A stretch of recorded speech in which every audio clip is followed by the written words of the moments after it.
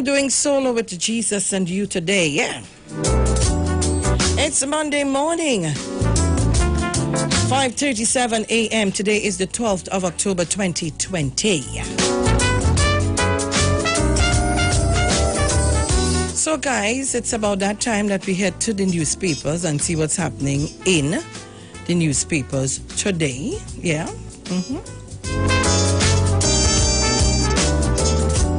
I hope Tobago you're locked on, so I'm saying good morning to Tobago. I'm saying good morning to all our viewers all over the world. Wherever you are this morning, I say good morning.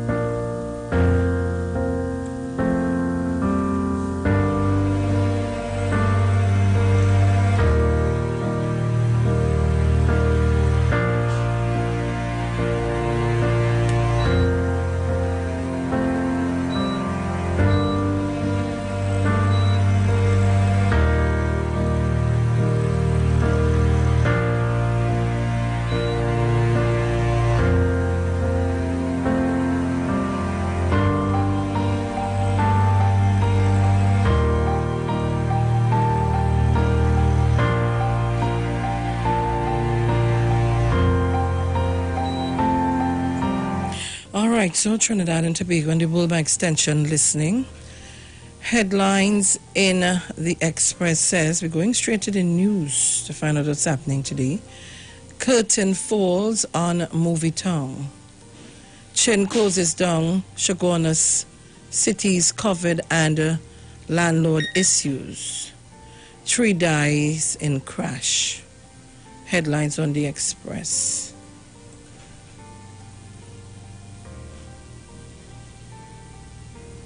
A big blow for Chaguanas, says economists.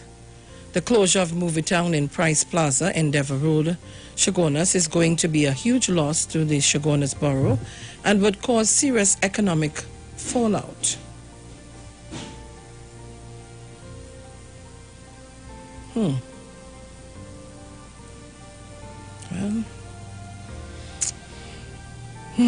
Duke slams Prime Minister for criticizing public servants. Well, I was waiting.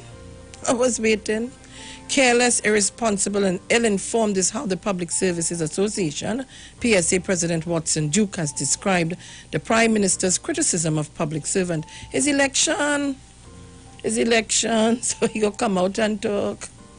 Kamla, we must fight for a better future for girls. Really? Opposition leader Kamla Persad-Bissessar called on citizens to ensure that every girl child has a safe space, a voice, and equitable opportunity so they can achieve. Let me see, achieve what? They can achieve their true potential. In a message on International Day of the Child, the Girl Child, which was observed yesterday, Persad-Bissessar said, everyone must join hands to ensure that we fight for a better future for our young girls. We have seen the great impact, accomplishment, and roles women around the world have played in making our world a better place. That I could agree with you.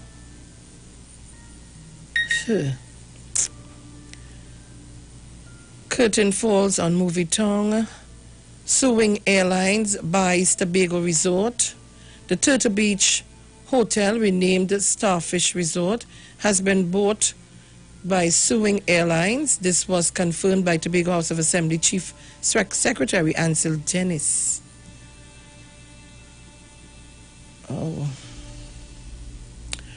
Sudden death for 3. The crash that killed 3 people on the Uriah Butler Highway in Chaguanas on Sunday morning brought to 71 the number of road fatalities for this year. Let me see. The victims are mother of 1, Crystal Babulal, 28 of Cane Farm, Aruca, Michael Walters, 20 of Laventille Road, Laventille, and Michael Ashton, 36 of Lower Santa Cruz. I know this one here.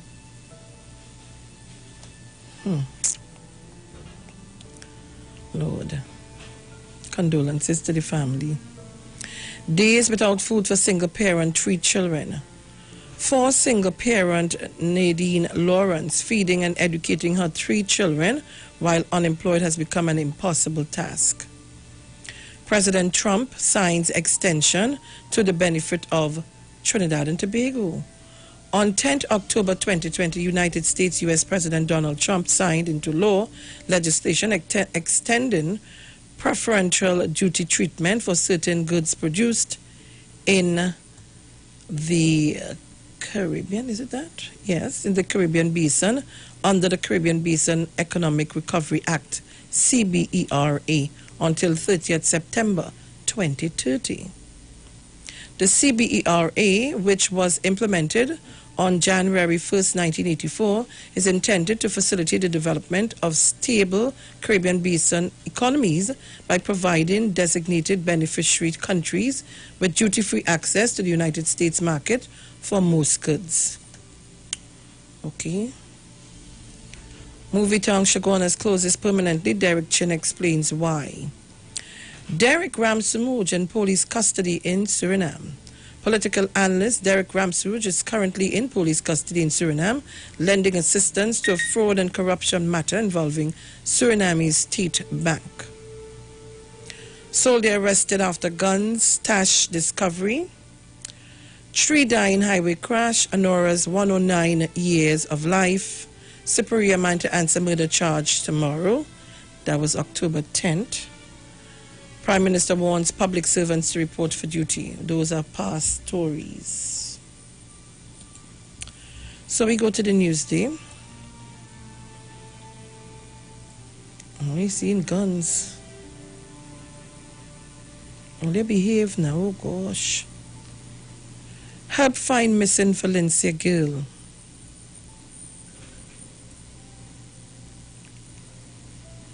Police are seeking the public's help to find a 15-year-old Valencia girl who was reported missing. Maria Paul of Plantation Road, Valencia, was last seen on Friday. She was described as 4 feet 3 inches tall with a slim build, brown in complexion with straight hair, brown eyes, a pointed chin, and a straight nose. Anyone with information are asked to immediately contact 667-9030 or 8001 or the TTPS hotlines at 999-555, Crime Stoppers at 800-TIPS, or to share the information via the TTPS mobile app or website. Soldiers held for illegal arms cache. Papa. And look at the guns. Trump extends trade pact to aid local manufacturers. Okay, so we read that in the Express. 58 new COVID-19 cases detected. Public plea to help ailing blacks. Indian Cultural Center opens in Mount Hope 21 years later. See what's going on here with blacks. Fans and associates of soca artist Dexter Black Stewart are seeking to raise funds to help him after recent surgery for an undisclosed illness. A close associate who spoke on the condition of, they want to be anonymous, confirmed that Blacks had been recently discharged from hospital after undergoing surgery. She said it was very complicated at this time, and it surrounded a host of problems which included his kidneys and lungs. We pray for his speedy recovery and appreciate all the calls and support so far. The woman said Black's medical bills were extremely high and appreciated any assistance necessary, but noted that he was at home resting. All entertainers and the entertainment industry have been hit hard with the COVID-19 pandemic, and income for them has been next to nothing. So you could imagine having to face this predicament now, she said. Ronnie McIntosh, another musical icon who worked with Blacks over the years, said it was disheartening that cultural icons were treated poorly by the people and country they represent. I spoke with Blacks about a week ago, and he is in good spirit, trying to recover as fast as he could. I was not aware that there was social media plea for financial assistance. When you see how the cultural icons were treated poorly by the people and country they represent, I am a bit confused. I am a bit confused. But I will leave this for a later date to discuss. I will call Blacks myself and find out what's going on. Work on abandon to reform Hindu school to restart. Duke knocks Prime Minister over criticism of an absent public servant. Oh, you know he's absent. DPP to decide on cops held for $250,000 heist. Doctors, flu vaccine can help during COVID-19 pandemic. Cops nab car thieves in St. James. Chief Secretary anxious for internal self-government. THA to borrow money for Scarborough School project. Update, police identify Chaguanas accident victims. Police seek help to find Samuel Teen. Another one missing again. 3 killed in Chaguanas crash, brand new UK High Commissioner Harriet Cross creating a stir. Cokerate fishermen appeal for protection from thieves. Deputy Prison Commissioner laments killings of prison officers. Soldier captured on video, stuffing cash in crutch, money is mine. Way. Tobago hoteliers upgrading properties with $50 million grant. Laughter, song and culture policy in honor of Sprangalang. Wait. The soldier who was caught on tape stuffing an envelope into his crotch during a raid at La Hoqueta 3 weeks ago claims that the envelope did in fact contain a wad of cash, but it was his money, according to investigators. In a statement to police, the regiment officer, who accompanied a contingent of Special Operations Response Team officers to search a house at Kathleen Warner's Avenue, said he was merely trying to secure his own money to prevent any allegations of wrongdoing. Sources familiar with the probe told Sunday Newsday. Police found over $22 million in cash at the home of a soldier who operated the drug Susu, DSS, on September 22nd, but later released the money after they claimed they received instructions, they received instructions from officers of the Financial Investigations Branch of the police. Police Commissioner Gary Griffith was livid after SSA agents told him the money had been returned without his knowledge and approval mere hours after it was seized. Since then, police intelligence reports claim that a significant number of police, including senior ranking officers and soldiers, are involved in an intricate money laundering scheme to wash millions of dollars from criminal gangs as part of a pyramid scheme.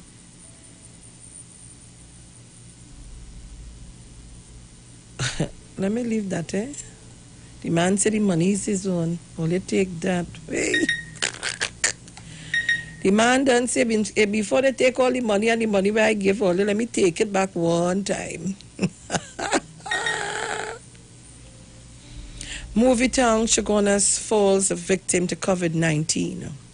3 killed in highway accident. They are saying to study who's called to end lockdowns.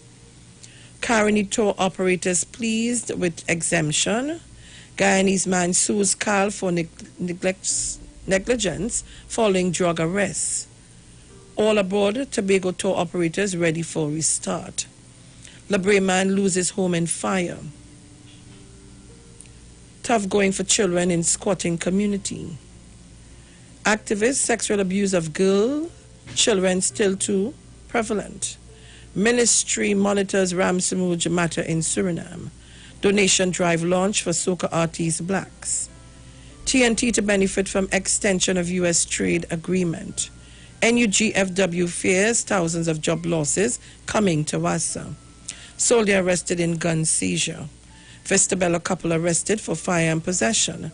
Buko Reef operators get ready to roll. Right. More COVID positive cases, but no new deaths. Lord Father, I pray for no more. Pray for no more deaths. God. Those are the stories and headlines in our 3 major newspapers today. We're getting ready for the ads, and then we get ready for headline news at 6. Trinidad and Tobago. Oh gosh, well boy, Corey, I don't know. Tobago not locked on.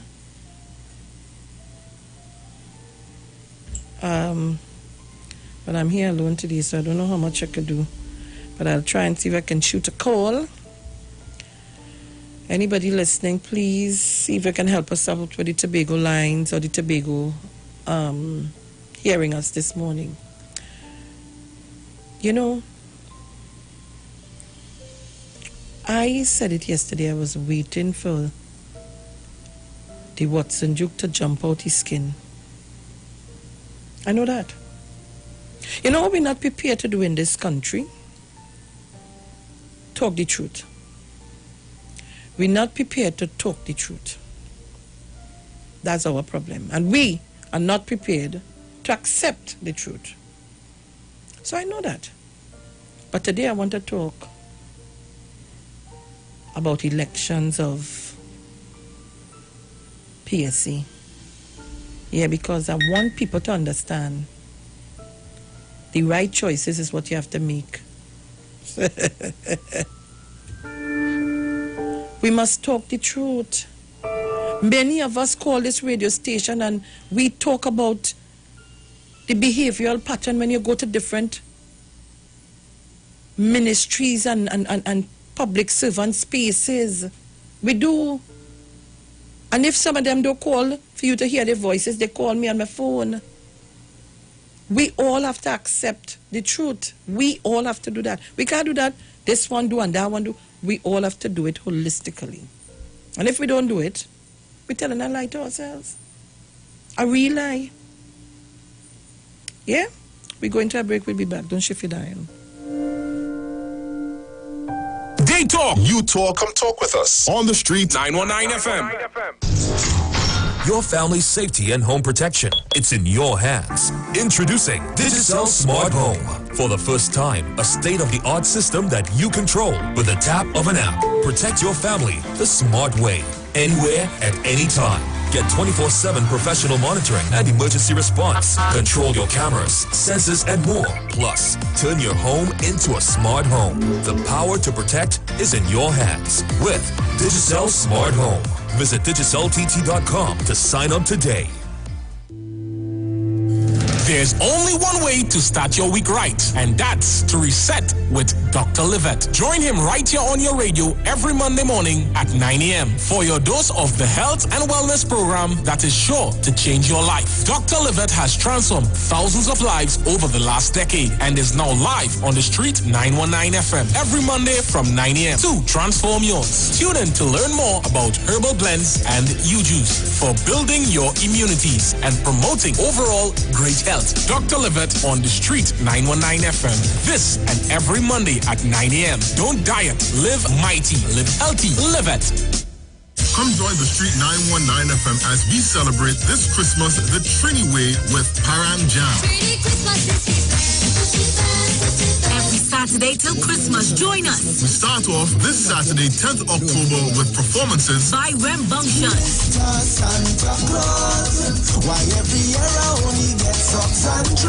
Myron D. And Impulse. the foot and parang because it's Christmas time. So I learn the parang twang to be in the parang line. Parang Jam will be streaming live from Iowa Stage on the Street 919 FM's Facebook page, Neil Iowa George Facebook page, Iowa George IG, Iowa TV, and the Street on YouTube. Tune in with us and be a part of these dynamic performances as we bring in this Christmas the Trini way. Parang Jam.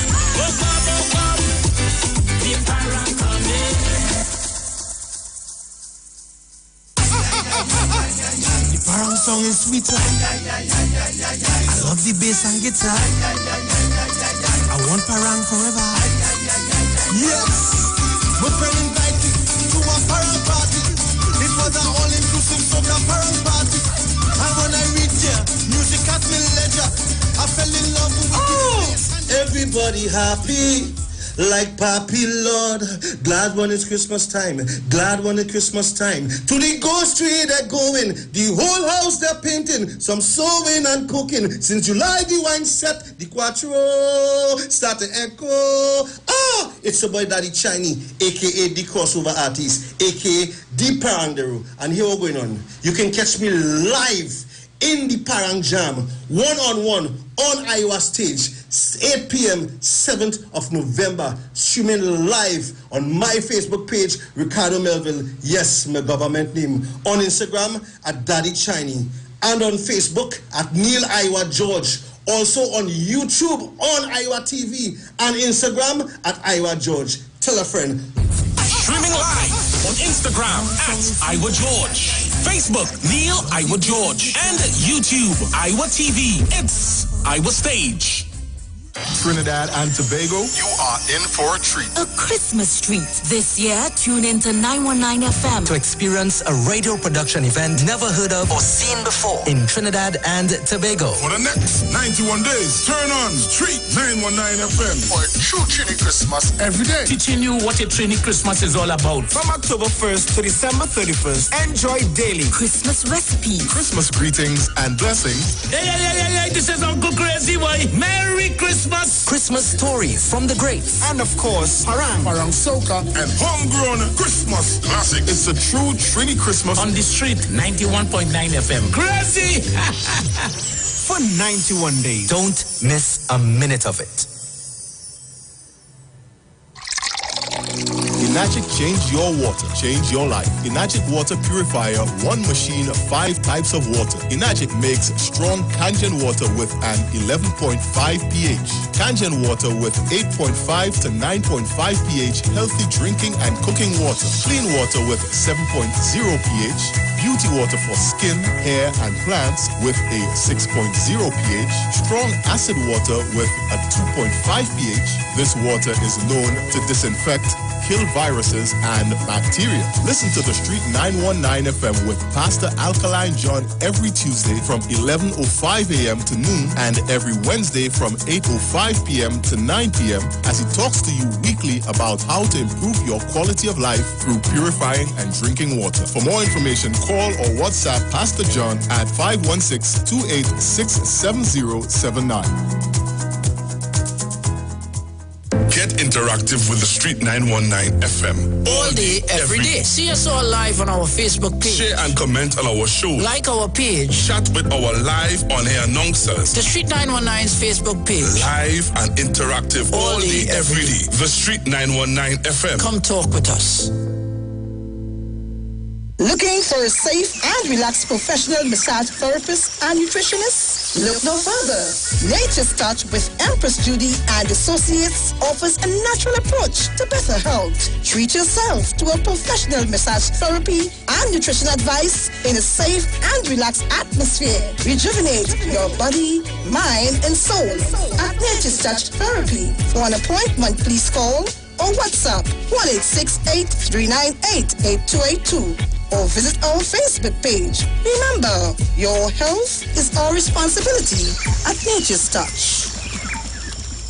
This is Wayne Delamore, Head Consultant and Director of Natural Health Solution. With over 15 years of experience in clinical nutrition and microscopy, we specialize in early detection and prevention. We incorporate evidence-based nutrition and science-driven analysis. Tune in to our educational program every Wednesday at 9:05 to 9:55 a.m. right here on the street 91.9 FM. For appointments, call 222-2189 or 304-5816. At Natural Health Solutions, we offer a natural solution to healthy living.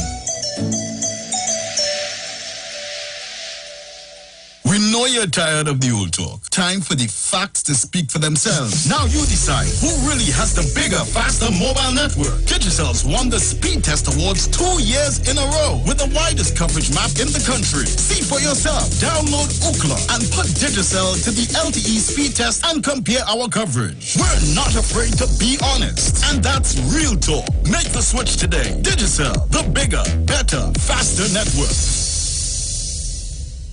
Levette HFB Spa introduces Levette Fit 360 Studio. We now offer static contraction training that studies show is twice as effective at increasing bone density than bone anabolic drugs. In less than 10 minutes, the 1-rep gym workout gets you 10% stronger each session, and you rest more the stronger you get. Eventually, you only work out once every 3 months and continue to see gains in strength and bone density. The future of fitness is here. Get fit, stay fit. Levette. Call now, 674-5015 and get your first workout free. Come talk with us. Real issues, hard talk. Real talk on the street, 919 FM.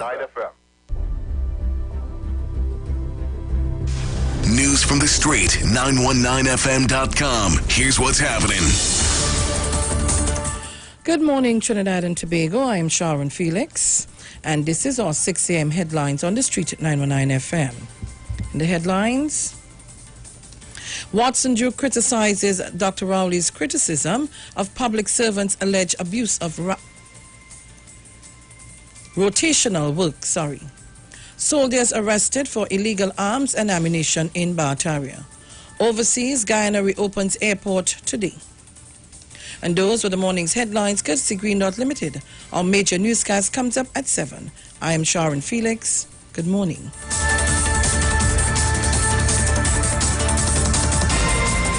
From the street. News from the street. 919fm.com.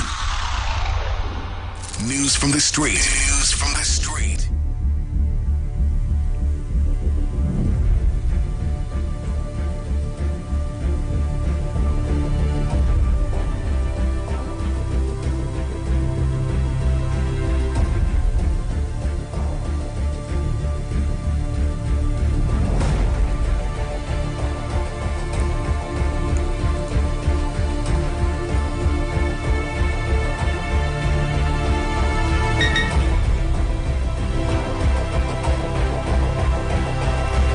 All right, so Trinidad Tobago and the World by extension, we are back. I want to again say good morning to all our listeners and our viewers. Remember, you can see us live in studio on Facebook, the Street 919 FM Facebook page, and on YouTube, you can see us on Street live stream. All right? So, Trinidad and Tobago, it's Monday. And yesterday, but I'm not sure if Dominic is going to come. I hope the current comes back. So if it's back, we will see Dominic coming back in. But yesterday, we started to discuss, we touched a bit on the budget, and a lot of people like myself, when the budget is ready, I wait to skim off what we need to hear. Some of the things I do understand, but say what? So yesterday Dominic was here and he gave us a good analogy of a number of things. But not moving away from speaking about the behavior of some of our MPs and senators in the parliament and how they behave, and apparently they don't understand the oath of office that they take. I'm hoping that Mr. Chance is up, because I want him to call in and deal with a matter. I don't understand some people, or they don't understand, when the politics and the politicking is over, we have a country to run. So we continue with our childish behavior. And that's why I continue to say, everything we run to the Facebook, everything we run to Instagram, everything we run to Twitter, everything. Just now, all you go pop all yourself in bed with all your husband, and all you pop all yourself in the bathroom. Is everything? Is that everything had to go there? I don't know. So sometimes I ask people to call in because I don't want to overstep my bounds, because I know I will say some things but get me in trouble. I know that. So while we want to deal with that, I too want to deal with Duke slams the Prime Minister for criticizing public servants. What do you call criticism? What is criticizing someone? What did the Prime Minister say that is so wrong? When some of these same public servants just complain about other persons who are not pulling their weight. Let's be honest and real here. We have excellent public servants who go above board in their workplace, and we just have some who do pull the weight, they're not interested. So the ones who doing the work, they're overloaded. Let's be real now. So careless, irresponsible, and ill-informed is how the Public Service Association, PSA President Watson Duke, has described the Prime Minister's criticism of public servants. On Saturday, during the news conference at the Diplomatic Center in St. Anne's, Dr. Rowley said, public servants were abusing the rotation system put in place to limit movement amid the pandemic, resulting in reduced efficiency in the public service. He warned that if they fail to report for duty on the days they are required to be at work, they would not be paid. What is wrong with that? These comments did not sit well with the head of the PSA. Which head of which PSA? PSA have a head? It have an interim head? It have a head? Or the elections are about to take place? And therefore, he took to Facebook Live yesterday, where he questioned the Prime Minister on where or who he received such a report from, and who stated that the management controlling the staff is weak. Duke said his statement signaled his intention of trying to privatize the public service sector. Dr. Rowley is paving the way to privatize the public service. He is already talking about privatizing the Trinidad and Tobago Revenue Authority, the Board of Inland Revenue, Customs and Excise, and as civil service organizations. That's what he's saying. They are civil service organizations. He wants to privatize that and place it into a position to give his friends from the West or wherever they come from. Duke also slams the Prime Minister for indicating that the public servant would not be paid if they don't show up for work, claiming that such threat was illegal. He quoted the civil service regulations that made provisions for dealing with workers who are frequently absent from work. Every employee has a right to provide a reasonable excuse for not being present at work, and nothing is wrong with that. That is the law. Nobody can deduct or stop your pay. It is wrong. What they can do is to write you to explain your absenteeism if a reason was not presented or for being late. The PSA had called on workers to stay home and stated that COVID-19 placed parents in a difficult position to care for their children and perform their duties at their jobs. They are forcing children to stay home now, and you as a parent must leave your child to come and sit down in a place where they are paying you a 2013 salary and forcing you to. That is craziness, he said. Only hear what I just read? Watson Duke and no shame. 2013 salary. I knew that the first person would have jumped out is Watson Duke. I knew that. But I want to remind them that, truth be told, the same set of public servants, some of them complain about the absenteeism. So I don't know what you're trying to do, because it's elections. You're trying to jump out to play. You're being passionate with people. But let us be honest. I know I wouldn't be liked this morning, and I am not interested in that. We have a country to run. We want service. Let me tell all of this. And you know what has really hurt me too? Sometimes these senior citizens go into that social welfare office, and the treatment that is meted out to them, I'm sure they will call in this morning to talk about it. They treat them sometimes. They have to sit down there for hours. They want to reach early, and they have to sit down there for hours and telling me that today is not the day for the person who is representing this area. So because it's not the day, you don't come to work when it's not your day. For too long, we're sweeping this under the carpet and everybody afraid to deal with it. But it's affecting us. When you go to do your business, you leave home early to go and do some business, you can't get through. Because when you go, this one who had to sign income, this one who had to dig this one income, this one who in charge of this income.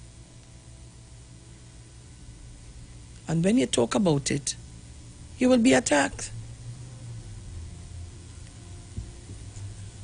I want to hear from you, the people, this morning. I find I just talk too much, and it's look as though it's I criticizing too, and I joining in sync with the Prime Minister and wherever. I want to hear from you, all callers, whether you're for or against. You could call and chastise me in a nice way, and let us have a dialogue, and you tell me, so I could understand and change my tongue if I'm wrong. Numbers are 342-0081, 466-5391, and our overseas line is 718-874-3860. Caller, good morning. Morning, Sharon. Morning, friend. Good morning. Sharon, since 2014, I went to Pune. I went there twice and never get a proper service, and I never went back. And I hope any of them will say that God bless you, don't train the big. But that lady who deal with me there, and then I prayed to say, East Indian lady, she was kind of rough, and like if it's her money she paying with, and that was the case, and never went back. Damn her, I'm gone. Caller, good morning. Hi, morning, Miss Felix. Morning, Jenny. Hi, morning, Bruce. If you're listening, morning to 91.9 male and female warriors, our guru, Mr. Chance, Mother Turner, Puna, and Stephen, all our Gonda girls, I get two aunties, Auntie Irma and Auntie Francine. Good morning, darling. Pleasant morning, Sharon. This is engine number 911. Hold on, ping, engine number 9, hold on. Gaslighting is a common technique of abusers, dictators, narcissists, and cult leaders. Watson Joke should be the last person to talk about we on 2013 salary. It's his failure, his weakness, and being a bad leader. Why we in this state from 2013 to now haven't gotten an increase in salary as public officers. PSA, led by Watson Duke, gets the blame for some of the failures in the public service, because we have a weak leader, a weak PSA, where people just laugh at us now. The industrial court does laugh at we losing all the cases. They're coming to do an industrial relation issue. Workers not interested. They don't care. PSA is a joke under Watson Duke. Who is a joke? So, face reality, Watson Jude.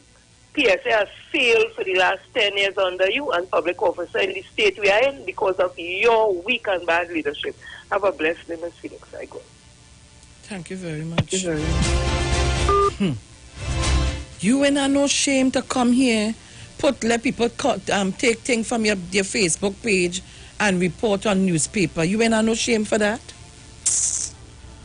Caller, good morning. Pleasant morning again, Sharon. This is engine number 911. Talk to me. Yeah, we're going, Sharon. Sharon, I went in the hospital Saturday and I barely get disturbed. You know, a lady who was ill. 72 hours, that woman in her bed from since Friday, Saturday, Sunday.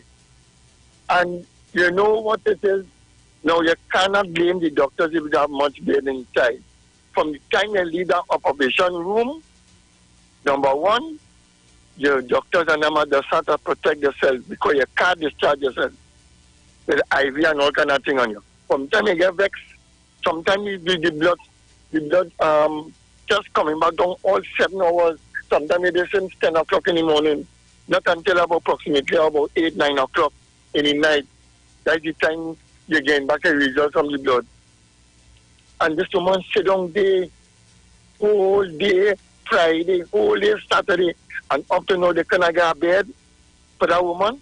I mean to say, after all, she sit down, she asking, she want to lie down, no bed until the only time they can get bed inside it is when somebody get discharged or somebody permanent rest for permanent. That is close permanent.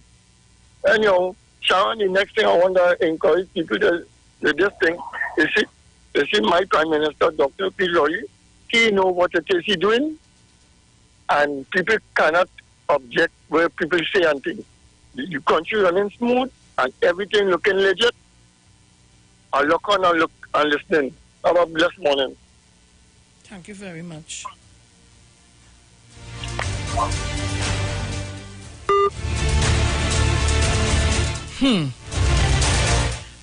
The lines are open. People call, wake up your neighbor, your cousin, your sister, call them, we talking. Don't wait till I go on and talk behind my back. Call now, let us have a discussion. The ball in your court. Caller, good morning. Good morning, my darling daughter. Oh, Sharon. Mr. Chancey Wancy, how are you? Yeah, well, I will talk about this topic and I will come back later twice today because I have to talk about that lady. But No, I want you to talk. Take your time and talk. It's okay. Yeah, but let me talk about this. Listen, look at your side. Right between the Prime Minister on this one. Look at your side. Right by you, right by your left side and your right side are supporting the Prime Minister.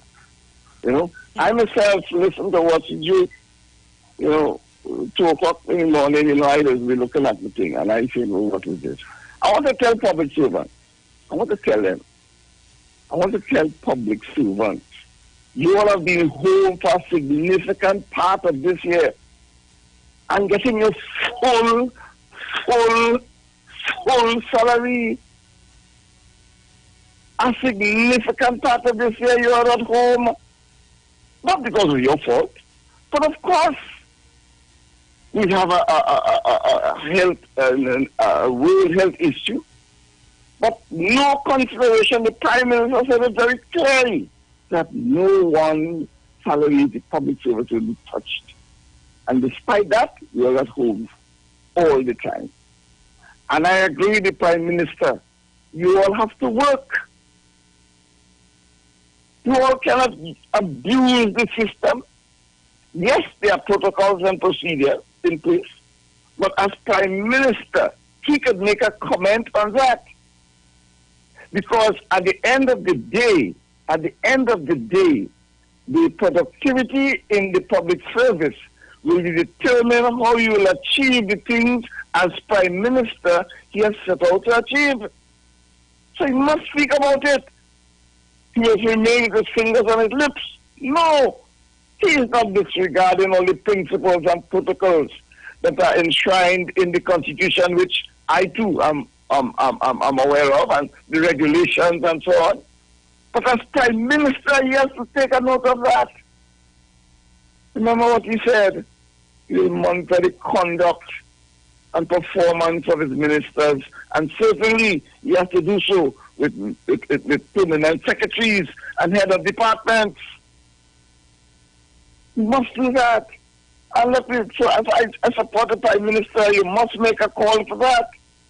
Because the business of the people of Trinidad and Tobago cannot run flat while you totally abuse the system.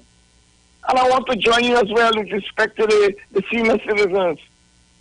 Only last night, I completed a letter on behalf of a senior citizen, writing to Ms. Donna Cox, the new Minister of Social Development and Family Affairs, complaining how depressed and distressed a senior citizen is. After 1 year and 10 months, not an official response on his request to receive senior citizen's pension. 1 year and 10 months. He has been in the office, to the office, in the office, to the office. People visited, he had home visits, and I know what I'm talking about. And after 1 year and 10 months, this man has not had the courtesy of an official response, and he hung out to dry. What is that? So, Ms. Donna Cox, you will get a letter, not from me, but I've penned that letter on behalf of a senior citizen who is seeking your intervention in this matter. That senior citizen is disgusted, depressed, yes, because of the tardiness of public servants who work in social welfare. And I know it because I worked there for a while in my public service. There's tardiness there. And they must buck up, just like the other public servants in other spheres.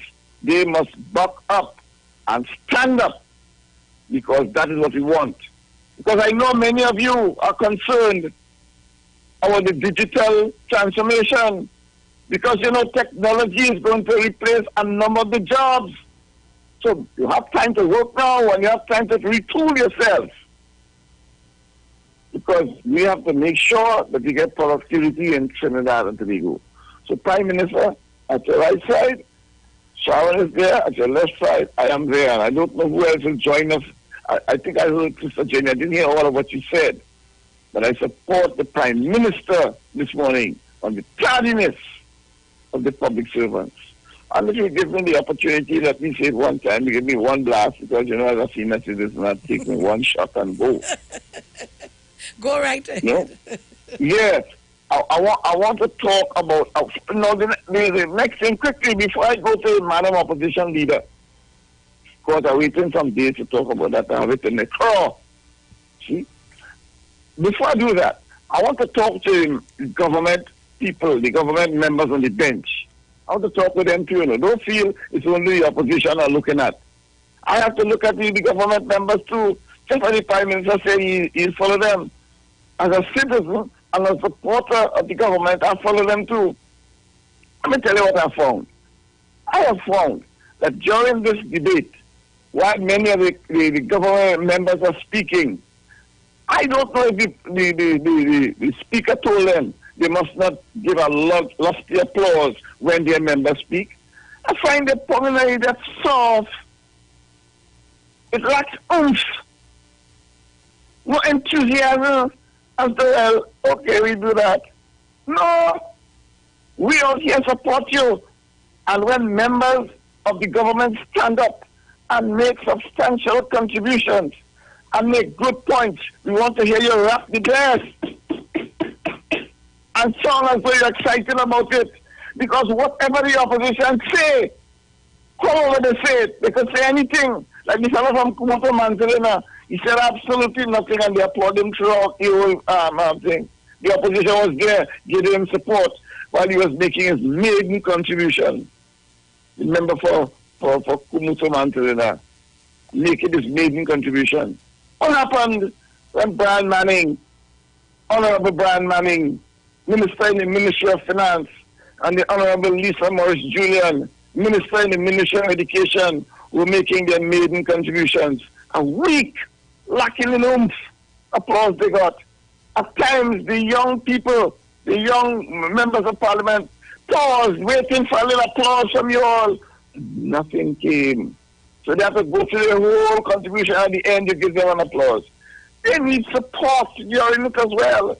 Many of them made some nice points, and you see the pause waiting and say, I got nothing. So come on, members of the government, give applause. When Minister Darkoff spoke of all the work done by my member of parliament, Ms. Camille Robinson-Regis, with respect to social development, the millions and billions of dollars spent by this government in grants, you all were giving an applause as though it is nothing. Come on, you got to do better than that.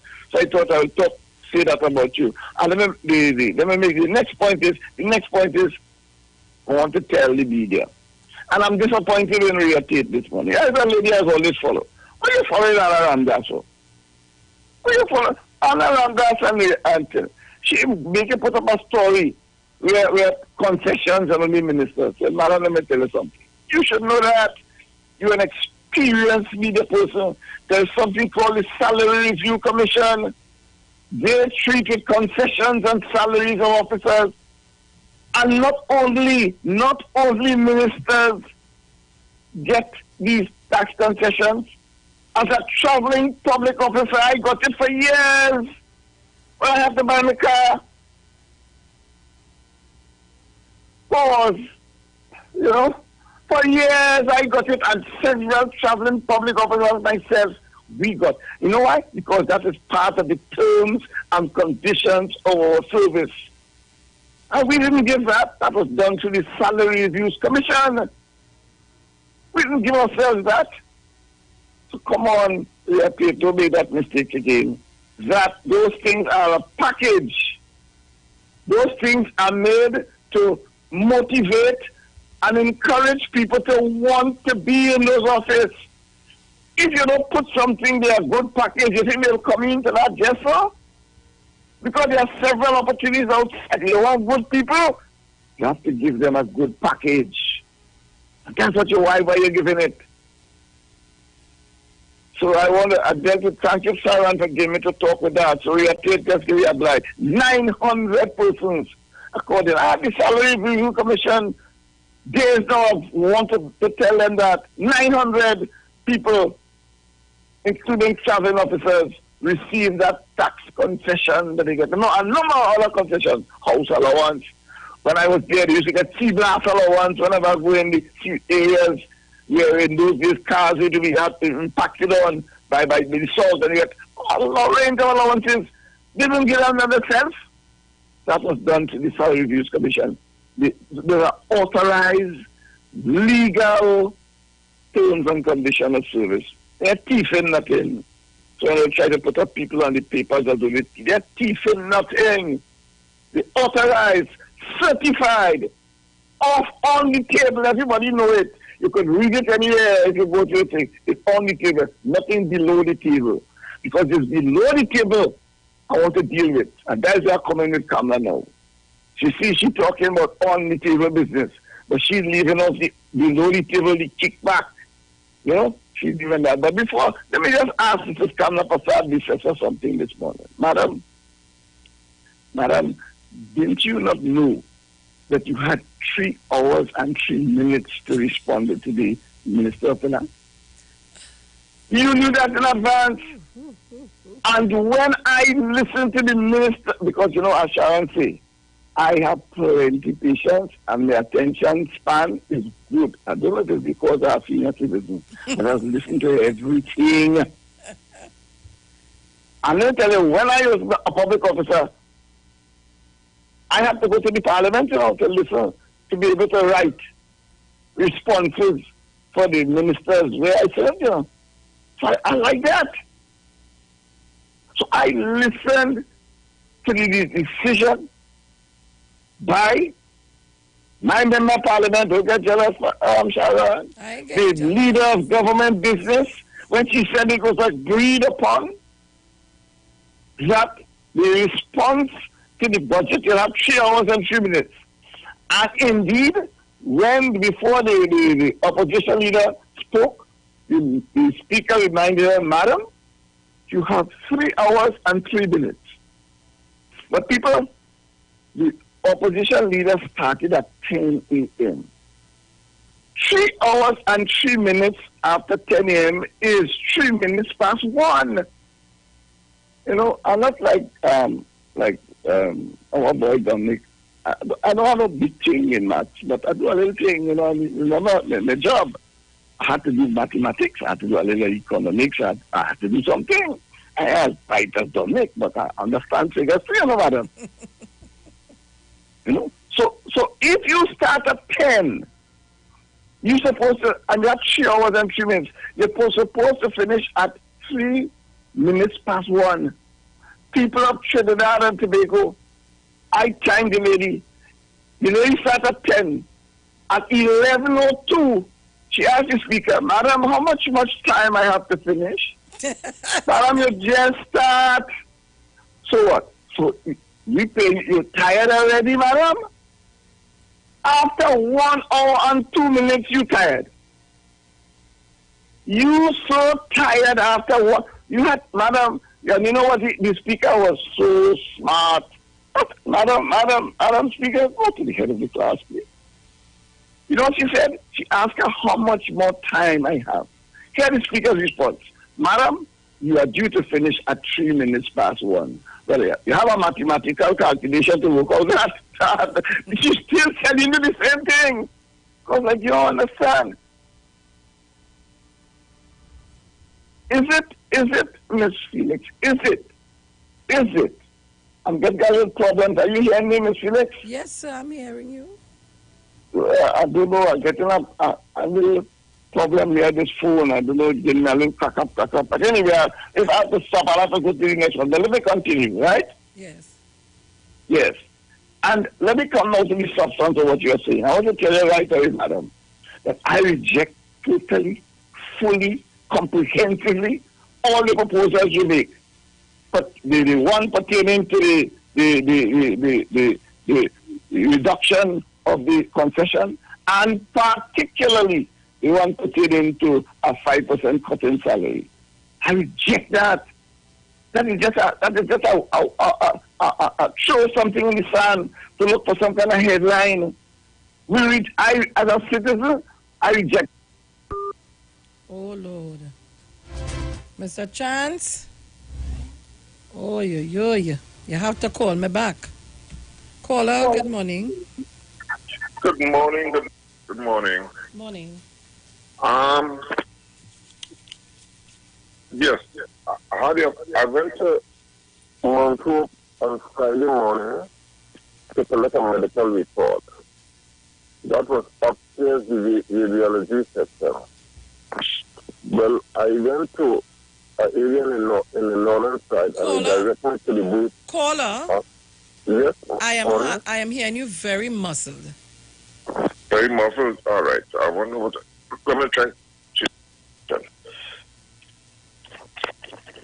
All right. You hearing me now? Yes, sir. All right. Yes. Friday morning, I went to Mount Hope Hospital. Okay? And I went to collect a medical report. Well, I was directed to the booth on the upstairs on the radiology section. When I got to the booth, I saw two ladies in the booth. It was a fairly big booth. One in front and the other one to the back of the booth. The one to the back was on the phone, while the one to the front was attending to people in the front. So I went to the back now to get some information as to the proper location. I stood up there for about 5 minutes and I was looking at the lady. She saw me. She failed to recognize me, but nevertheless, I wait until she came off the phone. When the lady came off the phone, she came outside and she going her way. I say, hello, hello, hello. The lady never looked back. Never looked back, to recognize me or anything like that. She go on her way, and that was the attitude of that lady. And I wish something could be done about that. But generally, in the casualty department, because I was there, the doctors and nurses and all the staff and things, I find them to be working hard with the limited resources they have. I would like to commend the working staff. Good? Thank you very much. Yes. So thank you so kindly. That's the problem. Thank you. Caller, good morning. Morning to you, Miss Sharon. Good morning, Angie. And to everyone else. Miss Sharon, as an individual, right? Mm-hmm. When you apply, well, we're seeking of the public service here. When you apply for that job, right, you agreed to the terms and conditions. All right? You do? Yes, you do. Okay. You just go and say, I want a job. And they give you a job. You agree. Your working hours, 8 to 4:15. You agree to whatever your job specs entail. Therefore, it is your personal responsibility to do your duty honestly. All right? A fair day's work for a fair day's pay. So if the government decide now, all right, when you come to work you come in 9 in the morning, you have to sit down, have breakfast, go by the bathroom, sit down, talk. When you're watching the clock, by 10 to 12, you're gone, you come. And if they decide to watch you and decide, okay, you will be paid for whatever hours, plenty will go home without money. And I kind of disagree with blaming management. I'll blame them partially because when they do this nonsense, warn them, write them up, and when it reaches us, start to count the hours, and at the end of the day, pay them for whatever hours they work instead of covering. But why you want to have somebody with a big stick over your back? It is your responsibility. You went for the job. You agreed. So why people have to come over your back to do this nonsense? People need to get it right. They don't. You know why this does be touchy for me? Because I was a public servant, and it don't be fair to me. Because anybody will tell you, before the sun up, I on work. I'm sitting down there until it's time for me to go home. People coming and telling you good morning, and they're telling you bye-bye. Bye-bye. And if for some reason you say, okay, let me step out, and you take her 5 minutes, they're watching. It's 5 minutes, it's more than 5 minutes, she gone. It's not fair. And I ain't going to blame nobody. It is your personal responsibility to do what is the right thing. That is your bread and butter. Start writing, notifying them you will how many hours late this month and accumulate it. At the end of the month, take out the bloody pay. And the nonsense will stop. Have a good day. Thank you very much. Caller, good morning. Good morning, Lady Sharon. Good morning. Good morning. How are you doing? You boy right here, always listening, hanging on with you all. Excellent. Lady Sharon, yeah. I want to compliment Mr. Chance this morning for warning some of our legislators. When they come up to deliver, man, you have to deliver something, man. Let me feel good when you bringing across your job, man, your authority. Don't sit down there and, like, it's a little ride we going on. I want to hear you. That is number one. Number two, Lady Sharon, I am proud as a Trinidadian to leave the job in Trinidad and Tobago, travel outside and come back here. Sharon, not one day in my life. I have that on document.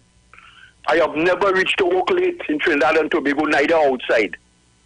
Neither I've never taken a day off without reason. I never did that. Not even sick leave. I had sick leave pile up there that I never took. And I took that guide from my father who used to work department. He was in charge of building Diego Martin Bridge, El Dorado, all these places.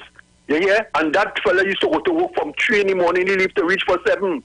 And you always say, boy, don't miss a day from your work. You see and go. And that is what these workers have to do in order for Trinidad and Tobago to progress. In Canada, you can't stay home a half day. If you go the next day, your work gone. You hear what I tell you? Because that is my experience with them French fellas and them fellas fall in love with Trinidadian because we uphold something that they never see. We used to come to work on time and every day, whether snow, no, every time you could stay home as if snow is a disaster in Montreal, they tell you don't come.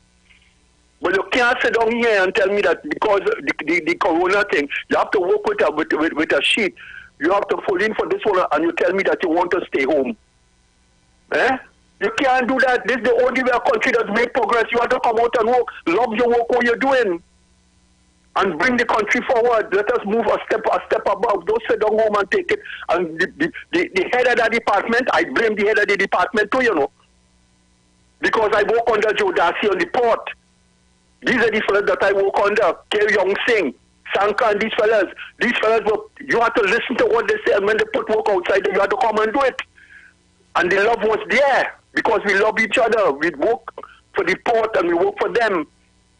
And for Trinidad and Tobago, not the students who are going on. So the Prime Minister right to tell them that and let them come out and work honestly for their money. Honest they pay, honest they work. By the sweat of your brow, you will eat bread. Have a nice day, Lady Sharon, and your listeners. Have a nice day. Thank you very much. You're welcome. Okay.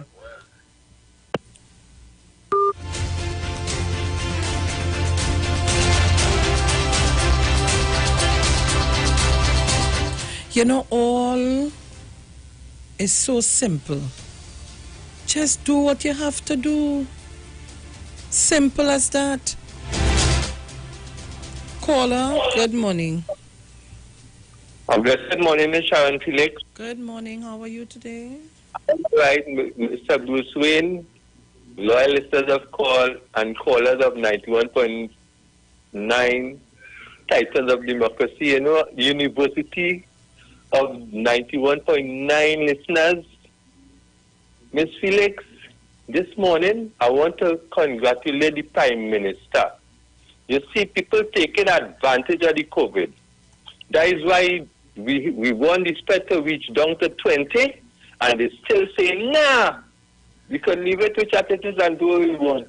Please, Doctor, only be careful with what you're listening to. Let us carry these numbers down. Because if the next 2 weeks you hear it reach back up to 100, what they will do? You guys are saying, so let me be careful in what we're doing concerning opening back up the economy. Make sure that we have these things right and it's on the right track. Because going back up is not in my category. It's down we going, and let us keep on carrying this COVID-19 down. Mr. Chance, you're correct, you know. Ms. Bissessa, since 20 years, you're always saying it's not the COVID, it was before COVID and this and that before. Yes, it was before COVID. Since 2015, this Prime Minister and his government have been dealing with a difficult situation that you left. That you left, we're trying to clean it up. And we're cleaning it up. You don't understand that, miss? Well, listen good. What this government is doing right now is correct, but as I show you, let us take the time and watch how long it will proceed for. Mr. Watson Duke, please leave the public servants alone. If you have a work and your workers ain't coming to work and you paying them, you go ahead and do that.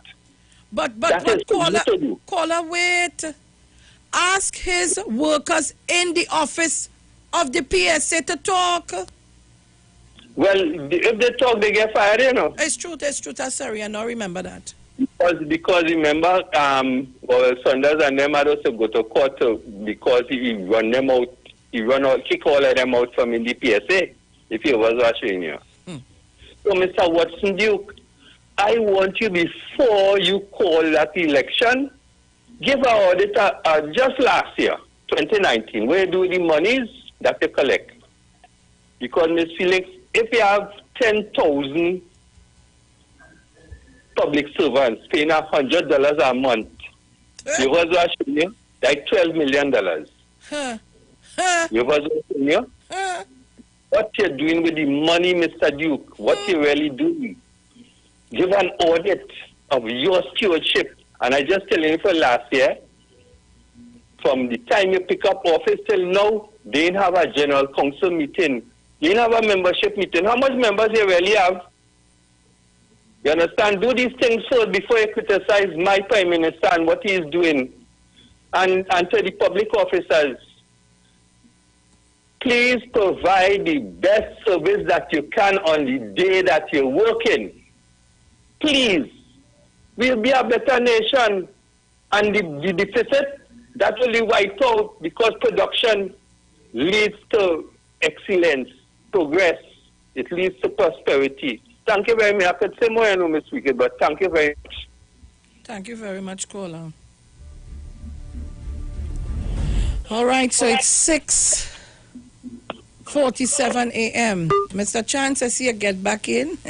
Yes, I have to make just now there. I know what happened.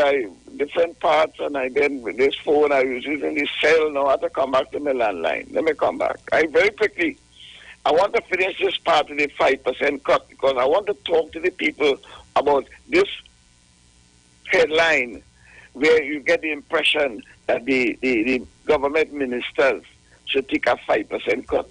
I reject that. I say no. We in Trinidad and Tobago believe that politicians are bubblies or what? Yeah, we must just pay them,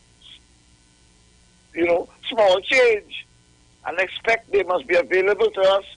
Are you hearing me, Ms. Felix? I'm hearing you, Mr. Chance. Go right ahead. Right. We must expect to pay them peanuts. Yeah? Everything. The minister do that. I can't find the minister where he is every 24 hours at a time. Right? But we want to get paid them peanuts? No. They want to compare Singapore and those places. They are well paid. But you know what? If you thief and if you get involved in bubble, they lock you up. And you see, they want you to pay the money on top the table.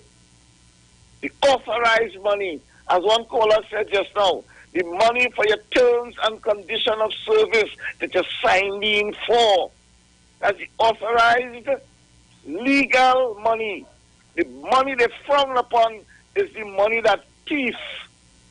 Is the money that bubble and fraud and corruption. So my Prime Minister, I know you probably will respond on that. I reject that, taking any 5% cut. And besides that, let me tell you people of Trinidad and Tobago what that 5% cut is. Now, normally, this is not no private information, A minister on an average receives $40,000 a month. 5% of $40,000 a month is 1/20th. 1/20th is $2,000 a month. And 18 of them is ministers is $36,000 for 1 year. And $36,000 for $1 month. And $432,000 for 1 year. That is peanuts. You talking about we want to save money, we want to increase our revenue, and we asking our ministers to do that. We do not have to do that, people. To save $432,000, we do not have to ask our ministers to live on crumbs. Let me tell you what we have to do. And that is what the opposition leader not telling you. We're not going after the pennies. We're going after the dollars. We don't want to be penny wise and pound foolish. Let me tell you what we're going after. We want all the members of the opposition, when the government bring the bill to deal with the revenue authority, we want them, when they call Mr. David Lee, yes. Ms. Kamla Prasad, yes. We want all of them to say yes. And if all of them say yes, it will only take about 3 minutes. And you know what will happen when all of them say yes about that? According to the IMF, not Neville Chance, according to the IMF, if we do like 60 countries in the world, if we do like Jamaica, Guyana, and Barbados, and institute a revenue authority, we will increase our revenue stream by $15 billion. You hear me, people? Now, because of COVID, I, on my own, me and no economist, I say, well, I'm going to reduce it to $5 billion. So it takes 3 minutes for all of them to say yes, and that bill to pass, and the people of Trinidad and Tobago will be receiving $5 billion extra. So you think we want to run down $432,000? When we have $5 billion, all you have to do is to say yes. Madam, it will take us the same share of 5 minutes. If you say yes to the property tax bill, we're losing $200 million a year for that. And if you multiply that by 5, it's $1 billion we're losing. If you say yes for that, you see how much money we're getting. And if you say yes for the gaming bill, which is a $16 billion industry, we could get $500 million in tax. You see how much money we're getting? So why are we running down the pennies? Why are we running down the minister and then for the $2,000 each? When there are money we could get, legal, authorized money. And that is why she's hiding behind that. She's protecting certain people and trying to go after our ministers. Leave our ministers alone. Let them serve for the 5 years and get the salary that they deserve and they authorize on the table. We want to stop those who getting money below the table. We want to stop those who getting money at the side. We want to stop those who getting money in bubble. And that is why we do not expect that you will interfere with the salary. What we will do, we chasing down those, like what I talked about just down there. We want those bills passed so we can get a better revenue stream. The problem in Trinidad and Tobago is revenue stream, not the concessions and not the salaries of ministers. Thank you very much, Ms. Felix, for the time. I appreciate it. Thank you very much, Mr. Chance. Well received. Well received. And with that, guys, we have to go to the ads at this time, and then we have to go to the newscast at 7. Thank you very much, Mr. Chance. You think I could have said it better than that? You got it in a nutshell this morning. So don't shift your dial. We'll be right back.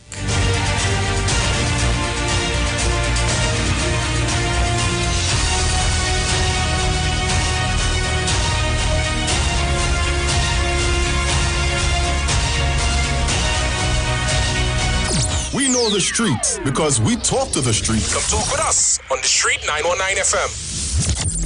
Trinidad and Tobago, you are in for a treat. A Christmas treat. This year, tune in to 919 FM to experience a radio production event never heard of or seen before in Trinidad and Tobago. For the next 91 days, turn on Street 919 FM for a true Trini Christmas every day. Teaching you what a Trini Christmas is all about. From October 1st to December 31st, enjoy daily Christmas recipes, Christmas greetings and blessings. Hey, this is Uncle Crazy Boy. Merry Christmas. Christmas stories from the greats. And of course, Parang Soca, and homegrown Christmas classics. It's a true Trini Christmas on the Street 91.9 FM. Crazy! For 91 days. Don't miss a minute of it. Right now I'm feeling nice, so nice. Hey, value optical, we nice. Yeah, caring for your eyes. You're sure to see real nice, whoa. Yeah, we have the best price and some brands for your eyes. You're sure to look real nice, whoa. Yo, this is Vikash for Value Optical, caring for your eyes. Check us out today.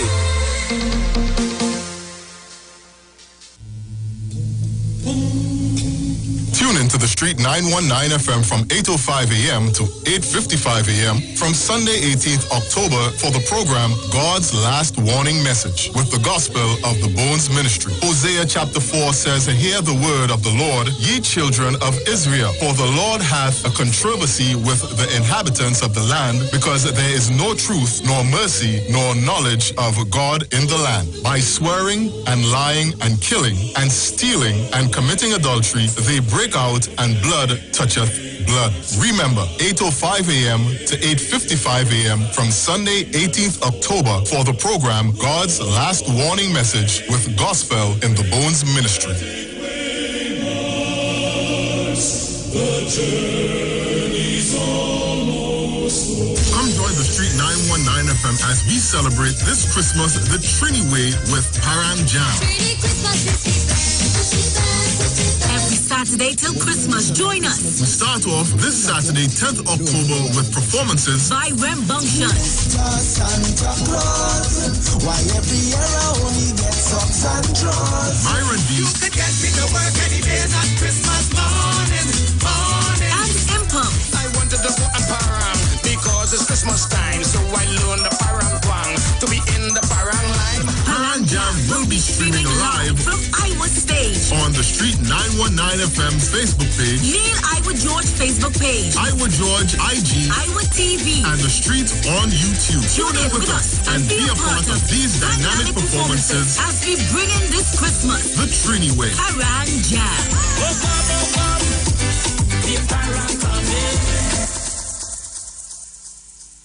Hold me through the night. Hold me, my Jesus. Take the wheel, take the steering wheel.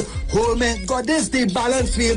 Bang. What's up? It's your boy JD, and we are coming down to the Iowa Stage, 8 p.m. 14th of October. I said we because I'm not coming alone. I'm coming with my girl Nisa, and we will blaze up fire in Jesus' name down in the Iowa. Streaming from my page on Facebook, JD's Vlog. Or you can check it out on Facebook as well. Streaming from Neil Iowa George on Facebook, YouTube, Iowa TV, and from Instagram, Iowa George. You know, looking like this because I want all you to get all the information for the social. We're going to have a real good time. What's my Look to the person next to you and say, hallelujah. I'm not going to miss the Iowa Stage. Get ready, get ready. Get ready. Get ready, get ready, get ready. We're going to have a good time in the Lord, amen. Streaming live on Instagram at Iowa George, Facebook Neil Iowa George, and YouTube Iowa TV. It's Iowa Stage. Hey, one partner, long time no see. Yeah, but why see Wi-Fi password, boy? You serious? Don't be a Wi-Fly. Get the never ask for another Wi-Fi passcode again experience from Digicel. You asked for it. Now here it is. Sign up today, forget about it, and enjoy unlimited data for 30 days. No contracts, no surprise charges. New Freedom prepaid 30-day plans. Only from Digicel. Every child is incredibly intelligent. Parents, reach higher. Be stronger. Join Oliver S. Clark, producer of the IBG line of educational products, right here every Thursday morning at 11:15. Get the genius out of the children. Hear how you can work with the IBG phonic program and see your children learn at least 200 times faster. Remember, IBG guarantees rapid progress for champions to turn this nation around. It's right here on 91.9 FM every Thursday morning at 11:15. For more info, call 336-3896 or 725-READ.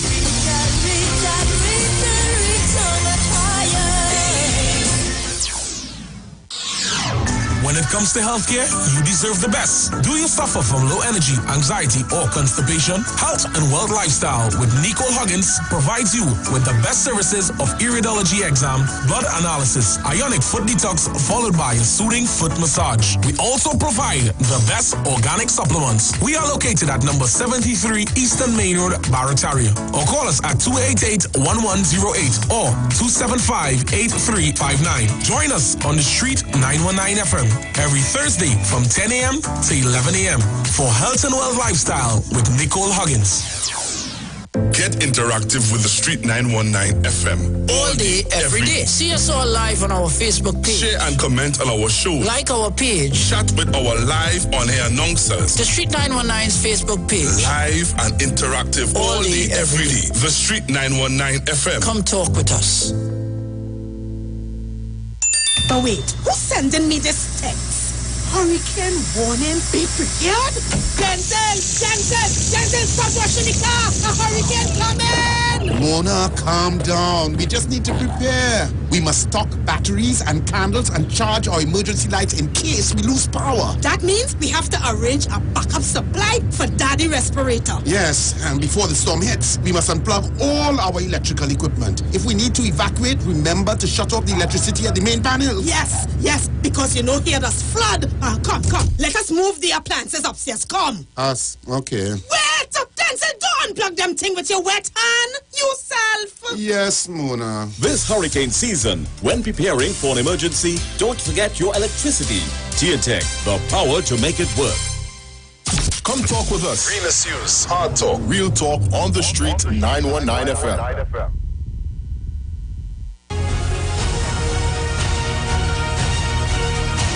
News from the street, 919fm.com. Here's what's happening.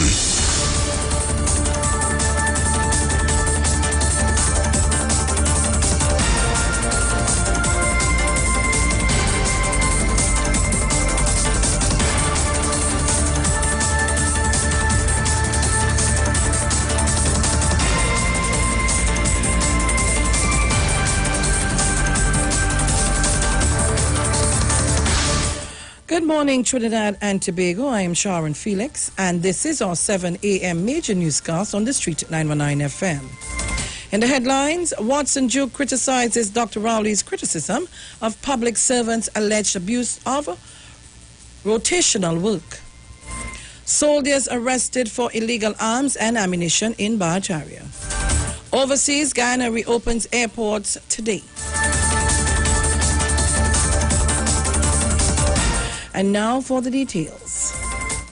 In a Facebook post on Sunday morning, President of the Public Service Association, Watson Duke, tried Prime Minister Dr. Keith Rowley's criticism of public servants. During his updating of the COVID-19 health restrictions, Dr. Rowley stated that public servants were abusing the COVID-19 measures that allowed work on a rotational basis and were ducking work. Mr. Dukes shot back by describing the Prime Minister's comments as careless, irresponsible, and ill-informed. The PSA president added that the statement reflected his constant gripe and attack on the public service and called on him to present a report to support his accusations. Mr. Duke also believed that Dr. Rowley's statements showed his intentions to trying to privatize the public service sector. In other news, in his address to the nation on Saturday, in respect to the COVID-19 health restrictions, the Prime Minister announced that as of today, gathering of up to 10 people is allowed. Funerals can now have up to 20 persons, and that there will be an increase in flights between Trinidad and Tobago. Despite the ease in some restrictions, many of the other remains the same. Beaches, gyms, and churches will remain closed. In-house dining and contact sports remain suspended as well. The Prime Minister will address the nation next on October 24th on an update on the restrictions. The last update from the Ministry of Health on Sunday afternoon indicated that there were 58 new positive cases of COVID-19 in the country. No additional deaths were recorded, keeping the number of deaths at 90. There are currently 1,753 total active cases in Trinidad and Tobago. Also in the news, 2 soldiers aged 37 and 39 were arrested on Saturday after they were held with illegal guns and ammunition. Officers of the Northeastern Division Task Force conducted a search at a house at Councilman Circular, Upper 7th Avenue in Malik. There they discovered 2 Glock 17 pistols with automatic selectors, 1 homemade shotgun, 3 rifle magazines, 34 rounds of 5.56 ammunition, 20 rounds of .9mm ammunition, and 3 ski masks. They managed to connect the items to the military men. And now for a look at overseas news. Guyana is the latest CARICOM nation allowed to travel through its borders. Both the Eugene F. Correa and the Chedi Jagan International Airports will commence with commercial flights from today.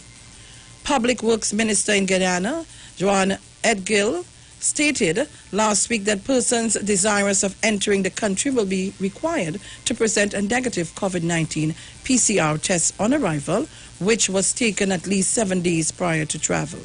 However, only those with results less than 3 days old will be allowed to bypass the second test at the airport. Previously, both airports were only open to cargo flights, repatriation, medical evacuation, and special authorized flights. And now for a look at our weather.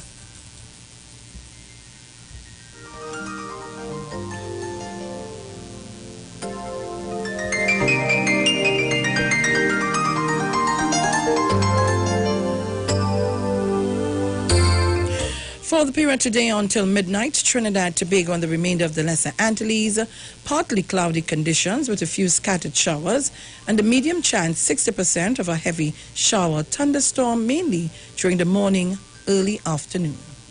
Mostly settled afternoon despite a few lingering showers, fair night. Gusty winds and street flash flooding may be expected in heavy downpours. Seas slight to moderate, waves up to 1.5 meter in open waters, near calm in sheltered areas. It is currently 31 degrees Celsius in Piarco and 31 degrees Celsius in Crown Point.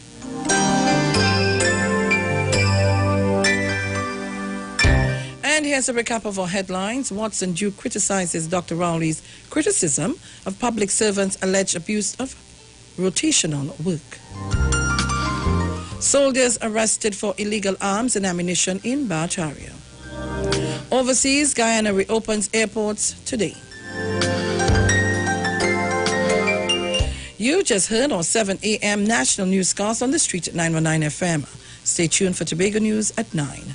I am Sharon Felix. Do have a good morning, Trinidad and Tobago.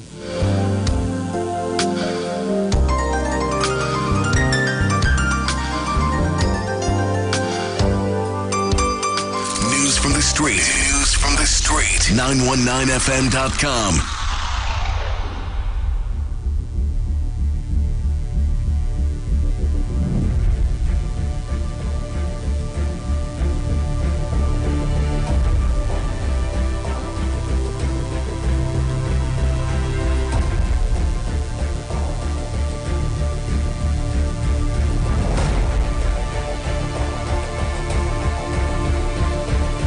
All right, so Trinidad Tobago, that was our news at 7. And of course, we want to go back to taking our calls. And before we do that, let me just say to you this morning, give your eyes a more comfortable life. Give them transition lenses from Value Optical. With transition lenses, your eyes are always protected. 100% from UV rays, plus they have the added protection against the dangers from blue light and the glare. Transition lens adapt to changing light, so your eyes have maximum comfort indoors and outdoors, no matter the time of the day. And now you have 4 new colors to choose from. So express your style. Ask for transition lens at Value Optical, caring for your eyes. So guys, we're going back to the lines and take your calls. 342-0081, 466-5391. or 718-874-3860. And Mr. Chance would have set the trend this morning for discussions. And of course, we're discussing the public servants. We discussed the behavior of people in the parliament, the MPs and the so on. We discussed many things. Mr. Chance touched on plenty things this morning, you know. I hope you didn't just get up and you was tuning a long time. And we're going back to the lines and to continue our discussions this morning. And we're also talking about the PSA elections coming up. Yes, we're talking about that. So, caller, good morning. Morning, Sean Felix. Good morning. Sean Felix, you know that people in this country looking for more money than our prime minister in this country. Yeah. People feel our prime minister and president salaries are big salary, you know. That was going on with a lot of them in this country, you know, so they have no respect. You understand? And as an opposition leader, you know what a prime minister works for and what a lot of people work for in this country. And your behavior and what you encourage is the wrong thing. And the debate, in the debate, I thought it was we had an election campaign was going on with the opposition. They wasn't debating nothing. What's in Juka election going on, and I thought she had an election. I thought we was in election fever because everything is about what the leader do and what the leader this and the leader that, and not debating exactly what the budget having it. It was just off track. That whole opposition section, they off track, and by now you're bringing some new people. I thought by now they'll be learning to do things the right way, but they continue with the foolishness. But once you have somebody on top like that, we expect. You understand? The country is under pressure. It's a certain decision how to be made. The man didn't make no stiff decisions, you know. You try to understand and stay within the budget to help the poor people in this country. But you talking about poor. You poor, have a blessed day. You better, when property tax come, declare all what is all your own and pay all the property tax to everything all your own, so we could know all what your own and all the wall have. But you know, Christian going, you all right? Caller, good morning. Thank you very much, caller. Carol, morning. Good morning to you, Sharon. Good morning. Sharon, I want to agree with Angie and Mr. Chance and everybody who made what they have noticed about public servants. Let me tell you, a Calypsonian captures everything that they experience in Calypso. Sexy Susie, wife of deceased Dennis Hall Spangalang, called social welfare healthcare. Because when she went to get service, it was so poor. And if you by chance were able to pull that Calypso, you will see what happens. I have family members who were supposed to collect this grant, right? And up to this day of our Lord, they have not been able to get that grant. They give you a telephone number to call. And when you call, none of those public servants have the temerity and the good customer service to pick up the phone and answer it. You call licensing office. All these ministries, they treat the public like they're like nobody. You go in there physically to attend and do business, they ignore you. And as one gentleman says, when he went in and this public officer was on the phone and he waited, she finished, she walked off. He tried to get her attention. She paid him no mind. And that is the behavior of public officers. They don't know about customer service. Let me tell you, I work in the private sector, private public, and I could tell you, you all need proper customer service, how to deal with the public. And when you ask, girl, I say, I'm telling you, they treat you like dirt. We the people, and the taxpayers' money, our taxpayers' money, paying them. So the Prime Minister is correct.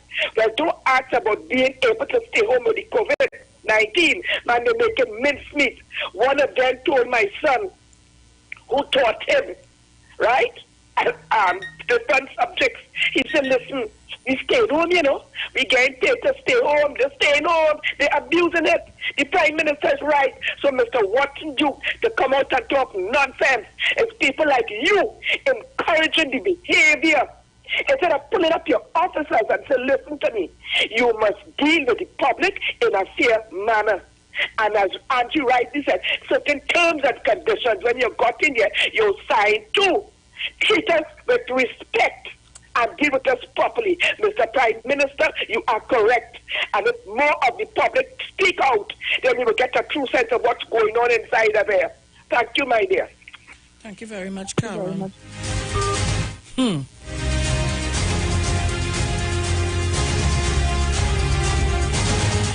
I tell all your caller. Good morning. Good morning, Sharon Felix. Good morning. And how are you? I'm good. Watson Duke is talking. I don't know if you all could remember the 400 million that they get in Woodbrook Place when he made the jail and still couldn't say nothing where the money gone. The only person who was a good person that... Caller, I wanted to make sure and say alleged because I wasn't there. We heard about that. It was on the papers. Right, but still please say alleged. I wasn't there. All right, alleged. Yes, Watson Duke never do nothing for public servant. The only person that stand up there as I was a public servant in all the ministry Port of Spain have is Jennifer British Primus. Since that man go there, it's a waste of time. The people doesn't even want to talk to you when you go there. And it's a good thing I retire. I was a public servant, work around Deborah Mahabi Industrial Court. Every ministry Port of Spain have this black woman work. Thank you very much, caller. Thank you very much. Caller, good morning. Good morning, Tom. Hey. Princess, you don't know where I come out from. You don't know what stone I now call from. What's going on? I think, I'm fighting the COVID when I say so, I'm trying to stay away from the crowd and stay home and stay calm, yeah. But I have to be listening, Yeah, but this morning I listen to Mr. Chance and I say, so many people are misinformed about this situation with minister's salary and minister's perks and things. And I wanted to say that a lot of public servants, thousands of public servants, have the same perk, in terms of vehicle allowance and traveling and that kind of thing, with a minor variation, A lot of people, let me give an example, for instance. If you take a position like, let me look through a local government, say a building inspector. A building inspector is a traveling officer, and a building inspector is entitled to a loan with which he can purchase a vehicle. And the building inspector gets an upkeep allowance to maintain the vehicle. And the building inspector also gets a traveling allowance. Now, in terms of the ministers, I think rather than the traveling officers, they are what you call scheduled posts. And you could go straight through the public service, and they have thousands of public servants who are entitled to that. You notice here when you hear Watson, you talking much, because he knows that his members, a lot of them, are entitled to that same privilege as the ministers. The reason why the ministers tend to benefit a little more, the more expensive the car you buy, the more tax you get off. But a police inspector is probably in a scheduled post, so he could apply the same thing. Yes, I know that. As a sanitation foreman who's supervising people who picking up garbage, who making sure that the people who seen about the garbage collection and things doing the job and things, he's entitled to that too. A license officer probably entitled to that too. So there are a lot of positions throughout the public service. And when you look at the salary, the salary of any of the people who sit with the Minister of Health, advising him on the pandemic, is greater than the minister's salary. No, not the minister's salary, but an MP salary then. And those people sitting there are entitled to the same privilege in respect of vehicle. But Princess Tong, you remember, in 2010 to 2015, we had ministers who have the same exemption and MPs and so on, and they were driving the state vehicle. And remember one that crashed one? Listen to me. You remember that? Wait, just now, let me go a little further. Wait. Remember we had a president who was living in a state accommodation and was getting a housing allowance of $28,000 a month? I ain't going there. Stick up in. You see, just now you talk about ministers using vehicles, right? Right now, I sit in my porch, and I live in opposite a former UNC minister, And I used to look at how this thing unfolded. I remember Mr. Manning, they had some SUVs that came down for the Chogam, the thing, right? And they were supposed to go out to different ministries and thing, and because at that time, a lot of ministries really were short on vehicles for the staff to use, because the ministries really need vehicles, right? Now the thing is this, I used to see, in addition to the vehicle that you're entitled to, that they purchase, I used to see a ministry vehicle parked right in front of me. I say, no, you're right here. And I right to that vehicle used to be parked, and I see in that spot. And that vehicle used to be abused. And only ministers in the UNC abuse vehicles. No, I'm not saying, having said that, I'm not saying that the government can make a concession. Here was a concession, I would say. Initially, the arrangement used to be for 5 years. I know when it used to be 5 years. But over the years, it came down to 2 years. So after 2 years, you could change your vehicle. And then after 2 years, you could become entitled to, say, benefiting from the facility, because most of the time when you're using it, it's not that much of a benefit. It's when you're selling the car, then you could benefit for the fact that you got the tax off, you know? Yes. Now that used to happen over a 5-year period. Now this happen over a 2-year period. So if the government want to make a concession and say, go back to 5 years, but those things are things that they don't do willy-nilly. That has to do with the salary reviews commission and what and legal things, and let them handle that. And personally, I don't feel that no minister should get a cut in salary, because just like what Mr. Chance did and calculated, you have to act on statistics. A MP, if an MP take a 5% cut, it's $850. You know? So what's that? But caller, you see, Yeah. you see, they will say how I fight in the fight. Let me use my MP as a example. Every month, he makes sure and have little things in the office that when people come and they say, no, well, I ain't had this and I ain't had that, they can get something.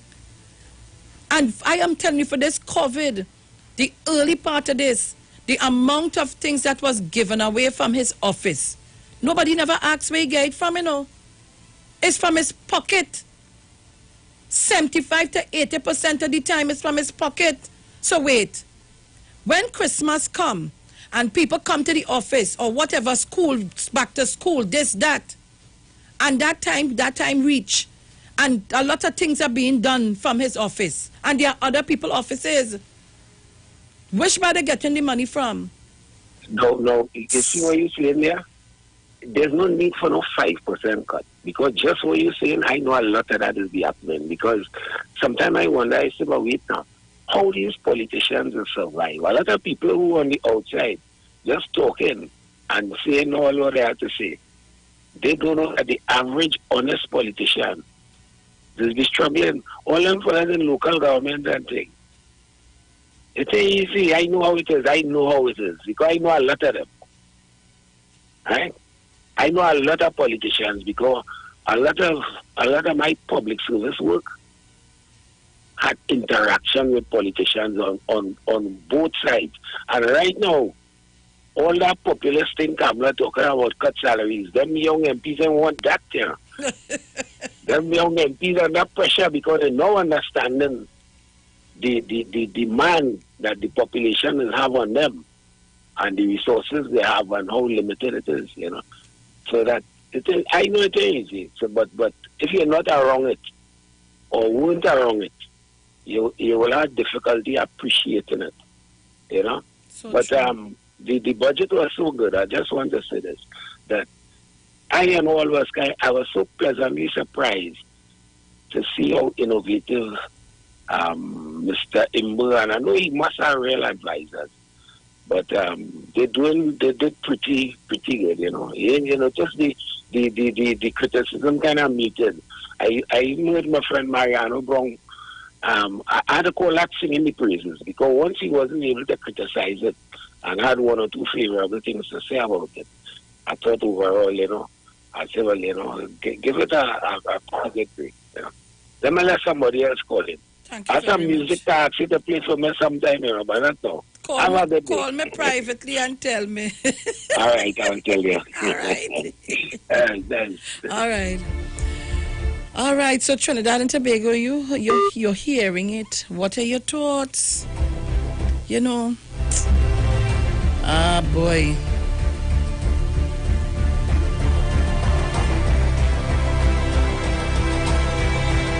At 7:40, I have an obituary. Yeah. Caller, good morning. Morning, Alex, Bruce, loyal listeners. Morning. Now, concerning the exemption for MPs, according to Mr. Chance, is over 900 public servants who does get this exemption on cars. Right? I have a little idea here. I don't know how far to reach. Like the ones who buying the $1 million car and they gain a $500,000 off. If they could take at least half, or let me say a quarter, and buy some computers for the children for the Ministry of Education. You know, that will generate, if the 40-something MPs want to take out a car for $1 million, that will generate something like 3,000 laptops if you was Washington at 1,125,000 or 250,000 accordingly from that same tax exemption. So they're only keeping that money in all their pocket. Help out the children and them now. Help out the Ministry of Education. You know, do a community service in your community, because I show in the communities that I would like that to happen is where these MPs live now and know that it have needy children like to get these computers. Thank you. And the other thing is that, you see, they want to speak so ill about the budget, and they still have nothing to say about any corrupt activity for the last 5 years about spending money. Accountability and I'll always preach it, you know. Accountability and transparency this government gives for what they are doing. As a show, Ms. Bissessa, since 2015 we're dealing with a mess that will leave. And as far as I see, the cleaners doing a very good job. Thank you very much, Ms. Felix. Thank you very much, caller.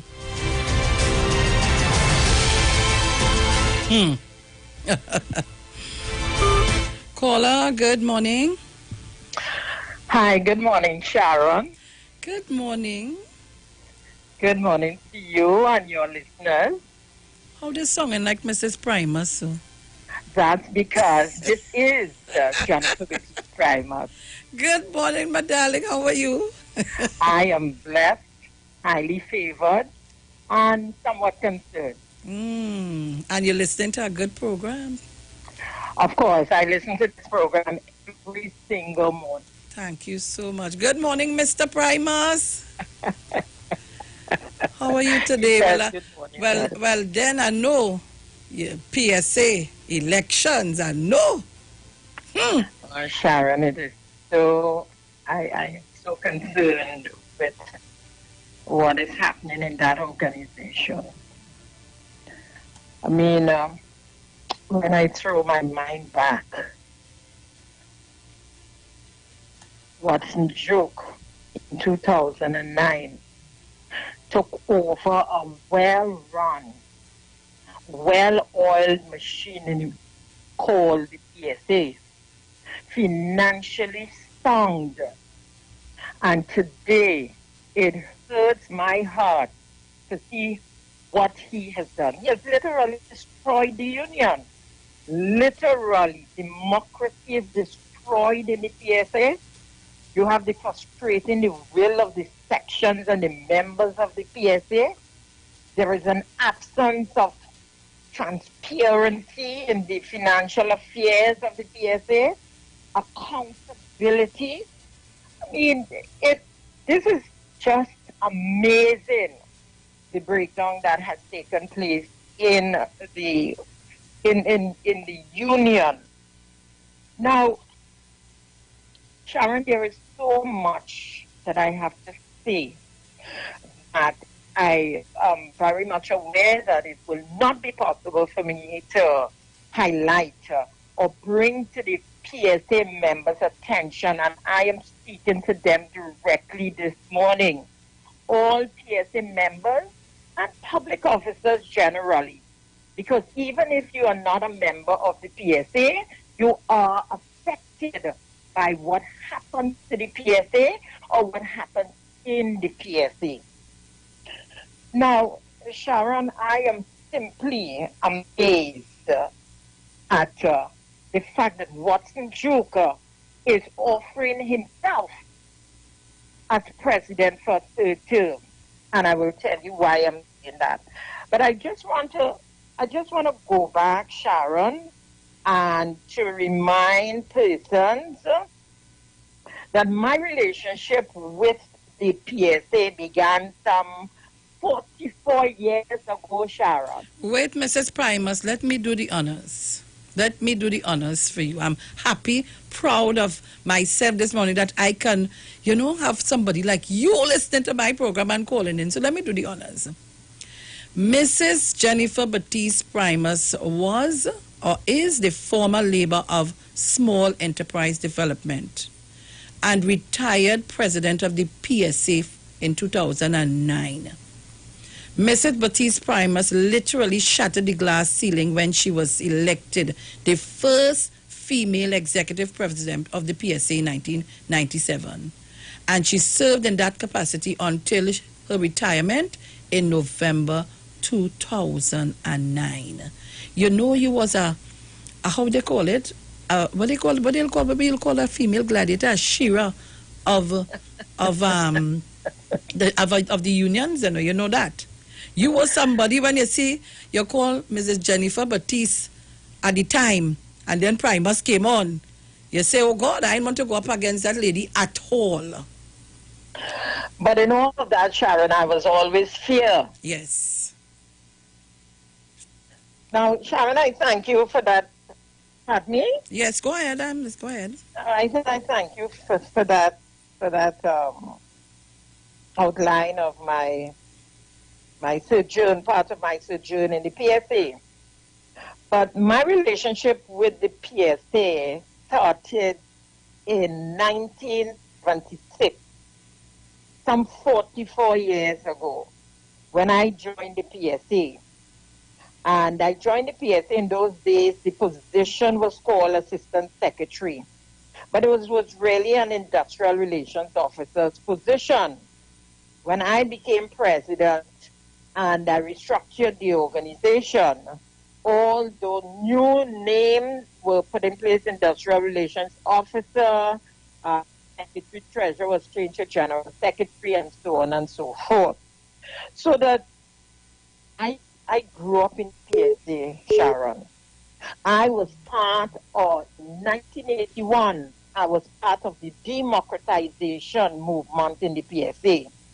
So I understand the foundation from which the spirit and intent of the Constitution of the PSA.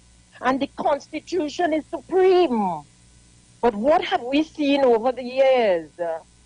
Over the past few years, Watson Duke has destroyed democracy within the PSA. Democracy is the oxygen that gives life to any organization or a country. So where there is no democracy, what you have existing is one-manism.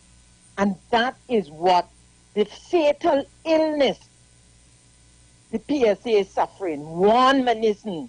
Watson Duke pays no respect, no attention to the Constitution of the PSA. The Constitution is very, very clear, very clear, Sharon. Mm-hmm. Now, Watson Duke, my understanding, the last conference of delegates, real conference of delegates, was held under my reign with the reformers, my team and I. I want to share with you, Sharon, and members of the PSA. I want to share with you what the Constitution says. The Constitution is the Bible of every single member and every single officer of the PSA. It outlines what mechanism is the supreme mechanism in the PSA. And when you turn to the Constitution states the following: the supreme authority of the association, and that is provision Article 11. The supreme authority of the association shall, not may, Sharon, shall be vested in the conference, the supreme authority. The conference shall comprise delegates elected by sections in accordance with Rule 56(1)(b) of the the officers of the association, and one representative elected by the members of each consultative committee, which is organized outside of a section. And listen to what Article 12(1) states. Members of the PSA, there shall be, not may, there shall be an annual general conference to be held within the first quarter of the financial year.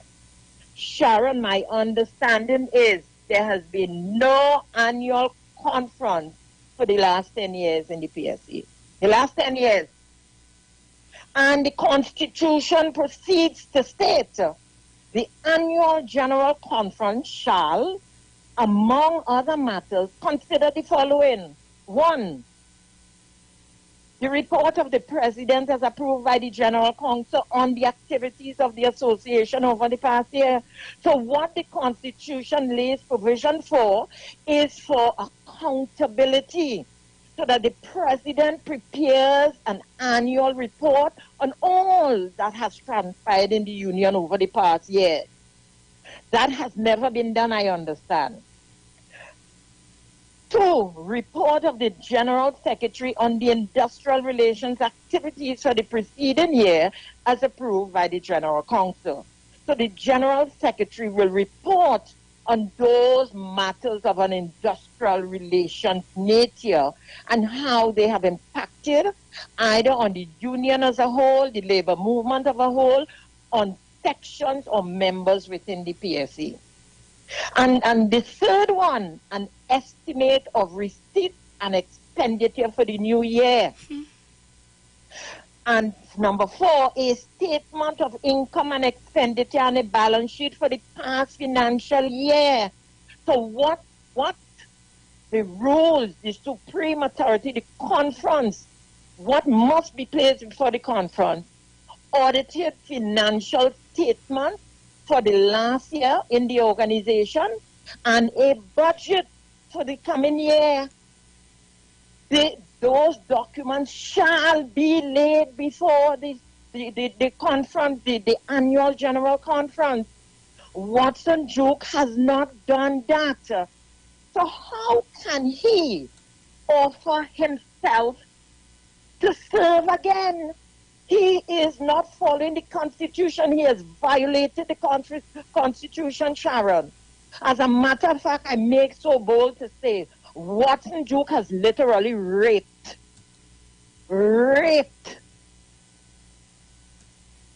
the PSA and its Constitution, literally. I mean, to say this cannot continue. The framers of this Constitution never anticipated an individual like Watson Duke in office, where the very tenet of the Constitution is being ignored. The PSA is in a very, very dangerous and dark place, Sharon. Members of the PSA, you have a grave responsibility to save the Union. There is no democracy. There is no accountability. There is no transparency. There is one manism. And no organization can grow and develop and provide quality representation for you, the member. How many of you members out there have grievances and carried it into the union and it has not been attended to? Why? Because there is no democracy. Sections are not being allowed to function. That matter, a particular group concerned public officers, they have such matters before the court, and therefore Watson Duke is not fit and proper, separate and apart from the fact that for 10 years he has not accounted, he has spent millions of dollars. Sharon, members of the PSA, when I retired from the PSA in 2009, the team that I had the honor to lead in the PSA over a 12-year period, the reformers, I did not bring the union to where it was on my own. It was a team effort. Sharon, we sacrificed. We spent our own funds in the union because when I took over as president, the union was in the red. And my team and I took the union out of a 20-year deficit and placed it on a growth path so that we were saving money every month. And we saved, and when I retired, there was $10 million in the kitty liquid cash. Sharon, we cleared the mortgage at 89 Abercrombie Street. Mrs. Primus, I'm asking you to leave it right there. I just have an obituary to do. I don't want you to go nowhere. This is talk. This is food for thought. Sharon, Please I have much to say. Stay right there. I'm coming back to you. I'm going to do an obituary. Lord, mouth open, Tory, jump out.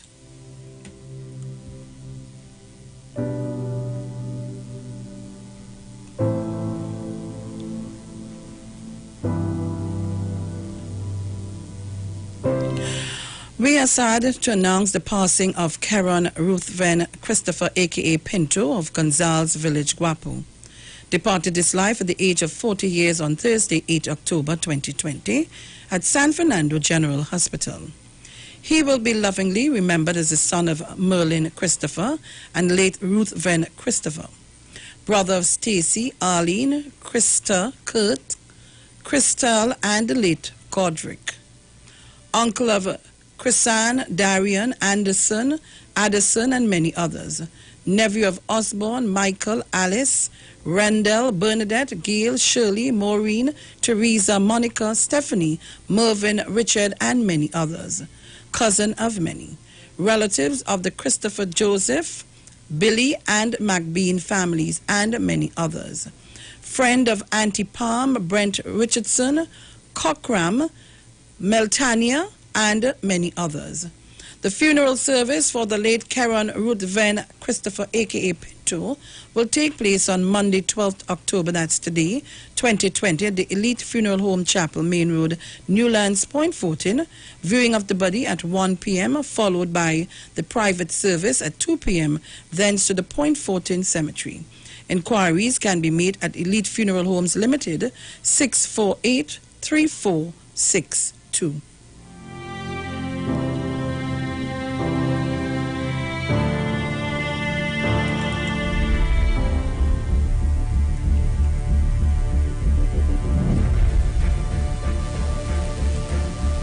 So, Trinidad and Tobago, you are listening to the Street 919 FM, Titans of Democracy.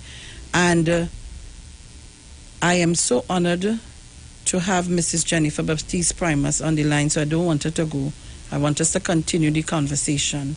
Mrs. Baptiste Primus, are you there? Yes, Sharon, I am right here. Thank you very much for holding for me. So you can continue where you left off. As I was saying, Sharon, Watson Duke has pillaged the constitution of the PSA. Now, I want to remind PSA members, I want to share with PSA members what Ronald Reagan said many, many years ago. And I want to quote and share this quote with you. Democracy is worth dying for because it is the most deeply honorable form of government ever devised by man. That was Ronald Reagan's description of democracy. But you see, Sharon, the opposite to democracy is dictatorship, you know. And dictatorship equals one-manism. And that is what you have taking place in the PSA, because democracy is based on free and fair election.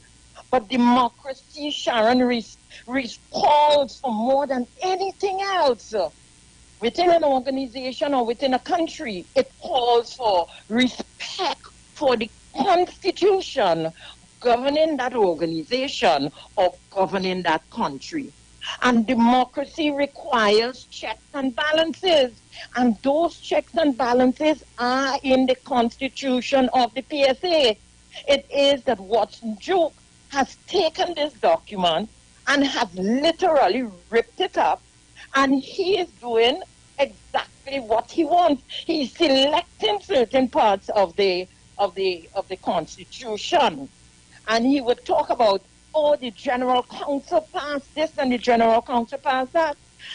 Sharon and PSA members, as I read to you earlier, the supreme authority in the union is your annual conference, which shall be held each year. But the Constitution also recognizes the authority of the General Council. And Article 18 reads as follows: authority of the General Council.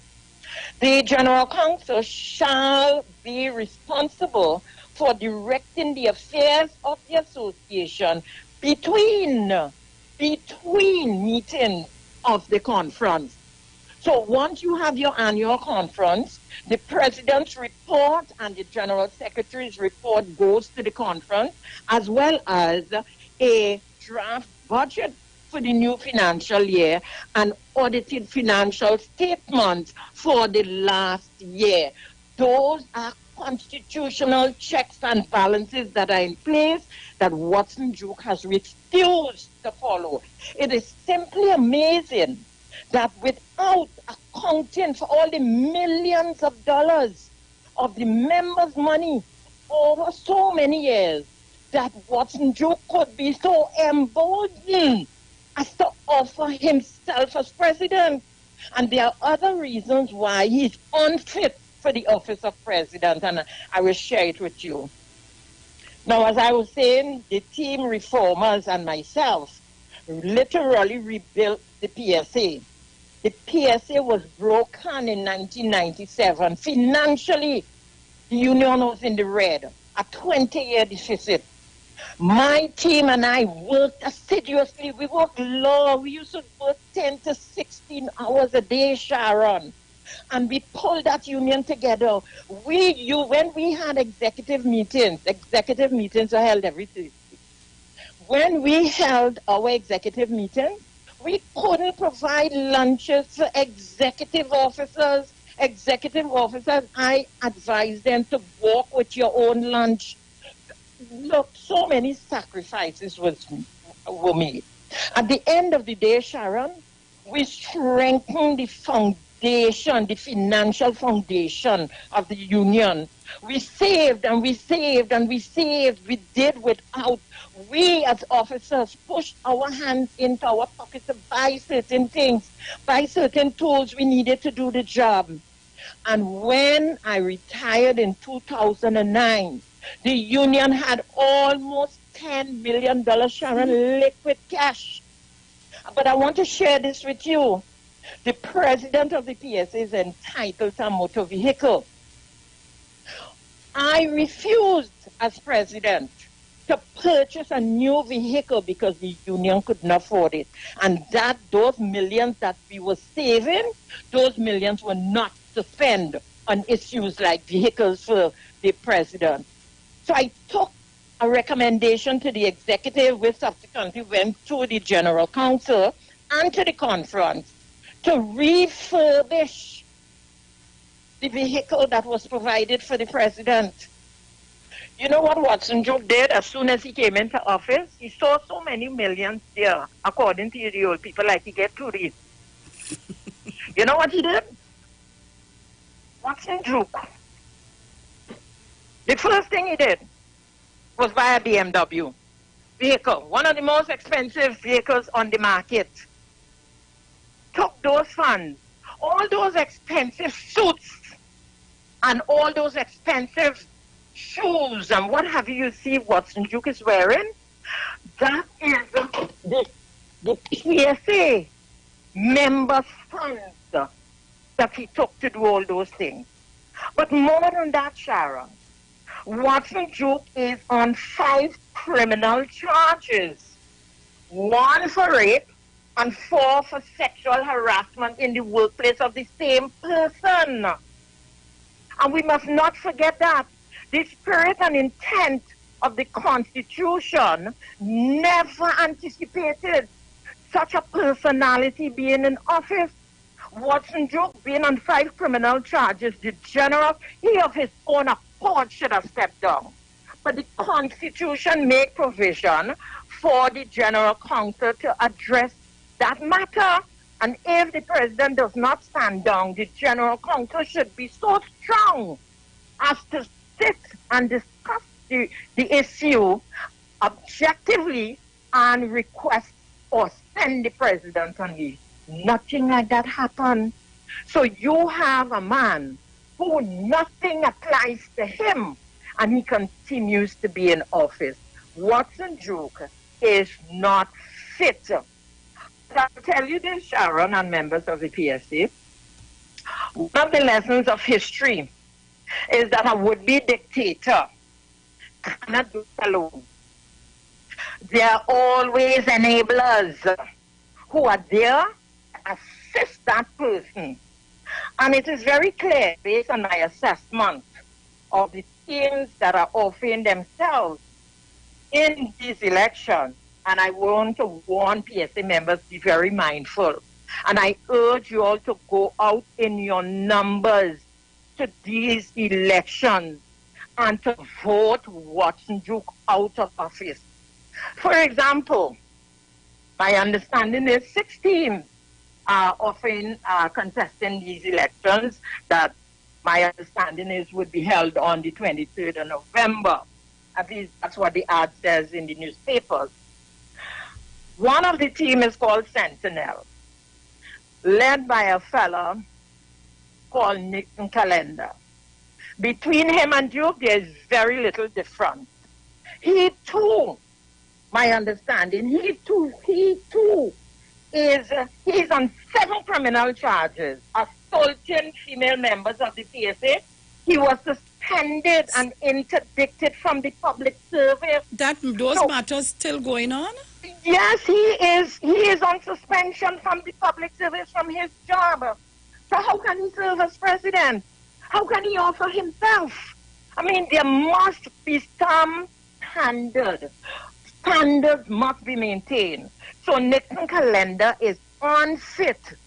And you recall Sharon, when Watson Duke and Nixon Calendar took millions of dollars from First Citizen Bank, closing off the PSA accounts and opening accounts or depositing those funds at Royal Bank right across the road.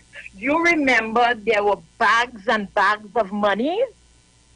Good. What I want to ask PSA members, why was there a need for Watson Duke and Nixon Calendar to withdraw hard cash from First Citizen to walk across the road, real theatrics, to carry the money at Royal Bank? Why did they choose that approach? Why not merely a manager's check?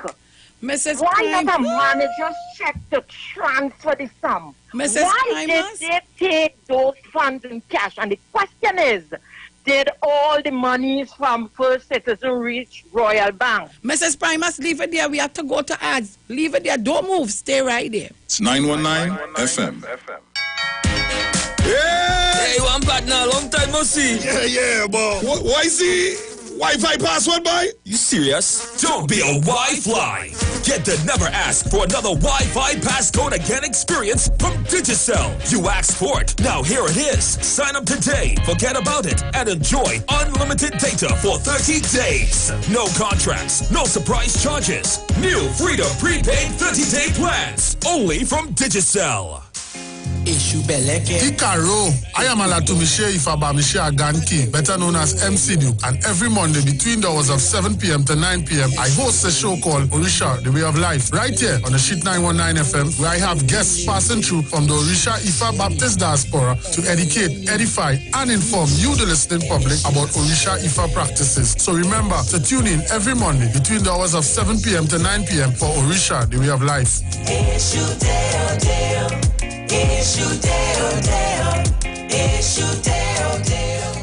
Trinidad and Tobago, you are in for a treat. A Christmas treat. This year, tune in to 919 FM to experience a radio production event never heard of or seen before in Trinidad and Tobago. For the next 91 days, turn on Street 919 FM for a true Trini Christmas every day. Teaching you what a Trini Christmas is all about. From October 1st to December 31st, enjoy daily Christmas recipes, Christmas greetings and blessings. Hey, this is Uncle Crazy Boy. Merry Christmas. Christmas stories from the greats. and of course, Parang Soca, and homegrown Christmas classic. It's a true Trini Christmas On the street, 91.9 FM. Crazy.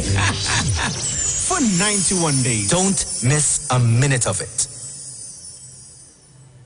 The Parang song is sweeter. I love the bass and guitar.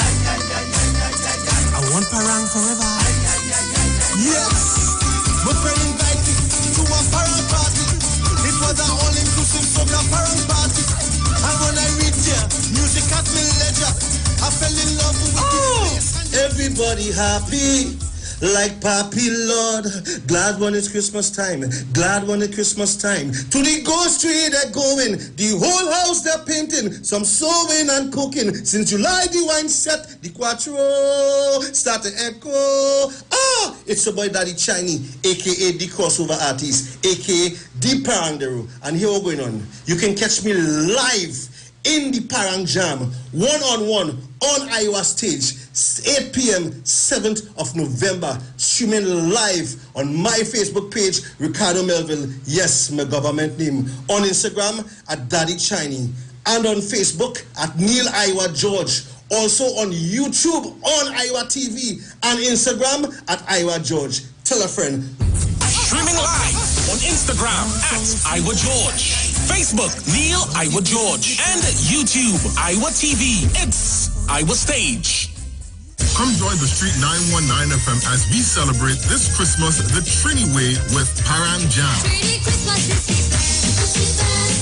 every Saturday till Christmas. Join us. We start off this Saturday, 10th October, with performances by Rembunction. Santa Claus, why every year I only get socks and drawers. Myron D. You could get me to work any day that Christmas morning. And Impulse. I wanted to go and Parang because it's Christmas time, so I learned the Parang Kwang to be in the Parang line. Parang Jam will be streaming live from Iowa Stage on the Street 919 FM's Facebook page, Neil Iowa George Facebook page, Iowa George IG, Iowa TV, and the Street on YouTube. Tune in with us and be a part of these dynamic performances as we bring in this Christmas the Trini way. Parang Jam.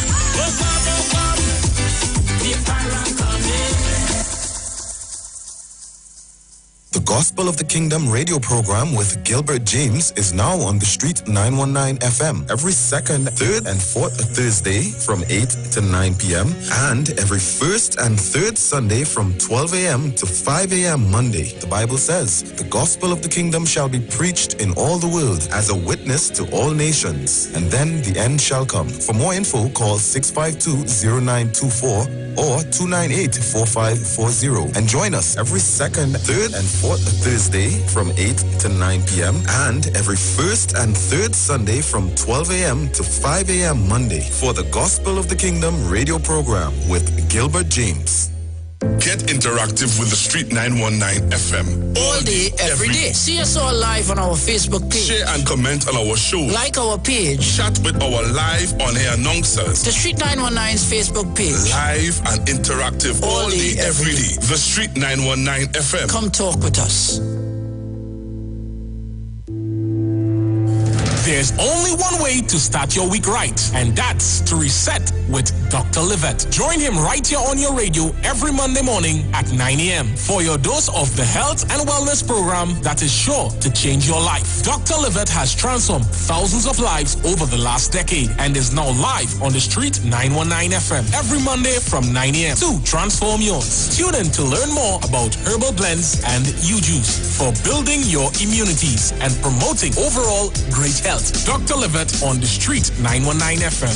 This and every Monday at 9 a.m. Don't diet, live mighty, live healthy, live it. your family's safety and home protection. It's in your hands. Introducing Digicel Smart Home. For the first time, a state-of-the-art system that you control with the tap of an app. Protect your family the smart way. Anywhere, at any time. Get 24/7 professional monitoring and emergency response. Control your cameras, sensors, and more. Plus, turn your home into a smart home. The power to protect is in your hands with Digicel Smart Home. Visit digiceltt.com to sign up today. Parang anthem, boy. Hold something, hold something. Christmas time, I want you to hold something. Hold something, hold something. Christmas time, I want you to hold something. A cousin greet me Christmas morning. He from London, plane just come in.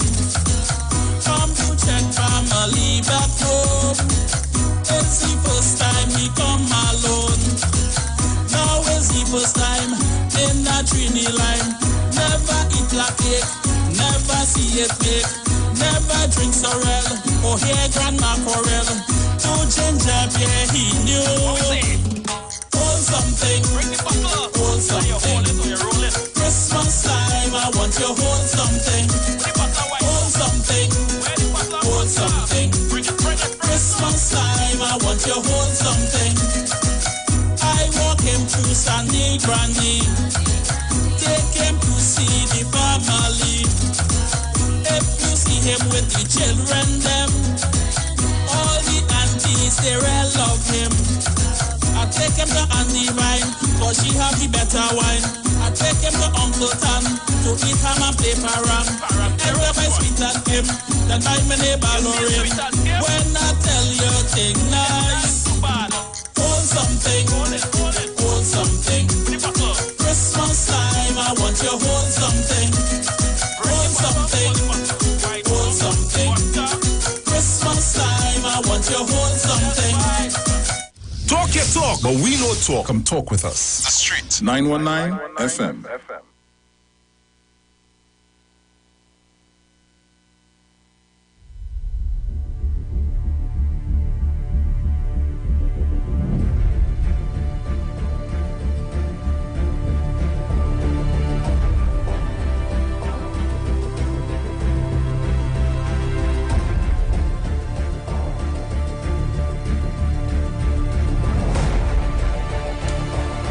All right, so Trinidad and Tobago, I am back, and boy, what a Monday.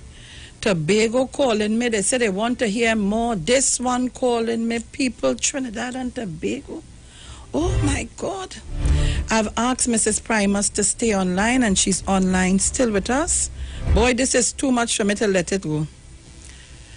Mrs. Primus, you there? Yes, Sharon, I'm still here. Thank you very much for holding fast, because you are enlightening the public. I and all getting to learn some things. Before we went off on the break, you were saying something or alluding, going in a direction of the Watson Duke and his wanting to his resignation from the PSA and how much money was paid out. You want to touch on that a little bit, so I want to know, because I've been hearing it wrong and I don't understand it. Yes, but Sharon, before I get to that, let me just finish the point that I was making, where Watson Duke and Calendar, they remove millions of dollars from First Citizen Bank on Park Street to Royal Bank opposite. They moved liquid cash. Why did they adopt that method of transferring the PSA members' funds from one account in one bank to another account or bank opposite, on the opposite side of the road? Isn't that strange? Who conduct business like that? No right-thinking person to bags and bags of monies were crossing the road. The question is, Sharon, and members of the PSA, are you sure that all the funds were actually deposited? Were all the funds accounted for? Was a report placed before the conference, the annual conference? Was such a report placed before the annual conference? Did Watson Duke and Calendar account to the conference? My information is that no annual conference has been held. So first, people, you have to ask yourself the question: why? Why adopt such a methodology of taking hard cash as against a manager's check and just crossing the road and go and hand it to the new manager, the new bank, and voila, the funds will be transferred. But I will share with you this, Sharon and members of the PSA. The fact that I am calling for forensic audit into the financial affairs of the PSA because Sharon and members of the PSA, I received some shocking information that indicates that Watson Duke, and I'm asking this question because it boggles my imagination. How can Watson Duke be paid pension arrears for the period November 2019? That is what it says. 2019. A 25% notional salary to be paid in 3 tranches. Well, it said tranches, but really or not.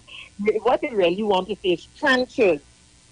3 tranches starting September 2019. September 2019, Sharon and members of the PSA was 1 year ago. Sharon and members of the PSA, do you recall what coming out in his theatrical manner and indicating that he is stepping down? He is stepping down. And all of a sudden, now, he is offering himself. He has changed his mind.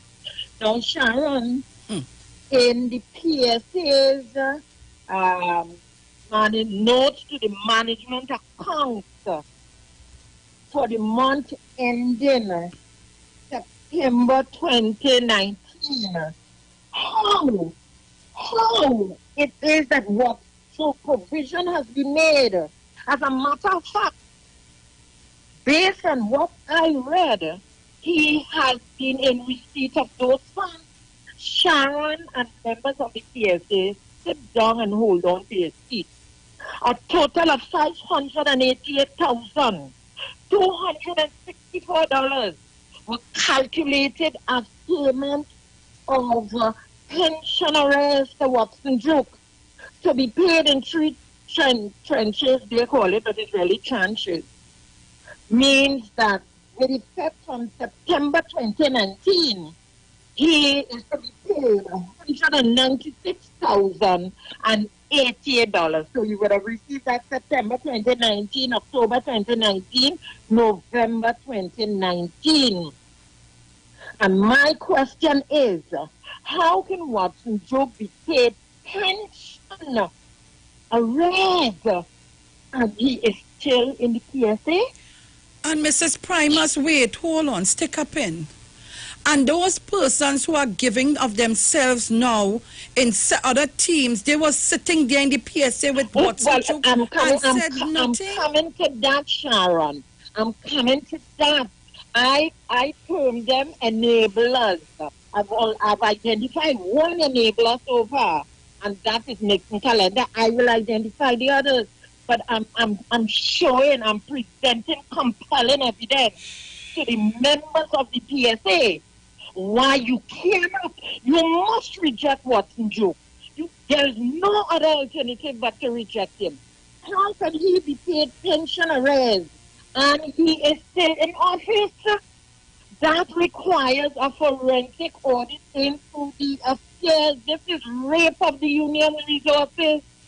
Nothing more or nothing less. So Sharon, anytime I make a statement, I give a rationale. And I have just presented the rationale why I'm calling for a forensic audit of the financial affairs of the PSA.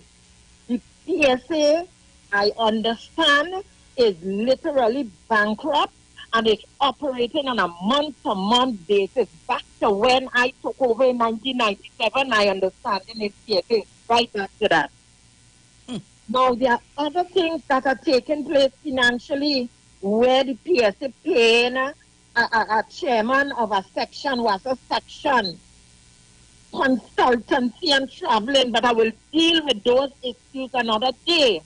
I want to go back to the point that I was making about there being wherever you have a dictator, there are always enablers. And I spoke about Nixon Calendar, who is leading the Sentinel team. There are others, and I want to deal with Gregory Cover. Gregory Cover, I understand he now holds a position of manager in Wassa. Watson Group brought him into the PSA as the second vice president. This Gregory Cover is the same individual whom, when I was president, came into the PSA with some big chains and a gang of them to beat me. Physically beat me, Sharon Phillips, and members of the PSA, insofar that I had to summon the police to the PSA headquarters, who took all of them and put them out of the building. Gregory Cover was ready to use violence against me because he was not in agreement with a certain decision that was taken. The same Gregory Cover whom Watson Group brought into the PSA as the second vice president. That same Gregory Cover and Watson Group seem to have separated ways. He is now leading a team against Watson Group. But I'll tell you why Gregory Cover is unfit. The further reason why he's unfit. Gregory Cover was brought into the PSA in 2018 because Christopher Jofield retired as first vice president. And Ian Murray, who is another enabler and who is leading a team, he was promoted to first vice president. And Gregory Cover was brought in as second vice president. The Conference of Delegates has not approved such an appointment. So Gregory Cover is in office illegitimately. And therefore, he is not fit for office. So those are two compelling reasons why Gregory Cover, who is leading a team, Premium Value, I don't know, like they're going grocery shop.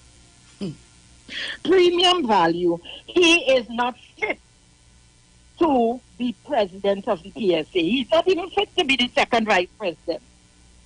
But I will come back and I will tell you what Watson Group did with that position of second vice president. Because it takes me to the other enabler, Ian Murray, the current first vice president who is leading a team called Labor Warrior. Ian Murray is one of the greatest enablers within that union. He came into the PSA as the second vice president. And the fact that when he came in, the post of second vice president, Sharon, and members of the PSA, that position is a part-time position. Watson Group brought in Ian Murray as the second vice president and paid him as a full-time officer in the PSA. So Ian Murray was an enabler, a facilitator, and he benefited from the violation of the Constitution. Because when he was appointed second vice president, he must have known that the position is part-time. He must have known that conference did not approve it. Him being paid, him being converted, or the position of second vice president converted to full-time. He must have known He sat in the PSA for years. He drew full-time salary in a part-time position. He sat there when Duke violated the Constitution time and time again. He sat there. He knew Duke has not produced a budget in years, and therefore no conference authority for spending of members' money. He knew that. He facilitated, he nurtured such a situation because he was arm in arm with Duke, one of the greatest enablers. And now you are coming to play holier than thou, that you have come to save the union. Please, Mr. Ian Murray, have some shade. Then there is another group, United Public Officers, led by Oral Saunders. Oral Saunders is an opportunist. Oral Saunders, when the going got rough, ran. He allowed Duke. Oral Saunders, more than anyone else, is responsible for watching Duke coming into that union and destroying the union. Others were part and parcel of it. I know, but Oral have one person who I know, a good person, Jennifer Frederick. Very good person, but Jennifer Frederick has found herself on the wrong team. Oral Saunders is nothing more than an opportunist. There's much more I can say, but I wouldn't say. But Sharon, based on my analysis of what has transpired in the PSA over the past few years, I have seen one group of persons who recognize all the wrongdoing that Watson Duke has been engaged in. They have put their hands into their pockets and they have taken legal action against Watson Duke. And that is the team called Concerned Public Officers, led by Curtis Duffy. And that is the only team I see with any moral authority and understanding and caring and wanting to see the PSA return to its former glory. Because that team, my understanding is, in 2016, when Watson Duke called the election, they quite rightfully filed action to stop the election because the lists were irregular. And for the court to have agreed to grant an injunction, you had to have a compelling case, Sharon. And the court directed that Watson Duke clean up the list. I am not too sure that that has been done. But subsequently, I think it was in 2017, he claimed he called a conference, and the conference directed that no election to be held until 2020. So Watson Duke has been in office illegitimately. You hear, Sharon? Illegitimately he has been in office, because I will tell you what the Constitution says. You see this document called the Constitution? The Constitution is as clear as the sultry suns of summer. As clear as that. Very, very clear. Now, the Constitution, I just want to share with members of the PSA, and I'm linking it to Gregory Cover, when a vacancy occurs in the executive. This is what Article 37F, Roman 1. This is what it says. When through any circumstances an office to which election is made falls vacant, the vacancy shall be filled by a by-election in accordance with the election rules. Says that Roman 2, the conference may in its discretion decide whether the vacancy shall be filled by appointment or whether it should remain vacant for such a time as conference may decide. So that that is to support the fact that Gregory Cover is in office illegally. Now, to get back to the other point I was making, where the Constitution states in terms of the election that elections shall be held every 4 years, Sharon. Constitution says that an election shall be held, not that may be held, or at the discretion of what Duke, or at the discretion of the General Council. The Constitution states that elections shall be held every 4 years. And the fact that Watson Duke could have told this country and the PSA that the conference said no elections until 2020. Everything is wrong with that, Sharon. And members of the PSA, everything is wrong with that. That was never, the Constitution never intended to have such a manipulation of it. And therefore, at a time like this, members of the PSA, you have to come out and vote so that the concerned public officers took the matter to court. My understanding is the court directed them what to clean up the list. But Mrs. Primers, I wonder if the list is actually cleaned.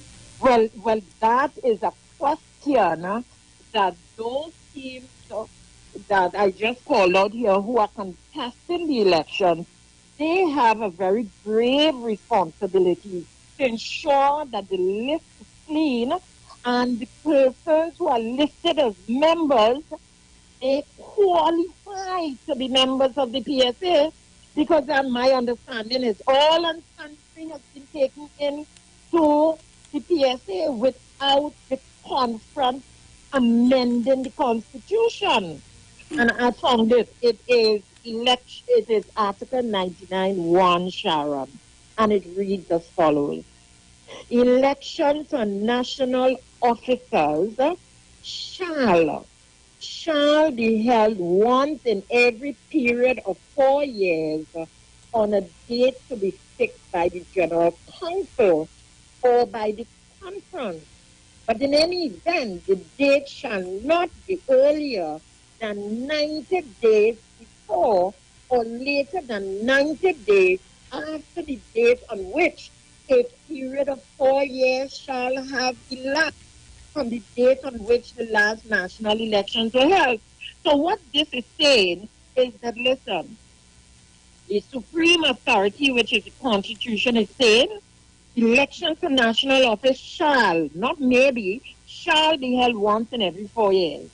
And on the date on which the 4 years elapsed, you have 90 days before or later than 90 days after the date on which the period of 4 years have elapsed.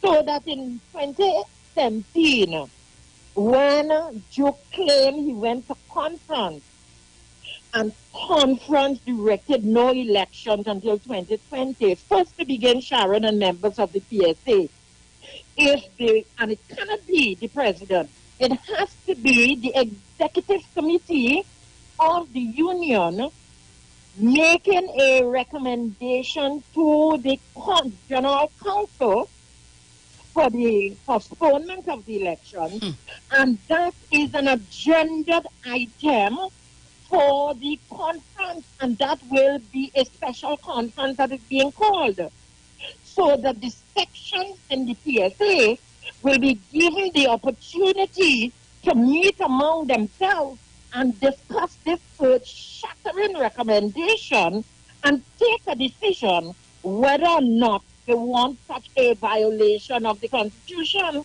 so that when the conference is held, all the sections of the PSA, their representatives, will come armed with the decision, the mandate given by their sections, and come to that conference. That was not done. The Constitution says elections shall be held. And Sharon, ironically, we are in a COVID-19 environment. If he had said, well, we have a COVID on, and therefore it will be too challenging to have elections, one to sit down and reason with such a position. But in 2016, you should have had elections. You did not take the time to ensure that the list was cleaned up, the listing of members was cleaned up. You did not take the time to do that. The court had to direct you, and thereafter you went to conference. At least that's what you claim, and conference put off election to 2020. Why didn't Watson Duke clean up the membership list and have the election, if not in 2016, early 2017? Why didn't he do that? So he has put himself in office for 4 additional years so he could be paid a pension, get the union to pay him pension arrears in excess of $588,264 to get the members' hard-earned money, and you are still holding office, Sharon. That cannot happen in any democratic organization or country. And therefore, I call upon members of the PSA. I know Watson Duke will respond with all his theatrics, but I only respond to intelligent discussion. And I want to tell members of the PSA, do not be sidetracked by his theatrics. I have just read to you what the Constitution says. Watson Duke has not accounted for spending your millions of dollars. Concerned public officers led by Curtis Coffey have been trying to have him adhere to the Constitution. I have certain documents, Sharon. You know what those documents reveal to me?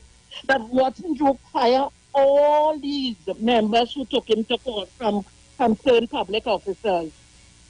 He suspended all of them.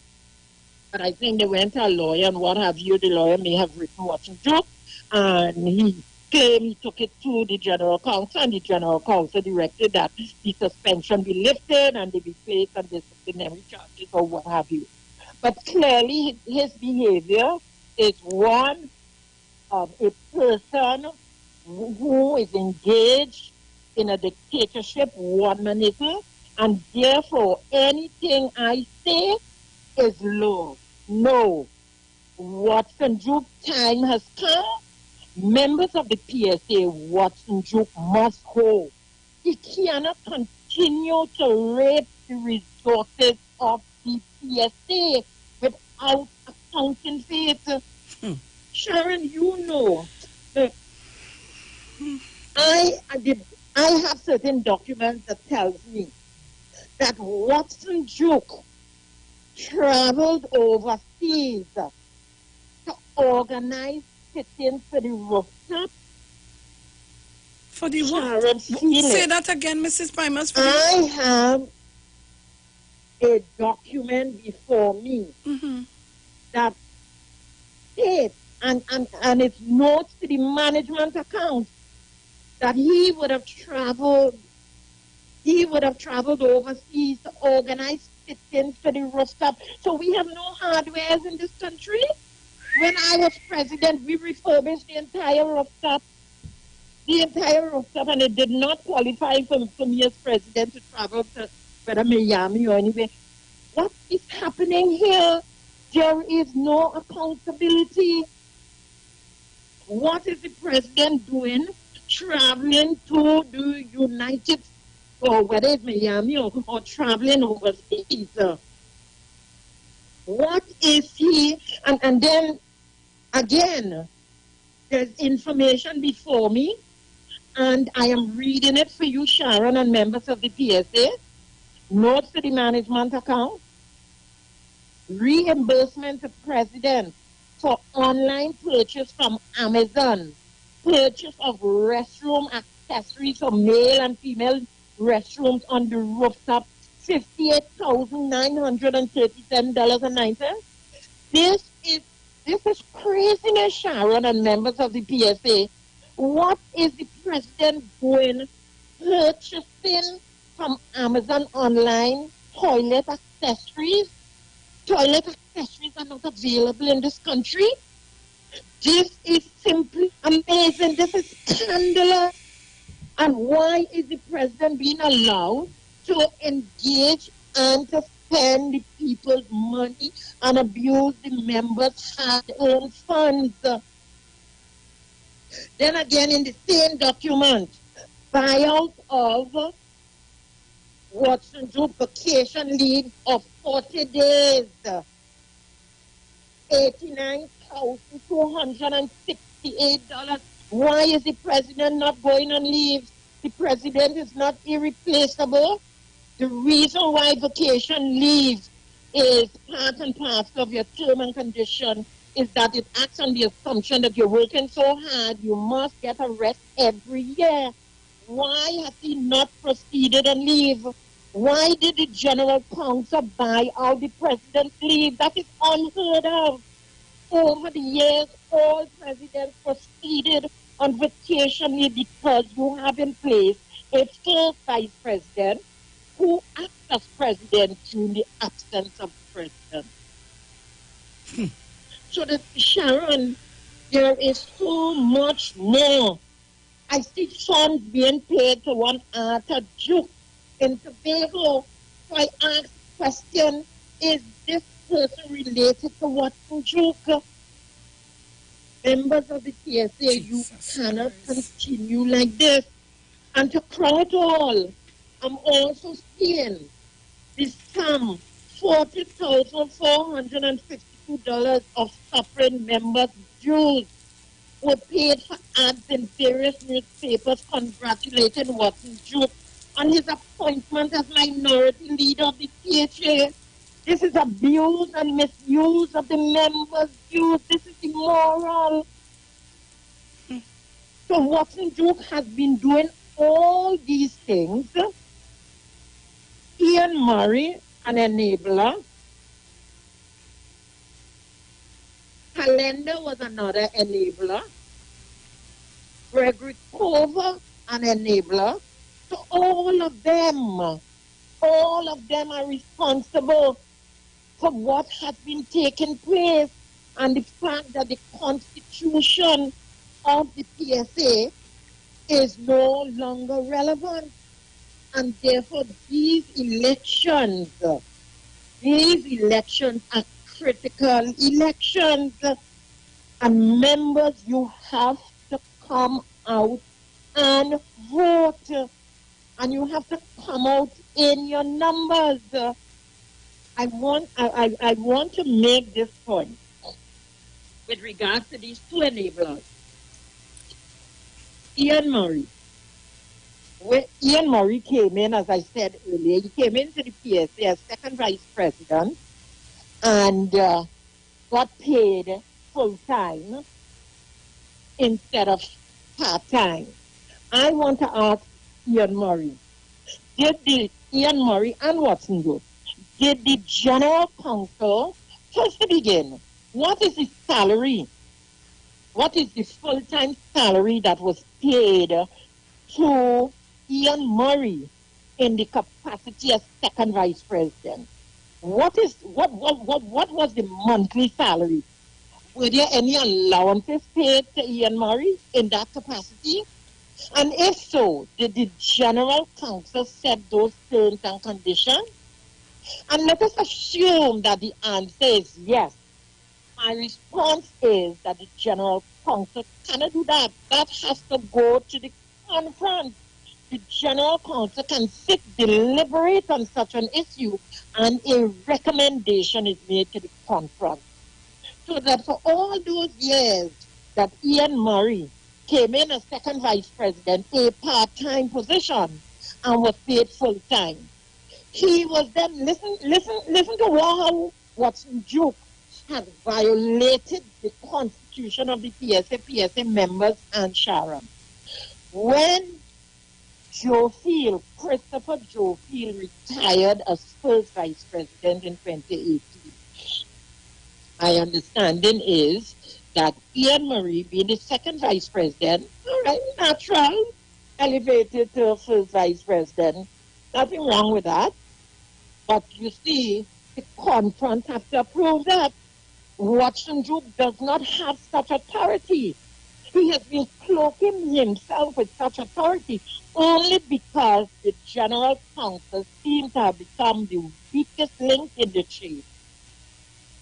But here what Watson Duke did, my understanding is, when Ian Marie moved up to first vice president, now that is a full-time position, so he was regularized, but without the conference authority. When Gregory Cover came in as second vice president, voila, Watson Duke reverted the post to part-time because Gregory Cover is a manager at WASA, and perhaps what I suspect is that his salary at WASA is greater than the salary, the full-time salary Duke was paying Ian Murray as second vice president. So Watson Duke converted the position of second vice president back to part-time. That is wrong, Sharon. That is wrong. It is immoral. It is illegal. He cannot be allowed to continue to operate like that. He has retired. He said he's stepping down. He got his retirement benefits. And I'm challenging how Watson Duke could become entitled to $588,000 plus. And it's in that context that I'm calling for a forensic audit of the books of the PSA, not a normal audit, not a normal annual audit, because I know I have been informed that the court has directed him to prepare the audit. There is need for deeper investigation into the financial affairs of the PSA under Watson Duke's tenure. He has not presented, he has not accounted for all those millions of dollars. And he is so emboldened to come and offer himself. He is not fit. They are not fit to serve. And therefore, I am publicly endorsing concerned public officers led by Curtis Coffey. I am publicly endorsing this team. Because when I look at some of the persons on this team, Sharon, I know all the players in the union, I know them all. They have been around a long time. I am looking at certain documents that I have, notes to the management accounts, and I'm seeing certain names being paid certain sums of money. But Sharon, that information is information for another day. Because you, the PSA members, you deserve better than that. Any team which is offering themselves up to lead you, they must have the competence to represent you. They must have been trained. Look, Sharon, I don't know how much more time that I have, but I just want to share this with you and with the members of the PSA. I'll give you 5 more minutes and you'll wrap up. All right. Watson Duke has destroyed everything in that union. When I retired, the reformers executive was responsible for putting a number of activities in place. For example, we had the PSA Perspective, which was a 5-minute radio program, Tuesdays and Thursdays on I-95.5, and on Radio Tambourine in Tobago every Monday. We commissioned the history of the PSA. We refurbished the rooftop second floor in our Tobago Center, and the president didn't have to travel nowhere to get no accessories to toilets. We established 2 regional offices in Arima and Shogunas. And you know what I'm proud about? We implemented a graduated education program in the PSA, beginning with the 2-day program in industrial relations. We pull in the members 2 days And then they went on to the 5-day training program in industrial relations. And then they went on to a 10-week course at Cipriani College of Labor and Cooperatives. And then the 2-year degree, the associate degree. I met that in office. As a matter of fact, I benefited out of that. At that time, it was only the 2 years scholarship at Cipriani. I benefited from it. Reformers constructed a graduated program. So you attended the 2 days, then the 5 days, then the 10 weeks, then the 2 years. And we put in place Dr. Kenrick Rennery Bursary, tenable at any university in Trinidad and Tobago, any university. So we trained our members from 2 days to 5 days to 10 weeks to 2 years to a degree program. That is what we had in place. We also have introduced the PSA fashion line where you have PSA pins and ties. We had the annual PSA Calypso competition where we honored people like the Mighty Jokes and Sandra and these places. We also had in place introduction of the Employee of the Year Award, Best Performing Officers. We hosted the annual Miss PSA Queen pageant. We had socially building activities like boat cruises. We introduced PSA Sports and Family Day, hosting of annual children Christmas parties in Port-au-Prince, San Fernando, Tobago. We had frequent recruitment drives. We upgraded our library facilities and named it the Dr. Kenrick Rennery Library. The opening hours was from 8 from Monday to Friday. Once you are a PSA member, you could come in and utilize the library. I mean, listen, I can go on. We reintroduced the newsletter titled the PSA Voice. It was formerly called the Public Servant. I mean, I could go. We had regions. We had Northeast region, Northwest region, Southwest, Southeast regions, and all these regions would come together. Democracy gave oxygen. We had all kinds of activities. We had a women's arm. We had a youth arm. And we also had a male caucus looking after issues of males in the PSA. We renamed the PSA headquarters the James I.A. Manswell building. I mean, listen, I can go on and on. And you know what is the sad thing, Sharon and members of the PSA? Watson Joke through all those activities out of the PSA. The PSA was always a hotbed of activities, always. Members, committees meeting, doing this, different committees in operation. The union has died, literally. The union is as dry as a bone found in the desert. And therefore, there is a responsibility to save the PSA. The PSA must be rescued from the clutches of Watson Joke. He is not fit. There is nothing in place. The only thing that is in place, I think, is the group health plan, and we put that in place. He may have increased certain aspect of it, but the reformer scheme implemented that group health plan on behalf of public officers, so that when you look, you pass the PSA on any day, there is no one there. I mean, outside of this COVID period, hardly anyone in the PSA. You know what Watson Group did? Watson Group fired most of the staff in PSA. The PSA has a strategic alliance and had membership on the Public Services International. That is the international organization to which all public services throughout the Caribbean and the world have membership on. The PSA was a member of the Public Services International for about 30 years. I am in the PSA 44 years, and I can tell you that.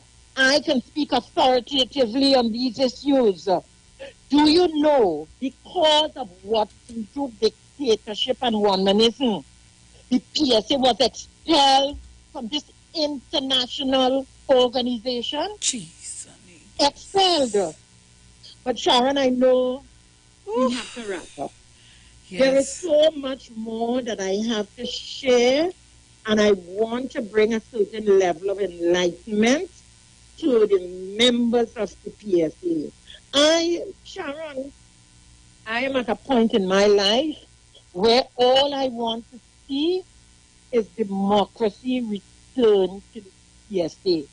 I want to see the PSA operating within the spirit and intent of the Constitution. Our former presidents were turning in their collective graves at what is taking place. What you have is a group of greedy people who are only thinking about themselves and how much they could extract from the PSA, not how much that they could bring to the PSA. The PSA is an honorable organization. The PSA was one of the most respected organizations in this country. Now the PSA has become a Kuyamouth union in this country. It hurts my heart, Sharon. And members of the PSA, I plead with you, please rescue the union. Go out and vote in your numbers and support the United Public Officers led by Curtis Coffey so that a semblance of sanity can return to the halls of the PSA. I want to thank you very much, Sharon. So, Mrs. Patis Primus, before you leave and thank me, so you are supporting Mr. Coffey. Yes, I endorse concerned public officers being led by Mr. Because while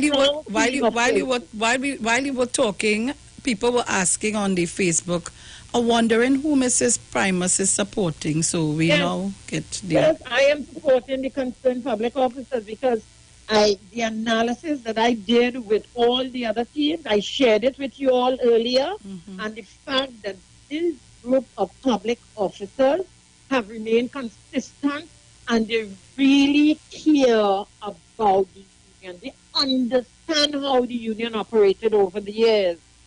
And I will come back, Sharon. Yes, please. And share some more information because you see, information is knowledge.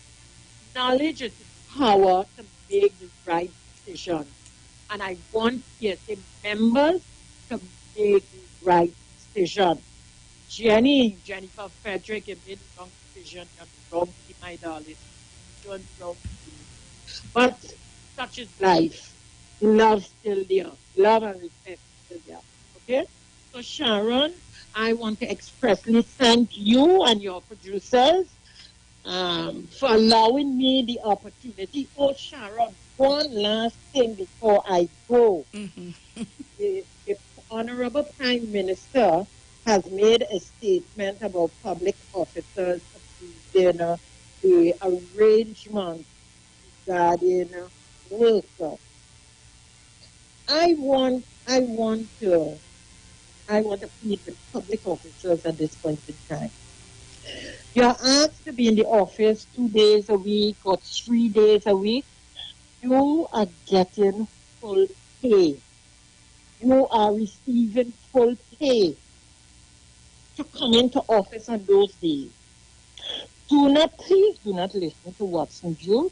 Watson Jude has an election to fight, and therefore he would give you all kind of advice that I tell you is the wrong advice.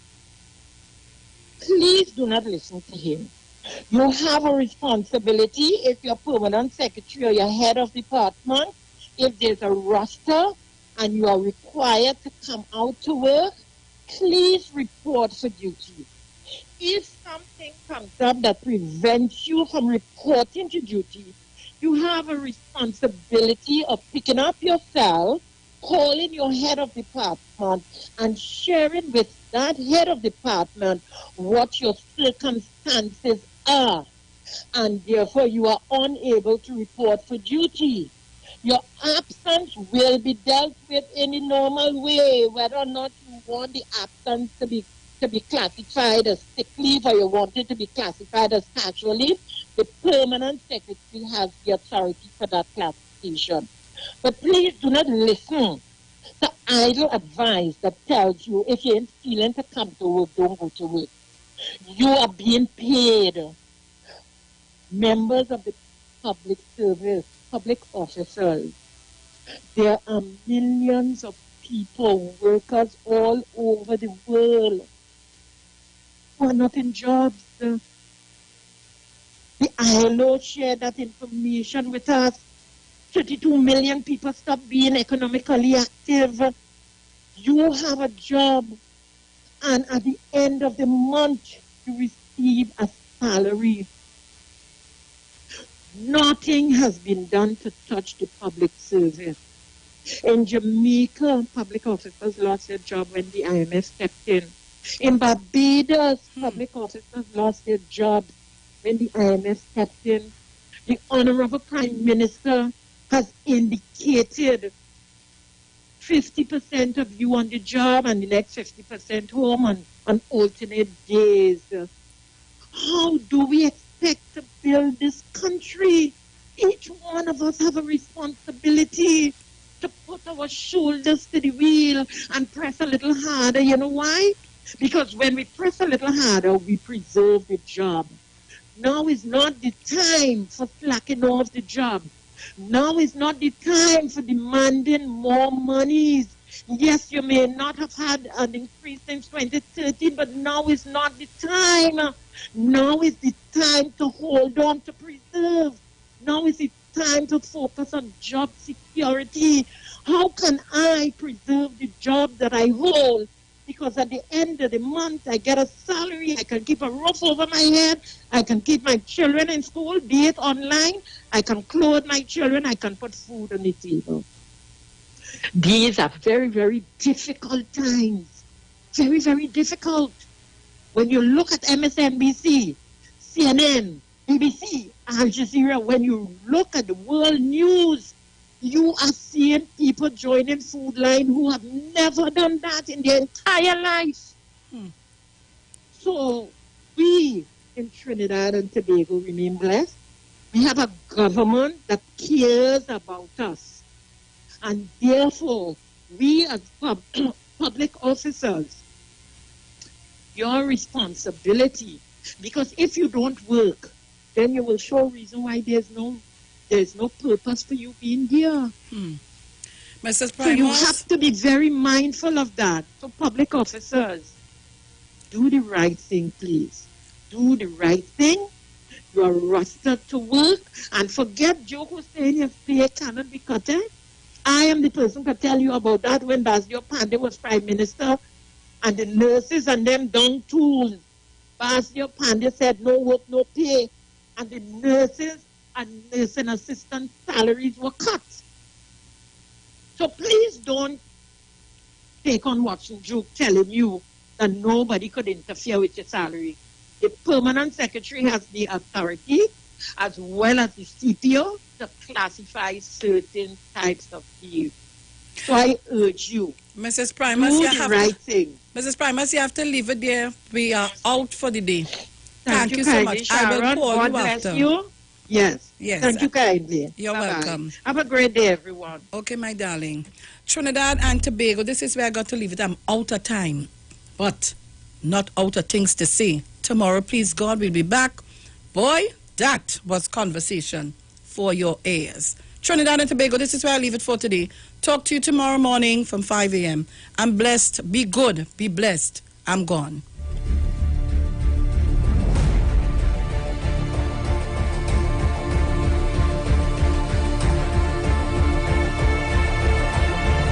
Day Talk. You talk, come talk with us. On the street, 919 FM.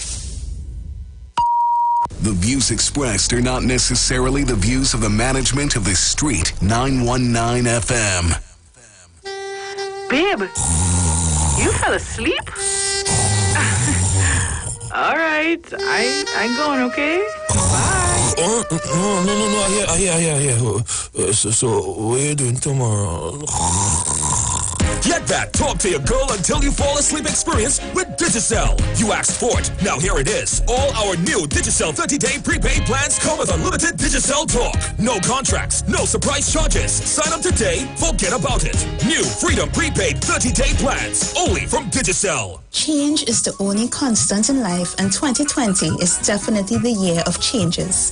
Eastern Credit Union is here to make life easier for you with our Seasons Change Loan campaign. Get up to 10 times your shares and have a chance to win a grand prize of $20,000 cash. And to make it even sweeter, your first full payment will be due on January 31st, 2021. Call Eastern Credit Union at 800-4328 or visit our website at www.ecunewexperience.com to apply for your Seasons Change Loan today. Special conditions may apply and loans are subject to normal lending criteria. This promotion runs until December 31st, 2020 and is approved by the NLCB. Eastern Credit Union, leading the way. Trinidad and Tobago, you are in for a treat. A Christmas treat. This year, tune in to 919 FM to experience a radio production event never heard of or seen before in Trinidad and Tobago. For the next 91 days, turn on Street 919 FM for a true Trini Christmas every day. Teaching you what a Trini Christmas is all about. From October 1st to December 31st, enjoy daily Christmas recipes, Christmas greetings and blessings. Hey, this is Uncle Crazy Boy. Merry Christmas. Christmas stories from the greats. and of course, Parang Soca, and homegrown Christmas classics. It's a true Trini Christmas on the street, 91.9 FM. Crazy! For 91 days. Don't miss a minute of it. Hold me through the night, hold me, my Jesus. Take the wheel, take the steering wheel. Hold me, God, this the balance wheel. Bang! What's up? It's your boy JD, and we are coming down to the Iowa stage, 8 p.m. 14th of October. I said we because I'm not coming alone. I'm coming with my girl Nisa, and we go blaze that fire in Jesus' name down in the Iowa. Streaming from my page on Facebook, JD's Vlog, or you can check it out on Facebook as well. Streaming from Neil Iowa George on Facebook, YouTube, Iowa TV, and from Instagram, Iowa George. If you don't listen like this because I want only to get all the information for the social. We're going to have a real good time. But let me tell you something again. Look to the person next to you and say, hallelujah. I'm not going to miss the Iowa stage. Get ready, get ready, get ready. Get ready, get ready, get ready. We're going to have a good time in the Lord, amen. Streaming live on Instagram at Iowa George, Facebook Neil Iowa George, and YouTube Iowa TV. It's Iowa Stage. When it comes to healthcare, you deserve the best. Do you suffer from low energy, anxiety, or constipation? Health and Wealth Lifestyle with Nicole Huggins provides you with the best services of iridology exam, blood analysis, ionic foot detox, followed by a soothing foot massage. We also provide the best organic supplements. We are located at number 73 Eastern Main Road, Barataria. Or call us at 288-1108 or 275-8359. Join us on the street 919 FM. Every Thursday from 10 a.m. to 11 a.m. for Health and Wealth Lifestyle with Nicole Huggins. Every child is incredibly intelligent. Parents, reach higher. Be stronger. Join Oliver S. Clark, producer of the IBG line of educational products, right here every Thursday morning at 11:15. Get the genius out of the children. Hear how you can work with the IBG phonic program and see your children learn at least 200 times faster. Remember, IBG guarantees rapid progress for champions to turn this nation around. It's right here on 91.9 FM every Thursday morning at 11:15. For more info, call 336-3896 or 725-READ.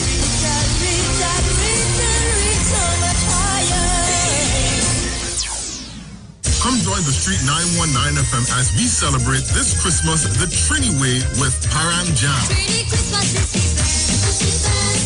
Every Saturday till Christmas, join us. We start off this Saturday, 10th October, with performances by Rambunctious, Why every year I only get socks and drawers. Myron D. You could get me to work any day that Christmas morning.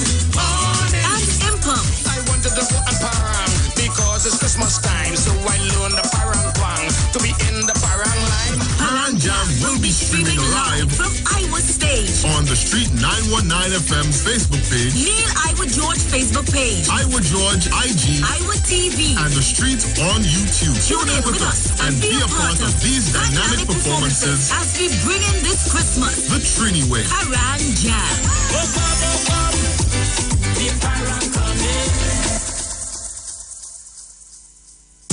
Better vision for your physical eyes, and through the eyes of faith, let healing arise in your mind, body, and spirit.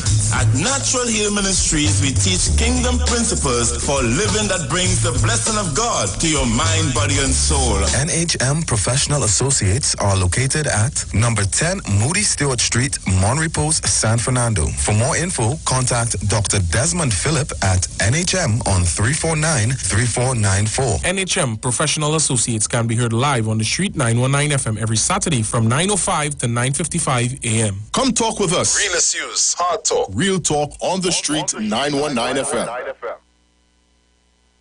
Word on the street, the Tobago only news on Street 919 FM.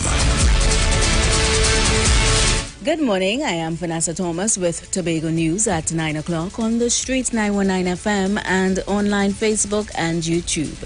Chief Secretary Ansel Dennis addressed the media at a post-budget retreat on Saturday. He said, although less funding was allocated to Tobago than requested, this is understandable given the current economic situation, not only in Trinidad and Tobago, but around the world. Dennis said, as such, the THA will have to do more with less. Approximately 8.5% of funding will be cut from recurrent expenditure and used for developmental programs. Special support such as the Rental Assistance Grant, Income Support Grant, and the Grant Support for Businesses on the island will continue until December 2020. Specific arrangements will be made for Tobago hoteliers, some of whom are facing grim circumstances at this time. Priority will be given to the tourism sector, and although Trinidad and Tobago's borders are closed, the THA will continue with soft marketing of Destination Tobago to ensure the island continues to be visible. Dennis said when the borders open, Tobago will be well poised for business. He also said priority will be given to agriculture with emphasis on food production. Lands will be made available by the THA to about 50 to 100 new farmers for livestock and crop production. The Tobago Agribusiness Development Company, the new company under the Division of Food, Production, Forestry and Fisheries, will be up and running in the shortest possible time and will play a vital role in the development and advancement of Tobago's agriculture sector. Some infrastructural projects will continue, such as roads and bridges. Other projects, such as the Manta Lodge Hotel renovation and the indoor sporting facility at Bacolet, will also happen. In addition, the Roxborough Hospital and Moriah Health Center are scheduled to be completed in fiscal 2021. Chief Secretary Dennis reminded Tobagonians that we are still in a pandemic and it is important that all safety and safety guidelines are adhered to. PNM Tobago Council said the response by people interested in representing the party in the upcoming THA election has been nothing short of overwhelming. The THA election is constitutionally due in 2021. In a release on the council revealed that some electoral districts have reported more than half a dozen submissions and consent letters are still pouring in. The executive believes this speaks volumes and that the future of the party is in a good place. Nomination close on Monday. And that's a look at news in Tobago on the Street 919 FM and online Facebook and YouTube. Stay tuned for major news at 12 noon. I am Vanessa Thomas. Enjoy your morning.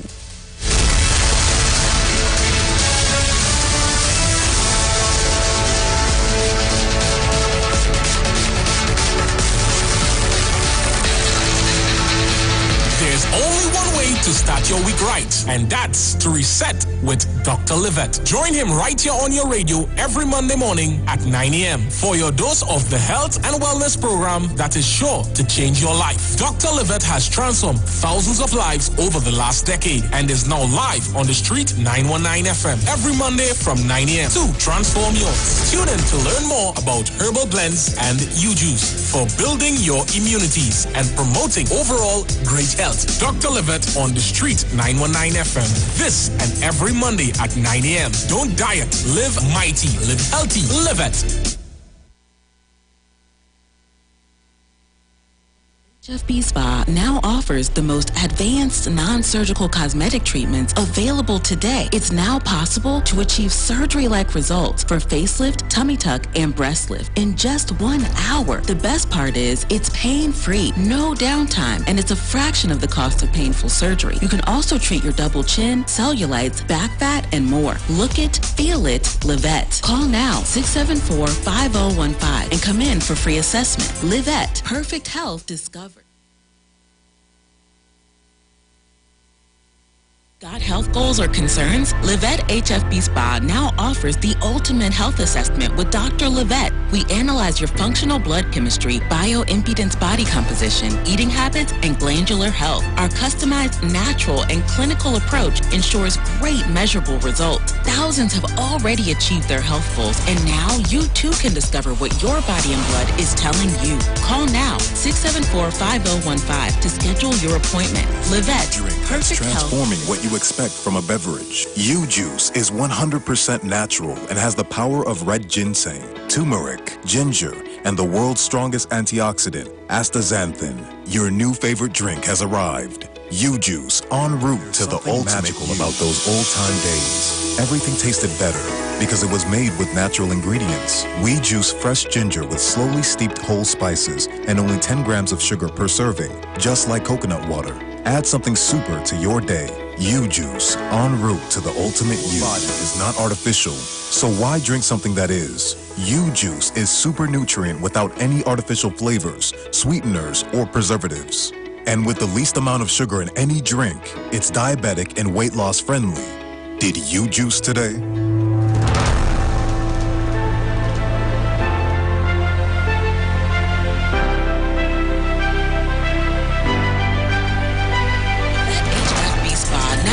The best fat-burning technologies available today. You can lose 2 to 8 centimeters of belly fat per treatment in just 40 minutes. Stubborn belly fat, back fat, or love handles are no match for our combined treatment approach. Sculpt, tighten skin, and contour your body with no downtime and see immediate results. Look it, feel it, Livette. Call now, 674-5015, and come in for a free assessment. Livette HFB Spa introduces Livette Fit 360 Studio. We now offer static contraction training that studies show is twice as effective at increasing bone density than bone anabolic drugs. In less than 10 minutes, the 1-rep gym workout gets you 10% stronger each session, and you rest more the stronger you get. Eventually, you only work out once every 3 months and continue to see gains in strength and bone density. The future of fitness is here. Get fit, stay fit, Livette. Call now, 674-5015, and get your first workout free. Livette HFB Spa now offers the most advanced non-surgical cosmetic treatments available today. It's now possible to achieve surgery-like results for facelift, tummy tuck, and breast lift in just 1 hour. The best part is it's pain-free, no downtime, and it's a fraction of the cost of painful surgery. You can also treat your double chin, cellulites, back fat, and more. Look it, feel it, Livette. Call now, 674-5015, and come in for free assessment. Livette concerns? Livette HFB Spa now offers the ultimate health assessment with Dr. Livette. We analyze your functional blood chemistry, bioimpedance body composition, eating habits, and glandular health. Our customized, natural, and clinical approach ensures great measurable results. Thousands have already achieved their health goals, and now you too can discover what your body and blood is telling you. Call now, 674-5015 to schedule your appointment. Livette, perfect health. Transforming what you expect from a beverage. U-Juice is 100% natural and has the power of red ginseng, turmeric, ginger, and the world's strongest antioxidant, astaxanthin. Your new favorite drink has arrived. U-Juice, en route to the ultimate. Magical about those old-time days. Everything tasted better because it was made with natural ingredients. We juice fresh ginger with slowly steeped whole spices and only 10 grams of sugar per serving, just like coconut water. Add something super to your day. U-Juice, en route to the ultimate you. Body is not artificial, so why drink something that is? U-Juice is super nutrient without any artificial flavors, sweeteners, or preservatives. And with the least amount of sugar in any drink, it's diabetic and weight loss friendly. Did you juice today?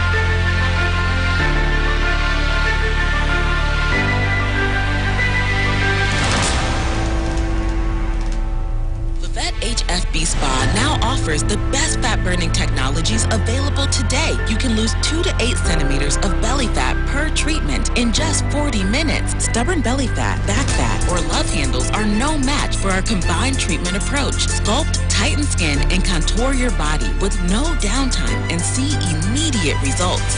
Look it, feel it, Livette. Call now, 674-5015, and come in for a free assessment. Livette HFB Spa introduces Livette Fit 360 Studio. We now offer static contraction training that studies show is twice as effective at increasing bone density than bone anabolic drugs. In less than 10 minutes, the 1-rep gym workout gets you 10% stronger each session, and you rest more the stronger you get. Eventually, you only work out once every 3 months and continue to see gains in strength and bone density. The future of fitness is here. Get fit, stay fit, Livette. Call now, 674-5015, and get your first workout free.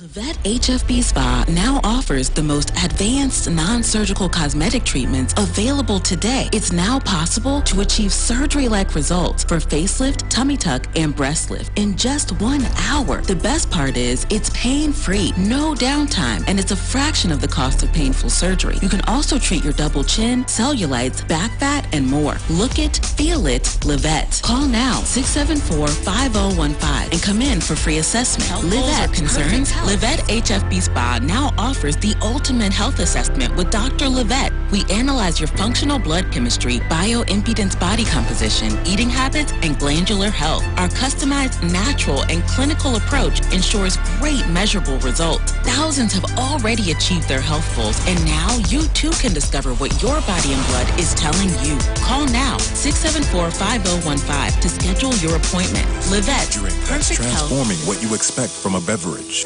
U-Juice is 100% natural and has the power of red ginseng, turmeric, ginger, and the world's strongest antioxidant, astaxanthin. Your new favorite drink has arrived. U-Juice, en route to the ultimate. Magical about those old-time days. Everything tasted better because it was made with natural ingredients. We juice fresh ginger with slowly steeped whole spices and only 10 grams of sugar per serving, just like coconut water. Add something super to your day.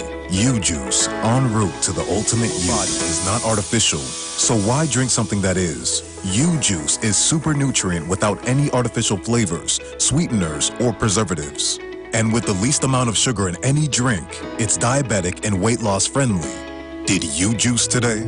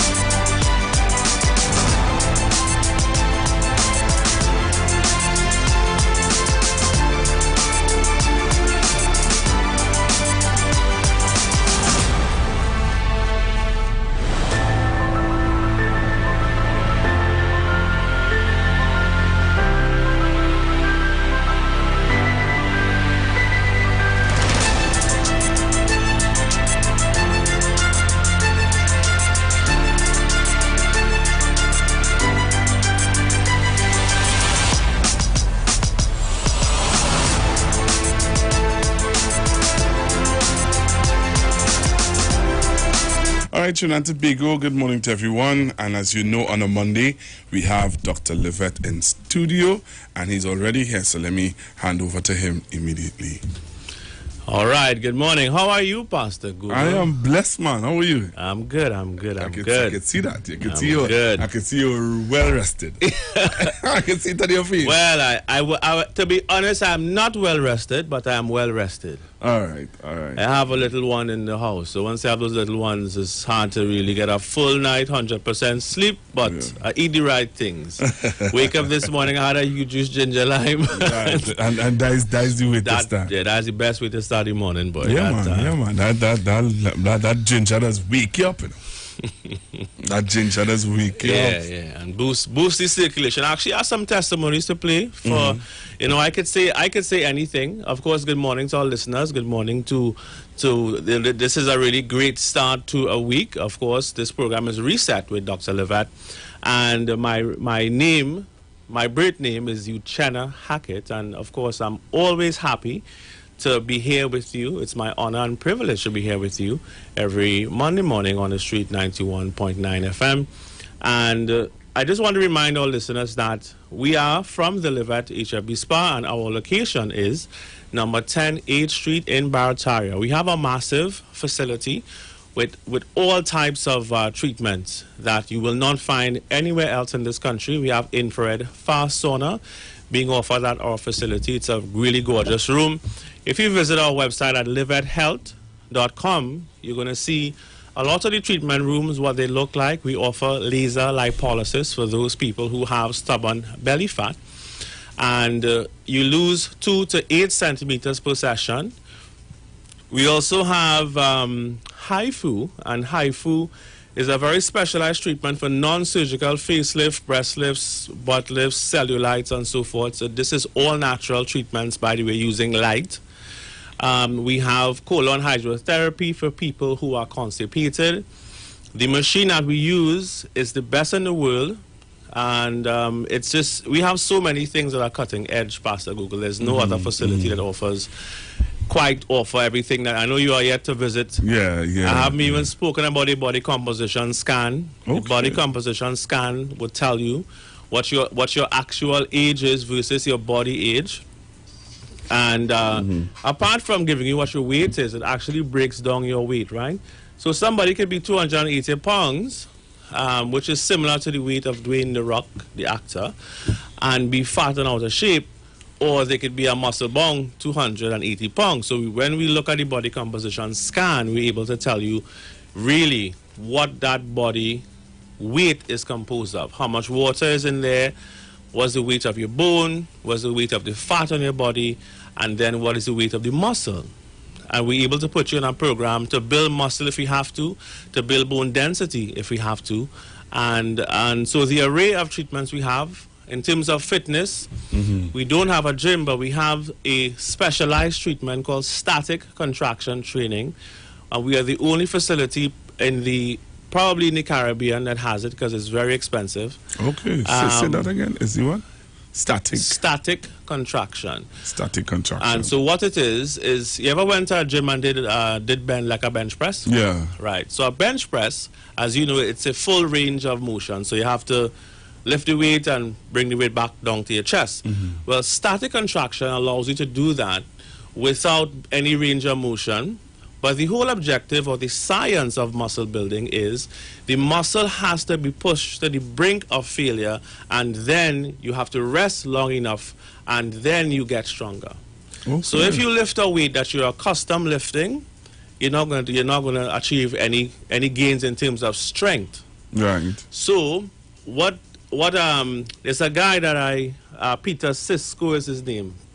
And many years, like 20 years ago, more than 20 years, not Lord again old, about 23 years ago, I read this document that he created called static contraction. So I went in a gym at the time, there was no machine to do it. So I went into a gym and followed his instructions. So I would lift the weight off, hold it in the strong range, so I'd not bring it down to my chest, right? I'd keep it here. Hold it for 10 seconds. The trick is that the weight had to be so heavy I could only hold it for 10 seconds. Oh. And then I put it back. And every time I came back, this is more than 23 years ago actually, when I came back to for my next workout, I got 10%, I could put on 10% more weight. So in 6 months, I got so strong, it was unbelievable. But the key about this is, it's the shortest workout of your life, just 10 seconds per muscle group. And in 6 months, somebody who works out, so let me just fast forward now. So recently we got a machine. The machine now prevents you from having to load up all this amount of weight. So what you do is actually measured intensity. So you push as hard as you can push in your strong range, and the machine records how much you would have pushed if you went to the gym.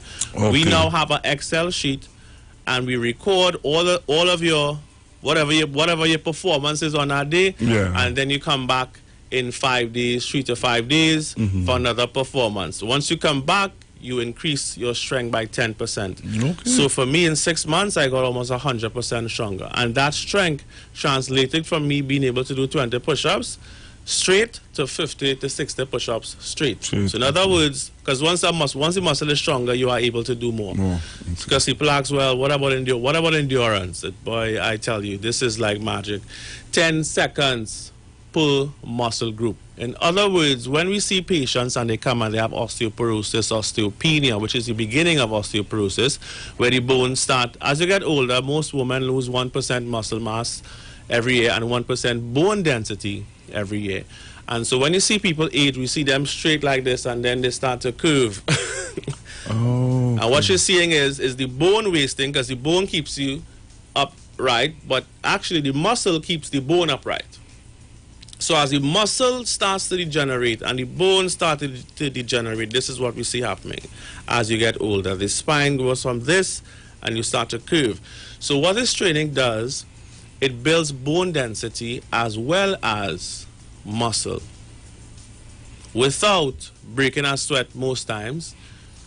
And you could even train in your regular clothes once you have a proper shoe, because it's not it's not up and down training, screaming, shouting. No, it's just focused on 10 seconds of giving me your all, and that's it. Okay, all right. So that's interesting. Yeah. So when we talk about we have a very unique facility, you really have to see it to believe it. I know you have to come and visit us to get your body composition scan done, and to see all the different things that we have at the facility. But it's truly amazing. The type of services that we offer.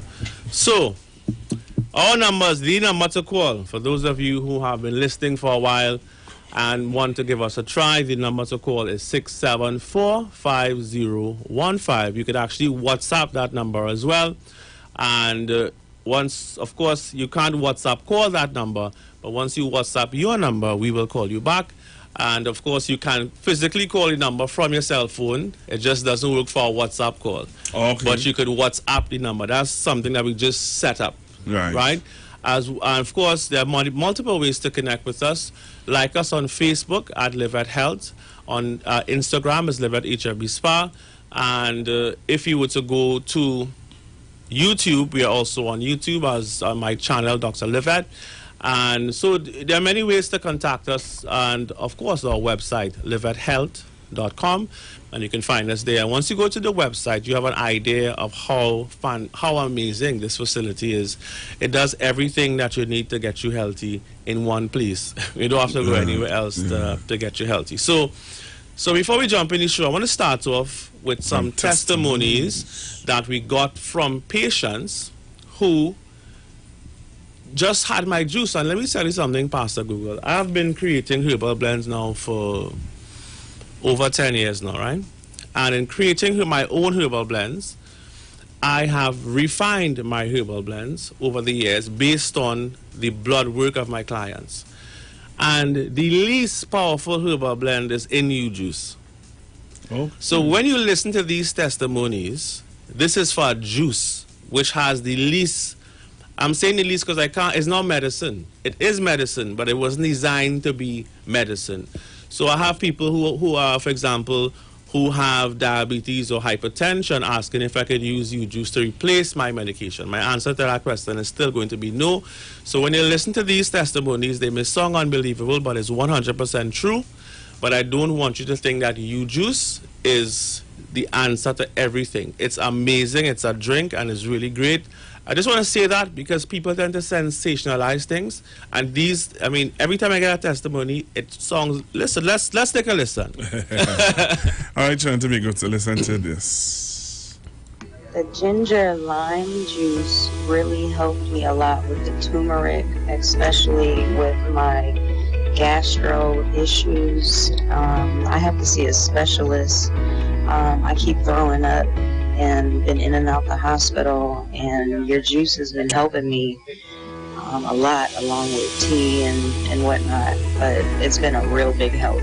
U-Juice is 100% natural and has the power of red ginseng, turmeric, ginger, and the world's strongest antioxidant, astaxanthin. Your new favorite drink has arrived. U-Juice, en route to the ultimate you. Last year, I was trapped in Miami, very, very sick. Had no idea what was going on. Fever, headaches, couldn't breathe, a lot of issues. By the time I came back to Trinidad, went to the doctor, got a number of medication, got antibiotics, all these different things. None of it really worked. And then, you know, in speaking with Dr. Livette, he mentioned that, you know, I should try the U-Juice. So that I did. And after about a week, I noticed that mucus started easing up. I noticed that I was able to breathe a lot better. I noticed that, you know, that the cold symptoms that I had was going away. And I was also able to function a lot better. I had a lot more energy. And I must say that it is everything that it is said to be. My name is Sean Brown. I've been a diabetic for the last 15 years. I just want to thank Dr. Livette for a product that works and just give a short testimony of my experience with U-Juice. I'm a knee amputee. My sugar level has been fluctuating for past 15 years. Been problems to get it under control. So after me, I was really tired and I saw the U-Juice on the shelf. So a customer told me, try it, that it would, that it will help. Try this U-Juice when I was speaking to him. So I bought two actually. I drank one and on the way home, almost spontaneously, I found my energy level went back up. So I went back down here and I bought a 6-pack of U-Juice. And I took it home, started, and to my surprise, when I test my sugar in the morning, I found that it was leveling off a certain way. So I started looking back at what I was doing to get my sugar levels balanced. Only to realize it was the U-Juice. So I went back, bought another 6-pack and tried it. The last 6 months I have been using this U-Juice and my sugar levels are really good because I no longer have to be snacking and buying products that does not work in regards to things. I totally stumbled upon it, and I would just like to thank Dr. Livette for a product that works. U-Juice. All right, so these testimonies keep coming in, Pastor Google. I'm going to keep, you know, it's just amazing. I never thought that when we made this juice, the response would have been so amazing. Wow. Wow. I know I have everything in it to you know, to benefit health, but I didn't think that the juice alone, you have to understand, I have a product called Pancreas Renew that drops sugar like, you know, it works so amazing. I have a product that works, we call it Heart Renew, that is, if I should start getting some testimonies of my clients who use Heart Renew. It's just phenomenal what it does.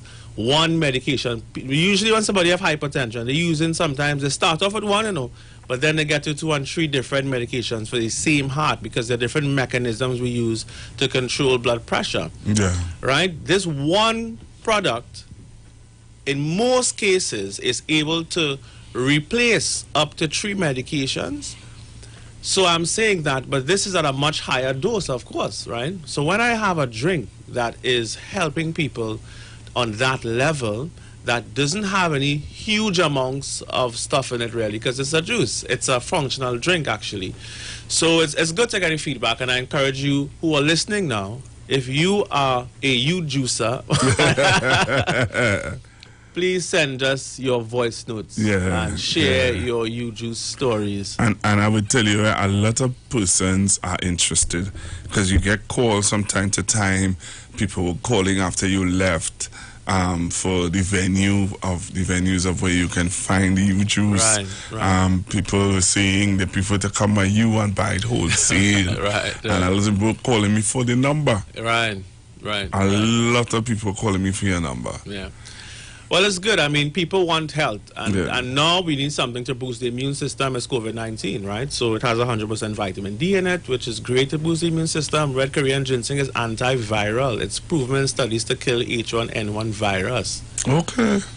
That's why I heard the testimony. The girl said she was on antibiotics and all different things, and his juice actually helped her.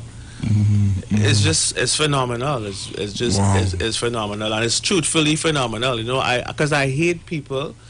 Hate is a strong word. I dislike people who misrepresent products and they sell you a dream almost, and then when they get the product, it's it's none. I will say though that products work differently. Herbs work differently for different people. So you may just buy the drink. If nothing is wrong with you, what you will experience is better digestion. You will get. It does help with your eyesight. It's not specifically an eye formula, but it does have astaxanthin in it, and astaxanthin is the most powerful beta carotene. So it's more powerful than carrots, for example. So people who juice carrots and beetroot and other things, this is a drink that gives you more beta carotene than carrots. This is a drink that gives you more antioxidant, 6,000 times more so antioxidant activity than vitamin C. Plus, of course, it has vitamin C in it because we know that that lemons have very high amounts of vitamin C. Yes. But with astaxanthin, you get 6,000 times more the antioxidant capability.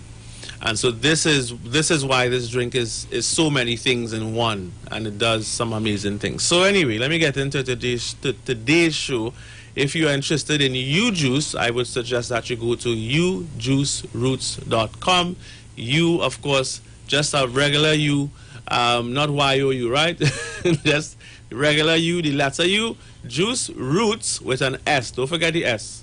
So ujuiceroots.com, and you'll be able to find everything there, including the locations where we are. I want to shout out Tobago. We are in Tobago. And if you go to the website, we have a couple of locations in Tobago. We are expanding very soon. Hopefully by Christmas, we'll be in all the major supermarkets in Tobago as well. That's my goal. All right. And we're going to get there because the demand in Tobago is growing significantly as well. Okay. And let's give out the numbers again, because there's some people who are not so techno-savvy as you think. Sure. And a lot of them are the elderly, and a lot of elders who have been calling and asking for the So product. as I said, you can WhatsApp 674-5015 or 5015. So 674-5015.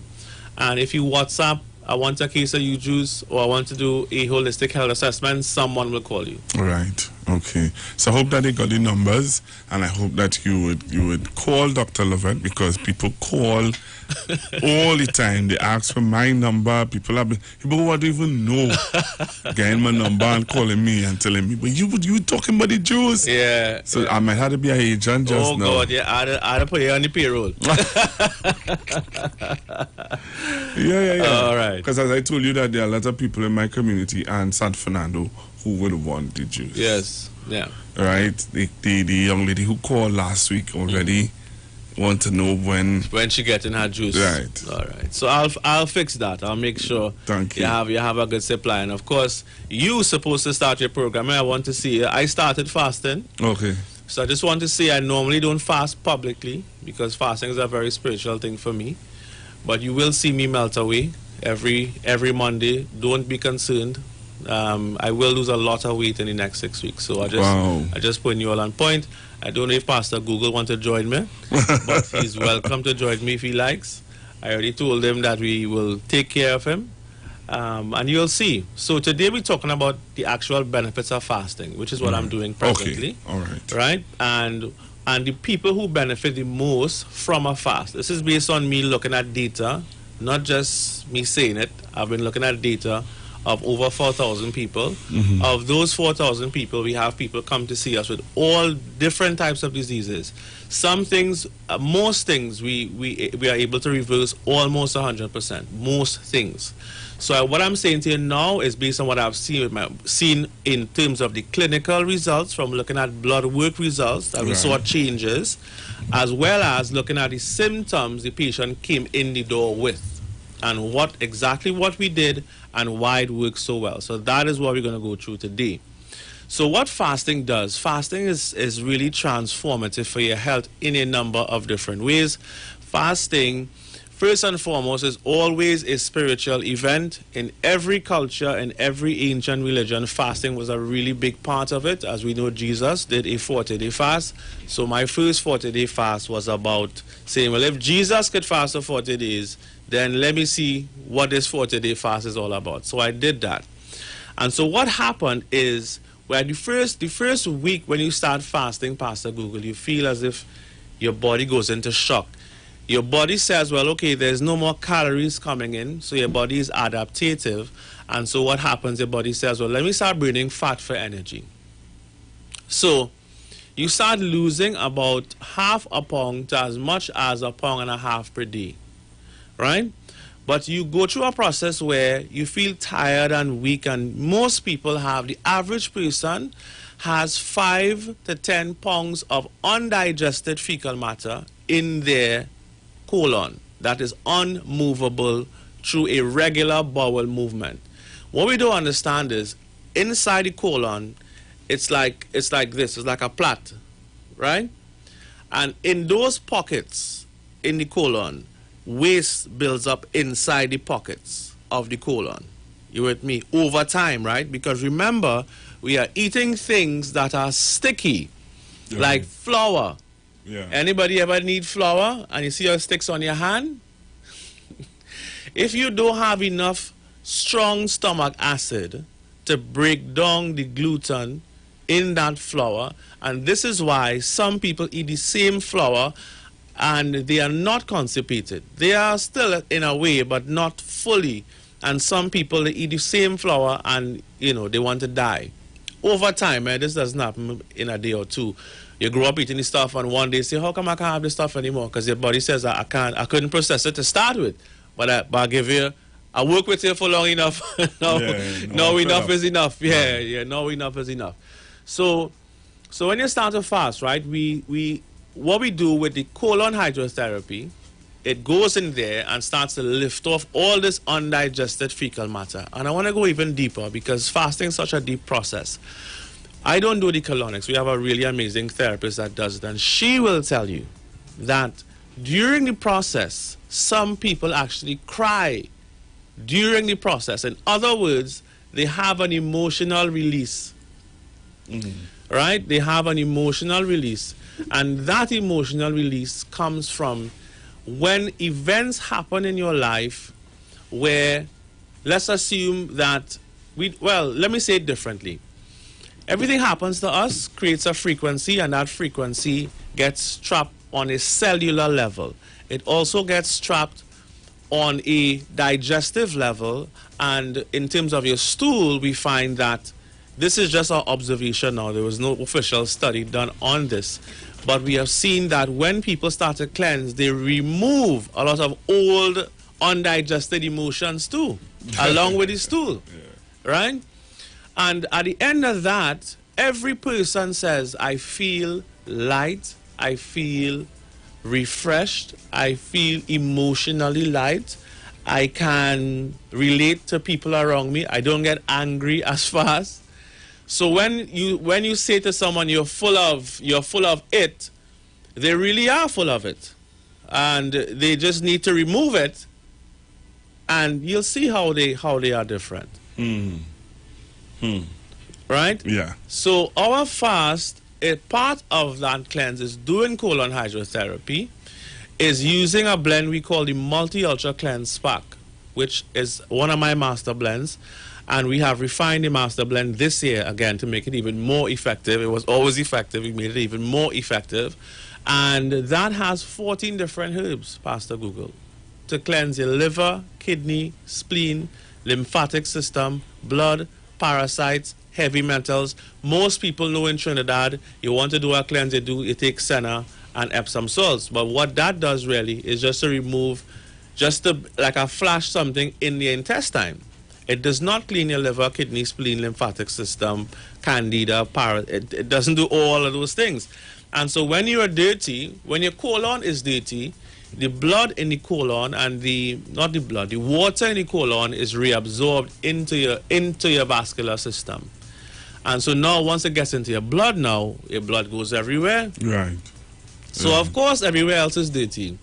So fasting allows us to remove everything that shouldn't be there. It doesn't happen in a day or two. We say 35 days. Now, because of U-Juice Ginger Lime, our clients are fasting so much easier now, because before it was harder, because you are going to have less calories, you are going to have less energy, but with U-Juice you can fast. And also, I don't want to forget our new drink. It's not a new drink. We've been making this drink called Kefir for the longest while, and that has trillions of good bacteria. It also has a lot of other benefits as well. So people that use it also, it gives them energy, it calms them down, and your colon is your second brain. So once you remove anything that benefits your colon health, is going to improve your mood. Is what I'm trying to say. And if you have a hot your mood isn't good. The first thing you want to see is the toilet, and if somebody stop you before you go there, you will push them away. You're not in a good mood. You need to remove the waste. And so your waste changes your mood. And these days we're under stress. Most people, right? Yeah. And so doing a cleanse now, I think, is the perfect time to do a detox, because you're really going to help to reset your body and to get your body in a state that is able to survive anything. One of the things that I thought about when COVID hit is the amount of people that, unfortunately, all over the world, we're going to see a doubling in the poverty levels.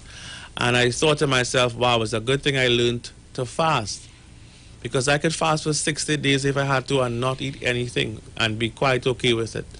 And while some people are on a forced fast because they really do have stuff to eat, I want to say to those people to look at it from a different perspective, because if you can't do anything else, say, you know what, let me just do a fast. But make sure I stay hydrated. You with me? Yeah. Make sure and stay hydrated. Drink lots of water in a day, and until things get better.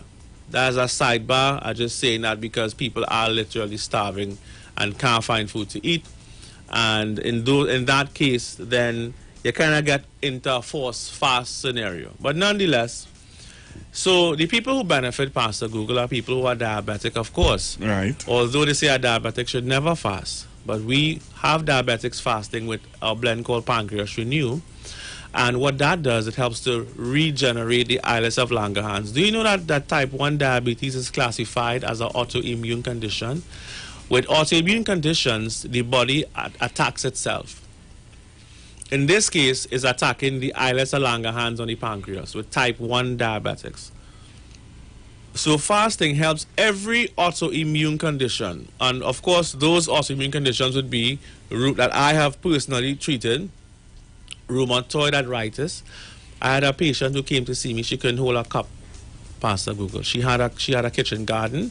She couldn't go in the garden. She couldn't hold her grandchildren. She was using all the medications that the doctor said that she should use, which includes some very dangerous medications like methotrexate, which is a chemotherapy drug that has a lot of dangerous side effects, by the way. And some of the side effects include liver damage and death side effects. Wow. With long-term use. But even though she was using something that had that horrible side effect, she still wasn't better. She still couldn't hold the cup. In 30 days, my friend, in 30 days, she was not just holding a cup, she was back in her garden. She was able, because she's a cake designer. Right. She actually brought a picture. She said, "Doc, look at this beautiful cake. I was able to go back and do my job again." Wow. You know what I mean? So this is, what we do is really transformative. Yeah. And rheumatoid arthritis have a lot of people crippled, some of them. So Apart from that, of course, I've helped people with systemic lupus to completely reverse the disease as well. Systemic lupus, I don't want to make it seem as if I'm Jesus, right? Every disease and every person we meet, some get different results than others because some people follow instructions better than others. So when I say somebody got those great results, believe me, they listen to everything we said. But some people just hear that alone, they hear the results, and then think I am the person who does everything. No, you have half the job to do. You have to you have to apply the knowledge, right? And the other thing is, some people they are so sick that sometimes it's not, when we catch it, it's not that they can't get better, it's that it's much harder for them to recover, especially in lupus cases where they have really far gone renal failure. Okay. So that the extremes of it sometimes it's too extreme, and it's not that we can't help you, we do, but I just want people to be realistic. And so when they come to see me, I am very frank. I would tell you, look, based on this, I could achieve this in a month if you do so and so and so. And if they do, I know because I know what I've observed, right? I know what I can do. I know what can be done. Certain things I say, look, this is not a quick fix. This may take 6 months or 12 months of consistent work, because remember, you have these things for a long time, as some people do. But most of the times, we are able to get close enough to Jesus. Most of the times. I had somebody with Hashimoto's thyroid disease, which is another autoimmune condition. And she was also on medication, like thyroxine. And she had horrible breakouts, like outbreaks on her skin, like psoriasis and eczema and stuff. And within 30 days, I have a picture I can show it to you. It's unbelievable. Like, it was just, and this is almost 3 years now, this particular patient. And she has not gone back on any medication. Really? Yeah, so this is a long term. And because we look at the clinical data, and we checked her thyroid function, which we do because, of course, we do blood work, right? Because we check her thyroid function, we was able to see. So when she went back, and she works in the hospital in Tobago, by the way. So when she went back to her doctor, the doctor says, well, still take the medication. No, actually, the doctor said, she said the medication's working good. Because, you see, you can't tell your doctor most of the times that you're using herbs, because herbalists are not necessarily doctor friendly, only because doctors like to see quantifiable results, and most herbalists don't even look at blood work. So then how are we going to quantify the results? The doctor wants to see that if you're using something to reverse thyroid disease, that your T4 and T3 and thyroid stimulating hormone is where it's supposed to be. Because if a herbalist just giving you a herb and say, yes, I hear iodine, I hear CMOS is good for thyroid, and you're taking it, how are you going to know if the CMOS is working?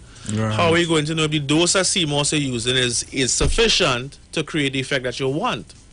And this is why a clinical observation of diseases for a herbalist, who is the alternative to the doctor, is very important. Okay. And this is why doctors don't like herbalists, because they don't know how to evaluate blood work. Okay. But then you have a machine that does that also?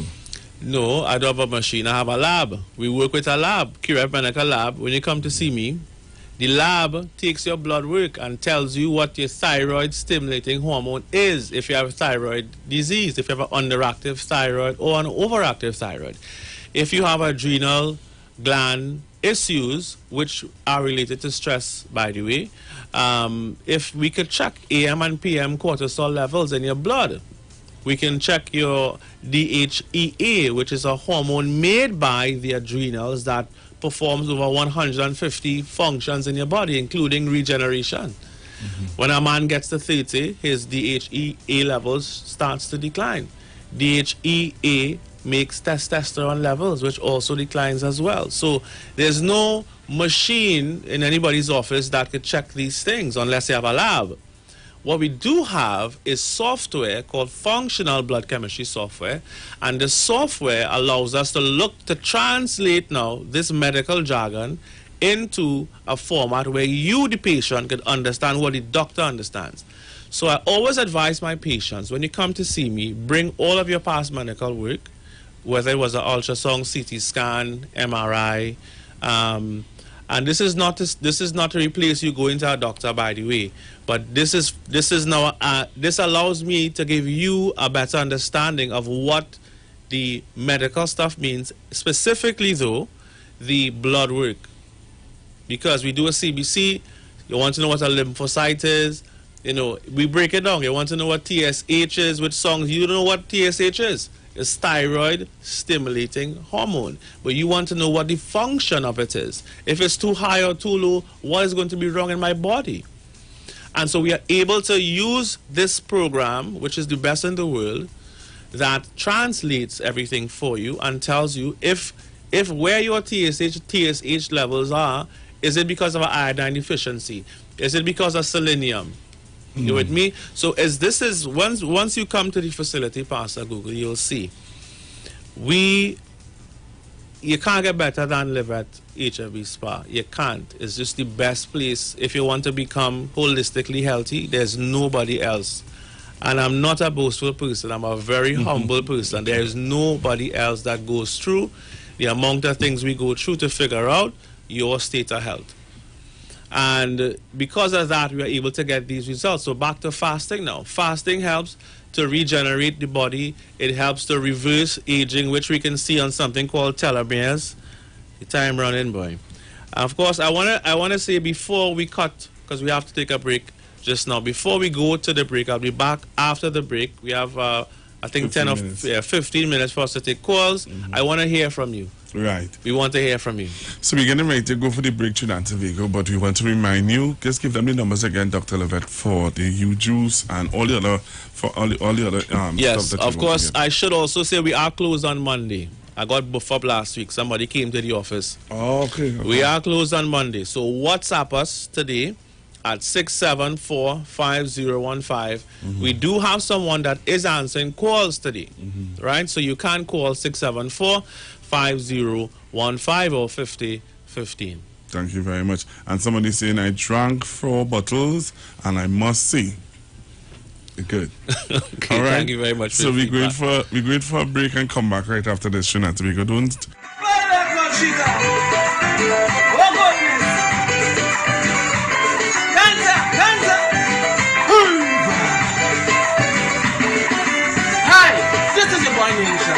Don't hide your Christmas behind a mask. You will catch me live one-on-one on Ivor George stage on Saturday the 24th of October at 8 p.m. Live streaming on Facebook, YouTube, and Instagram. So make sure come on, make a contribution. So this is a bad one. And make sure don't para from home. Enter! Lana Muchacha! Streaming live on Instagram at Iowa George, Facebook Neil Iowa George, and YouTube Iowa TV. It's Iowa Stage. Malatumishe Ifabamishe Aganki, better known as MC Duke, and every Monday between the hours of 7 p.m. to 9 p.m. I host a show called Orisha, The Way of Life, right here on the Shit 919 FM, where I have guests passing through from the Orisha Ifa Baptist Diaspora to educate, edify, and inform you, the listening public, about Orisha Ifa practices. So remember to tune in every Monday between the hours of 7 p.m. to 9 p.m. for Orisha, The Way of Life.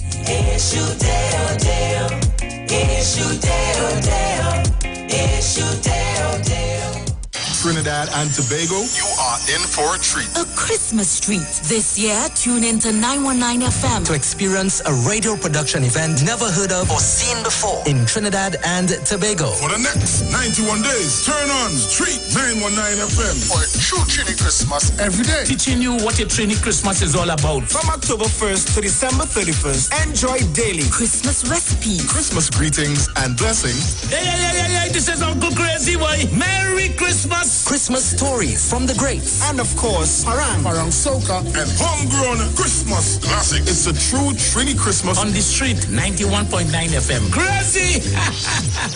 For 91 days. Don't miss a minute of it. The Parang song is sweeter. I love the bass and guitar. I want Parang forever. Yes, my friend invited me to a party party. It was an all-inclusive soca party. And when I reached there, music at me leisure. I fell in love with the everybody happy. Like Papi Lord, glad when it's Christmas time, glad when it's Christmas time. To the ghost tree they're going, the whole house they're painting, some sewing and cooking. Since July the wine set, the quattro start to echo. Ah, it's your boy Daddy Chiney, aka the crossover artist, aka the Parangderu. And here we're going on. You can catch me live in the Parang Jam, one-on-one on Iowa stage. 8 p.m. 7th of November, streaming live on my Facebook page, Ricardo Melville, yes, my government name, on Instagram at Daddy Chiney, and on Facebook at Neil Iowa George, also on YouTube on Iowa TV, and Instagram at Iowa George. Tell a friend. Streaming live on Instagram at Iowa George, Facebook Neil Iowa George, and YouTube Iowa TV. It's Iowa Stage. Tune into the Street 919 FM from 8:05 a.m. to 8:55 a.m. from Sunday 18th October for the program God's Last Warning Message with the Gospel of the Bones Ministry. Hosea chapter 4 says, "Hear the word of the Lord, ye children of Israel, for the Lord hath a controversy with the inhabitants of the land, because there is no truth, nor mercy, nor knowledge of God in the land. By swearing and lying and killing and stealing and committing adultery, they break out, and blood toucheth blood." Remember, 8:05 a.m. to 8:55 a.m. from Sunday 18th October for the program God's Last Warning Message with Gospel in the Bones Ministry. The journey's almost over. Right now I'm feeling nice, so nice. Hey, value optical be nice. Yeah, caring for your eyes. You're sure to see real nice, whoa. Yeah, we have the best price and some brands for your eyes. You're sure to look real nice, whoa. Yo, this is Vikash for Value Optical, caring for your eyes. Check us out today. The Gospel of the Kingdom radio program with Gilbert James is now on the Street 919 FM every second, third, and fourth Thursday from 8 to 9 p.m. and every first and third Sunday from 12 a.m. to 5 a.m. Monday. The Bible says, "The Gospel of the Kingdom shall be preached in all the world as a witness to all nations, and then the end shall come." For more info, call 652-0924 or 298-4540 and join us every second, third, and fourth Thursday from 8 to 9 p.m. and every first and third Sunday from 12 a.m. to 5 a.m. Monday for the Gospel of the Kingdom radio program with Gilbert James. Get interactive with the Street 919 FM. All day, every day. See us all live on our Facebook page. Share and comment on our show. Like our page. Chat with our live on-air announcers. The Street 919's Facebook page. Live and interactive all day, every day. The Street 919 FM. Come talk with us. Got health goals or concerns? Livette HFB Spa now offers the ultimate health assessment with Dr. Livette. We analyze your functional blood chemistry, bioimpedance body composition, eating habits, and glandular health. Our customized, natural, and clinical approach ensures great measurable results. Thousands have already achieved their health goals, and now you too can discover what your body and blood is telling you. Call now, 674-5015 to schedule your appointment. Livette, perfect health discovered. We know the street because we talk to the street. Come talk with us on the Street 919 FM. All right, Trinidad and Tobago. I want to hear from Tobago too this morning. I know our listeners may have all kinds of burning questions. So give us a call. And Tobago is listening, so you can call us on 342-0081, 342-0081, 771-1791, 771-1791, 466-5391, 466-5391. And if you're overseas and you want to get in contact with Dr. Livette right here on Street 919 FM, just type in, just call us on 718-874-3860. So we're taking your calls until 10:15.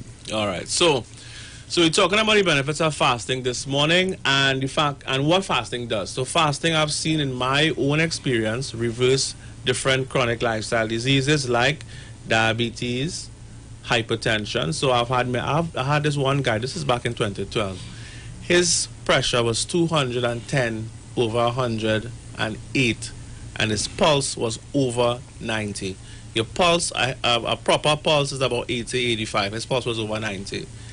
I didn't give him any herbs. I just said, just do the cleanse first. Let's see what happens. This man's blood pressure was normalized without any medication. Now, this is not the case for everybody because there are different reasons for the pressure being high. By the way, the main one usually is stress, which I don't have any pills for. You know, diabetes too. There's some people who suffer with diabetes and their sugar level go up based on stress. Of course, and lack of sleep. Lack of sleep will make your pressure higher. Lack of sleep will make your sugar higher. Lack of sleep. Sleep is you lose weight while you sleep. So if you don't sleep, you're going to gain weight as well, even if you're eating healthy. Wow. Let's take this call. Hello, good morning, caller. Hi, good morning. Hello, Pastor Google, Dr. Levert. Hi, good morning. Yeah, I have a problem with my stomach. Right now I'm feeling so sick. But I'm a bread person, right? Right. I know I'm not supposed to eat bread, but sometimes there's nothing else and I eat bread. But my stomach, I know it's my stomach, but I cannot explain how I feel. I cannot explain it. All right. How much bowel movements do you have per day? Well, one, very good, and sometimes two. The second one don't be so good. So what you're describing is some form of constipation, which flour causes. The gluten in the flour causes constipation. So my recommendation for you for breakfast or to replace flour is oats and maybe almonds. So like you can have oats and almonds in the morning, and to drink a lot of water. How much water do you drink? I drink a lot of water because on mornings on rising I drink a bottle. A bottle is how much? That is how I go out. I go about 2 liters a day. You have about 3 liters a day. How much water you have a day? How much in that bottle do we? How much in the bottle? Not the small bottle, the medium bottle, not the tall, not the tall long one. That's 500 ml. So how much of those you have a day? Not the whole thing, I can tell you. Not the whole thing. Yeah, so I ain't feeling good at all. Yeah. I'm not feeling good at all. I would say give us a call. I mean, your body tells you when it's time to do a holistic cleanse, and it sounds like your body is saying that you're ready for a change. So I would recommend that you give us a call, and we'll sit with you, go through whatever blood work you have or any kind of medical stuff. I also recommend doing blood work because when you're feeling sick, you don't know what could be wrong. So I recommend that we do a check, and see how we can help you, okay? Okay, thank you. All right, take care. Wow. Yeah. So, your body tells you when something is wrong, Pastor Google. Everybody, we may say, is gasping. Another call? Yeah, we have another call. All right. Hello, good morning. Hi, good morning. Good morning. Hello? Hi, Yes. morning. Morning. I'm Noel from the radio there. But while suffering with diabetes and pressure and things, I want to come in and check you because I am a boy and going up at all. All right. I have pressure, I go down the boy and with the boy. Yeah.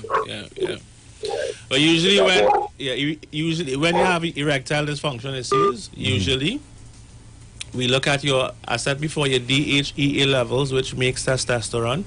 If you're diabetic or have poor circulation, the penis is a spongy gland or organ, I should say, and the only way for the organ to raise is to have blood flow coming to it, right? So the key of cleansing, where I've had many men come with that particular issue, and so once we do our cleanse, in just doing the cleanse, of course, it boosts circulation. You juice ginger lime also helps to boost circulation too, so it helps. I don't want to say you juice would make your boy stand again, but it helps because of it boosting circulation. That's the only point I want to make, right? So that I recommend, for most people, we give them herbs like Tonkat Ali and Tribulus and zinc, and so that helps to boost testosterone levels along with clearing up your vascular system, and everything is back to normal. Hello, good morning. Good morning. Good morning. Hi, good morning. Dr. Levitt. Yes? Because I'm trying to find out what you could help me with. I am thyroid. That I have thyroid. And right now I've noticed that my right hand is getting weak and it's shaking. It's starting to shake at times. So should I come in and come and see you? Consult with you? Sure. What is the particular issue with your thyroid? Do you have blood work that gives us an idea already, or we have to do new blood work? I was operated on in the 70s, late 70s, I believe. And I have had work done on it after. They said it came back. So I'm taking L-thyroxine. L-thyroxine, yeah. Yes. No. Is it that you had the thyroid removed? No, well, it just recently, they started to happen, just Saturday, you know, it started to happen, the hands start shaking and Okay. the right hand. No, but I'm asking if the surgery, you said that you did surgery on the thyroid. Was it partially removed or? It actually moved. Yeah, that is what the doctor said, it was removed. It was removed. Yeah, but yet still, I was told that it came back. I don't understand. Okay, so what I'll do is just do a fresh set of blood work on the thyroid, and then based on that, then we will be realistic with what we can do. Okay? I appreciate that. All right, take care and have a good day. I think you know, who should I call to? Because I called 5015. Correct. And, I couldn't get in. So make an appointment. Yeah, you can also, is it that you said that you tried to call 6745015 and didn't get through? Yeah, they said it was mailbox was full.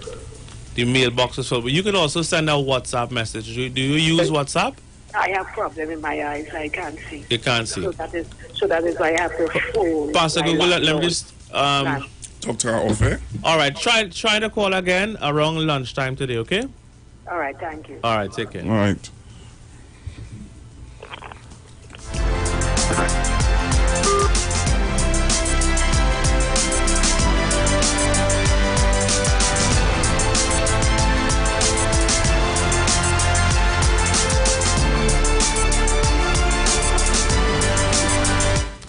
All right, so again, we're chatting about the power of fasting and how fasting can, can reverse illnesses. Just a note for that patient, for that person that called, I should say. If you have your thyroid removed, many times there's no way to come off of L-thyroxine because the thyroxine is the main hormone for the thyroid, right? And people like that, they have issues with calcium, so they have to use something with calcium because the thyroid helps to metabolize calcium as well. But what we can do in a case where the thyroid is fully removed is to have all the other systems in the body function better, so then it works synergistically. But in terms of getting it off of your medication is not something that I would recommend if that is the case. But it does not mean that you should not do your blood work and do the checks so then we can make those decisions based on that, right? All right, so people who are sick and tired of feeling or have a sick feeling, those people benefit a lot from doing a cleanse. People who are obese benefit a lot. I had a client who was on dialysis recently, and he missed 2 sessions of dialysis, and when he went back, the nurses were shocked to see that he was doing so well, so we know by doing his blood work that his creatinine levels, which is the measure, which is a marker, I should say, for kidney health, started to go down. I've had people creatinine levels as high as 7 come down. It's not a quick process but we see a reversal in renal failure using herbs, and we do have IVs as well that helps a lot. Baking soda or sodium bicarbonate IVs work really well. You have another caller? Hi, caller. Good morning. How are you? Yeah, I'm blessing my Jesus. All right. Well, I have a question that when I do a HC1, HbA1 something, so? HbA1c. He would I'm not diabetic, but I just still going to do it now because when I take the blood test, you get all kind of reading. Right. So I did it and I get the result, it was 5.5. That's good, actually. 5.5 is good. So that's not borderline, though? No. When it gets up to 5.9, you start to reach the border. Well, boss and the panel, I want to thank you all in a way for the good work you're doing. For getting this citizen healthier. Yes. That's what we need. Thank we you need Jesus and we need health and strength. Thank you very much. Without anyone, it's not a purpose. I agree. God is extremely Thanks a lot. important. Bless you. You too. And enjoy the rest of your day. All right, the city clock is already. Yes, we're almost done. So, in wrapping up today, I want to underscore the importance of detox and cleansing, of checking your blood work, right? So this guy is a perfect example. He checked his blood. He didn't know how to interpret the numbers. When you come to see us, we put all those numbers into our program, and we tell you if you're within the optimal range, if you're heading towards the border, where the doctor would say you're borderline, right? And then the doctor say, well, let's look and see if it gets better.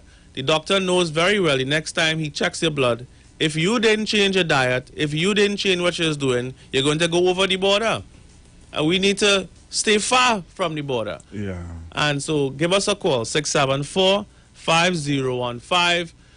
That number again is 674-5015. I should mention that we do have specials this month, and you get a free BIA assessment for anyone that you come with for your assessment. So let's just say it's a husband and wife, which happened last week. Husband and wife came, the husband got the free BIA. Now, if the husband need an entire assessment, that is not free. Just the body composition scan is free. Or maybe your parent and your daughter or son is overweight, so you come so we're able to assess their body composition, which is just part of our holistic health assessment. So again, give us a call, 674-5015. Thank you so much for listening. It's always great to be here. As we always say, live mighty, live healthy, live at. All right. Thank you very much, Dr. Livette and Trinidad and Tobago, as you just heard. Stay tuned. Next week, Monday, again, you get some more health information from Dr. Livette. There's only one way to start your week right, and that's to reset with Dr. Livette. Join him right here on your radio every Monday morning at 9 a.m. for your dose of the health and wellness program that is sure to change your life. Dr. Livette has transformed thousands of lives over the last decade and is now live on the street 919 FM every Monday from 9 a.m. to transform yours. Tune in to learn more about herbal blends and U-Juice for building your immunities and promoting overall great health. Dr. Livette on the street 919 FM. This and every Monday at 9 a.m. Don't diet, live mighty, live healthy, live it. Come talk with us. Venus News, Hard Talk, Real Talk on the street 919 FM.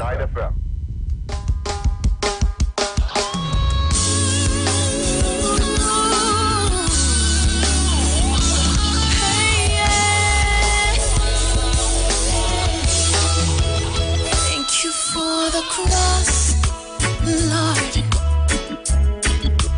Thank you for the price you paid, bearing all my sin and shame. In love you came and gave amazing grace. Thank you for this love, Lord. Thank you for the nail-pierced hands. Wash me in your cleansing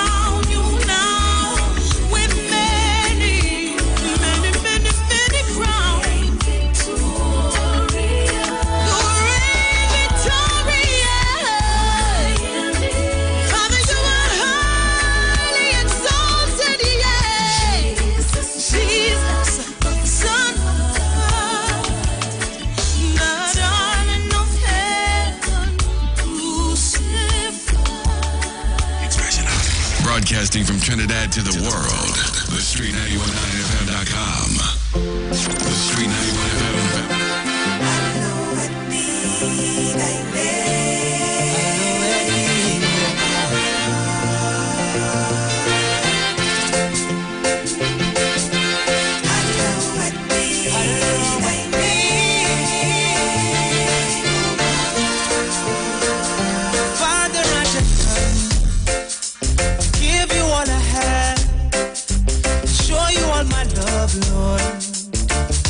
My heart and soul. There's a feeling that I have inside, and I can't explain. It blows my mind. You make me say, whoa, hey, hey, whoa, hey, hey, hey,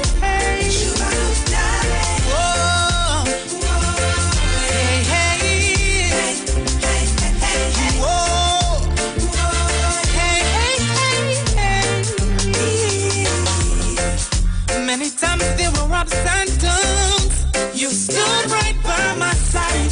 You showed me love is a verb not known. Yes, it's more than white. I can feel it in my heart, feel it in my mind, running through my soul. When I rain or shine, said it once before. Jesus, you're divine. Sing it in a reggae one time. You make me sing. Whoa, hey, hey.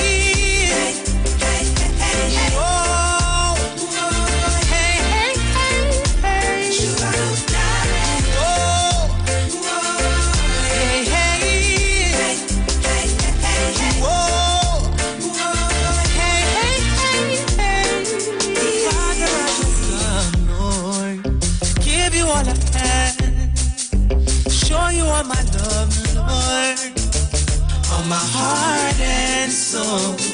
There's a feeling that I have inside, and I can't explain. It blows my mind. You make me say, whoa, hey, hey, whoa, hey, hey, hey. You make me sing, whoa.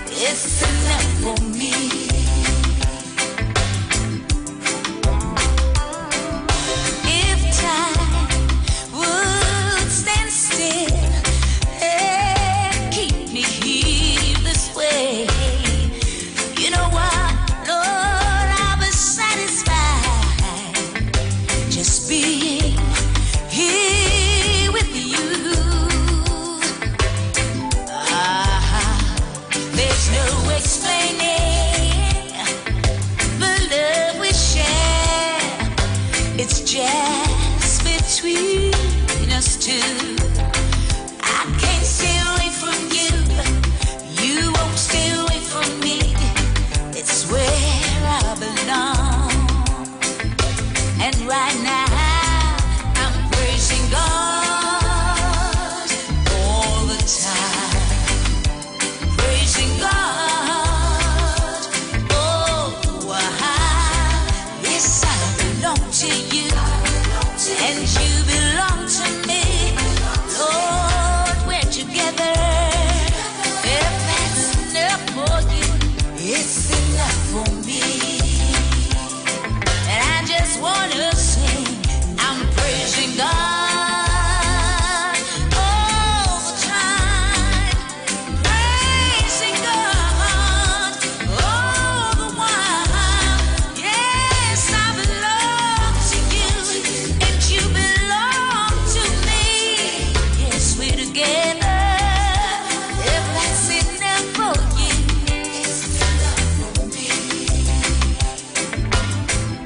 Can I testify? I'm praising God all the time. I'm praising God all the while. Yes, I belong to you, and you belong to me. Yes, we're together. That's enough for you. It's enough for me. The Street 91 FM.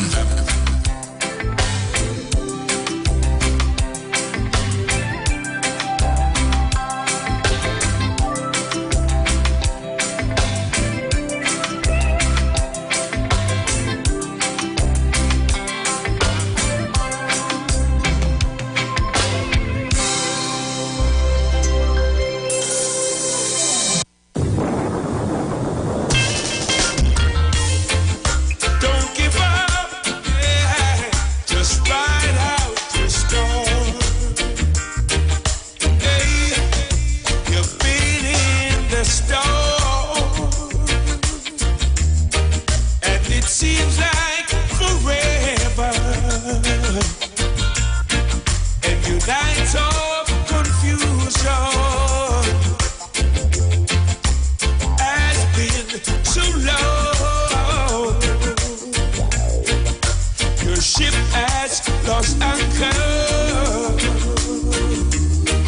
and the storm that you drifted. Just hold on to Jesus.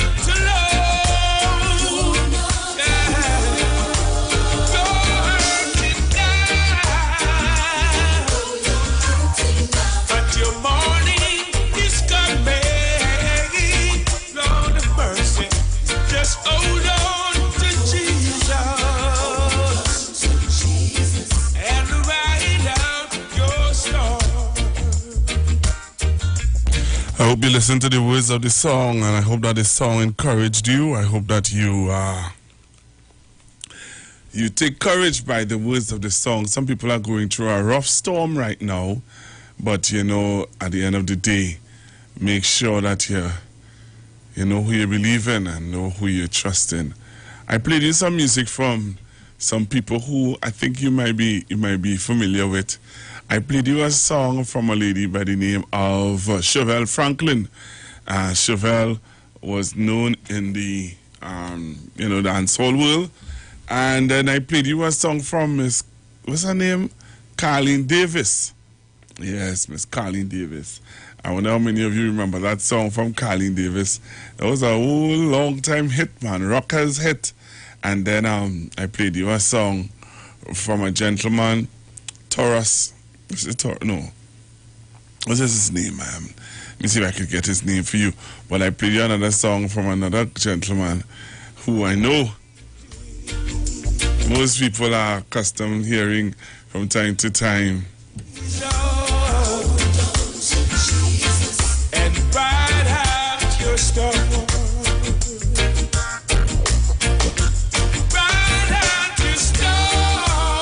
So it's Monday morning in Trinidad and Tobago. It's already 10:35 in the morning, and so much is happening all over the world. I don't know if you all are keeping abreast with what's going on all over the world. Things are happening. People have a lot to say. People have a lot to views that they are sharing concerning this COVID-19 virus. I'm hearing all sorts of things. Now you're hearing where scientists and doctors are saying that people who contracted the COVID-19 virus have some their antibodies and their immune system will fight off the virus. I think from what I heard on BBC, they're giving you 6 months for you to be able to fight off the virus. If it does come your way. So I was hearing that on BBC News over the weekend. They were talking to, I was just a podcast where they were talking to some scientists and stuff like that, and they were sharing their views on, what some of the research that they have done and some of the things that they're coming up with where the virus is concerned. I'm going to try to play it. What I have heard so far. Then there's other stuff that is out there that you're hearing about this virus that some of you need to be aware of and some of you need to take note of. Good morning, Pastor Google, Tobago in the house and locked on. Thank you very much, Tobago. And it's always good to have Tobago on and locked on to the Street 919 FM. I just want to leave you with this quote. And I want you to think about this quote while you go through your day to day. Right, so while you're going through your day-to-day, I want you to think about this quote. No one can make you feel inferior, lower in rank or status unless you let them. No one can make you feel inferior, lower in rank or status unless you let them. You know, there are some people who feel that they can make you feel less than. Never allow anybody to make you feel less than who God has created you to be. All right? So from time to time, I'm going to give you some nice little quotes that you can reflect on throughout the day, that you can make sure that, you feel important. You are important because you are in the land of the living and God has given you a second chance. So again, there's so much happening on Saturday. We listened to the Prime Minister's press conference, and the Prime Minister would have said some things that would have rubbed some people the wrong way. He said some things that rubbed people the wrong way, and there's some people who are really upset with some of the things that he had to say. There's some people who find that he should not have said what he had to, the way that he said it. All right, so remember, you're joining me on Facebook. Just type in the Street 919 FM. Type in the Street 919 FM. Let's get interactive. Let's get into my topic today. And I wanted to play for you what the Prime Minister had to say. And I want to ask you, what he said, is it right? Not if it is it right. Let me say the right way. what the Prime Minister said about the public service, isn't this a good reason for us to now look into public service or a public service reform? He made some statements that, you know, some of you, I want to hear your views on it. What are your thoughts on it? All right, I'm going to play for you what he said, and I want to hear your take on it. The Prime Minister, Dr. the Honorable Keith Christopher Rowley, on Saturday would have made some statements about the public service. You know, he made a revelation about a certain department he said would have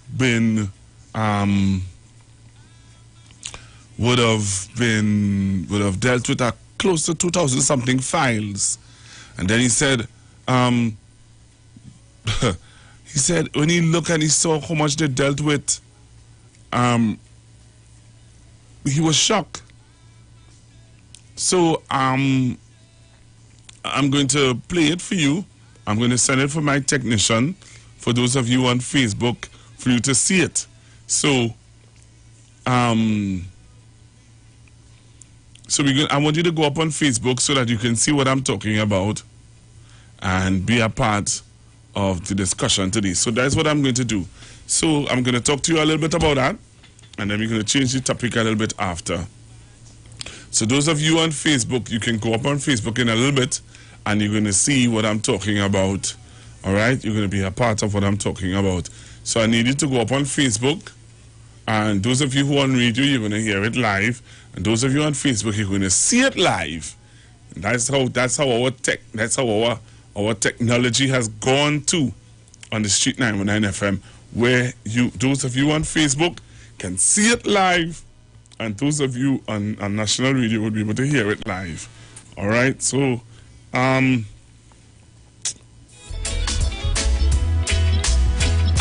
must tell Jesus. I must tell Jesus.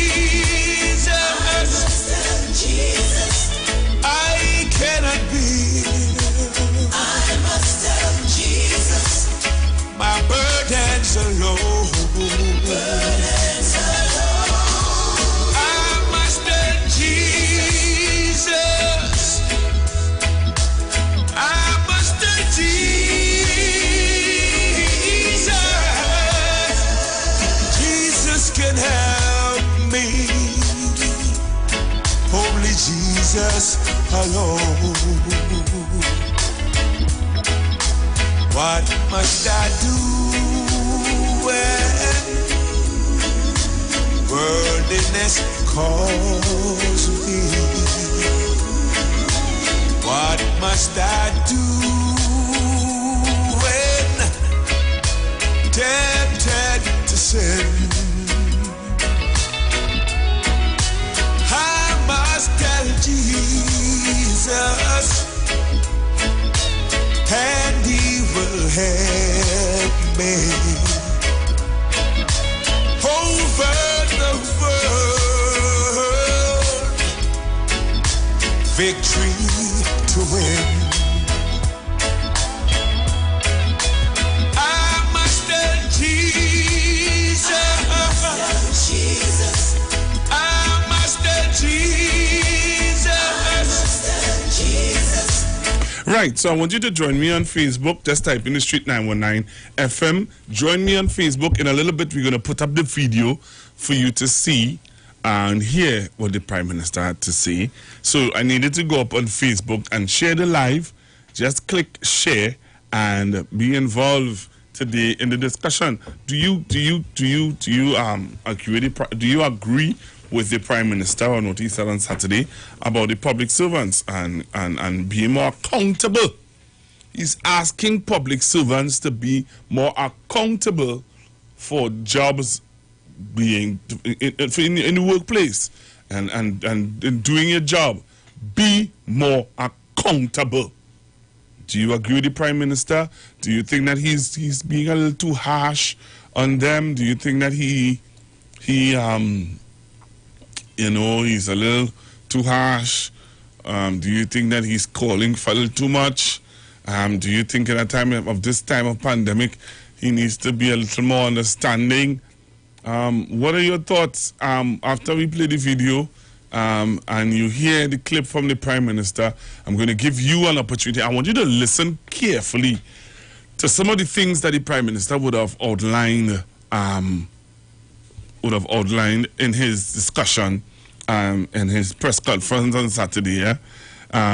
You know, he would have clearly said some things that would have I have a friend, she said to me, she said, you know, I ain't really a Dr. Rowley fan, but she said I had to agree with him, you know. I had to agree with him when he said what he said on Saturday. I said, really? She said, yeah, I know. I have to agree with him. So I think I'm ready to show you the video. All right, I think I'm ready to show the video. So what I want you to do for me, go up on Facebook. You're going to see the video while it's being played, and you're going to hear it also, the audio on the radio. All right, just reminding you, this Wednesday the 14th, this Wednesday, this week Iowa Stage and Fund Me TT. This Wednesday the 14th of October at 8 p.m. All right, we have worship featuring Jay-Z and Niza. All right, this Wednesday, October the 14th at 8 p.m. All right, till we have worship featuring JD and Niza. All right, this Wednesday, be a part of it. Join us on Fund Me TT and share the link and be a part of it, where you just go on to Iowa Stage. We'll be live on the Street 919 FM Facebook page, Neil Iowa George Facebook page, Iowa George Instagram, Iowa TV, and the Street on YouTube. All right, tune in and be a part of these dynamic series of concerts. Iowa Stage, one-on-one with the artists, sponsored by Tuco, taking care of business through our music, Pantry Bago, and U-Store, Lady Hills Avenue, San Fernando. Be a part of it. So join me on Facebook now. You're going to see the video with Dr. Rowley talking about the work behavior or work ethics of the one-on-one with. All right, you will see it. You're going to hear it. He talks about the work ethics of some public servants. So we're going live. Go on YouTube, go on Facebook, Street 919 FM, and you're going to see what I'm talking about with the Prime Minister. We're going live. Go on live now. I must say, though, that I've been very disappointed with the reports I've been getting from the public service, where most of the reports have been that people have been abusing rather than cooperating. We, at this last adjustment, had indicated that the public service would be at 50%, meaning that only half of the public service will come out at any one day. And the way that that was going to operate was that you would rotate. You come one day, don't come the next day. Who didn't come on the first day, come on the second day, and so on. The reports are, by and large, that the very weak management has not taken charge of that situation, and that persons have been abusing it to the extent that where a department that should have 30 people end up with 8. Some people have not bothered to even come out. Some people have not bothered to see who come out, and it's like a general free-for-all. That is not what we intended. We expected a greater responsibility, because what we have done, there are tens of thousands of public servants, and the government took the position to leave the private sector to be productive and full with their staff. But the government took the responsibility to pay full pay to staff, half of which would stay home, and the other half would come out. And of course, to be fair to the staff, not one set of people doing all the work all the time, so you rotate and come out. And that has not been happening, because people have just not been cooperating. But we still need to reduce the amount of people that are out there interacting. So there's still a need to not have the full public service out. So what do? We will continue to require a 50% rotation in the public service. And to do that, we will ask the head of the public service to instruct his immediate subordinates, meaning other PSs and the department, to ensure that a written roster is kept at all stations, all locations, and that public servants are required to rotate. People, you stay home on the day that you are rostered to stay home by your superior officer, and you come out on the day that you are rostered to come out. And in order to make sure that it is not left to be abused as it is being abused now, the head of the public service would be instructed by the competent authority to do this as an authorized action under law, and persons who do not turn up to work on the day when they are rostered to work are to be deemed to be absent from work, with the consequences that flow from that, including not being paid. So the support staff, those are the people who will be rotating like that. We expect that the management and heads of section staff would be out all the time to ensure that the public service function. There's one public service department that normally in a month would handle, is it a month or a day? A day, 2,500 transactions.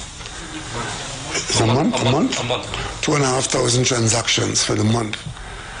And this has been reduced down to 62. The last figure I saw was 62 for the month. The month before that it was 100 and something. We just can't have that because the public service, as it says, is servicing the country. And if we allow that to happen, we are pretty much accidentally, surreptitiously, or unwittingly shutting down the public service with all kinds of consequences. We believe that our population should understand that what we are doing here, this response of being allowed to stay home and be paid, is not a joke. It is a serious response to a dangerous virus. And your responsibility is to stay home when you're required to stay and come out to work when you're required to come out. And in that way, we all would have the best opportunity.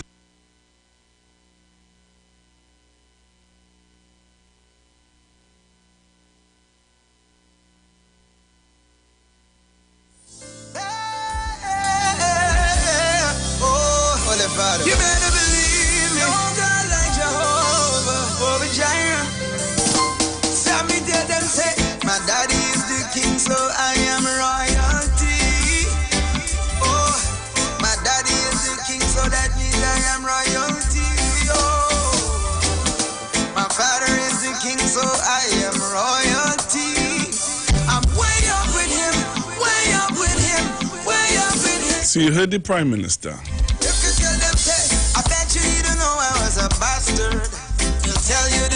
So I'm going to open I'm going to open up the phone lines for you to tell me what are your thoughts. Tell me what are your thoughts. What do you think?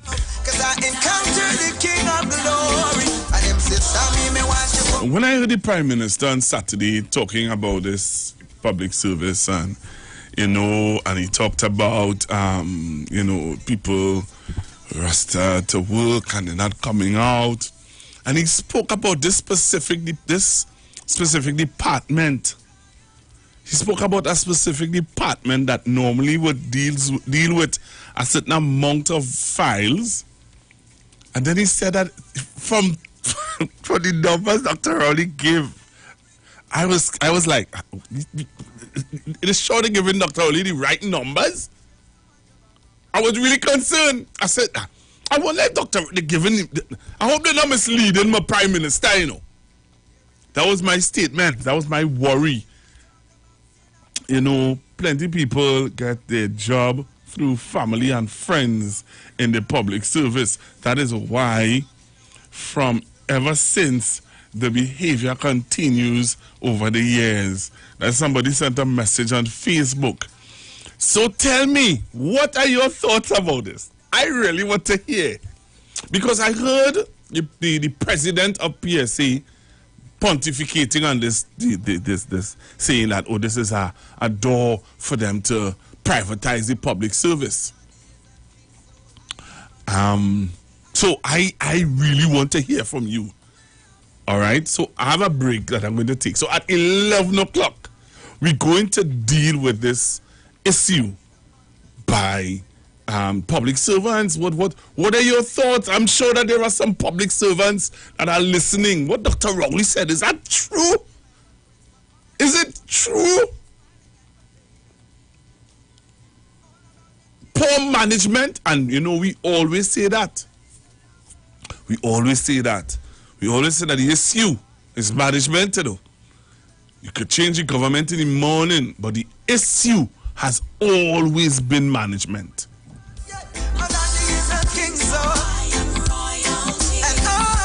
Hello, good morning.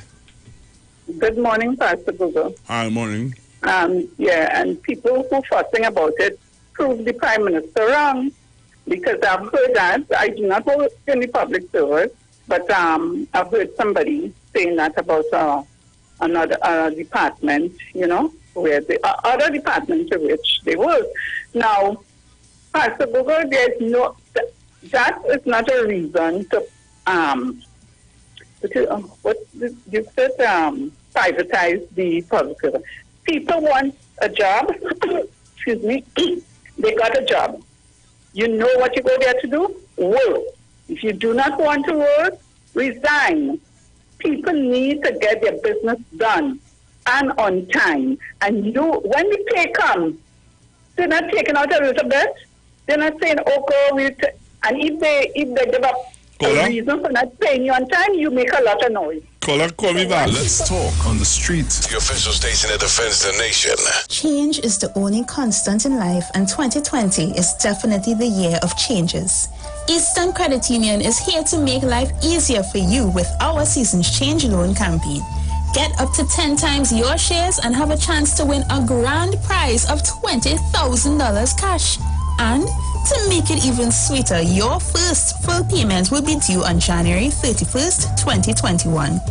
Call Eastern Credit Union at 800-4328 or visit our website at www.ecunewexperience.com to apply for your Seasons Change loan today. Special conditions may apply and loans are subject to normal lending criteria. This promotion runs until December 31st, 2020 and is approved by the NLCB.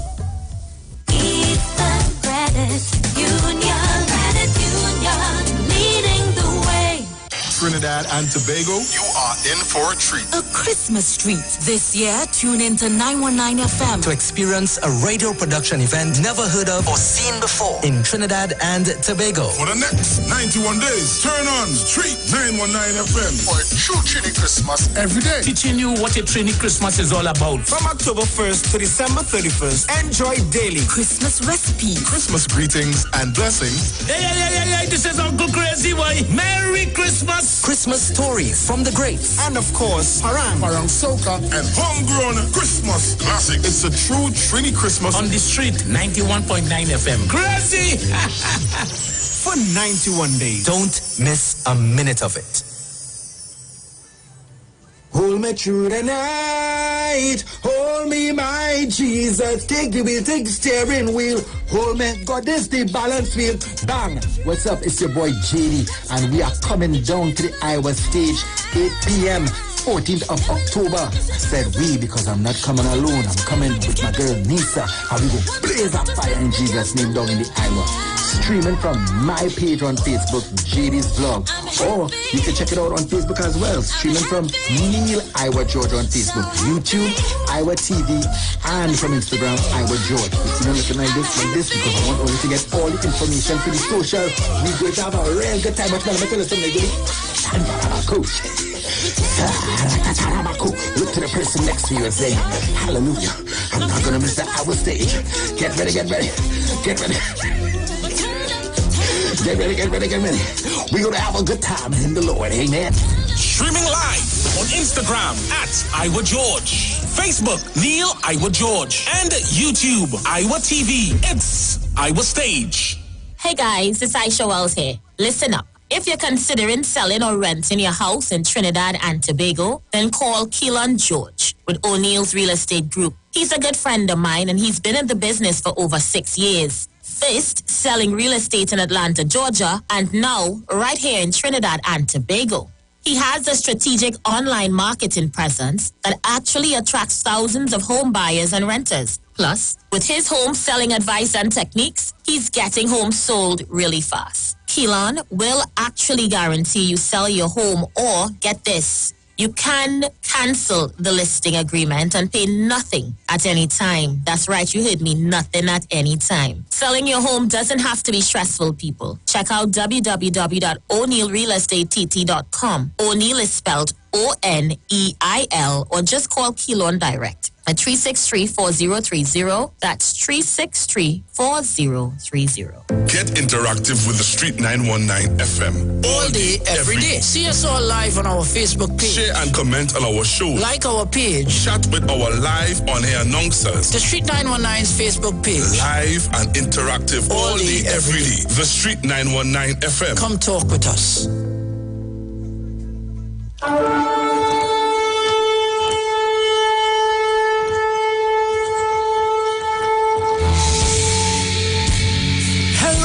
This is Pastor Charles from the Upper Room Ministry. Tune into the Street 91.9 FM every Wednesday from 12 midnight to 5 a.m. for a time of prayer and intercession. I want you to know that we are going to have a TIME time in the presence of God, lifting up our nation, lifting up our families in prayer. I'm looking forward, my God, for you to join with me. Praise God, every Wednesday, praise God, praying for our nation, praying for our families, praying for our children. Join with me every Wednesday at 12 midnight. Tune into the Street 91.9 FM. God bless you.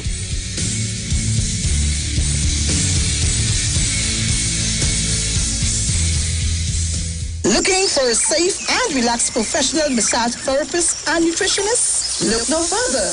Nature's Touch with Empress Judy and Associates offers a natural approach to better health. Treat yourself to a professional massage therapy and nutrition advice in a safe and relaxed atmosphere. Rejuvenate your body, mind, and soul at Nature's Touch Therapy. For an appointment, please call or WhatsApp 1-868-398-8282.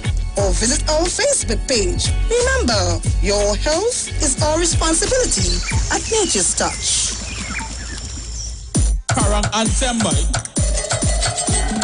Hold something, hold something. Christmas time, I want you to hold something. Hold something, hold something. Christmas time, I want you to hold something. A cousin greet me Christmas morning.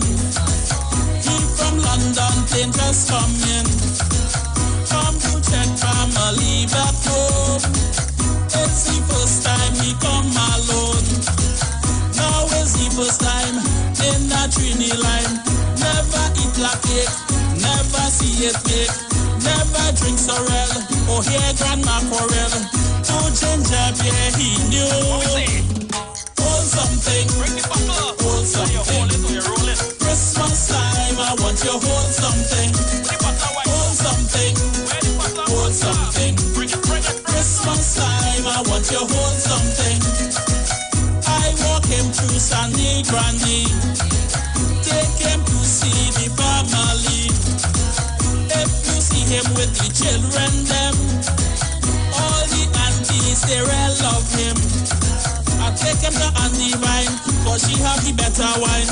I take him to Uncle Tan, to eat ham and play parang. Everybody sweet and him, then I my neighbor Lorraine. When I tell you thing nice, hold something, hold something. Christmas time, I want you to hold something. Hold something, hold something. Christmas time, I want you to hold something. Talk your talk, but we know talk. Come talk with us. The Street 919 FM.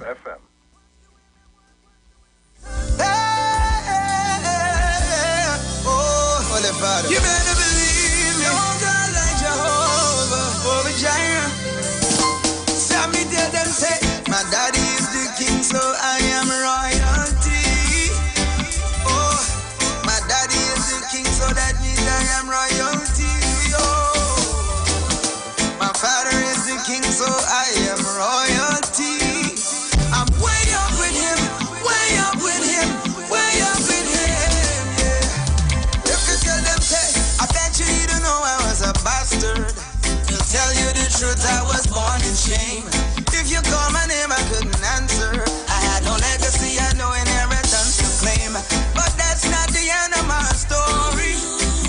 chuck me off on a shelf, cause I encountered the King of Glory. And him say, Sammy, me watch you for me, so him clean me up, turn me round, lift me head, fix me crown, love me right, grace among, me no last, no one come, show me off, call me son, change my name, bless me son, now the blessing can't turn down, so me have the boat, my daddy is a king, so I am a royalty, yeah. My father is a king, so I am royalty. It no matter what you say about me, cause my father is a king, so I am royalty. You never ever get him to agree, I'm way up with him, way up with him. All right, so I'm back with you, Trinidad and Tobago. I'm back with you. I don't stress too much about my problems, and to tell you the truth. So this is what I wanted to find out from you, continuing our discussion here this morning. Do you think that the public service need some sort of reform? Do you think that the public service need reforming?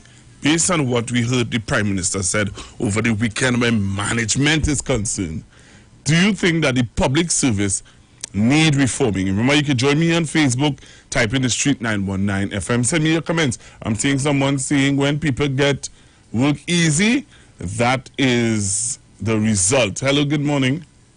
Good morning, Pastor Google. Good morning, sir. Pastor Google, I want to support the Prime Minister in what he said about public servants.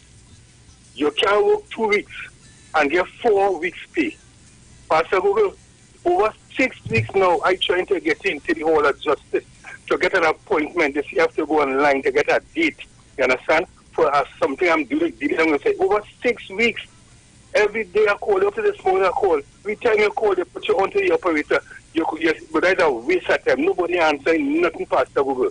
A whole month I try in legal affairs to get an appointment, you understand? Online. You understand? In order to see about so I can't get through at all. These people, they're absolutely not working. They're not doing nothing. They don't even go into work. The man give all you. You understand? 2 weeks for all yourself. And we're still doing nothing. There is wickedness to the public. They will kill you. There's stress that they put in you through. That will kill you faster than COVID.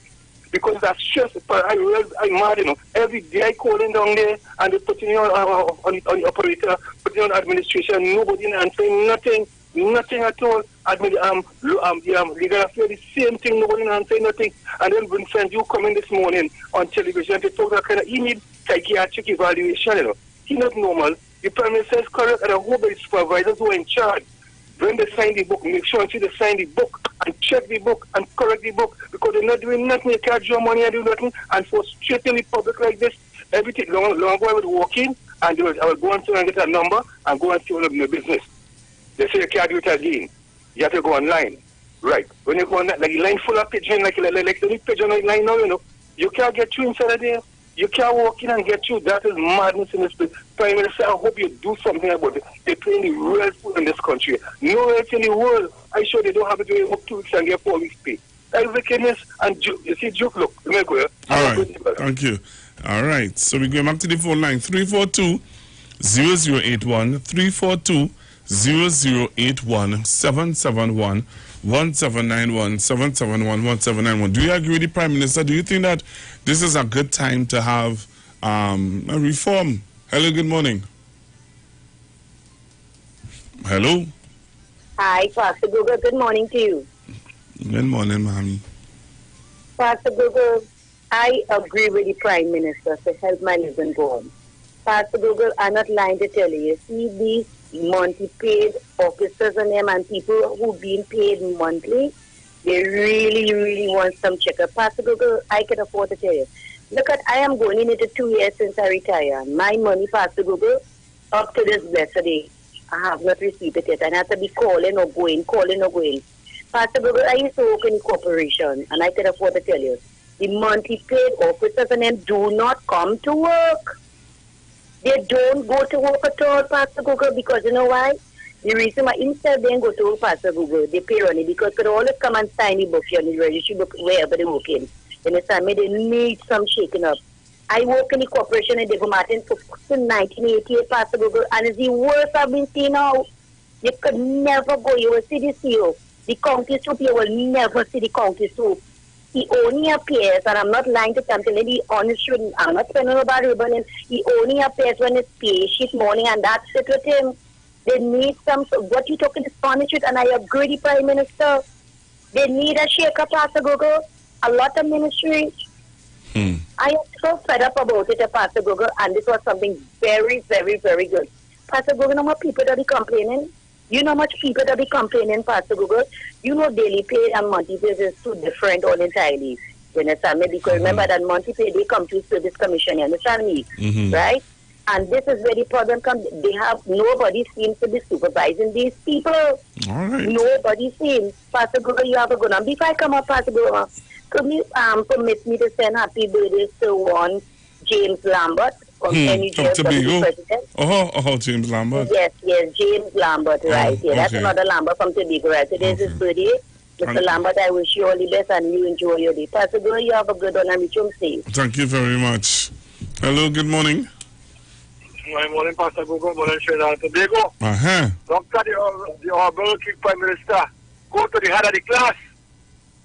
It's time to kill up this place. Right?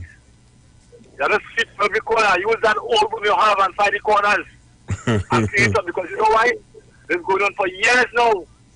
Years now. People have their nail clip on the work and they put in their nails, put on their polish, their phone. You understand? Lunchtime, they're going for lunch before lunchtime. And nobody to remember to rotate the lunch period.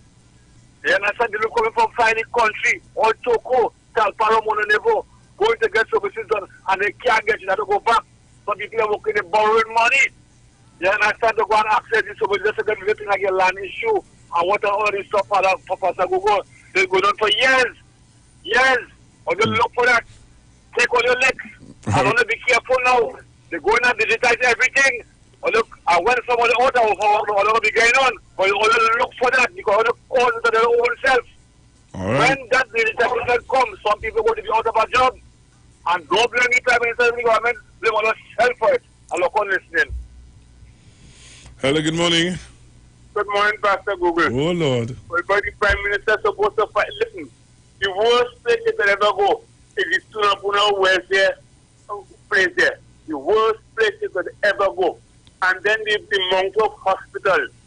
It is the worst place you could ever go, especially in the urology and the X-ray area. And the type of people who is not people like me and you. When you go in that Montauk Hospital, you only see people like somebody else. And they're not thinking about people looking like me and you at all. They come and they ask you, and they can't find your report. They take something for this, they're asking you for your report, and they vex you, they're calling you for you. You're supposed to have your report for my exam, them take. They examine you, but they're asking you for your report. It's the worst place, Mount Hope Hospital in the urology area are gone. They're Tunapuna. So I go down on my knees and pray, asking God to lead the way. Cause you know the guitar than me don't want to stray.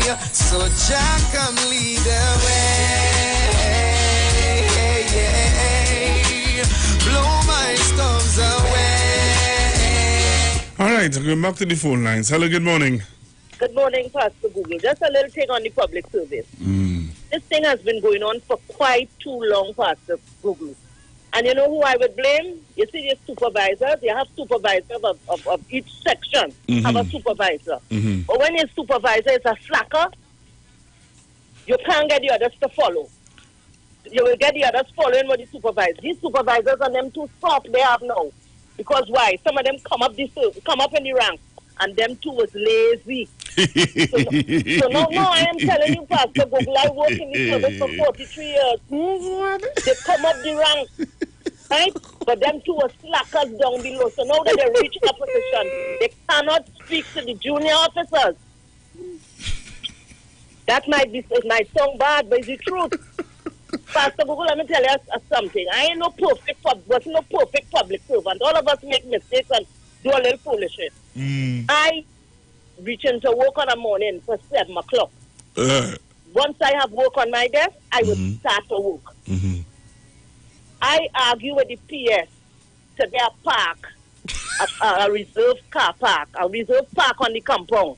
I quarreling because everybody get in reserve park and they could come 9 o'clock. You know when I get the reserve park, what time I come into work? 7 o'clock. You see, no one possible anybody recognizing my voice on the radio would know it's the truth. I said, well, I want a reserve park. I want to buy the PS. I said, PS, I work in here since I was a young girl coming up. I get a reserve car parking lot, and I still going to work for 7. I said, oh, it's better I didn't give somebody else the spot. No, it's truth. It's the fact. So, yeah. Supervisors have to be blamed. They have to put a handle on these people and take that. As I told you, they come up and now they can't talk to the junior officers. Thank you. All right, thank you very much.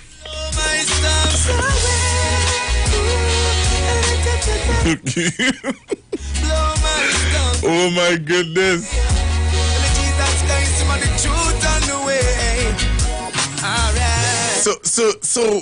So wait now. Wait, just now. So you all agree with what the Prime Minister is saying? All right. Proper accountability he's calling for. He's calling for proper accountability, but the caller just call and see. Good morning, Pastor. Good morning. Hold on. That's down. The caller just call and see that some of the public servants, some of the supervisors, they're lazy. So what do you expect? Whoa. Hello, good morning. Good morning, Pastor Google. Pastor Google, you know all sediment and drugs settle to the bottom. At Tunapuna, it's settling at the top.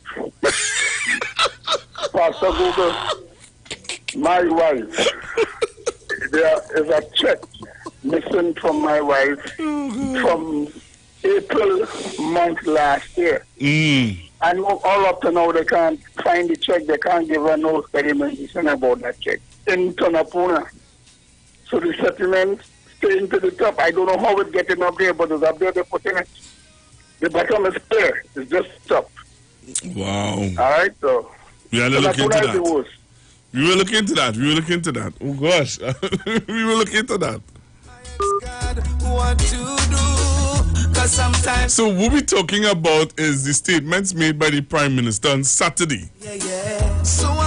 In his press conference on Saturday, the Prime Minister made some startling remarks about public servants who's supposed to be rotating, number one. Number two, Dr. Rowley mentioned about a specific office that does close to 2,000 something files a month. He said they're only doing 64. He said that they're only doing 64.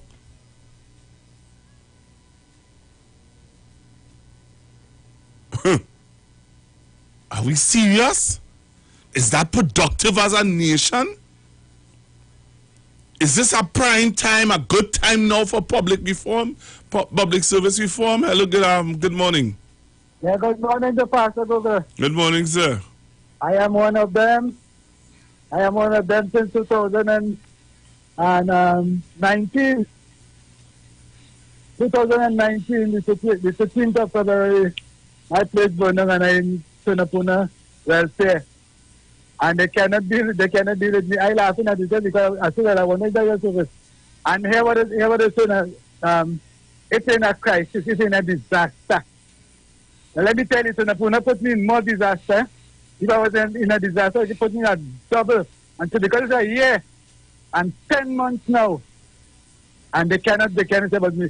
So I get Dr. Rowley, all my fingers and I'm going up in the air. Because what he's saying is the gospel truth. And I seen what you coming and beating up him out. And I listened this morning to Jennifer Baptiste, the last president. And here, man, once what she's saying, it is true, the gospel truth. What you should, they should do something with what you can, because you have to answer. He doesn't take him before a court, before a judge, for him to answer. Let him answer, you know. All right. Yeah. Thank you. Someone is saying, good morning, Pastor Google. Blessed day to you, Pastor. It's 7 years now. 7 years now. I applied for a roof grant, and up to now, nothing. The The past 3 years, officers would visit and nothing. Wow. I think I need to go down to Tunapuna, boy. Which part is Tunapuna? Where exactly you all complaining about it?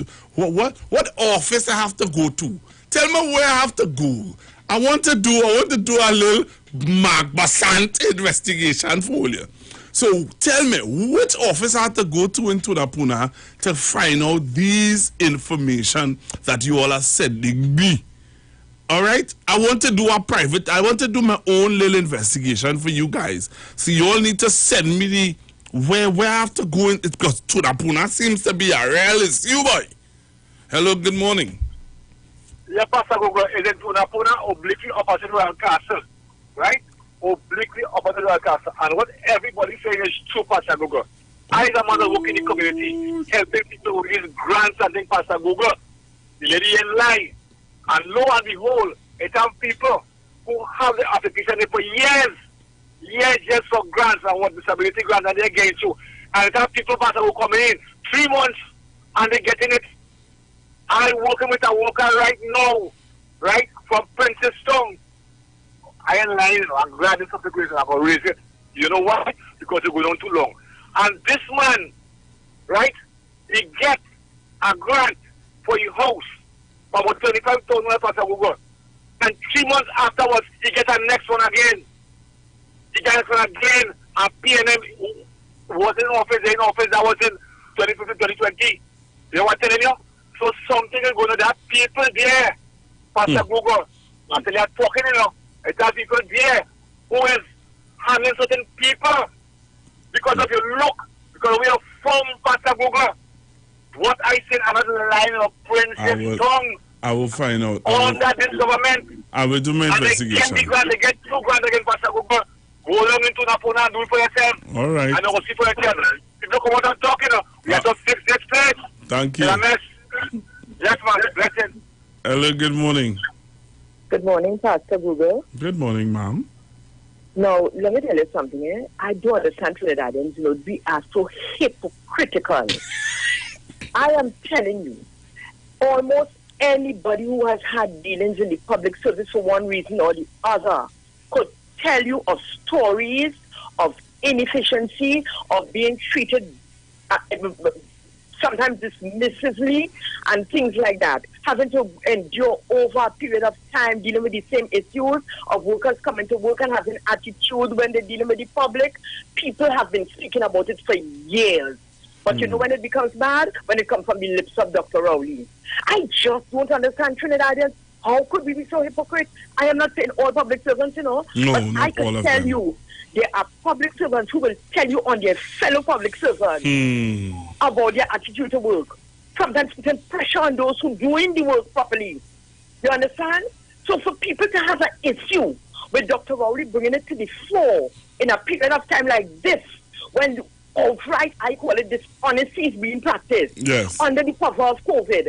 I cannot, for the life of me, understand why people have an issue with Dr. Rowley and haven't said it. To me, anytime Dr. Rowley brings forward an issue, he must bring it over in a different way. He must say it this way. But the fact is the truth. Wow. It is the truth. Wow.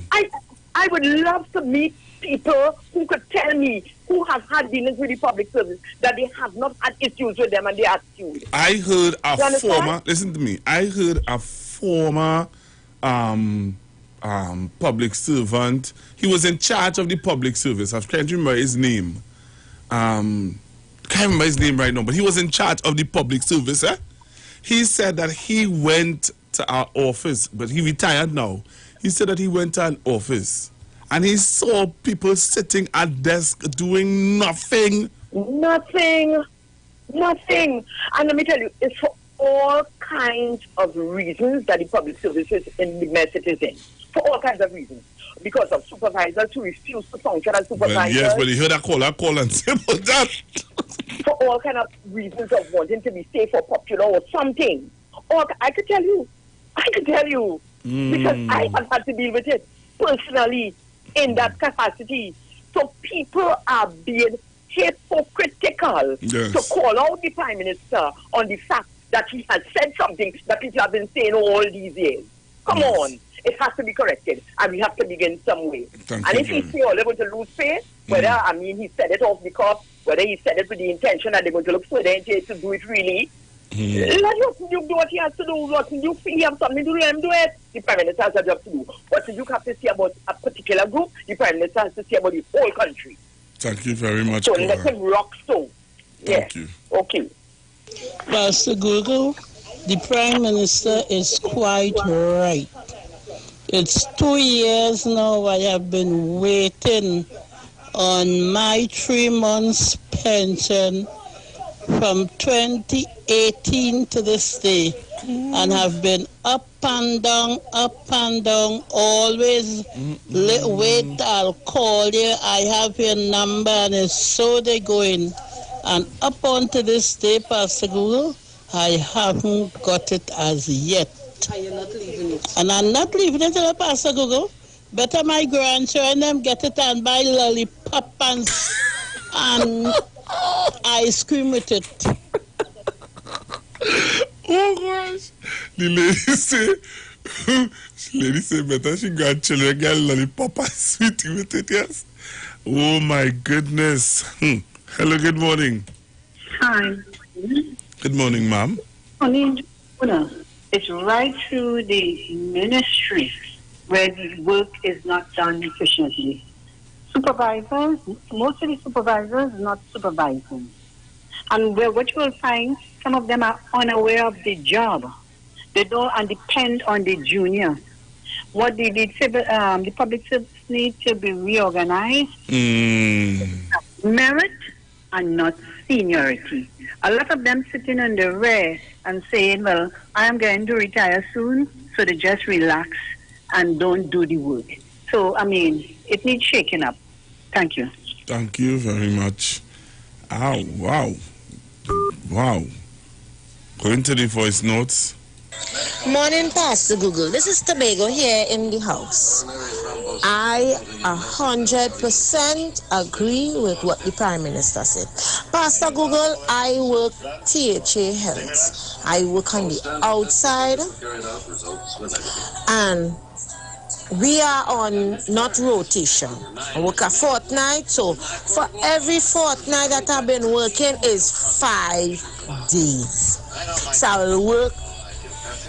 Last week I worked 2 days. This week I work in 3 days, and I'm getting my full fortnight pay.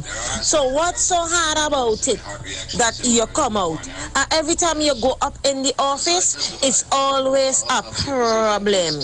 It's always a problem. Right now, Pastor Google, I'm telling you, you have people who are sick leave bonus from since 2-3 years back, and they can't find it, and then we wonder why these things, because you know why some of them take it and push it in a drawer.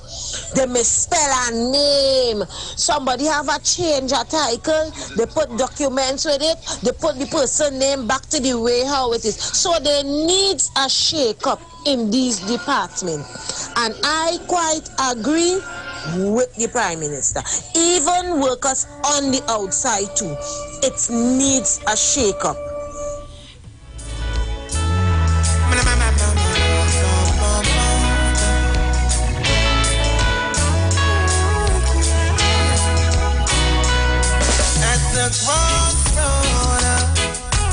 Jesus be the center of my life.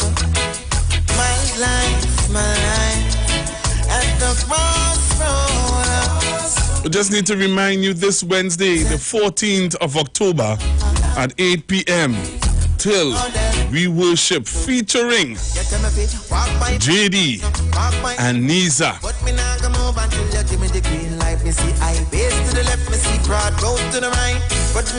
So on Iowa stage this Wednesday, JD, what am I saying Jay-Z? JD and Niza. JD and Niza on Iowa stage. Iowa stage will be live on the Street 919 FM Facebook page Neil Iowa George Facebook page, Iowa George Instagram, Iowa George TV on the YouTube, and The Street on YouTube. Lord help me cross the road. Is it the caution sign? Tune in and be a part of those dynamic series of concerts. Iowa Stage, one-on-one with the artists, sponsored by Tuco, taking care of business through our music. Pan Trinbago and a U Store, Lady Hills Avenue, San Fernando. Don't take the wheel, I'm gonna crash this time at the crossroad. Jesus. So we're talking about the Prime Minister statements on Saturday at the press conference. I am still surprised at the statement that he would have made about a department which would have dealt with close to 2,000 something files, he said. I hope I'm quoting him right. And he said that this department knows only seen I was 64. 64? 64? Nah, man. Hello, good morning. Pastor Google, let me give you another little incident in the service. You see the union thing? Them don't really care. All they care, the union cares that you pay your dues. And the people, let me tell you, when I remember when I was working, that's a little problem. They go on by Duke and he come down with a mic. All you come out, the building go collapse and all you come out. And you know, everybody running out. And telling these people, leave, come out to work and just sign the book and go back home. Pastor Google, I used to watch them. You leave in San Fernando to come into Port of Spain to sign a book and then to go back south. Sit down and do your work. Yes. You have the members of the public, they are the members of the public suffer. But with these public servants they have done this, and there's a former public officer telling you. After any little thing, they run to the union, they're ready to go to the union, but don't want to work. And he come in with mic and talking a lot of foolishness. He's a waste of time, that's what he do. And they figure it's so much of rights and the rights because the union representing them. You tell me you leave San Fernando to come into Port of Spain, they just sign. And I used to sit down and watch them. And they sign the book and they gone. And members of the public waiting outside to come in to get attended and them gone. Wow. As I told you, I was a former public officer. And I could say that without no, according to how Mr. Young just put it, I could say that without, according to the word Pastor Google. I can't remember. When I remember, I will tell you. All right, thank you. Hello, good morning. Good morning to you, Pastor Google. Good morning, how are you? I am good, thank you. I am good in the name of Jesus. Pastor Google, our Prime Minister is so correct. He is so correct. And I am sure you, Pastor Google, have been to ministries and you have been disrespected by a number of public servants. Right? Now, I have my own personal experience. I went into a ministry, I won't call it right now, and there's one particular public servant as a girl, like you're the only one working. When you have to call them on the phone, like for instance, my family members who have to deal with this salary relief grant up to this day of our Lord, she has not gotten it. When they give you a number to call, when you call, nobody answers. Nobody answers the phone. They don't answer the phone. You go there, skeleton staff, and so on. And Pastor Google, they tell, and then when they see you, and they're on the phone or they're talking to the colleagues, you're like nobody. They treat you with disrespect. They are lacking in proper customer service. It's taxpayers' money paying them. You understand, Pastor Google? Why must they be like that? Why? And then you must have all the rights in the world. No, and you know, Sexy Susie, as I told Sharon this morning, if you could pull that Calypso. Calypsonians always talk about the experiences in Calypso. Sexy Susie, the wife of deceased, sprang along, sang a Calypso. Instead of social welfare, she says social welfare. You pull it, you listen to the lyrics of that Calypso, you get a sense of what she's saying. and this Watson Duke. And when I heard my girl, Mrs. Baptiste Primus came out and speak about the behavior of that man. He don't care about people. You understand? She spoke about him. I said, nice. She came out and spoke. Thank God for that. Pastor Google, they need customer service. They need to really change the thing around in all of the ministries. Treat the citizens with respect.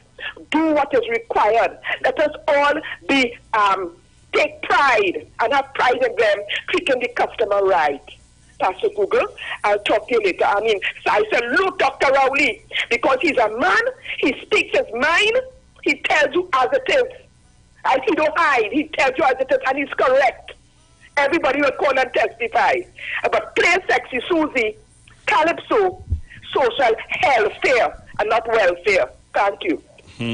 You could join me on Facebook. Just type in the Street 919 FM. Be a part of the discussion. There's a real healthy discussion going on Facebook, you know. Someone from the UK sent a message. In the UK, I would be pulled in front of my line manager to answer about my staff because he would have to give answer to the CEO about any complaints and rights or wrong, or right or wrong. A letter will be sent to the complaint with an explanation. And that's in the UK. And that's in the public service in the UK, I believe. All right. Somebody is saying also, when it comes to people's birth certificate, LOL, those workers change your name, date of birth, etc. Hello, good morning. Pastor Google. Oh, Lord. If the Prime Minister don't go to work, you think he will get paid? Well, he had a Prime Minister who used to get paid. Right, you know that. If the Prime Minister workers from his constituency don't go to work, you think they're going to get paid? No. Pastor Google, that's some of them only going and sign the book and all and they're gone. And that's the day work. Have a good one. Thank you very much. Thank you very much. Pastor Google, team supervisors must be held responsible for each team. I hear you, my brother. And that's from the UK, eh? What else is the other statement? Any other call? Let me see if I have a call here. Yes, I have a call. Hello, good morning. Okay, sorry about that caller. All right, I have to keep my head going left and right because I'm taking calls and I'm also reading some of your comments on Facebook. Send me your comments on Facebook and we're going to continue the discussion. Let me just see time for a reshuffle in the public sector. Hello, good morning. Good morning, Pastor Google. Hey, good morning. How are you? Very good. Dr. Rowley is so correct. And Pastor Google, he not lying. My son went to tongue last week, and I'm not calling the ministry, but at the end, listen, right. And when he went, he said what he came about, and they say we are closed until further notice. And when he said, well, I'm not moving until I talk to somebody, the woman called the security for him. You know what? But Pastor Google, I have to tell you the rest off here. And when a certain action took place, the very next day he was called. What you closing until further notice? Your ministry? A ministry telling you that? You want a house, Pastor Google? Go on. What? No, man, we're going to deal with that. Hello, good morning. Good morning, Pastor Google. Good morning. Yeah, this is Pastor Street here. Hey, and how long in here, Pastor Street boy? Oh, God bless your soul. Thank you, Lord, for life again in this world. Yes. They could have been cut off and gone. How you going? I'm glad you're here, of course. I there, 1 minute up, 1 minute down. All right. But the Lord have me here, just watching the TV there with the COVID thing. All right. Yeah, the longest rope have an end with them, you know. The longest rope have an end. And they didn't know. That's why God put Dr. Rowley there. He put him back there. Open my eyes. Because you know why? They want to eat light and weight heavy. Yes, that's what they want to do. Yes, you know how long that going on, Pastor? Yeah, that going on. Look, right now, you don't know I don't get burned out. I get all my papers. The only thing I have to get now is the citizenship paper. Still waiting. The girl keep taking down my phone number down there in the place down there. Mm-hmm. And when he's sending me back and tell me, I go call you every minute. And Pastor, so there was to go. But the Lord knows best. Something that send me to go today. Tomorrow, if God give me the health and strength, I'll get a polio again and go. I'm fed up. I'm real fed up. Yes, she's tired. Have me going for next year. Might be the whining time for pension time. And that's why they have to get that to put that in place. Yes. I have to get the paper. That's the only thing just dancing me around right now. All over these ministries and them, with the government workers, they're playing the fool. Sign and collect. How's the name? Sign and collect. You know? If other people do that, you know they will talk about it. Yeah. If the Prime Minister on target with that, you know they go have the whole set of situation to sit down and talk on a round table about that. Pastor Guru, I'm glad. Yeah? Let everything, what will be. Dr. Rowley can shake your hand. You put on your foot on there. Because somebody want. I love it. Thank I you. will see you back in there. So keep good, and I am here. Okay? All right, then. All right. To all the titans of democracy, I'm Sharon Phillips. I love you. And everybody. All right. Thank you very much, Pastor Street. Hello, good morning. Good morning, Pastor. Good morning, ma'am. How are you? I'm fine. It's so refreshing to have you back. I really missed you, Pastor. I'm trying to work for you. Thank you very much. Where are you calling me from? All right, Pastor. I'm fine. My contribution is that the Prime Minister was so correct. Because personally, this is my personal experience. I had an issue I had to deal with in Sunapuna. I have been working there for about the past month and a half, and every time I go, the person who was to see about the issue, they're absent. At present, thank God, I got through this morning. I went there, must say, about 6 times, and every time I go, the person wasn't there. So, fortunately for me, I got through this morning, so I want to say thanks very much. So, Pastor, you keep well, and it's so refreshing to have you back. We all miss you a lot. Thank you very much. Thank you for calling. All right. Yeah, man, I need to make a turn. I need to go down to this Tunapuna place. The amount of messages and the amount of something is wrong. What is this? So I'm really going to find out some more information about this Tunapuna place. Hello, good morning. Yeah, morning, Google. The 19 you're going to know my voice, you know. I'm pleased to hear you back because I was wondering since I get the message that you are well. I was worried because I used to see you in San Fernando regular. Now, I don't know if you can remember. I worked for Santa Fe Drilling. I used to go Point Galeota to make sure I get the helicopter. You have to reach there.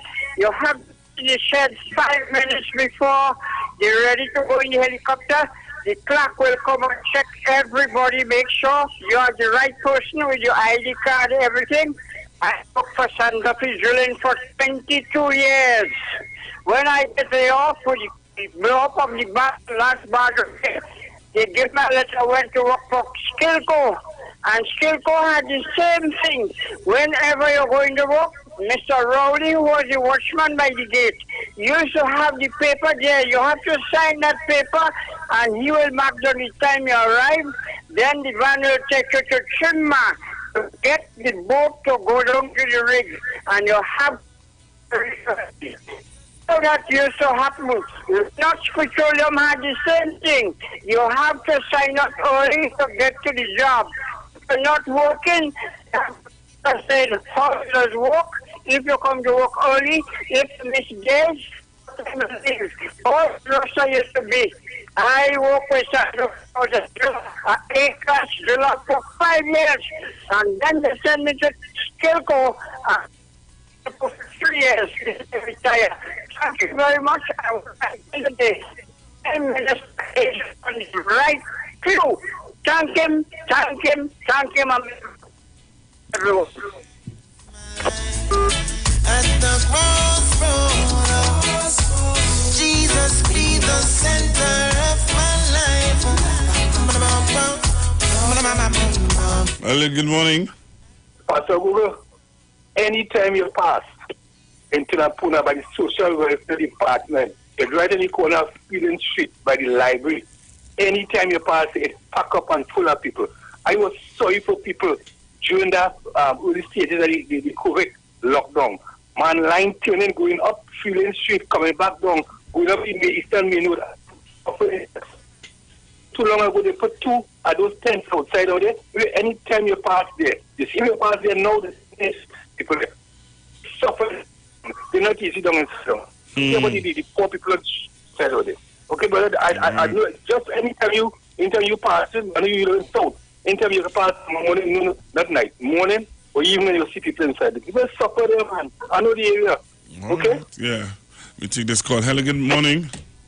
God bless you, my dear. Hi, how are you? I am blessed and highly favored. I could tell you about our office here. Pastor Google, it's terrible. Imagine I have a Makume. Her daughter suffered with kidney. Where's that Makume? Where's that Makume? Your Makume who just paid for a child, so I'm the godmother. All right, okay.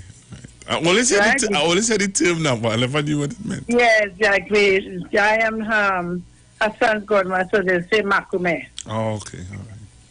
Now listen, she carried all the papers. Thank God that girl passed in my house and kept copies, and people went on the side, keep all your copies. You know what happened?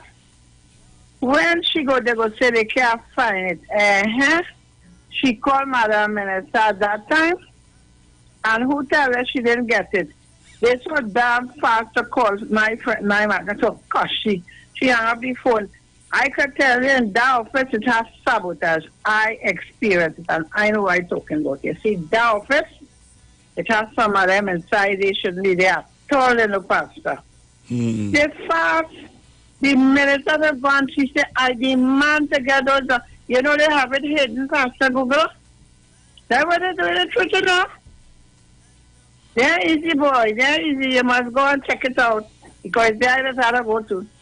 Have a blessed day, darling. Love you. Thank you very much. Love you too. Hello, good morning. Pastor Google, a pleasant morning to you. How are you keeping?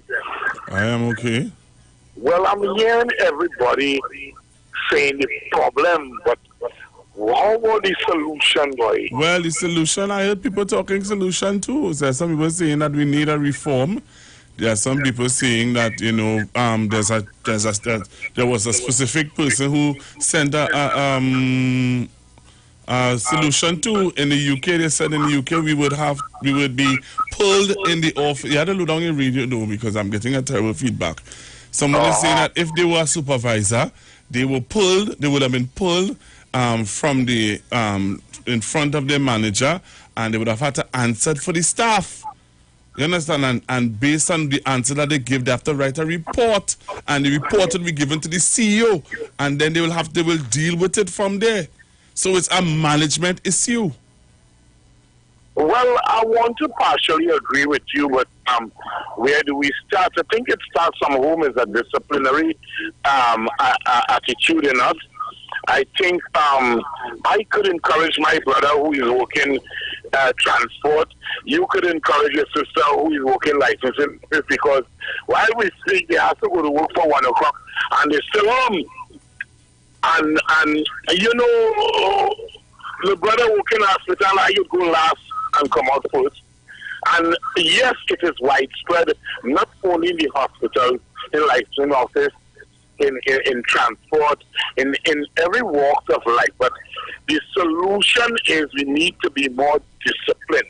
While I agree that it is a management problem, just like Dr. Rowley, when he makes his statements, responsible statements he makes, many of us responsible people and all doesn't even agree with it. But then we need to ourselves try to give a fair day's work for a fair day's pay. Who are to encourage us to reach to work on time?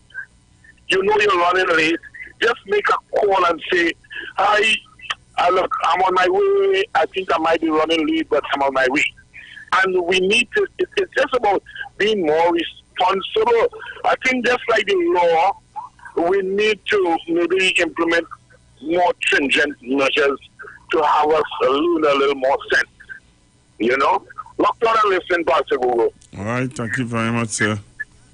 Thank you very much. All right, let me play this voice note. Yes, Pastor Google.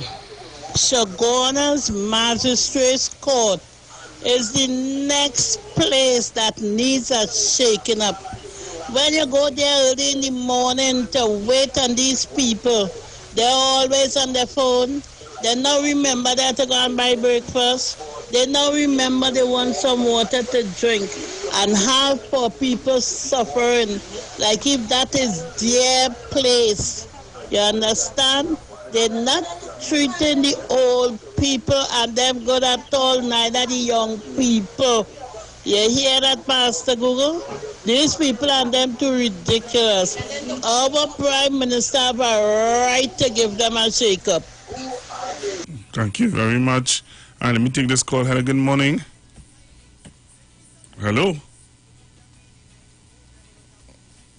Hello, good morning. Morning, Pastor Google. Hey, Uncle Sterling. How you do, big brother? Hi, good man. How are you going? Peace and blessings, man. Still having health and strength. Thanking the Father for being on the earth once again. Pastor Google, I'm listening in here and I'm saying to myself, if it's one thing that this COVID virus did for us, especially in Trinidad and Tobago, is to expose the work ethics of citizens of Trinidad and Tobago. This is what this COVID do for me, because this is something been happening for many years. Many years. I tell you, in last year, I went up in the city hall to deal with something. And while I did, one of the managers come down on the floor and started deal with these people who dealing behind the desk. Yeah? She keep telling them. She say, I had to talk to all your manager who dealing on this floor, because if people come in here not doing anything, and when they're done, they're gone. She say, and the next thing, all your ethics are working is not good enough to deal with the people when they come here, because when people going and coming and arguing for days, they come in to speak. But just imagine I went for something 3 days and the person didn't come. So I ask the question, I say, so what? If this person die now, so what's my situation? So I agree with my Prime Minister. This is something we need to deal with for the longest while in Trinidad and Tobago. That is why I keep saying privatize the government services, so when people come to work, Pastor Google, they come to do a job. They ain't come to line here, they come to do a job. And once you put on that privatization, a man know when he comes is either he perform or he ain't come at all. And this is the kind of situation we need to deal with, especially in Trinidad, Pastor Google. Deal with this very seriously, and I agree with my Prime Minister, because I work in it. I go to government buildings in the city to deal with business, and it just keep on going and coming till you get fed up and decide, look, you see me, let me leave that alone. We have to deal with this very seriously. So thanks again, Pastor Google, for your time. Thank you very much. You know, let me just take caller. I want you to be really something I'm seeing on Facebook here that really that really shocked me. Caller? Hi, good day, Pastor. Hi. I understand, and I'm clearly supportive of my Prime Minister, Dr. P. Christopher Rowley. Reason number one, privatize. People know to come to work. And when they see the government system is like this, their custom, it's a culture. And the culture says so. And that is the culture. So we have to change the culture. Change that culture, because let each of them put out have their own business, and you'll understand what is to have business. Yeah. You on a schedule. You're supposed to come to work. You get a day off. you want to tell me next and expect me to pay. You know you can't get paid. You can't get paid. Work on the hours and divide it and let us see the math in it, and you'll see how much I lose it, because if you can say we have to go to 65 to get pension, I'm not too sure. But no, privatize it and we will appreciate our job, because they go away, say people complaining, and he went done you. Try to refer us, he went done you. Tell your people and them to come to work. I run away from my job to go to get something done. When I reach the staff, they would stand outside. She decides to know one lunch, and she decides to know how to put on and trick this. No. That would never happen. Just go away doing time. You won't go to work. It's when they put on the news. There's a snowstorm, and this lockdown, and that lockdown. Right? And that is, so we need to get it right. Thank you very much. Christopher Rowley, for your vision is here for Trinidad and Tobago. Thank you very much, caller. Someone sent me a message here. Yes, good morning, Pastor Google. Let me see how quick I can read this. Good morning, Pastor Google. Yes, 1 year since they cut my disability grant, and that is something I want to look into. So when we come back, we're going to continue our discussion here. So I want to say that we need to come up with more solutions. Coming back after the break, well, we have the news with Miss Precious. We know the streets because we talk to the streets. Come talk with us on the Street 919 FM.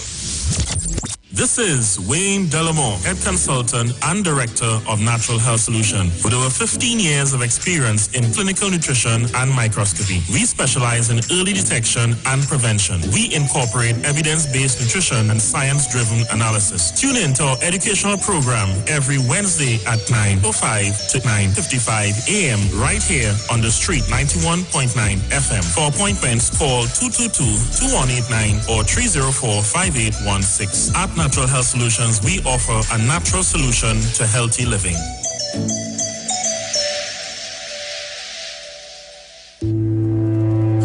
There's only one way to start your week right, and that's to reset with Dr. Livette. Join him right here on your radio every Monday morning at 9 a.m. for your dose of the health and wellness program that is sure to change your life. Dr. Livette has transformed thousands of lives over the last decade and is now live on the Street 919 FM every Monday from 9 a.m. to transform yours. Tune in to learn more about herbal blends and U-Juice for building your immunities and promoting overall great health. Dr. Livette on the Street 919 FM. This and every Monday at 9 a.m. Don't diet, live mighty, live healthy, live it. Trinidad and Tobago, you are in for a treat. A Christmas treat. This year, tune into 919 FM to experience a radio production event never heard of or seen before in Trinidad and Tobago. For the next 91 days, turn on Street 919 FM for a true Trini Christmas every day. Teaching you what a Trini Christmas is all about. From October 1st to December 31st, enjoy daily Christmas recipes, Christmas greetings and blessings. Hey, this is Uncle Crazy Boy. Merry Christmas.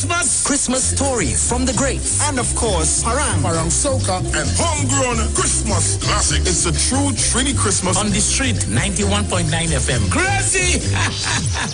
For 91 days. Don't miss a minute of it.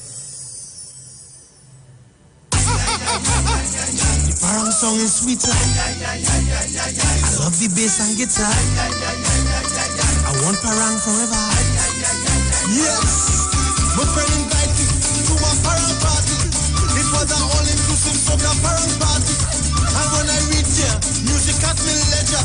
I fell in love with the place. Everybody happy, like Papi Lord. Glad when it's Christmas time. Glad when it's Christmas time. To the ghost tree they're going. The whole house they're painting. Some sewing and cooking. Since July the wine set, the quattro start to echo.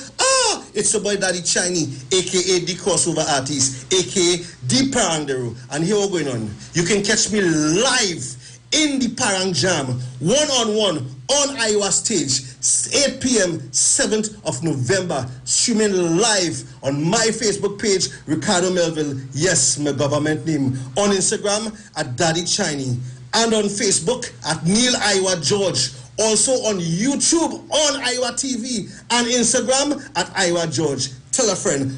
Streaming live on Instagram at Iowa George, Facebook Neil Iowa George, and YouTube Iowa TV. It's Iowa Stage. Get interactive with the Street 919 FM. All day, every day. See us all live on our Facebook page. Share and comment on our show. Like our page. Chat with our live on-air announcers. The Street 919's Facebook page. Live and interactive all day, every day. The Street 919 FM. Come talk with us. Renting a car in Tobago should be quick, affordable, and easy. Wow. Here at O'Neill Rentals, we make the process as simple as possible by using our easy e-sign-up. Yep, we can sign you up from just about anywhere using our tablets. See? All done. And everything goes straight into the cloud. Yeah, you're on your way. Are you coming to Tobago? Book your car rental with us and enjoy the most affordable rates in Tobago. But hurry, because cars go pretty fast. Call 361-1042. That's 361-1042. One more time, 361-1042. O'Neill Auto Rentals, Tobago, taking you further.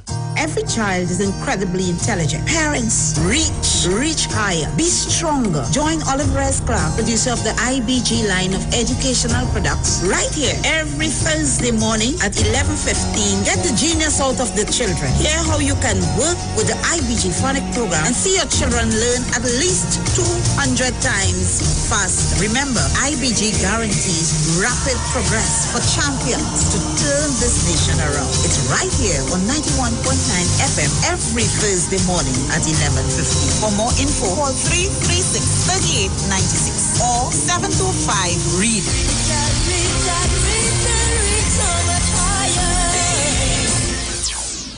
Looking for a safe and relaxed professional massage therapist and nutritionist? Look no further.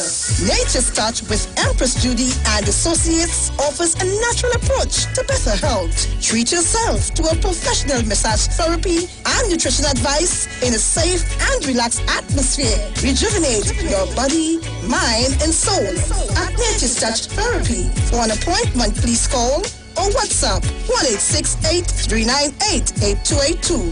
Or visit our Facebook page. Remember, your health is our responsibility at Nature's Touch. Come talk with us. Real issues, hard talk, real talk on the street, 919 FM. News from the street, 919fm.com. Here's what's happening.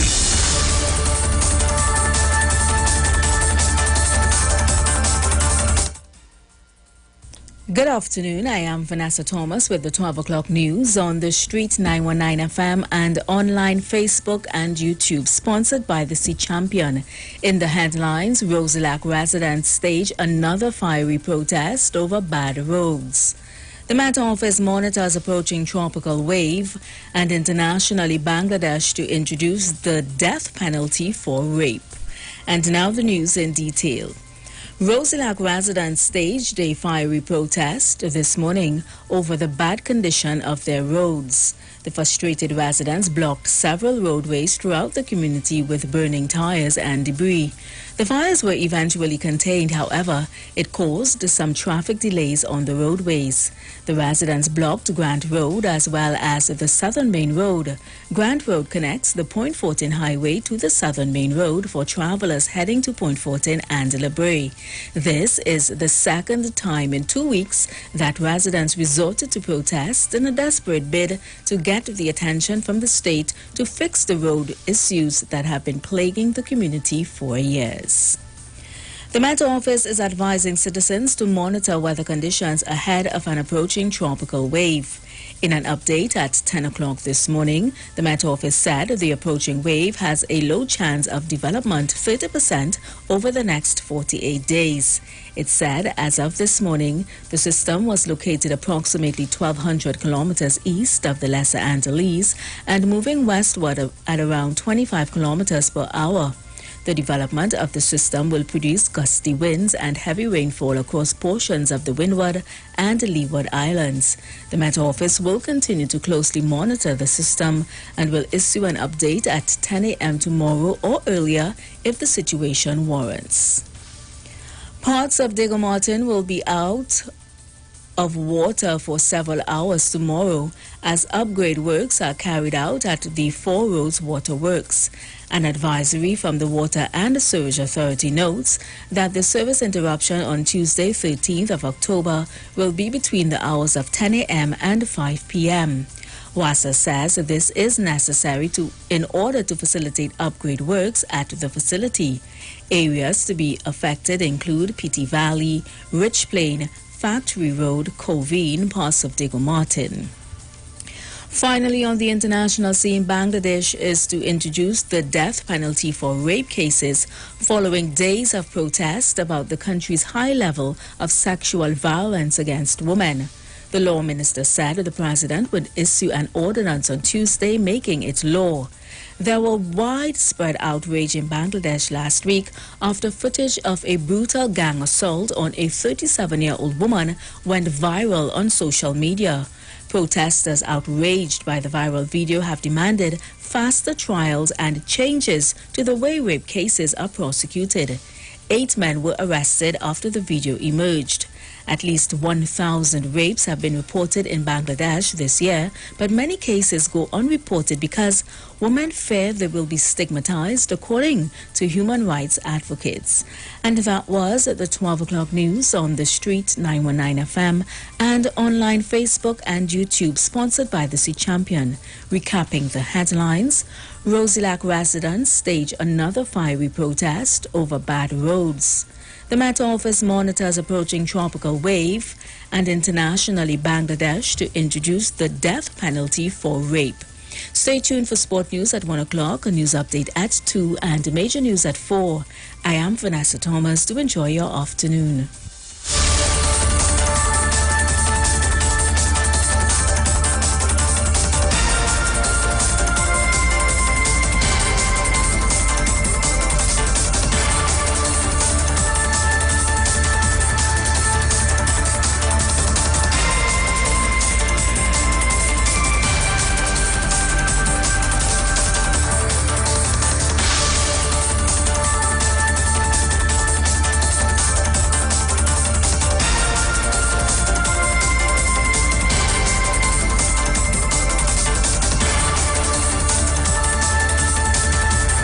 News from the street.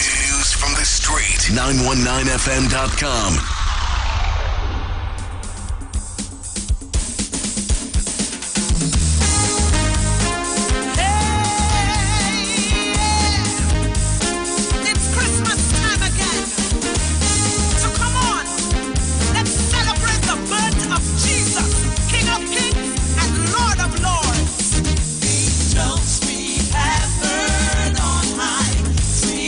Singing o'er the plains.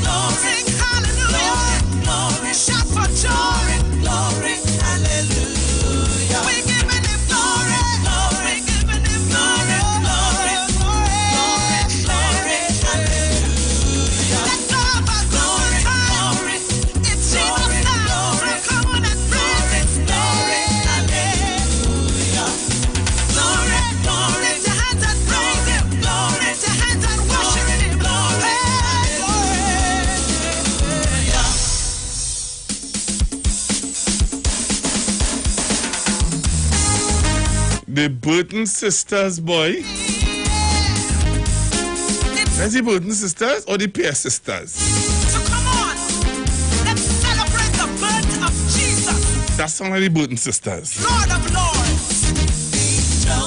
Nah, like the Burton sisters. Yeah, the harmonies, you can't miss them harmonies. Trinidad and Tobago, you can't. You see them harmonies? Though that harmony is Burton sisters harmonies, because they are sisters and there's a synergy in their harmonies, boy, that you can't touch, you can't touch. I will try and get them on Iowa stage. Yeah, I will try and get them on Iowa stage. Wow. Allow me to hear this song, boy.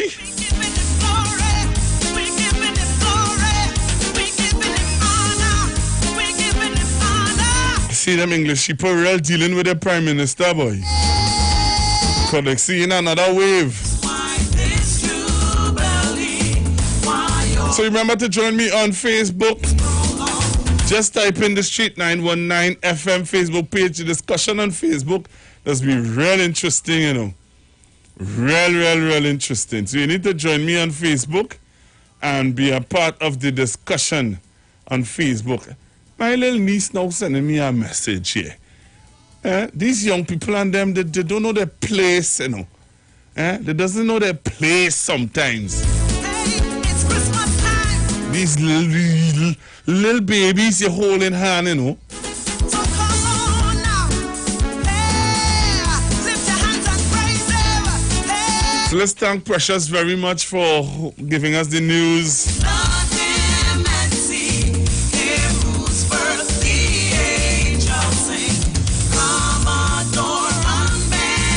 Good afternoon, Arlene James. When you join me on Facebook, tell me where you're watching me from. Tell me if you like my mask. You know, I put my mask for you to see. So join me on Facebook. Tell me where you're joining me from. And when you join me on Facebook, remember to share the live, There are a lot of people who don't even know that I'm back on. So the only way they can know is if you share the live, spread the word around.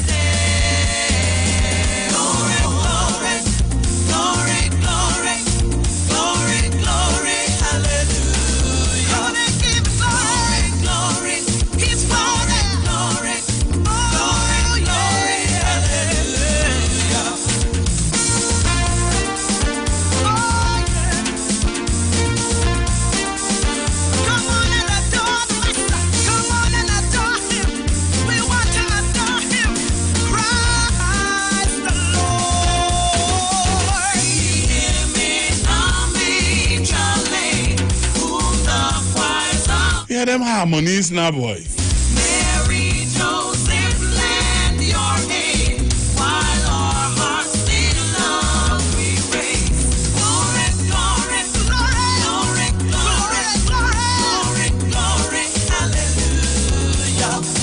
Glory, glory, hallelujah. Glory, shout for joy. Glory, hallelujah. We giving Him glory, glory, giving Him glory, glory.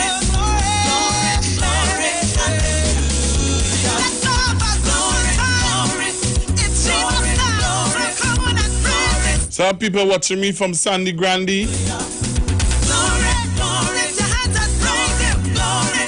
People watching me from the UK. Join me on Facebook right now. Be a part of what's happening in the studio and be a part of what's going on our Facebook and YouTube chat.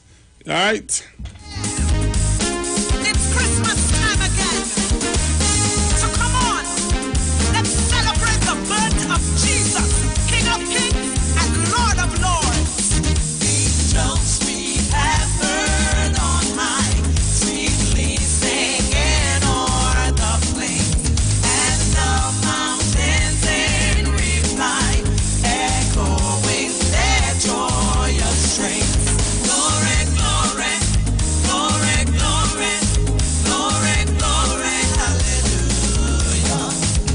Some people joining me from Claxton Bay, Central Road, Claxton Bay. From San Fernando, Duncan Village, boy. Arima in the house. Have a real nice barbecue place in Duncan Village, you know. I wonder if that person live close to there.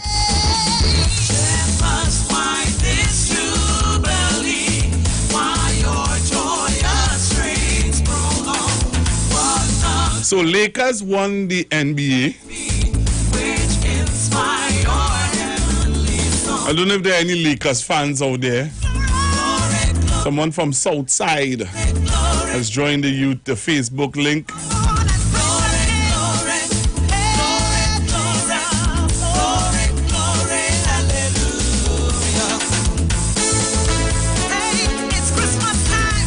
So I'm going back to the phone lines in a little bit. This morning we have been discussing statements made by the Prime Minister about public servants and their work ethics. Yeah, public servants and their work ethics. I don't know if, some of you agree with him, don't agree with him. Some people are saying that we need to find solutions and stop just pointing fingers at them, but find solutions to try and help them. Somebody from Palo Seco Beach also is joining in. Palo Seco, good morning. Well, good afternoon. Palo Seco, good afternoon. And thank you for joining me on Facebook. Share the live as you come in, Palo Seco. Share the live as you come in. Yes. Okay. You live close to the barbecue place. Yeah, man. All right, good afternoon, Pastor Google, watching you from Laventille. You know, I was told by a loyal listener who has passed away, and I need to say love until, you know. So as you come in on Facebook and as you join me on YouTube, I'm seeing people, Allison, there are a lot of people joining me on YouTube also. Okay, wow, YouTube, thank you. Thank you very much, YouTube viewers. And people who are joining me on... okay, Pastor Google, you know where I am watching from. Know where you're watching from, Allison? Tell me where you're watching from. If I ignore it, I am sorry. You see, I ain't ignoring you because I can't read your message. So share the live as you come in. Share the live. As I said earlier this morning, we were looking at this morning from about 10 o'clock, 11 o'clock, we were talking and we were looking at the statements made by the Prime Minister about public servants and their work ethics. And Rio Claro in the house. Camp.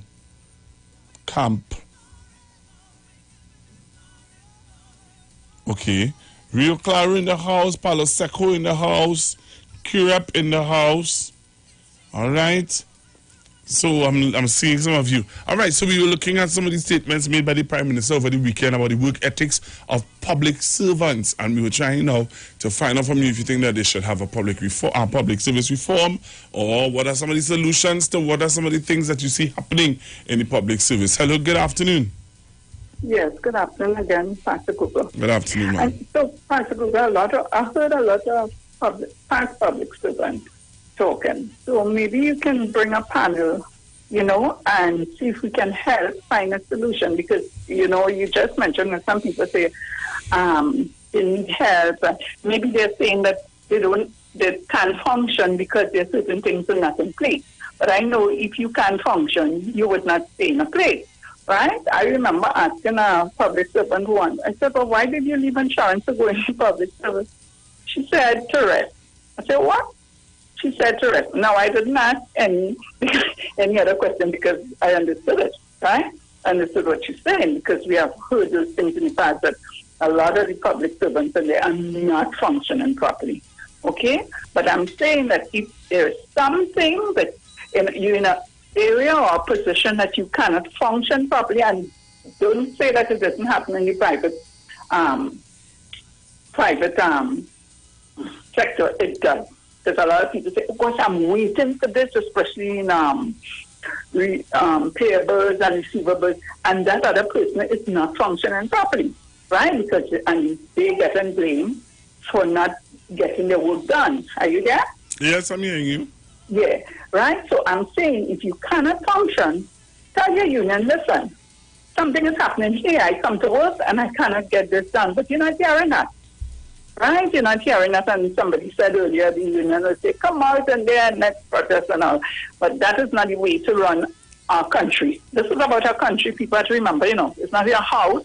It's not your own business where you don't want to make a profit. It's a country. And in order for the country to survive and the government to run things, you have to function. If you can't function, just leave the job.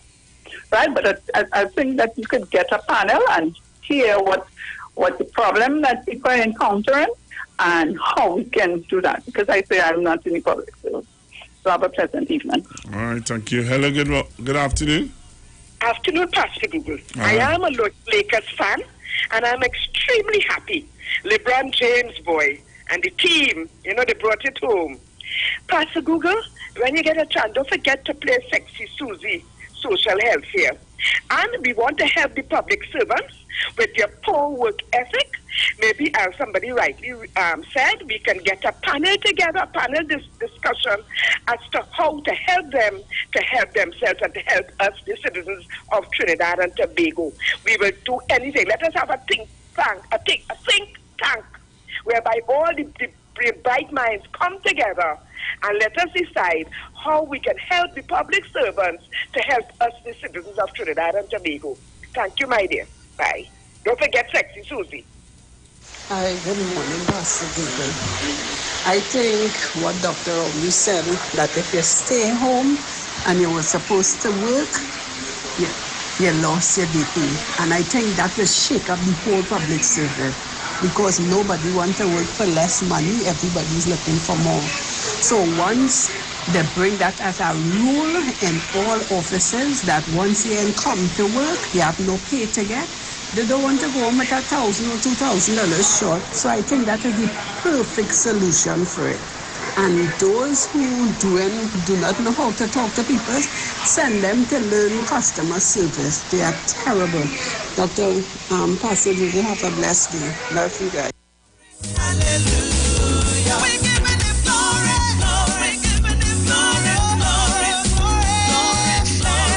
Hello, good afternoon. Yeah, in Trinidad, we have a supervisory problem. So the government trying to avoid clocking cards because if in the morning you come, you're clocking, you go for lunch, you clock out. They try to avoid that with public servants. But we have a supervisory problem. And people have to come out to work. Remember, we're going through a certain period. What the Prime Minister said, that some people, they're not coming at all. And some of the supervisors not coming out. You understand? So you decide when you come, you have to sign when you come in and maybe when you're leaving, and maybe when you're going for lunch, because they will come and clock, they will come and sign in the morning and disappear. You see, in an area that's supposed to have 20 people, 8 people coming out. And the public have to understand, because in the private sector, as you mentioned, if you don't come to work, you don't get paid. So if they're working privately, they have to come to work. And if they didn't come to work, they won't get paid. The government don't want to put that kind of pressure on people, but the public have to understand, and the supervisors have to come out. They can't be just operating like ordinary people. They are supervisors, and they're supposed to supervise properly. Locked on and listening. All right, thank you very much. All right, so someone is looking at me from Queens. Queens is in the house. La Hoqueta by 2. Pastor Google, some of them really not functioning properly. It needs revamping. All right. Good day, Pastor Google. Pastor Google, do you think it is star? Okay, I hear you.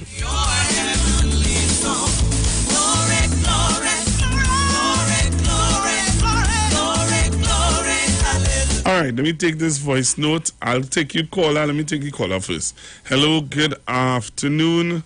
Again, I called to congratulate LeBron James and them team. I followed it up from starting to the ending. Mm-hmm. I am so glad for them. I get on like if I was inside of the stadium over there. Like if it's happening in real. Yes. Wow, I feel honestly like for that black man, but don't mind both of them if he same black, but I don't know. But love them for LeBron James, boy. So LeBron James, congratulations on your team. Oh, yes. Glory, glory. Keep it up, boy. They want nothing with them. He could well play. You know, skills. You see, foot, he has real foot skills. That's what I like about him. Right? All right. And his the guy Anthony, he got two words. Yes. All right. Thank you very much. Hello? All right. Thank you very much. So that was a Lakers fan that's called there. Good morning, Pastor Google, and good morning to the listeners of the street. Pastor Google, I want to throw in as much factors as I possibly can here, which is we know that there are people who operate in such a way that are in the public service that are very inefficient. We also know that there are some people who operate within there that go beyond the call of duty sometimes to facilitate others. But I am saying, like in many other scenarios where it have people in places that are inefficient or who are operating in an opposite direction towards progress, I am saying that too often in Trinidad, we blame the lower end. What happened to the supervisors and the managers, the people who are charged with the responsibility to oversee what is taking place in these organizations? When are we going to call on them and say, what have you been doing to supervise, or what have you been doing to manage and ensure that some things are done properly? If it is, you have people under your watch, under your purview that are falling short continuously, what measures have you taken? What measures have you taken to encourage the persons who continue to show up and do what is required?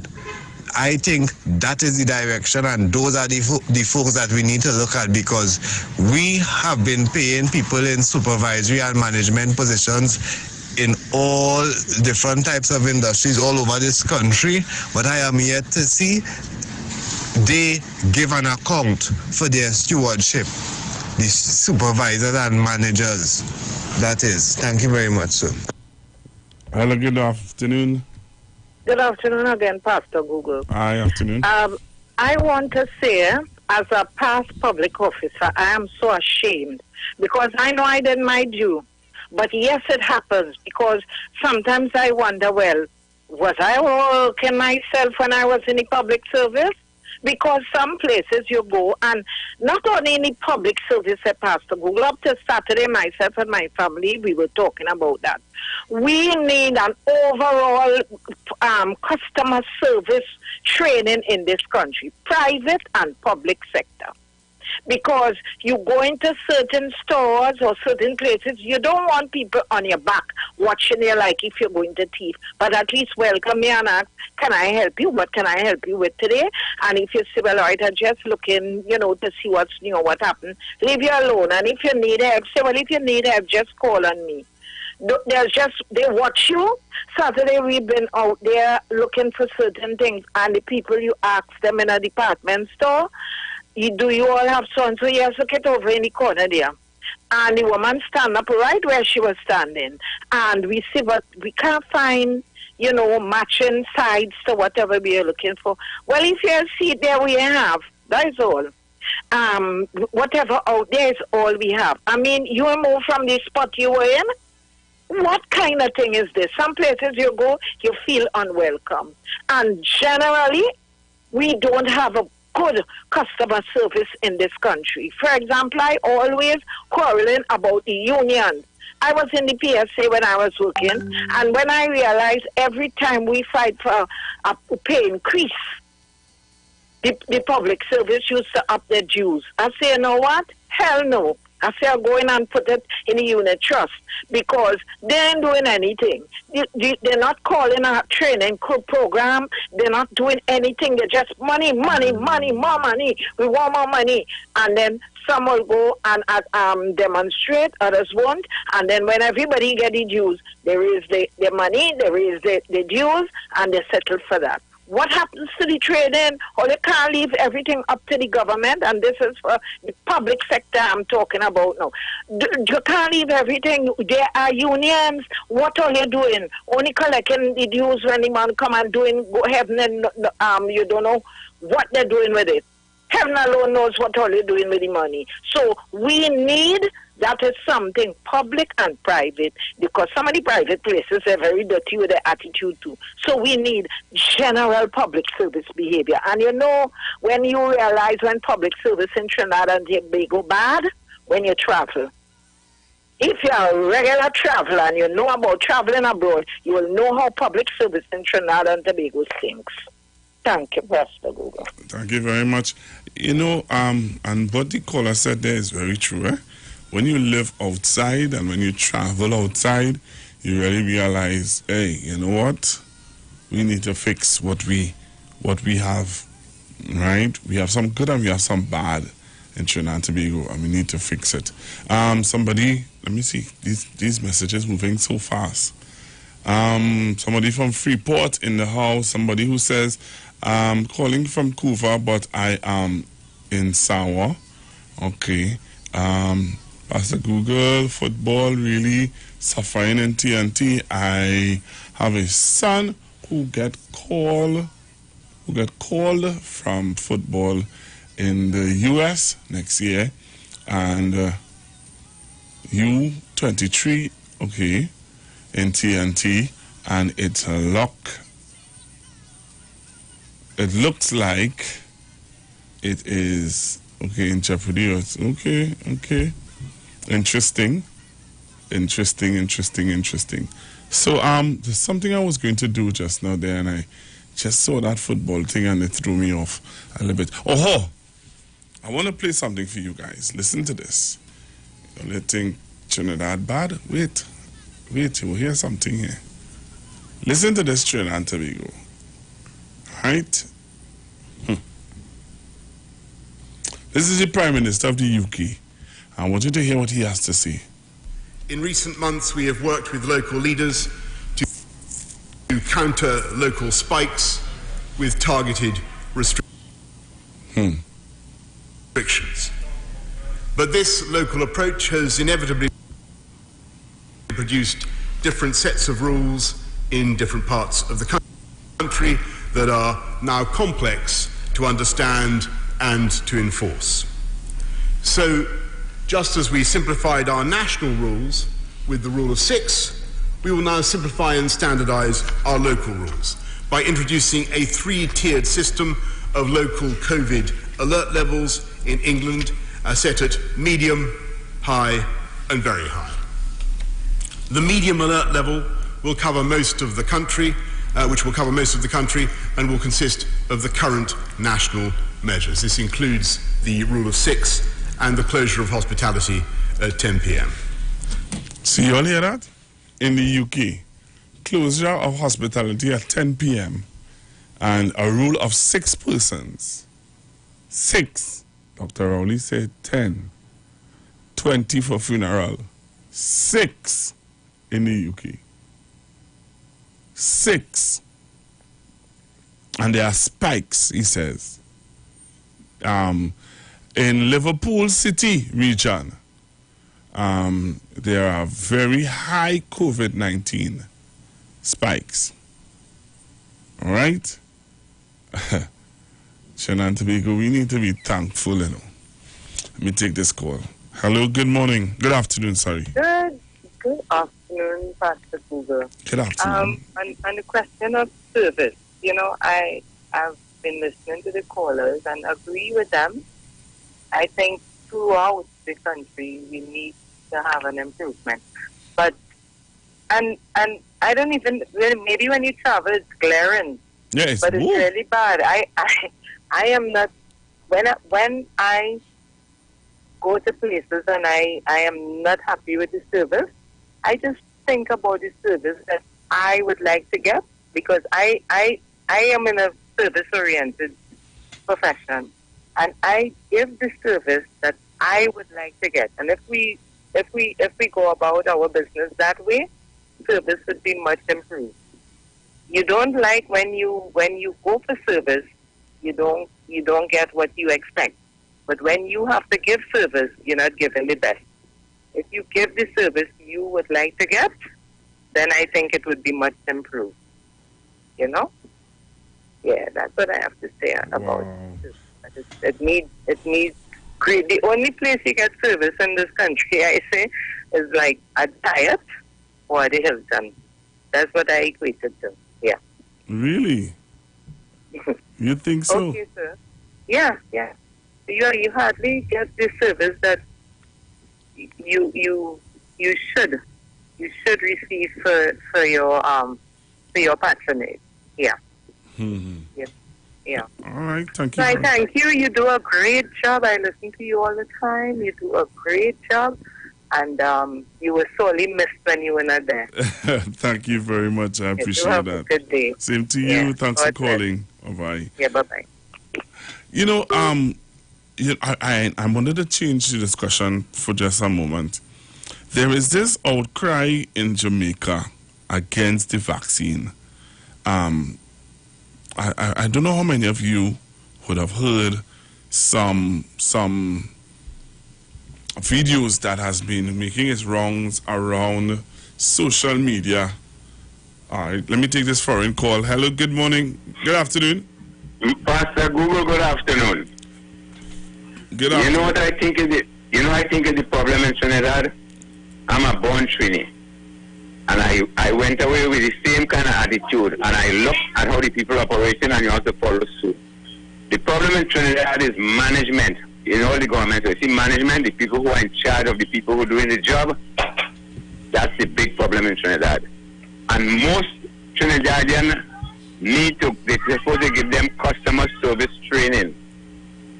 When I was in Trinidad, when you go, they had a bus stop down by South Key down there by the bank there, where Royal Bank between Broadway. Yes. And you used to catch bus there to go south. And if you see how people be climbing on water to get in the bus. And when I came up here and I watched what's going on, you have to line up properly. You have to go in turn.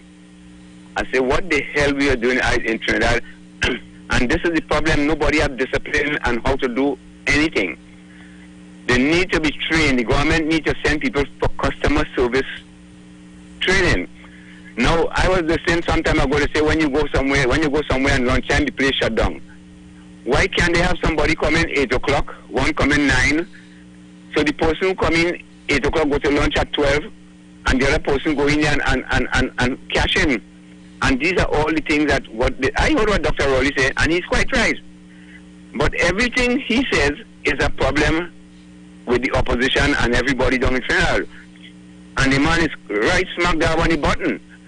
People need to understand what service you want for yourself, that's what the other person needs. Sometimes you want, and one time I was down in Trinidad, I go in a store, and I catching my tail to get something, and the girls them stand up watching. I say, excuse me, what you want? I say, wow. Up here in Florida, when you go, as you walk in the door, they say, good morning, how are you? Welcome to this, welcome to that. And if you walk in wandering around, somebody comes to you, are you having trouble finding something? Not in Trinidad. When I was in New York, I was working in a place with courtesy service, and they were trying to train the people to how to deal with the customer. You understand? And they send us to courses that they have people come in and train you how to deal with people. And this is the problem we don't have in Trinidad. And when I came to Florida, I realized what they were really doing. When you see the service you get in Florida, it's amazing, man. You understand? And the government, they need to do something. They're supposed to hold the people who in charge of the people under them accountable for what's going on. And that's what not taking Trinidad. When they say privatize, this is why they want to privatize everything. I remember when the bus service privatized. Everybody on the P and the Q, man going to work busy, no bus breaking down there, causing no problem. That south bus, that north bus, all this bacchanal. But since the government make the bus service, everybody going to work when they want and whatever. And they can't do nothing about it because they don't have a real service that could accommodate that stuff. So Pastor Google, all you keep hammering down the things, and I listen, always locked on and listening. And welcome back, my brother. You're doing a good job, so you all hang in there, and I'm locked on and listening. All right. Thank you very, very much for calling. All right, brother. All right. Let me take this call. Hello. Good afternoon. Good afternoon, Pastor Google. Hi. Good afternoon, ma'am. Pastor Google, Yes, I ma'am. have a pet peeve with people who do not just speak to people. Pastor Google, I was working at an office, an establishment, right, for 8 years. And the last day I was there, my boss told me, the junior boss said, I don't want you answering the phone, don't approach anybody and all this kind of thing. I am sitting right to the front. But somebody came, opened the door. 3 customers, all of them from the same family. And I got up, smiled, because I am facing the people. They are meeting me first. Hi, good morning, may I help?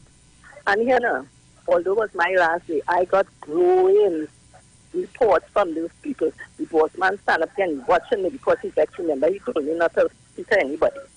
And the lady said, we have been to so many different places.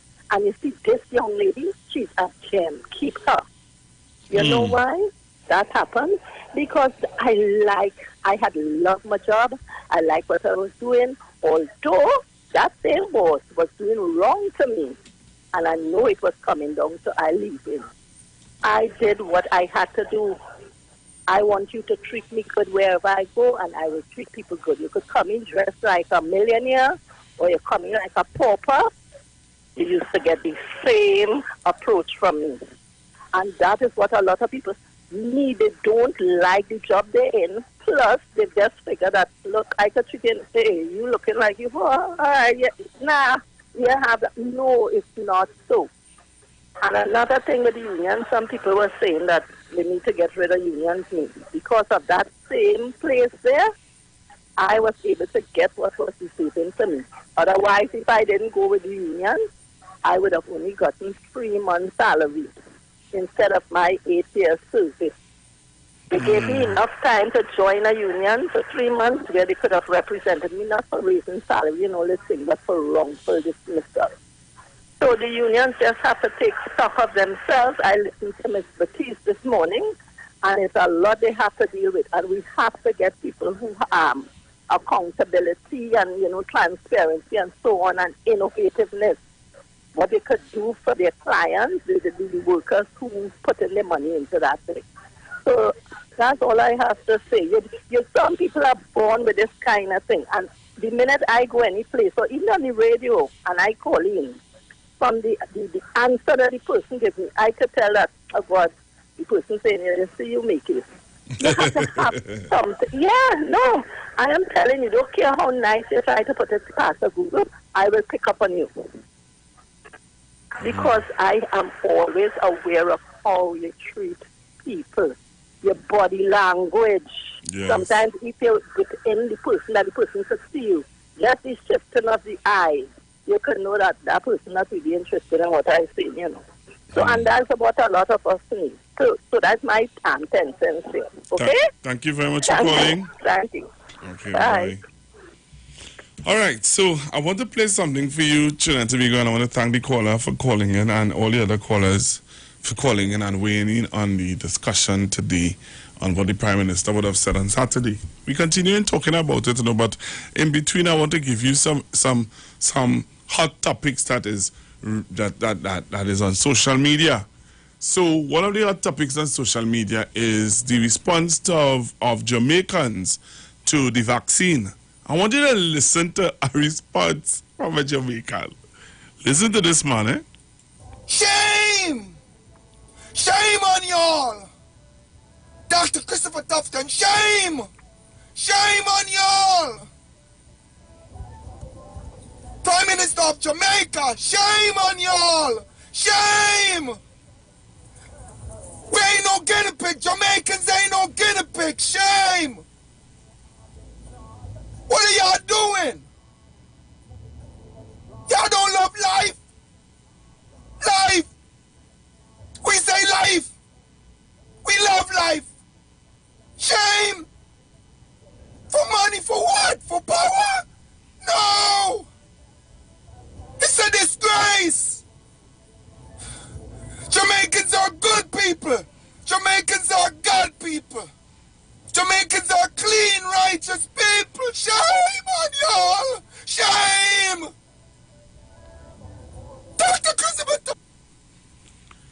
So that's a Jamaican guy who is really upset that the Jamaican government is willing to, like everybody else.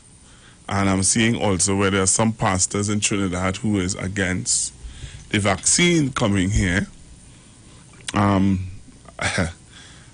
wanted to hear what is your take on it, Trinidad and Tobago. So you heard the guys cry. He's really upset. He's really upset about the Jamaican government wanting to be a part of this vaccine thing. I would have heard the Minister of Health spoke about it on Saturday. So let me hear your take on it. 3420081, 3420081, 7711791, and 4665391. Hello, good afternoon. Good afternoon, Pastor. Good afternoon, sir. This situation with Dr. Rowley, I just don't understand why they should offend so many people. Why do you think about it? The truth is offending people like that. I remember I am just over 60 years old, right? When I was a teenager, I was around 14 or 15. I remember reading a cartoon on one of the newspapers, I think it was the Express. They had a cartoon called So They Say. Right? You'll see every day, you'll see a cartoon or something that will make you laugh and so on. And I remember this guy, the cartoon, what they were trying to depict was this guy carried his car by the mechanic to fix. And because it was given problem, it wasn't idling properly and so on, cutting off and stuff. And after the mechanic finished fix it, he come to collect it. He say, how she working? He says she idling like a civil servant. And listen to me, that stuck in my head till I made up my mind. I was never going to look for a job in the public service when I finished school. And I didn't, right? My children came and they grew old. I had children and they grew up. My first son, he was brilliant, had a lot of qualification and stuff like that, but he decided to just take a stint in the public service. And he left the job after 2 weeks because he said, if I continue to work there, I will not learn to work properly. Wow. He just spent 2 weeks on the job he was about 19 or 20 years old. And he said, Daddy, if I stay in that job, I will not have proper work ethics. I will not. And right now he's in the private service, right? My daughter is in the government service, but in a different area where her work is important, so she can't lapse. And my last son, he spent some time in public service last year. And because I train my children to always be efficient with their work and do their best. And he told me last year he had a temporary position in public service. I wouldn't call where it was. And he said, these people, they're just lazy. If there were times that he would be working sometimes all day, even through his lunch. And people, they just go on for lunch, they coming back after 2 hours, and they doing what they want, he say. And he told me, he say, I have a problem working there, But he held on until the end of the contract. And he was a very efficient worker to the point that they called him back. And he still is contemplating whether or not he should go. Because he says to me, listen, these people, they just come to, he said a lot of them, well, my big son told me something and I didn't understand it until, he said most people go in the public service, they don't ask for a work, They ask for a job. A job is you go and you get paid. They don't want work, because if they ask for work, they will get work. And because of the poor management, this poor supervision, and most of these supervisors came to the ranks. They came up like normal, like the same bad attitude. And then this attitude that the unions have that you cannot fire public servants and this kind of stupidness. Every little issue, they're ready to strike. They're quick to strike. They're quick to not go to work. They do everything possible because they don't get fired. And I think it's about time that this foolishness stop. Either they pull up the supervisors, because if the supervisors are doing their job, they will get work done, right? And if they are not doing it, they would get nothing done. And because of their bad habits and bad attitude, that is why it is still going on like this. Public service training, they have that, this guidance, they send them on courses to learn customer service and all this other thing, but that has become nil because at the end of it, they come back with all the training that they get. You think they don't know what to do? But the supervision still piss poor, and at the end of it, nobody don't care. Let them leave and go and work in the private sector. Why you see unions always so much against a privatization? Because privatization means not so much that you will lose your job, but that you have to work, right? And if they have to work, that means they will have to, but they can't because they can't operate in the private sector. That is the major problem in Trinidad. Get them to work. That is the problem. Thank you, Pastor Gugu. Right, thank you very much, caller. Let me play this voice note that I got a while ago. All right, to play a voice note. Oh, the person deleted it. All right, so what do you think about the Jamaican guy and his response to the Jamaican government wanting to be a part of the vaccine, and the distribution of the vaccine and stuff like that? The way he behaved there, I don't know. Hello, good afternoon. Good afternoon, Pastor Google. I know you asked about the Jamaican guy, but I don't really cover the whole issue quite correct yet. But what I'm saying, what the gentleman spoke about just now, I hope plenty of us is hearing. We need to perform. Nobody pays you for doing nothing. And no work is a disgrace. Grabbing chains in tongue and bags and looking to rob people is a disgrace. Have a good day, Trinidad and Tobago. I hope you are listening. All right, I hear you, sir. So we're getting ready to go to the to sports news. All right, we have sports news coming up at 1 o'clock with Mr. Jason Shields. And after that, I come back in and do my last hour with you. And we continue our discussion here. We've been having a healthy discussion, and we've been talking about Dr. Rowley's statements. And it is interesting. All right, it's interesting. It's interesting how people take it. I must say, though, that I've been very disappointed what I've been getting from the public service, where most of the reports have been that people have been abusing rather than cooperating. We, at this last adjustment, had indicated that the public service would be at 50%, meaning that only half of the public service will come out at any one day. And the way that that was going to operate was that you would rotate. You come one day, don't come the next day. Who didn't come on the first day, come on the second day, and so on.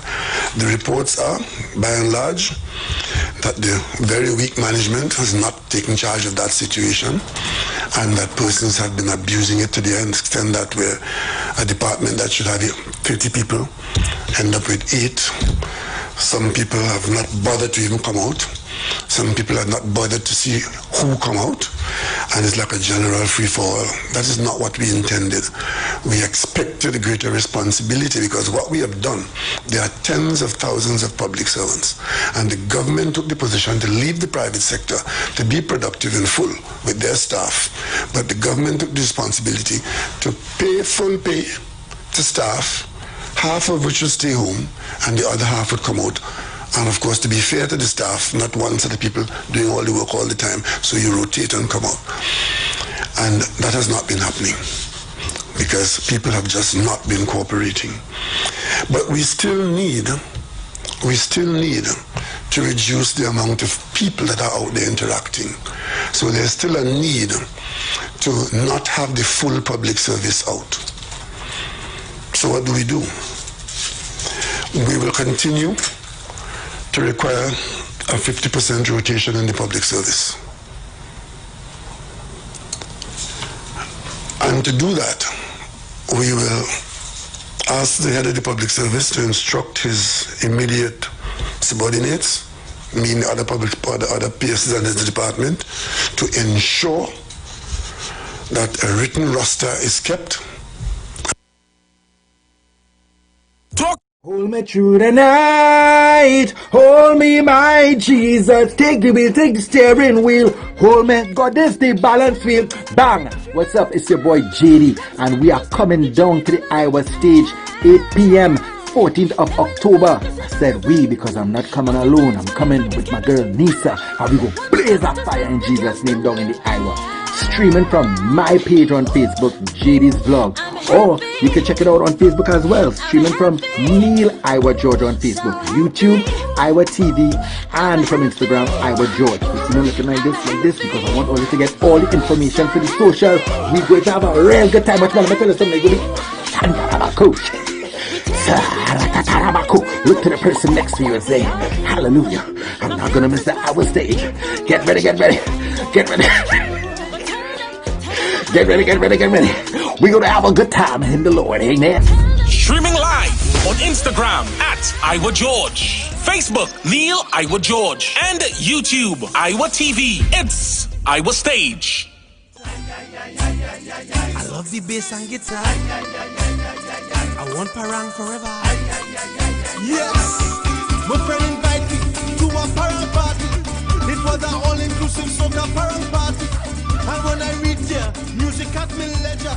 I fell in love with the bass. Everybody happy, like Papi Lord. Glad when it's Christmas time. Glad when it's Christmas time. To the ghost tree they're going. The whole house they're painting. Some sewing and cooking. Since July the wine set, the quattro start to echo.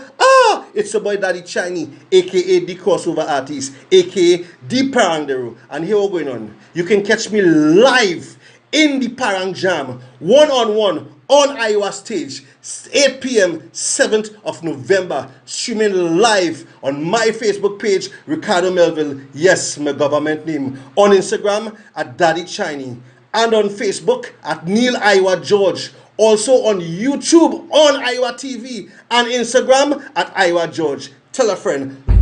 Streaming live on Instagram at Iowa George, Facebook Neil Iowa George, and YouTube Iowa TV. It's Iowa Stage.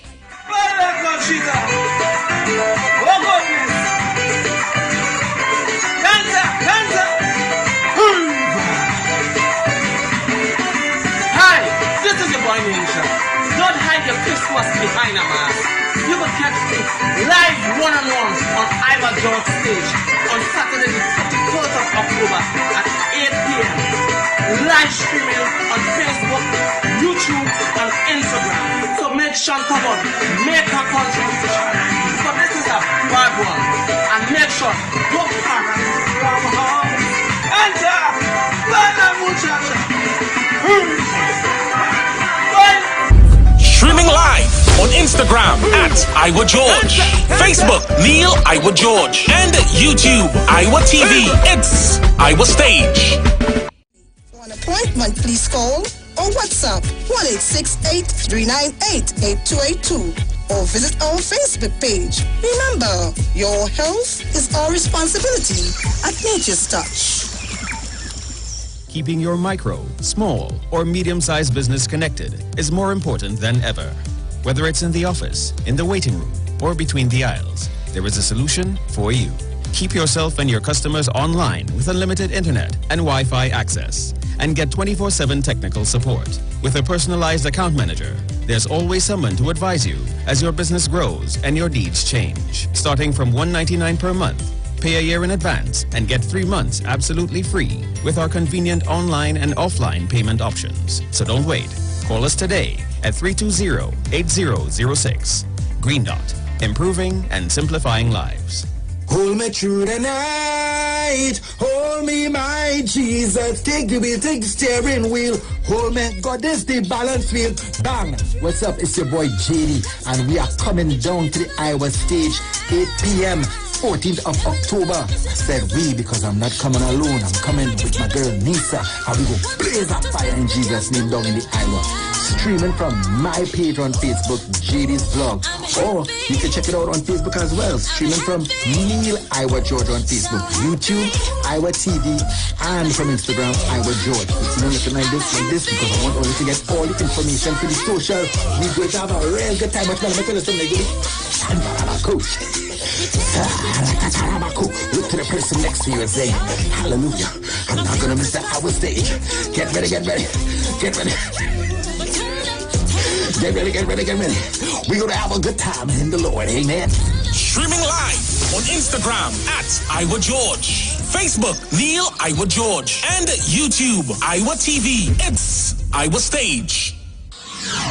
When it comes to healthcare, you deserve the best. Do you suffer from low energy, anxiety, or constipation? Health and Wealth Lifestyle with Nicole Huggins provides you with the best services of iridology exam, blood analysis, ionic foot detox, followed by a soothing foot massage. We also provide the best organic supplements. We are located at number 73 Eastern Main Road, Barataria. Or call us at 288-1108 or 275-8359. Join us on the street 919 FM. Every Thursday from 10 a.m. to 11 a.m. for Health and Wealth Lifestyle with Nicole Huggins. Better vision for your physical eyes, and through the eyes of faith, let healing arise in your mind, body, and spirit. At Natural Heal Ministries, we teach kingdom principles for living that brings the blessing of God to your mind, body, and soul. NHM Professional Associates are located at number 10 Moody Stewart Street, Monrepos, San Fernando. For more info, contact Dr. Desmond Phillip at NHM on 349-3494. NHM Professional Associates can be heard live on the street 919 FM every Saturday from 9:05 to 9:55 a.m. But wait, who's sending me this text? Hurricane warning, be prepared? Denzel, stop rushing the car! A hurricane coming! Mona, calm down. We just need to prepare. We must stock batteries and candles and charge our emergency lights in case we lose power. That means we have to arrange a backup supply for Daddy respirator. Yes, and before the storm hits, we must unplug all our electrical equipment. If we need to evacuate, remember to shut off the electricity at the main panel. Yes, because you know here does flood. Come, let us move the appliances upstairs, come. Us, okay. Wait, Denzel, don't unplug them thing with your wet hand, yourself. Yes, Mona. This hurricane season, when preparing for an emergency, don't forget your electricity. TNTech, the power to make it work. Levette HFB Spa introduces Levette Fit 360 Studio. We now offer static contraction training that studies show is twice as effective at increasing bone density than bone anabolic drugs. In less than 10 minutes, the 1-rep gym workout gets you 10% stronger each session, and you rest more the stronger you get. Eventually, you only work out once every 3 months and continue to see gains in strength and bone density. The future of fitness is here. Get fit, stay fit. Levette. Call now, 674-5015 and get your first workout free. We know the street because we talk to the street. Come talk with us on the street 919 FM. We know the importance of great customer service. That's why here at O'Neill Rentals, we offer the fastest delivery service to our clients absolutely free. All of our cars are guaranteed clean and fueled up upon delivery. We also offer quick and easy e-sign-up. This means we can sign you up from anywhere using our cell phone and tablet technologies. This also means that there's no paperwork to do ever. We value our customers. That's why we go above and beyond to make you happy. So, are you coming to Tobago? Do you need a rental car? Call us now for your quote today. 361-1042. Call us today, 361-1042.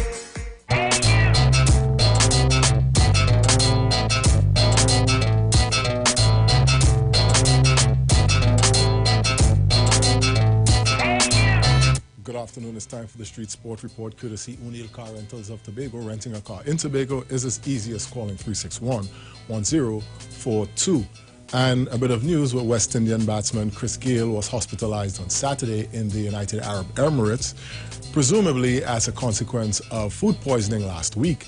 The 41-year-old Gayle was expected to take the field for the first time in this year's Indian Premier League for the Kings 11 Punjab last Thursday, when they actually took on the Sunrisers Hyderabad. However, was unable to do so due to discomfort as a result of his condition. Gayle, however, posted a picture on Instagram on Saturday to show that he was okay and in good spirits. As soon as he recovers sufficiently, Kings 11 Punjab coach Anil Kumble said Gayle will come into the side to replace Glenn Maxwell, who has been struggling with his form throughout the tournament thus far. And sticking with the Indian Premier League, both the Royal Challengers Bangalore and Calcutta Knight Riders are trying to keep pace with the Indian Premier League leaders. The Challengers elected to bat this morning and made the most of the decision as they blasted their way to 194 for 2. South African AB de Villiers smashed 5 4s and 6 6s in his unbeaten knock of 73 from 33 balls. He shared a 100-run partnership at the end with skipper Virat Kohli, who himself finished not out on 33. The Knight Riders are in the midst of their response and are in real trouble, batting at 71 for 5. They need 124 more runs to win off 42 balls. And in the later game on Sunday of the two games, the Mumbai Indians scored a 5-wicket victory over the Delhi Capitals in Dubai to stay on top of the league. Mumbai chased down the target of 163 as Delhi chose to bat and got to 162 for 4 at the end of their inning. The Indians lost 5 wickets in getting to 166 in 19.4 overs. In the earlier game, the Rajasthan Royals also completed a 5-wicket win of their own against the Sunrisers Hyderabad. The Sunrisers elected to take first strike and ended on 158 for 5. The Royals tied the score with 2 balls remaining in the inning when Ryan Parag struck Khalil Ahmed for 6 over the covered boundary to get them to 163 for 5 and the win. Dwayne Bravo's Chennai Super Kings will be hoping that their match against the Sunrisers Hyderabad on Tuesday will be the beginning of their recovery in the tournament. The Super Kings currently sit in 7th in the 8-team tournament, only on 4 points from 7 games. That game begins at 10 a.m. And we finish off with congratulations to the Los Angeles Lakers, who are the 2020 NBA champions. The Lakers defeated the Miami Heat in Orlando on Sunday night in Game 6 of the best-of-7 series to take the series 4 games to 2.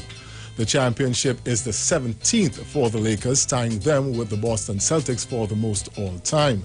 The title is also the 4th for LeBron James's career, and the championship also made Rajon Rondo a 2-time champion, having won the title for the 2 most decorated franchises in NBA history. How about that? And that was the Street Sport Report, courtesy O'Neill Car Rentals of Tobago. Stay right here on the Street 919 FM. We have a news brief at 2 p.m., and we have one final major newscast coming up at 4 p.m.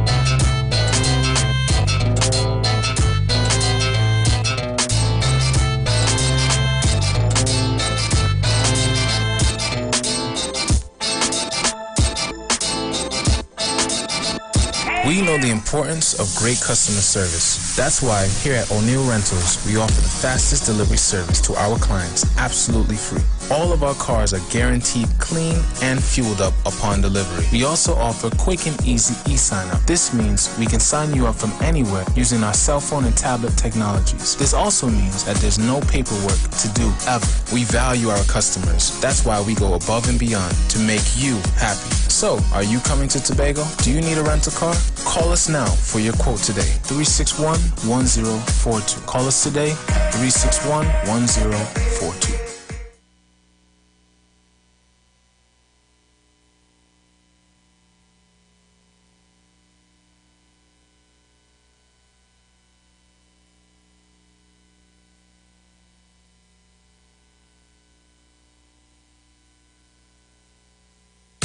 Broadcasting from Trinidad to the world, the Street919FM.com. It's your it come back again. I'm talking about Christmas. It's your it come back again.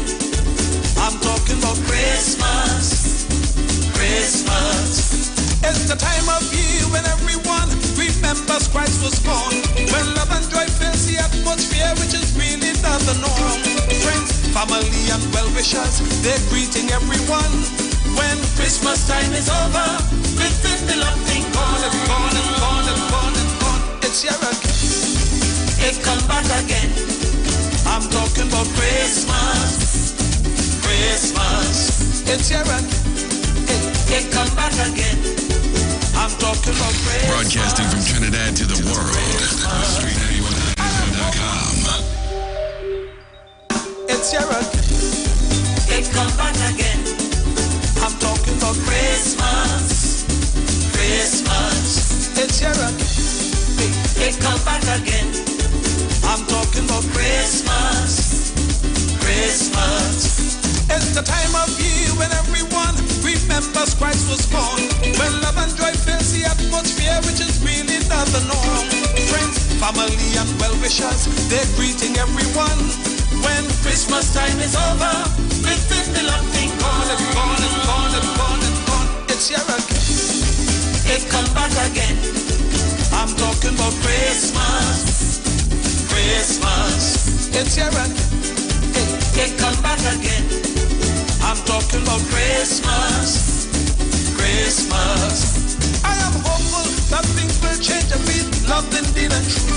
The deceitfulness of Christmas, yes, we must destroy from the root. Then Christmas will have meaning when the words are true. When love flows from our heart and lips, I see the Christ in you and you and you. It's here again.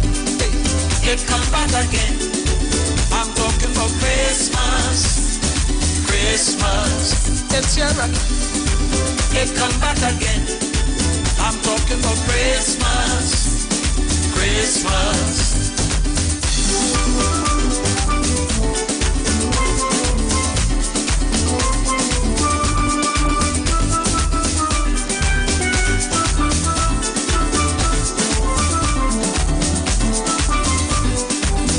It's here again.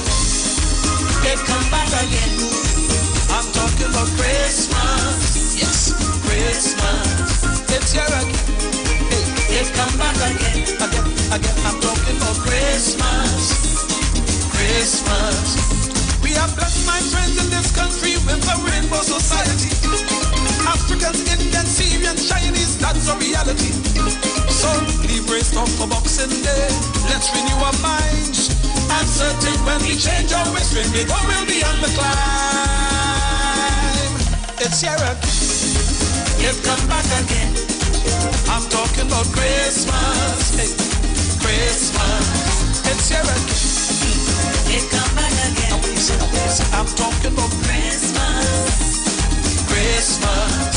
It's here again. Hey, it come back again. I'm talking about Christmas. Christmas. It's here again. It come back again. Hey, I'm talking about Christmas. Christmas. It's here again. It come back again. What you say? I'm talking about Christmas. Christmas. It's here again. Hey, it come back again. I'm talking about Christmas. Christmas. It's here again. It come back again. I'm talking about Christmas. Oh, I did it. Why?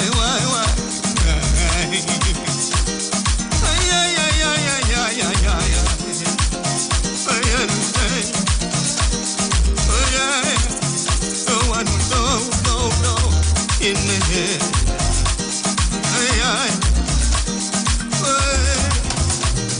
I decide to sing a Christmas song.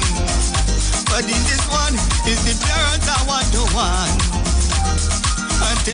Sit tight all night. I tell she, wind out your tightness, because your head bad and your head gone. Where I tell she, wind out your tightness. Yo, this is Mr. Famous, and see, October the 24th, Saturday, October the 24th, Iowa State's not good again. I'm Mr. Famous to be gay. Make sure and log on, log in, make sure and donate, share the live. What that's it? Mr. Famous to be live on Iowa State. Iowa State's not good again. What that's it? Madadan. Mr. Famous, I know. Iowa State. What that's it? She come in the party with she head back. Streaming live on Instagram at Iowa George, Facebook Neil Iowa George, and YouTube Iowa TV. It's Iowa Stage. Gun, why not wait till he get old? Put him in some kind of cadets, let him learn gun control. Gun is not just a criminal investment. I'd rather buy a guitar or a new New Testament, I go on, no, in the head. Where I come from, when I hear that, is the next one there. No, in my head. Where I come from, when I hear that, is the next one there. I decide to sing a Christmas song. But in this one, is the parents I want to want. I'm telling them to buy no toy gun. Cause in the end, it's you who go born. I don't care if it's using battery or it's shooting water. It is all of them contributing to murder. No, in the head. Where I come from, when I hear that, is the next one there. No, in the head. Where I come from, when I hear that, is the next one there.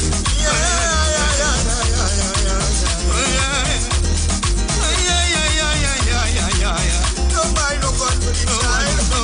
Yeah, they practice it tonight. Buy no gun now. No, in the head. Where I come from, when I hear that, is the next one there. No, in the head. Where I come from, is the next one there. No, in the head. Where I come from, when I hear that, is the next one there. No, in the head.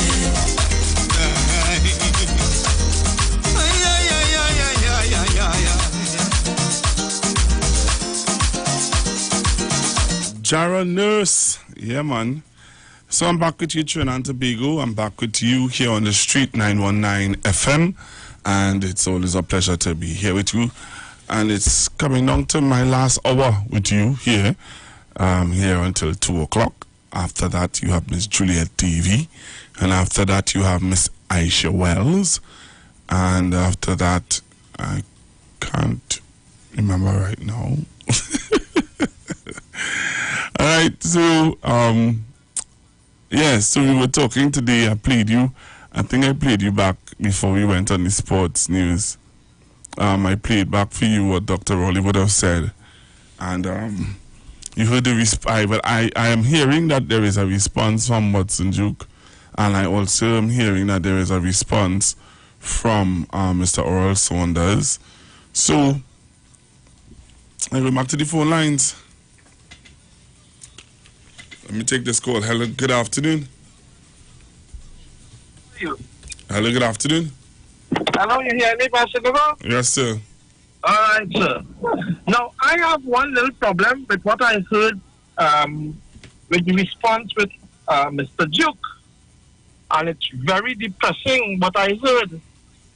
I'm not even studying in his contribution towards what it is he had a complaint against Dr. Rowley's statement. My problem is what he revealed to be, I don't know if these are facts, and if these are facts, I want all my tax money back, because this gentleman stated that even if it is a public servant stays home for 3 weeks, they cannot deduct any money and he had to get full pay without any information, no sick leave, nothing at all. If that is true, I have a problem with my tax money, which I just work hard for, going to pay miscreants, and that the unions are encouraging that sort of behavior by employees. No wonder why this country is in such a mess and lack of productivity in the public service. When a person could stay home for 3 weeks without any sort of information on retribution by the state. And I will tell you what it is. I know for a fact that they have some public servants, because some of them not coming out when they're supposed to. They have some people, they are asking them to work till 12 o'clock in the night. And it is unfair that the government cannot do anything and take any action against these irresponsible people who are putting additional pressure on other workers. Something has to be done. And I am in total agreement with Dr. Rowley. And if it is, we can't do it because of the union, privatize everything. I go on.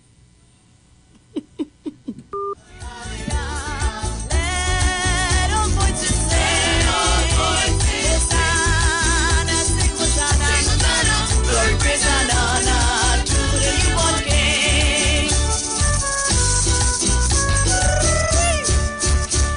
from heaven to earth to show us the way, from the earth to the cross, our debts to repay, from the cross to the grave. All right, so taking your calls as I look to wrap up in a little bit. 342-0081, 771-1791, and 466-5391. Hello, good afternoon, caller. Pastor Google, good afternoon. Good afternoon, sir. Pastor Google, I am interested in I heard a program this morning. I tried the grocery that the guy announced that he had the you juice selling, but I get to understand you have it selling. I have it. Oh, no, that not what he said this morning. Go ahead. I listen to you. So I was trying to find out how I could get in contact with you. I want to get that. Where you live? Barapo. Dr. Levette, eh? Dr. Levette, boy. All right, let me see. There's no way, caller. What a case? No 140 something is there a case? I can't remember how much he said, sir, but I will. Yeah, but I know you say that you could have get it at Hilo or GTA, but I asked my brother was to try GTA and series or what they call it, and they said they didn't have. And I didn't really try Hilo yet, but as I hear that announced this morning, I said let me get in contact with you. All right, well, I have your number, so I'll contact you. Okay, thanks very much. You're most welcome, sir. All right. So taking your call, 342-0081, 771-1791, and 771-1791. Hello, good afternoon, caller. Good afternoon, Pastor Google. Manu, you change your number? But about how you get getting so far I find you stuttering. Manu, you change your number? Anyway, I get the YouTube. You get it? When you go in the store, somebody, I call the people, nobody want to work, somebody tells them no. It's in the store because I had my brother to walk when we sell everything there. And the girl in the same aisle, she don't know what he's talking about. He had to walk when he sell you juice there in a bottle, I think a 16-ounce bottle.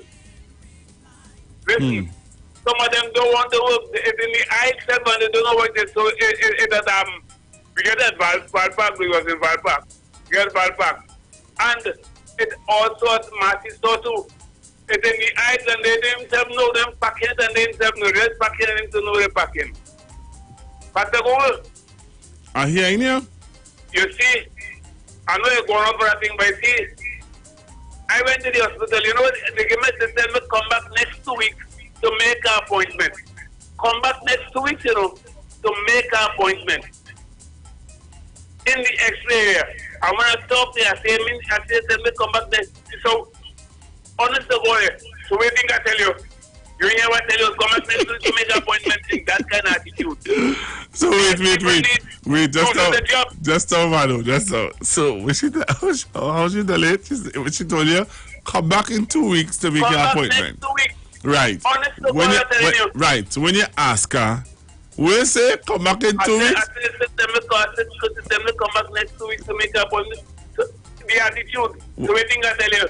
You hear tell you come back next week to make an appointment. You think that is in Mount of Hospital, eh? And I will talk about the urology area again. Urology area in Mount of Hospital is the worst thing. Malo. Yeah. How's she tell you? But I'm telling you, she tell me come back next week to make up. I say come back. She said, wait, think I tell you. Like you hear what? Honest, listen. These people, damn it, in Mount of Hospital are gone.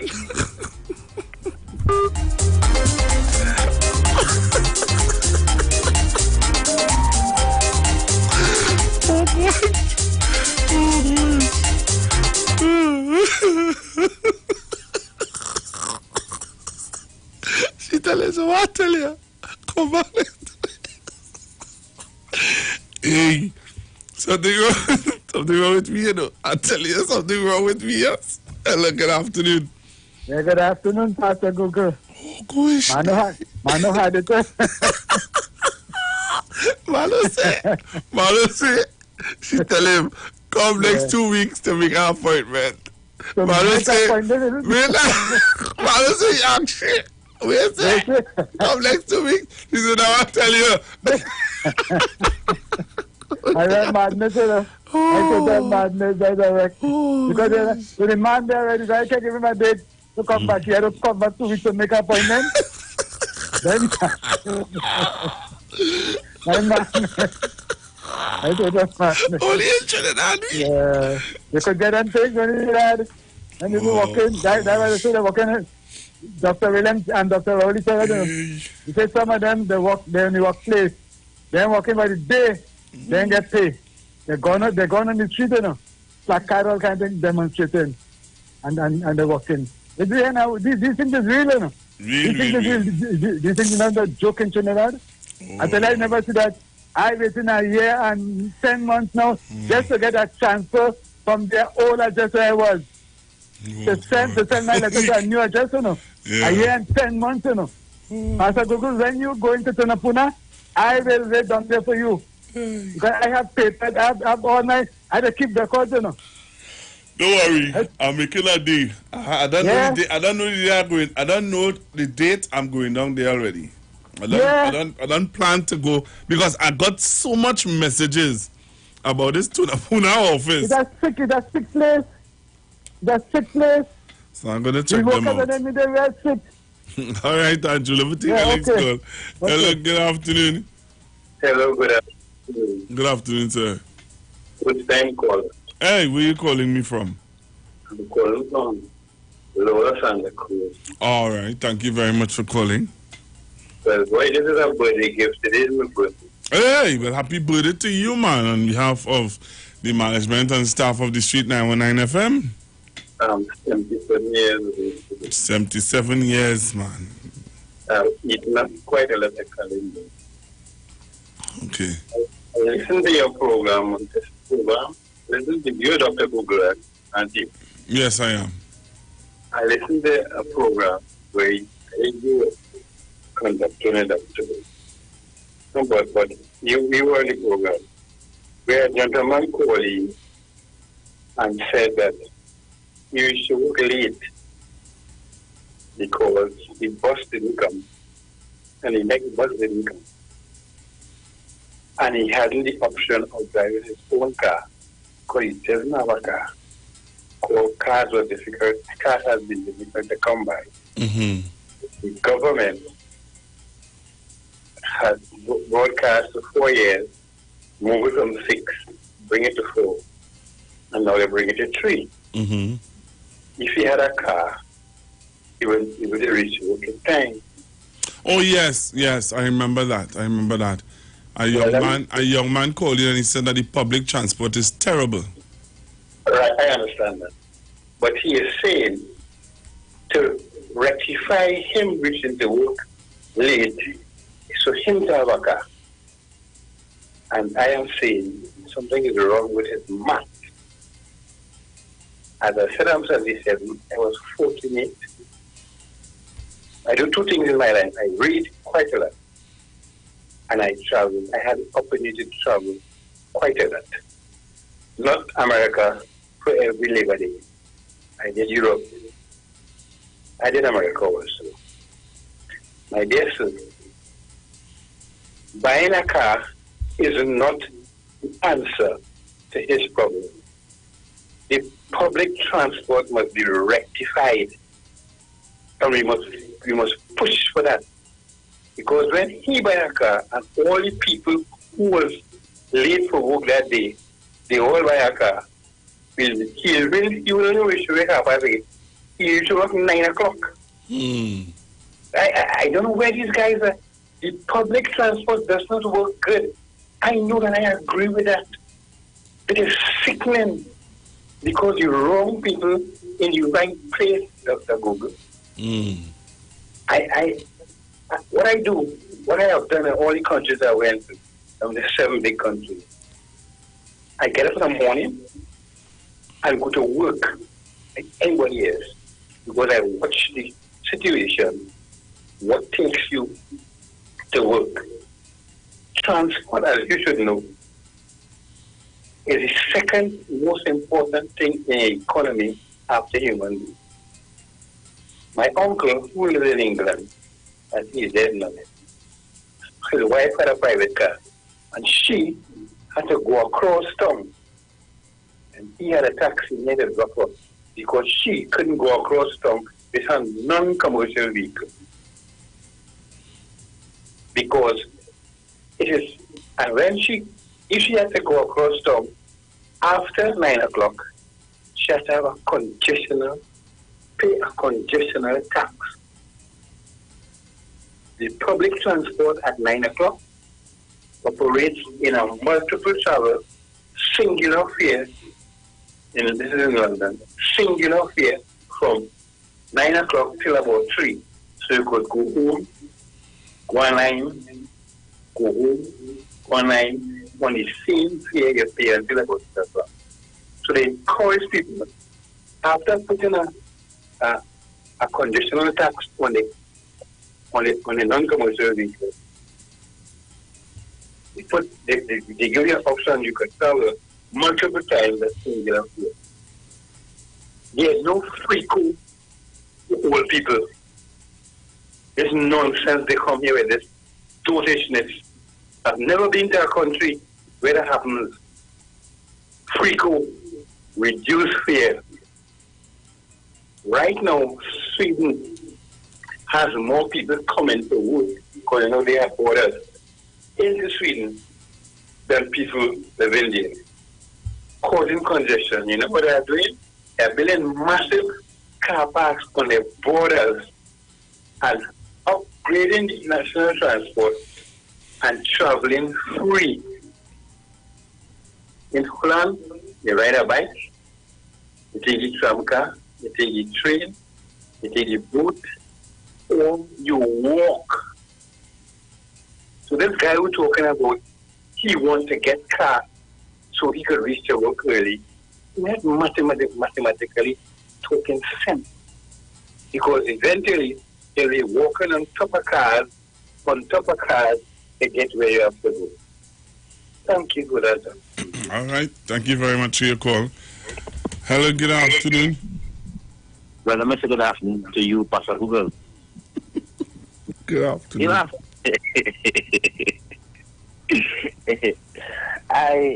If I was Manu, if Manu was me, he would have logged to cuss right there on the spot. He can't do that. That doesn't make sense. No, but she will be more respectful next time to see it. No, but who should tell him? She will tell one she Uncle Lee. The man coming there. And what do you think? No, but what did she say to him? She said he went to make an appointment. She said to him, come back next 2 weeks. Right? That was what she said to him. He heard very well. He heard very well because when she said he actually will you say to come next 2 weeks? She said wait.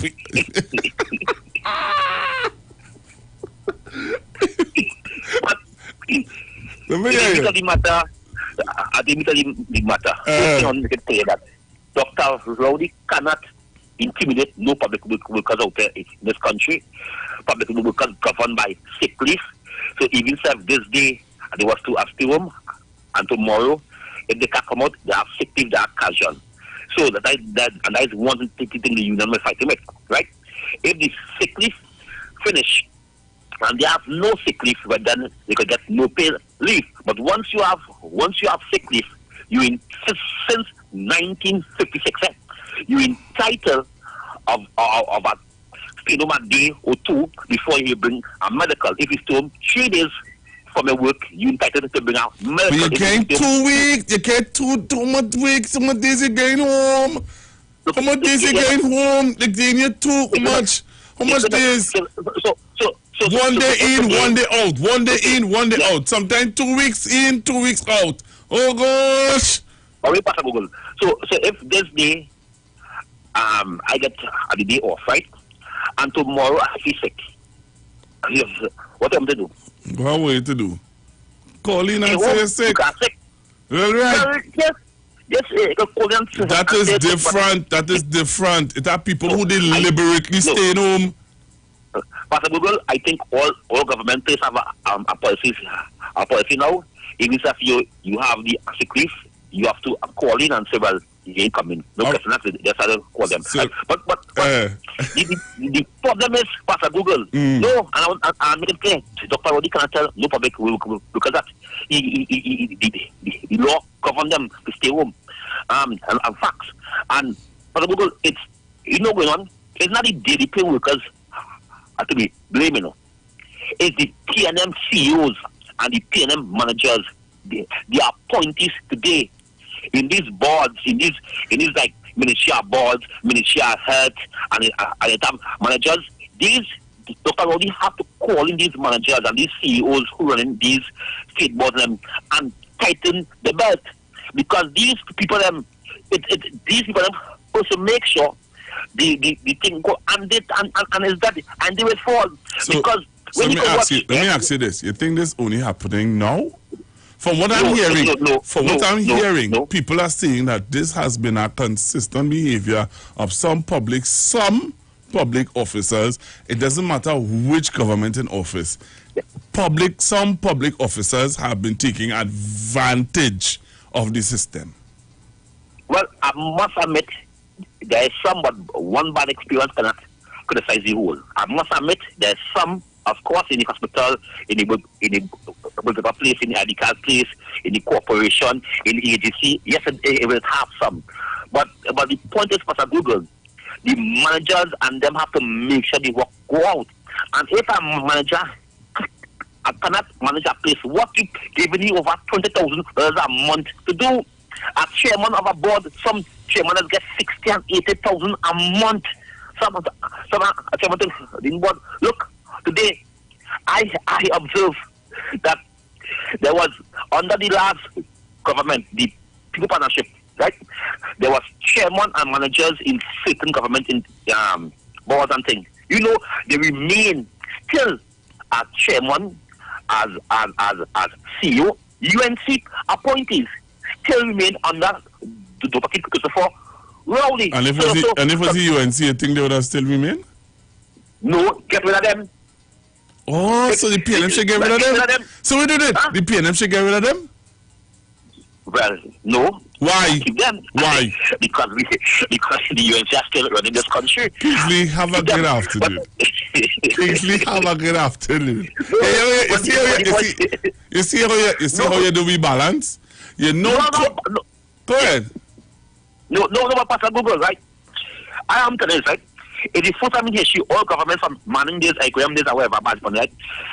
Everybody that want to put in their own people there to make sure that carry out their agenda. It's the first time I see Dr. Rowdy love so much of UNC reject.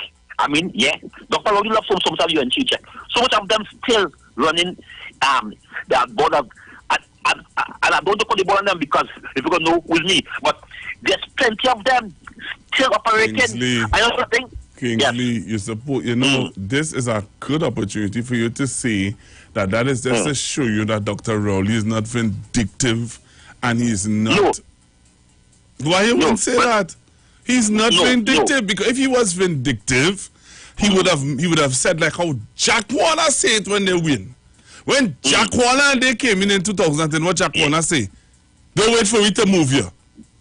Come out one time. Pastor, I will go with this. Yes, with me, as if I run in this country, I want people who I could trust, people who I know loyalty to me.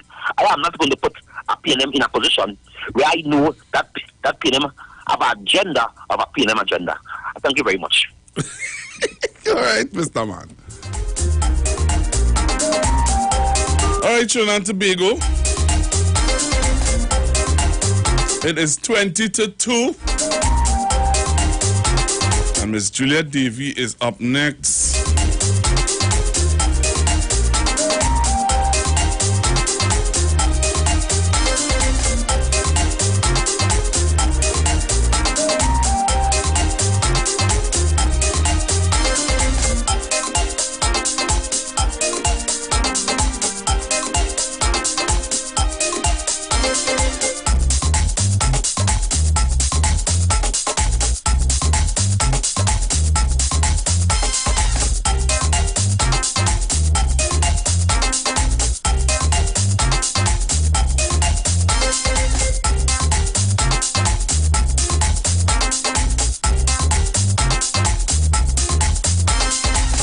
All right, so I have a call on the line. Good afternoon. Yes, good afternoon. You see how do so like so? when you put that man in a corner, you hear you jump out that corner and we break down getting out there, you know. You understand? Yes. This is sure this kind of nasty. Nah, man, no. Yeah, listen, Pastor Google, I hear this man on other programs on this station then. Yeah. And he have an arrow direction straight at Dr. Rowley. Yes, he does. He does have his bias. He does have his bias. The man like he be drinking his own water. Oh, gosh. All right. But he does. Everybody knows that Kingsley has his bias. All right? Everybody knows that. Kingsley and I used to be political enemies for years.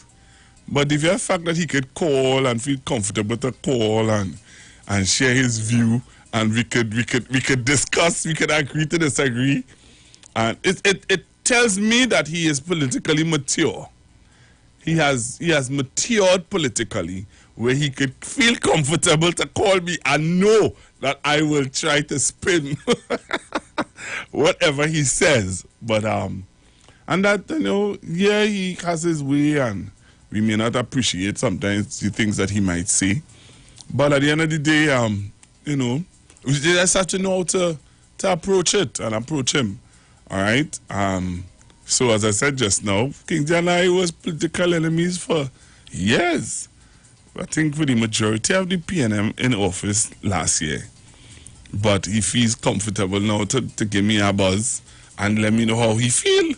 But we will have our discussion. Hello, good afternoon. Yeah, but Pastor. Hey! Wait. You listening? Yeah, I listen. And Pastor, because at the way, me and you was on real political war, and I say many things, and you still have a heart to say Kingsley boy. You know what I mean? Because you know what I mean. End of the day, I know, and Kamala and Dr.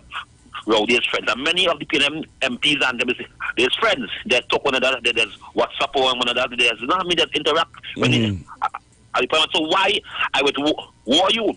But it just some PNM I would never talk to because there's devil. You know, Pastor Douglas, and you know, I would never, but don't call it any names. I would never in my life. Yes. Stop it. No, Pastor Douglas, because no, I want to make it clear something and not call it no names who have fit because I sit down with them, I eat with them, and I know them. There's devil. Kingsley. Yeah. So sad. So, again, I want to thank you because you know I am UNC and use PNM. I want to thank you for making me make my thoughts because I don't call it all the time. But when you're coming around, when you're coming to the reality of all these things, when you're really coming around, when you really, I wanted to answer me that.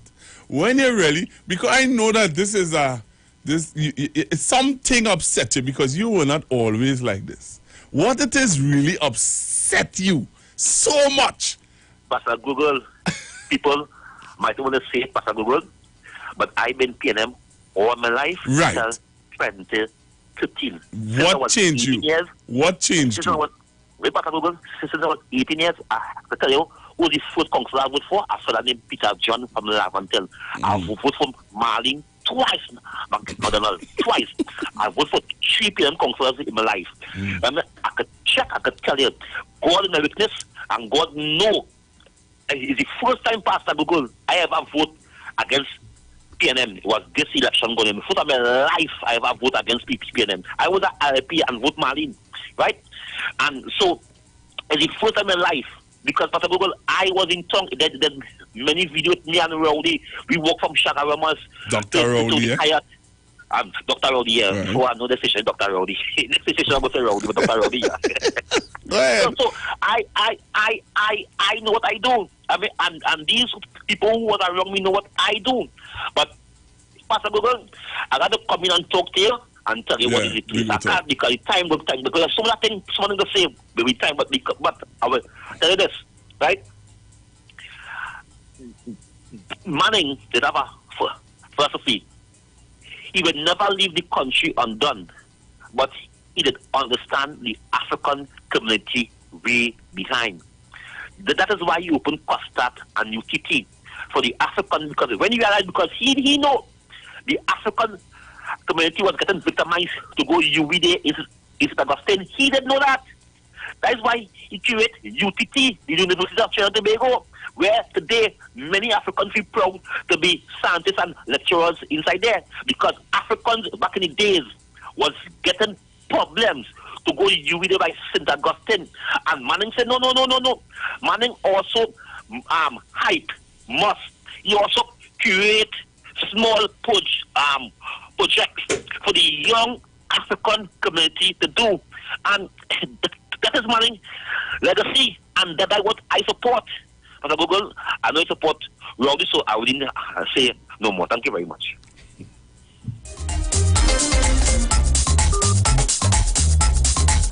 Hello, good afternoon. Pastor Google. Hey. You know your program is going good since you come on. You just spoil it. Honest to God, this is a tata. Flush that, reach home safe. I gone. You want me? You want easy now? All right, so I'm looking to make my way out of the studio. No, shucks, no, I ain't leaving yet. I'm not watching the time. I'm rushing the time. I'm going to take this caller. Hello, good afternoon. Good afternoon, Pastor Google. Good afternoon, sir. Pastor Google, but listening to the conversation then this guy now called in and says certain things. It points me in a direction where, the politicians, once you're mature enough, if I am, I am a member of parliament and people in my constituency want a road fixed, I would go to the Minister of Works and talk to him, send him a letter, probably see him outside parliament or inside parliament and give him the reminders. Yes, we will have a little bacchanal and a little thing on the floor and them kind of thing, but once you mature enough, you know how to handle it. I mean, business is business, right? And here the problem comes in. Now, the cabinet, and then will have the cabinet decisions, and they will take certain bills to the parliament to make it law, or certain things that they want to do. But it's up to the public servants and them to carry out the directions of what they want to know. And Kamala Prasad, Sessa, Pandey, Manning, Eric Williams, the other Prime Minister from Tobago, everybody had that same problem in getting the public servants to carry out the functions.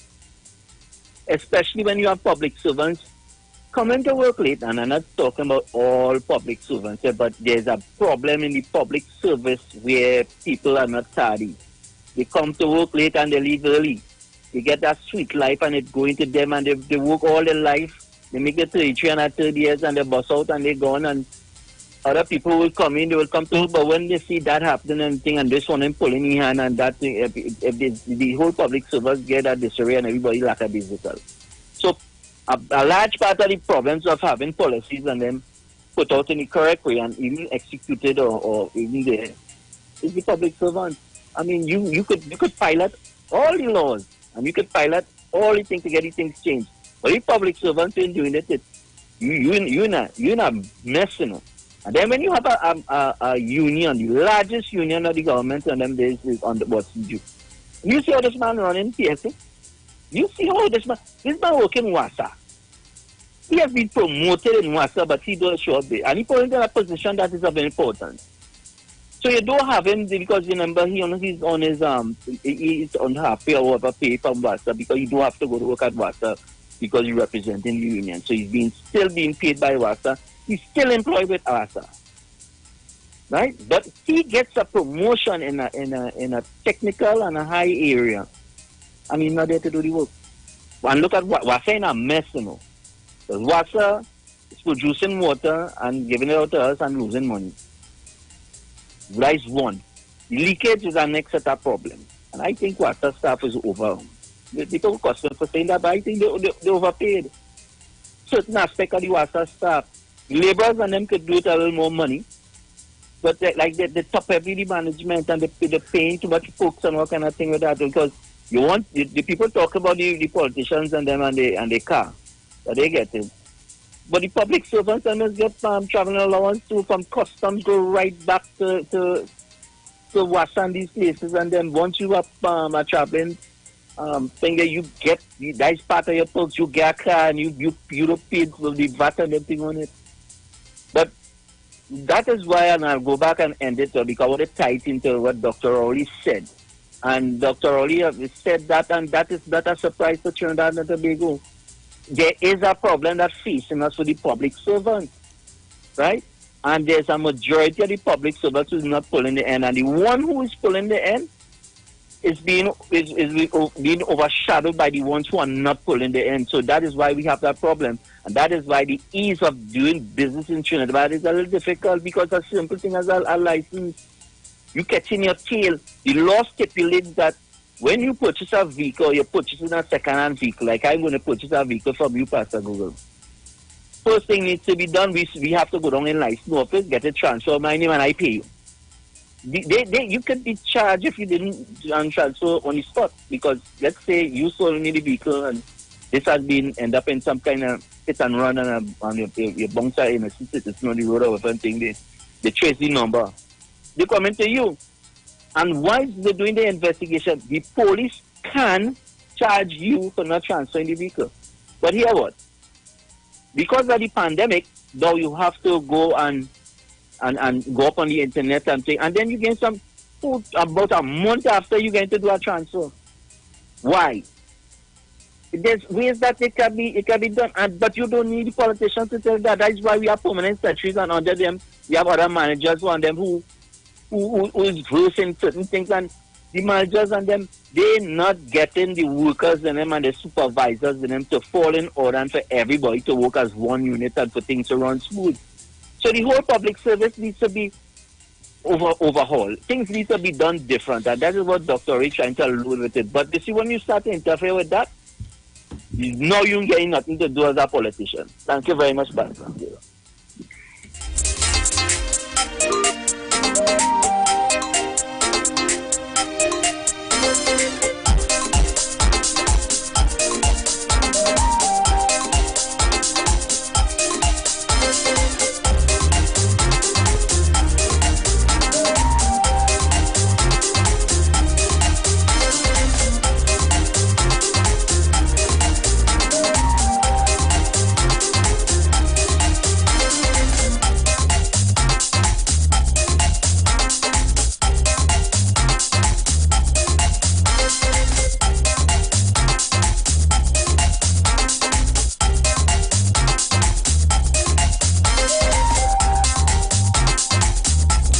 What a day.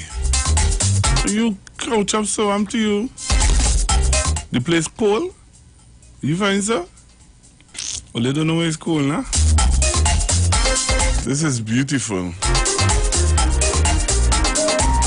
So I'm looking to make my, no, I keep saying that, but I have a little 10 minutes extra. So, remember, coming up next is Miss Juliet Davy, and let me just remind you that this week, Iowa Stage and Fund Me TT, this Wednesday, the 14th of October at 8 p.m. till we have worship featuring JD and Nisa. All right, you need to be a part of it. Let's log on to Iowa Stage and be a part of it. This week, worship with JD and Nisa. They talk. You talk. Come talk with us. On the street. 919 FM. Get interactive with the Street 919 FM. All day, every day. See us all live on our Facebook page. Share and comment on our show. Like our page. Chat with our live on-air announcers. The Street 919's Facebook page. Live. Hold me through the night. Hold me, my Jesus. Take the wheel, take the steering wheel. Hold me, God, this the balance wheel. Bang! What's up? It's your boy JD, and we are coming down to the Iowa Stage, 8 p.m. 14th of October. I said we because I'm not coming alone. I'm coming with my girl Nisa, and we go blaze up fire in Jesus' name down in the Iowa. Streaming from my page on Facebook, JD's Vlog, or you can check it out on Facebook as well. Streaming from Neil Iowa George on Facebook, YouTube Iowa TV, and from Instagram Iowa George. It's looking like this because I want all you to get all the information for the social. We're going to have a real good time. But man, I'm going to tell you something. We're going to be coach. Look to the person next to you and say, hallelujah. I'm not going to miss the hour stage. Get ready, get ready. Get ready. Get ready, get ready, get ready. We're going to have a good time in the Lord. Amen. Streaming live on Instagram at Iowa George, Facebook Neil Iowa George, and YouTube Iowa TV. It's Iowa Stage. The parang song is sweeter. I love the bass and guitar. I want parang forever. Yes, my friend invited me to a parang party. It was an all-inclusive soca parang party. And when I reached there, music at me leisure. I fell in love with the bass. Everybody happy.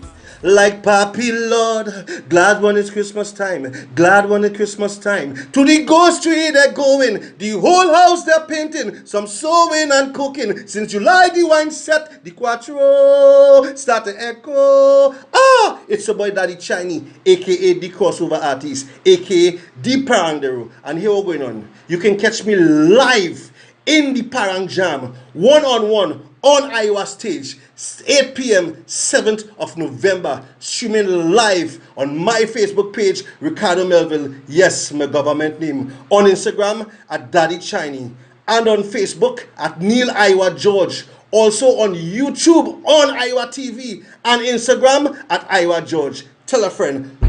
Streaming live on Instagram at Iowa George, Facebook Neil Iowa George, and YouTube Iowa TV. It's Iowa Stage.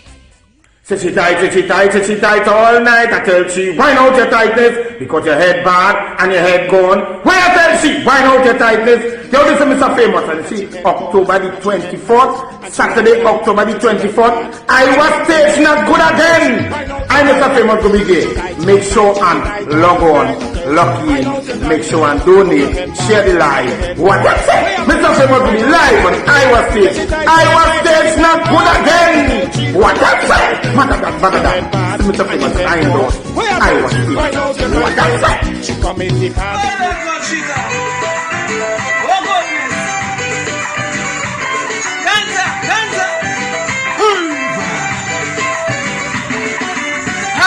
This is your boy Ninja. Don't hide your Christmas behind a mask. You will catch me live one-on-one on Iowa George Stage on Saturday the 31st of October at 8 p.m. Live streaming on Facebook, YouTube, and Instagram. So make sure to come on, make a contribution. So this is a bad one. And make sure, go para from home. Enter! Bana muchacha!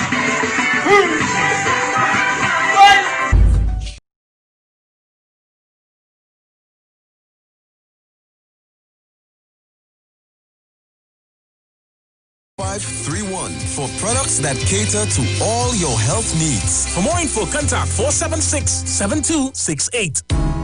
Hi there, I'm Lester Sublal, inviting you to join me on the 1st, 2nd, and 3rd Saturday, 8:30 p.m. to 11 p.m.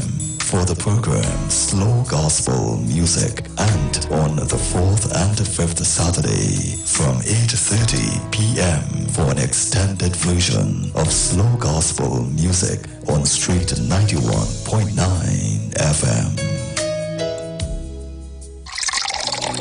Enagic change your water, change your life. Enagic water purifier, one machine, 5 types of water. Enagic makes strong Kangen water with an 11.5 pH. Kangen water with 8.5 to 9.5 pH, healthy drinking and cooking water. Clean water with 7.0 pH. Beauty water for skin, hair, and plants with a 6.0 pH.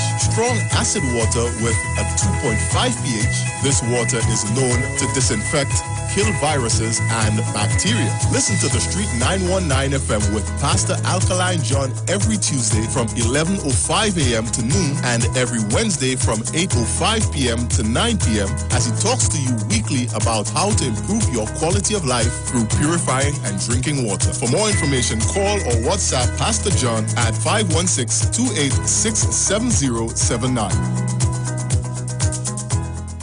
The Gospel of the Kingdom radio program with Gilbert James is now on the Street 919 FM every second, third, and fourth Thursday from 8 to 9 p.m. and every first and third Sunday from 12 a.m. to 5 a.m. Monday. The Bible says, the gospel of the kingdom shall be preached in all the world as a witness to all nations, and then the end shall come. For more info, call 652-0924 or 298-4540 and join us every second, third, and fourth Thursday from 8 to 9 p.m. and every first and third Sunday from 12 a.m. to 5 a.m. Monday for the Gospel of the Kingdom radio program with Gilbert James. There's a new drink that's transforming what you expect from a beverage. U-Juice is 100% natural and has the power of red ginseng, turmeric, ginger, and the world's strongest antioxidant, astaxanthin. Your new favorite drink has arrived. U-Juice, en route to the ultimate you. Come talk with us. Real issues, hard talk, real talk on the street, 919 FM.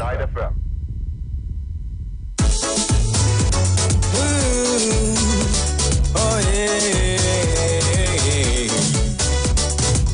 Stop killing we African people, stop killing we Africans, stop killing we, cause we tired of this racism. Stop killing we African people, stop killing we Africans, stop killing we, cause we tired, yes we tired, but I God please put a helping hand.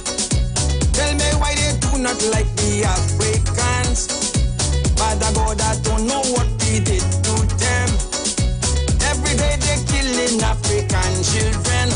So I want to know why they kill we. And the police to kill we. And the army kill we. Politicians to kill we. Father God, please answer we. Kill we. CIA want to kill we. KKK want to kill we. Racist skinheads to kill we. Africans, we have to unite. Build black business and treat each other right. Spend your money in black community. Only then they will have respect for we. Over 400 years we suffering. We survived the torture, burning, rapes, hangings. Cities burning up, the whole world protesting. Black people tired of hate and racism. So I ask again why they kill we. Send the police to kill we. And the army kill we. Politicians to kill we. Father God please answer we. Kill we. HIV me to kill we. COVID-19 to kill we. Ebola me to kill we. Africans we have to unite. Broadcasting from Trinidad to the world. The Street919FM.com. News from the street, 919fm.com. Here's what's happening.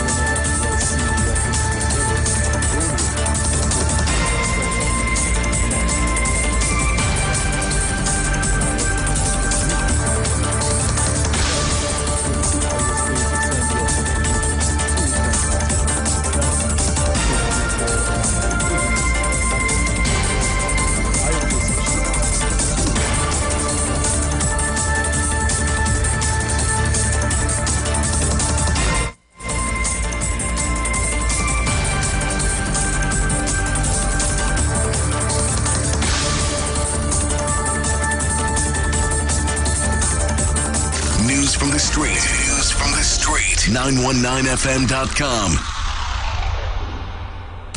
Broadcasting from Trinidad to the world. The street 919fm.com. Pep square. Like to hide in the dark to let the lips speak. Liquid supplement for them bird with a twisted and a chip beak. Hey, find the water's high. Hey, well, every time I show up, everything blow up. All of the rag and the flag them go up. Everything blow up. When we arrive, bad minds start show up. Everything blow up. All of the rags and the flag them go up. Everything blow up. All of the rag and the flag them boom. I defy the odds, just like the Crips just defy the bloods. Like how the wind scream defy the bugs. Like how the tall boats defy the mud. Yeah, them try up me flow so me do like Trino and I rectify the clock. Wet me and put me in electric chair, but all they did was electrify the plugs. Watch me, them go hard, we go harder. I born for this, I'm the Luke Skywalker. There's no one in this business that go on like them are my father. Hey, why move it to red eye? Lightsaber assist the Viking Jedi. Drive over them like a semi. Hey, 20,000 can rise against we like zombies on Juve morning. Hey, they can't stop the garland. Lord. My name is Persistent. You can't stop hurricane from forming. They can't stop the Juliet. How one in time I tell them. Give me a vintage. Hey, bad. Light back the fire and burn them. Light back the fire and burn them. Hey, give me a vintage. Bam. Light back the fire and burn them. Light back the fire and burn them. Boy, well every time I show up, everything blow up. All of the Pleasant good afternoon. Time on the inside, 10 minutes after the hour of 2 o'clock. Of course, you are listening to the program, Juju Love. My name is Juliet Davy. Welcome once again. Let me say thank you, Father, for bringing me here safely this afternoon. It's a beautiful, beautiful Monday afternoon, all day today. It is always a beautiful day as far as I am concerned because it is the day that the Lord has made. Let us all rejoice and be glad in it. So we say thank you, Father, for your grace, your mercy, your kindness, and of course, your tender loving care for always having our back because that too shall pass. Obstacle for the rise against we like zombies on Juve morning. Hey, they can't stop the garland. Lord. My name is Persistence and you can't stop hurricane from forming. They can't stop. My name is Persistent and you can't stop hurricane from falling. So true. You know, Bungie should get an award for this song, you know. Have you all ever taken the time to really listen to the lyrics of this song? Something else. I don't know what was the vision that Bungie got at the time, but it is a beautiful song, well worded. I love it too bad. My name is Persistent and it can't stop hurricane from falling. Indeed. Light back the fire and burn them. Vintage. Light back. Okay, so some quick public announcements. One, my Christmas drive. A number of you called me and I forgot last week to announce my number for that lady who called and wanted to make a contribution. So my number, 490-3950. Do not call me when I'm having that special time with my special someone, okay? So you know what hours that would be. But of course you can call me late. It's joke I'm making. I prefer you call me late in the night rather than early in the evening because I'm really settled late in the night rather than the earlier part of the night. So my number once again, 490-3950. And of course it's a hamper drive and I would really love for you all to contribute.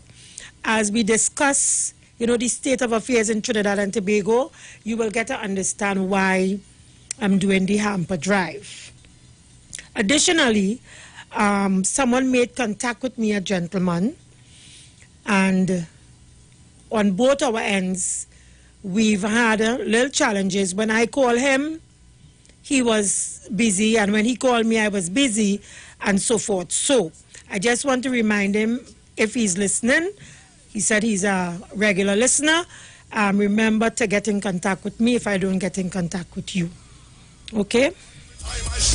Everything blow up, everything blow up. All of the rag and the flag, them go up. Everything blow up.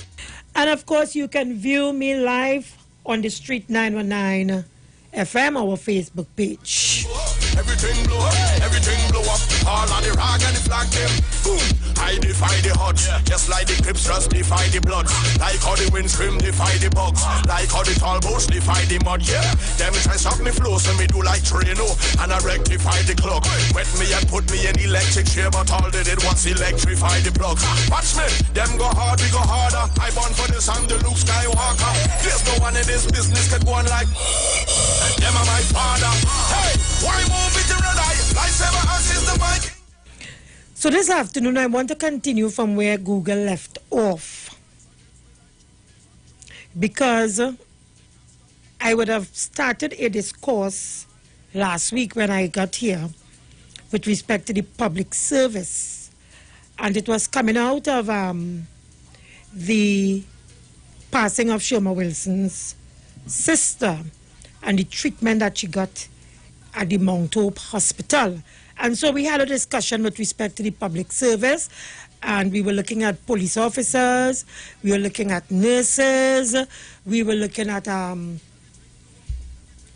persons, you know, doing customer service, you know, in general, people who have to attend to you whenever you're going to a government office. It is hardly ever the case in the private sector. And so I saw where the Prime Minister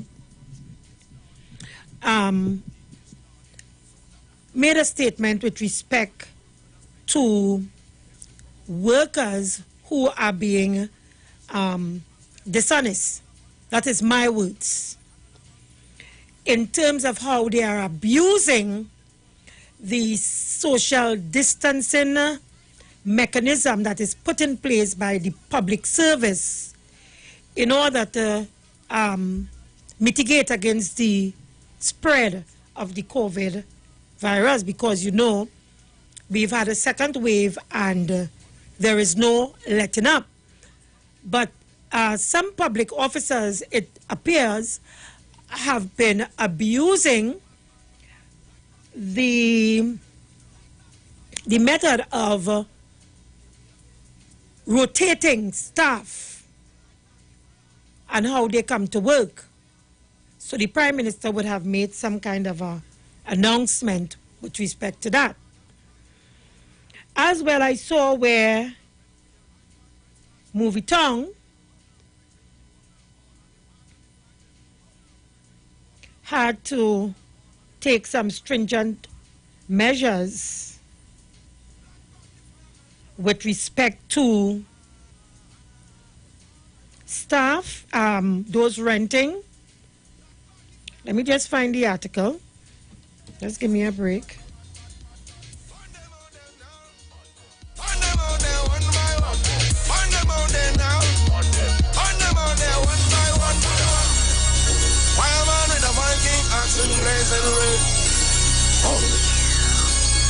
Everyone! Give me a vintage, darling. Light back the fire and burn them. Light back the fire and burn them now. Give me a vintage, darling. Light back your fire and burn them. Light back the fire and burn them now. Give me a vintage, darling. So I'm going to read that article for you, because I don't think that many of us are taking this COVID-19 spread serious in the manner that we really should have. And it includes, in particular, the opposition and the opposition leader. So I would refer to them as the ringleaders in this regard. the opposition UNC. Ringleaders. It has always been Kamla Persad-Bissessa's position that the threat of COVID is one in which Dr. Rowley and the Chief Medical Officer, CMO, Roshan Parasram, and the Health Minister, Terence Dial Singh, invented. Let me repeat that. It has always been the position of Kamla Persad-Bissessa and the UNC that the threat of COVID or the coronavirus to Trinidad and Tobago has been invented, or I'll use the word a hoax, by the Prime Minister, the CMO, Parasram, and Health Minister Terence Dial Singh.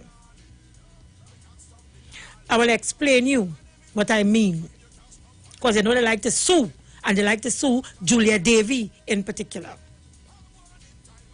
They went to the Parliament and suggested that the government should open up the bars. That's one example. Example number two, Kamla Persad-Bissessa told the people of this country, the sun kills COVID. So they have a lackadaisical approach to a pandemic.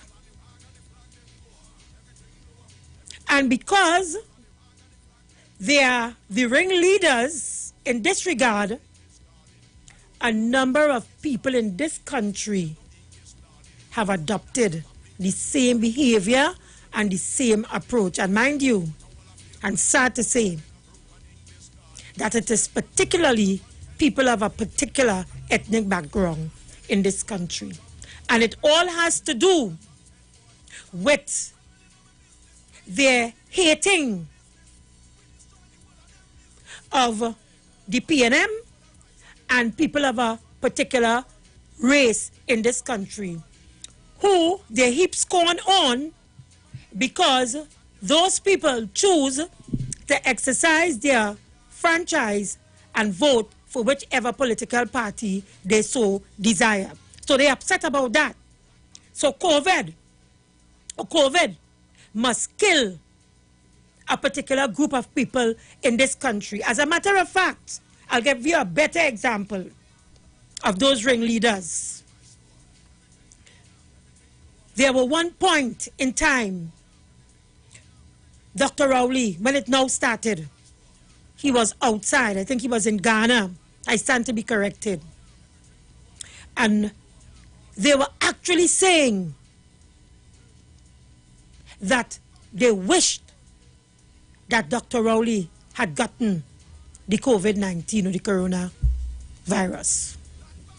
They were actually saying those words. That is how bitter, that is how hateful they continue to be, simply because they are not in office and simply because a particular ethnic group of people choose to vote for the party of their choice, similarly to them who vote for the party of their choice. So they want the choice to vote for the party of their choice. They have that right and that choice. But they also want African people choice as well. They also want the choice of African people to dictate to us and tell us who we must vote for as well. And that is besides the fact that they vote for who they want to vote for and nobody tells them anything. And so, because of that behavior, we came out from a good standing position of number one in the world to a position now where our death rate has gone up. So we managed to have flattened the curve. The curve has returned, and the number of cases on a daily basis is very alarming. People, we need to take this very, very serious. And so let me read what has happened. You see, because we have to tell it like it is and for what it is. Movietone, we didn't wake up one morning and Movietone had to close its doors. We were doing good under the circumstances of the pandemic. We were doing very good. But some smart person who wants to put pressure on the government to open the bars and to open the restaurants and to open businesses in this country so that we would not be able to control the social distancing and what have you, it has now reached a place where seriousness is involved and people's bread and butter and people's money is concerned, right? And similarly to what they do, similarly to what Kamla Persad-Bissessar and the UNC do to the PNM and Dr. Rowley, we must do it back to them. We must let them know. And we must blame them. We must blame them for where we are now. We must blame them for where we are now, because it's their behavior that encourage people to go and continue to have river lines and to open up bars when the Prime Minister and the health experts were advising us against it.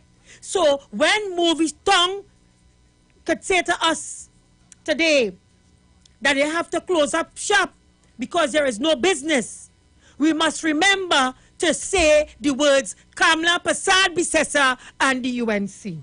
So let me tell you, COVID-19 forces closure of Movietone Shogunas. And it's a story, an online story by Loop, Caribbean Local News. Let me give them their credit. Movietone Shogunas has closed its doors after a decade in operation at its Price Plaza location. In a telephone interview with Loop News on Sunday, Movietone owner Derek Chin said it was a tough decision that had to be made in light of its extended closure during COVID-19. He also referenced an incident where the landlord at Price Plaza allegedly called in a bailiff to begin removing equipment from the cinema. Chin claimed while other landlords agreed to provide concessions in the face of ongoing certainty surrounding the pandemic, this landlord was less gracious. He said, most landlords understood that we've been closed for an extended period of time, so we've been without income and couldn't pay rent.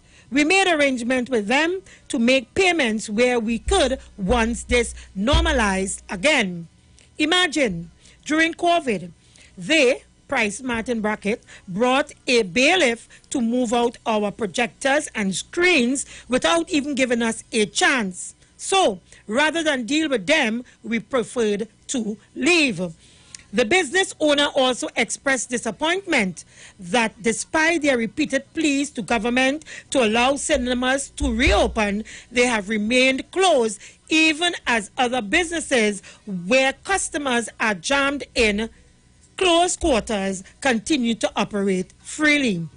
He said cinema exhibitors, including IMAC, came together and requested the assistant of the Trinidad and Tobago Chamber of Industry and Commerce to plead their case to government. The TNT Chamber took our case to the government yesterday, and the Prime Minister said he would look at it again. We have been lobbying, but keep getting same answer. We've provided empirical data that shows that cinemas are just as safe as groceries and other places, Chin said. We are upset, he added. as he questioned, why are you shutting us down? That's being unfair. Give us an opportunity to reopen and keep our people employed, the Movie Town owner pleaded. He promised that staff will be taken care of despite the Shogunas location's closure, with long-serving staff to be absorbed into other areas of the business and other staff to be well compensated. Chin assured, however, that this was not the end. He said Movie Town will be looking to reopen at a new location when it's feasible. So there you have it. Movie Town, hold on caller, Movie Town, which is housed at Price Plaza, seem to have been evicted because there has been a drop.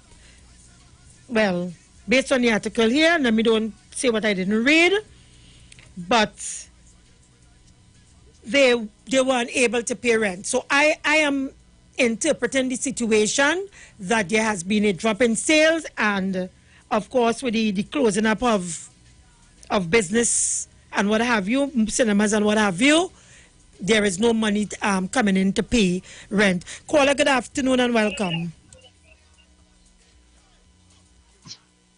Caller, good afternoon.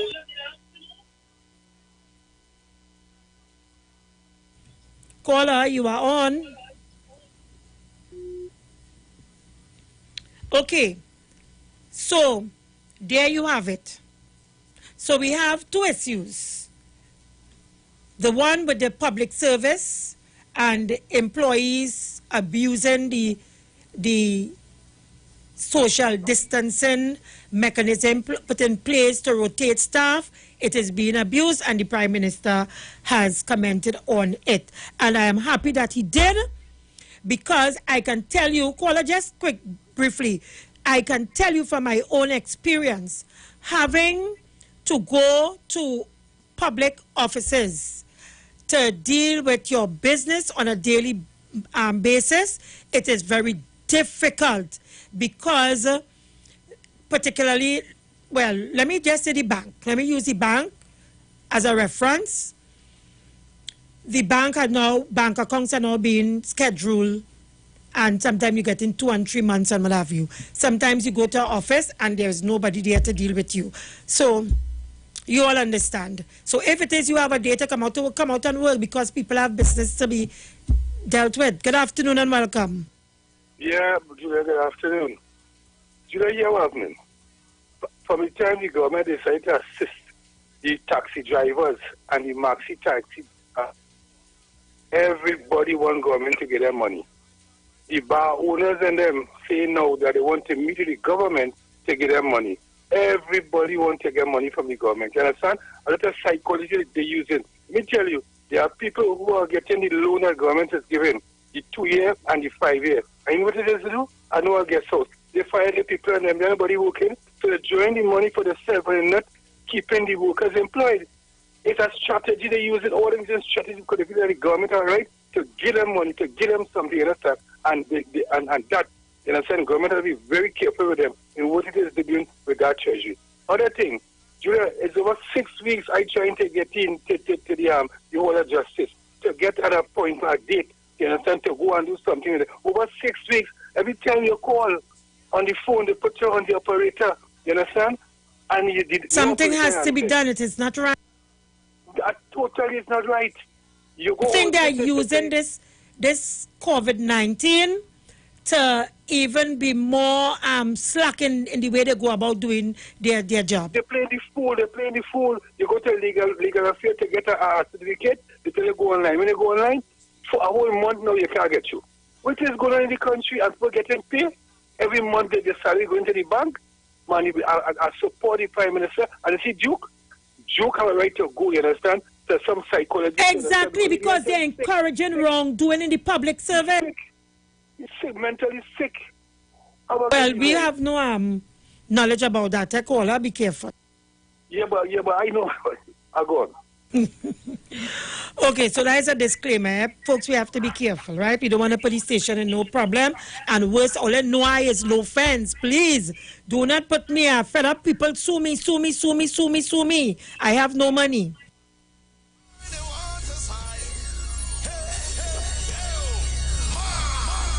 Well, every time I show up, everything blow up, everything blow up. All of the rag and the flag, them go up. Everything blow up, everything blow up. When we arrive, bad minds start show up. Right. Let me go now to the international scene.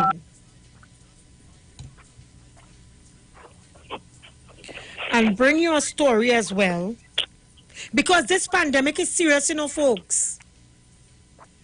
This pandemic is serious and we have to start treating it for what it is. It is serious on all fronts. It is not only about us, you know, being vulnerable to catching this disease, if you can call it a disease, right? It is not just about that, but it will impact negatively on all sphere of life, all. It will impact negatively. And the more we behave lackadaisical and don't care, it is the worse for us. As a people and as a nation, it is going to be worse for us. Look at the story, what we have to see here. This is so sad. But I'm happy to hear from Derek Chin. Very pleased to hear, because it shows where Derek Chin is not only thinking about himself, or he's not looking at the Trinidad context, but he's looking at internationally as well. And he's seeing where all over the pandemic is doing damages through the coronavirus. And so Derek Chin is saying that despite the situation with Movie Tongue at Price Plaza, he is still going to hold on to staff. They're still going to enjoy a salary, and they would be spread across different business outlets that fall under his brand, his business. So that's one good news, and it is because, and let me tell you, Derek Chin, I really tipped my hat off to you today, you know. Really tip my hat off to you, because a number of businesses are not doing the same. As a matter of fact, they are using this pandemic, this coronavirus, to do what they want. Fire workers. Don't pay them. Don't assist them in getting the grants. So when Derek Chin could come forward and say, listen, I am not going to get rid of my staff. I am not going to use this as an excuse to tell workers I cannot pay you and send you home. He is saying, listen, we're in a jam. And I want to go back to something Derek Chin said, I want to go back to something, because you see, the business people in this country, I've often hear people call for boycott here, there, and everywhere. And I didn't agree with it most of the times. I didn't agree with it. But we're in a pandemic. And until we understand what a pandemic means, we will have a little bit more compassion. And we would know that coming out of a pandemic, there are certain measures that we have to implement and certain burdens that we have to carry because we are in a pandemic. Derek Chin decided that he wants to take up that burden of his workers. He's going to carry that burden. But you have supermarkets, and you still have a lot of businesses out there who still want to jam prices on customers. When we are in a pandemic, for instance, the groceries, why are we seeing food prices skyrocketing, still going up in this country, and we are in a pandemic. As far as I am concerned, we're supposed to see food prices being as such where the average person would be able to put a meal on their table. But you all are not considering that we are in a pandemic, and you are putting it in such a way that you're making it very hard for the average person to have a meal when the day comes. Caller, good afternoon and welcome. Good afternoon, Juliet. Juliet, and I want to congratulate Mr. Chen. And Juliet, I want to say that I observed that the citizens are really not seeing the cost of this COVID-19. If anywhere you go, the cost of entry is very high. Even for you, the customer, going there, because you have to have your mask on them. You must have your sanitizer when you come out. You know, your clothes, you're washing up your clothes and all of that and washing up the mask. But people are not taking this thing seriously to help the government and the health people curb this thing, right? And I agree that in supermarkets it's very crowded. But the business people, I don't know if they can come together, Julia, and work this thing out. Why one business need to? You know, they talk about intelligence. They're so intelligent, and you know, somebody talked earlier, Juliet, about some people, the people want to approach the government for finances. You know, these are the same people who would have criticized people, unemployed people. People have to start thinking, you know, and be sympathetic to their brothers and sisters of the country, right? And help us. Even if the cinema not running, nobody's renting it, so what's the big thing? What do you want to take it out for? And the people talking with you and telling you, listen, you are going to get your money. Just give us a time. We can't control what But happens. caller, I hear you, and I want to add to it, because some people believe that one hand can clap, one hand cannot clap. Yes. Two hands, it takes to clap. Yes. And the government is saying, listen, we need revenue. We are going to bring back property tax. And these same bar owners, some of them own properties. And they are saying that they don't want the property tax. But they also are calling for the government to pay them taxpayers' money. To pay them taxpayers' money because their bar have been closed up. Come on. And they have no purpose for their customers too. So they're inconveniencing you. You understand? Thank you. Caller, good afternoon. Welcome. Yeah, good afternoon, Sister Juliet. Again, I have to call again because you see, we talk about business people. Some of them is heartless, you know. They're very, very heartless, eh? Because when you see the government, every time the government has given them incentives, you understand? And they don't give back nothing. Giving back anything. They don't give back nothing. It cannot be done so. It cannot be done so because if some of them say open the border, if they open the border and Corona come and kill out everybody in here, and only the business people alone remain, what will be their position? I'm happy that you said that, because when I was making the point just now, I forgot to mention as well that they wanted the borders open, and they went so far. I think there's a matter in the court. They went so far to encourage people, if they do not allow you to come back in this country, you come to us and we will file a lawsuit for you. So that is why we're in the position where we are today. Yes, I remember that. And Kamala say that too. Kamala say if one owner could go to the court, one, and file and carry the court. You understand? For the government, that's what they're doing, it is illegal. Now the girl Kamala Prasad is supposed to sit down and say, and these people, according to what they say just now, in the property tax. How you don't want to pay tax and they want money? All of them who have property, when it's flat out, government is looking for money. So what money do you think if you want money, where do you think that money is coming from? It is taxpayers' money. Yes, taxpayers' money that you're asking for, but you don't want to pay property tax. No, something has to be wrong about that. Yeah, that would get to me. Because, and you see, the government is supposed to be hard. Government says, hey, I don't collect property tax. So when all the property is in trouble, Do not come to. Precisely, beautifully put, caller. Beautiful. Yeah, who paying property tax? I will say about them.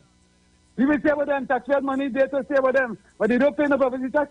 The property could crash. We leave it right there. And then you have to be. You know what they call it? They call it the iron fist. You're ruling the iron fist. I put some Trinidadian one. Use the iron fist on them. Have a blessed evening. Thank you. Very good contribution.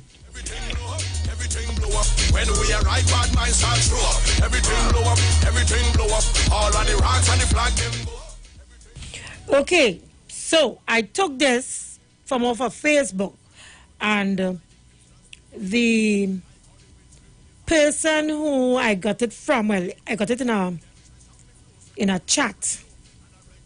I got it in a chat.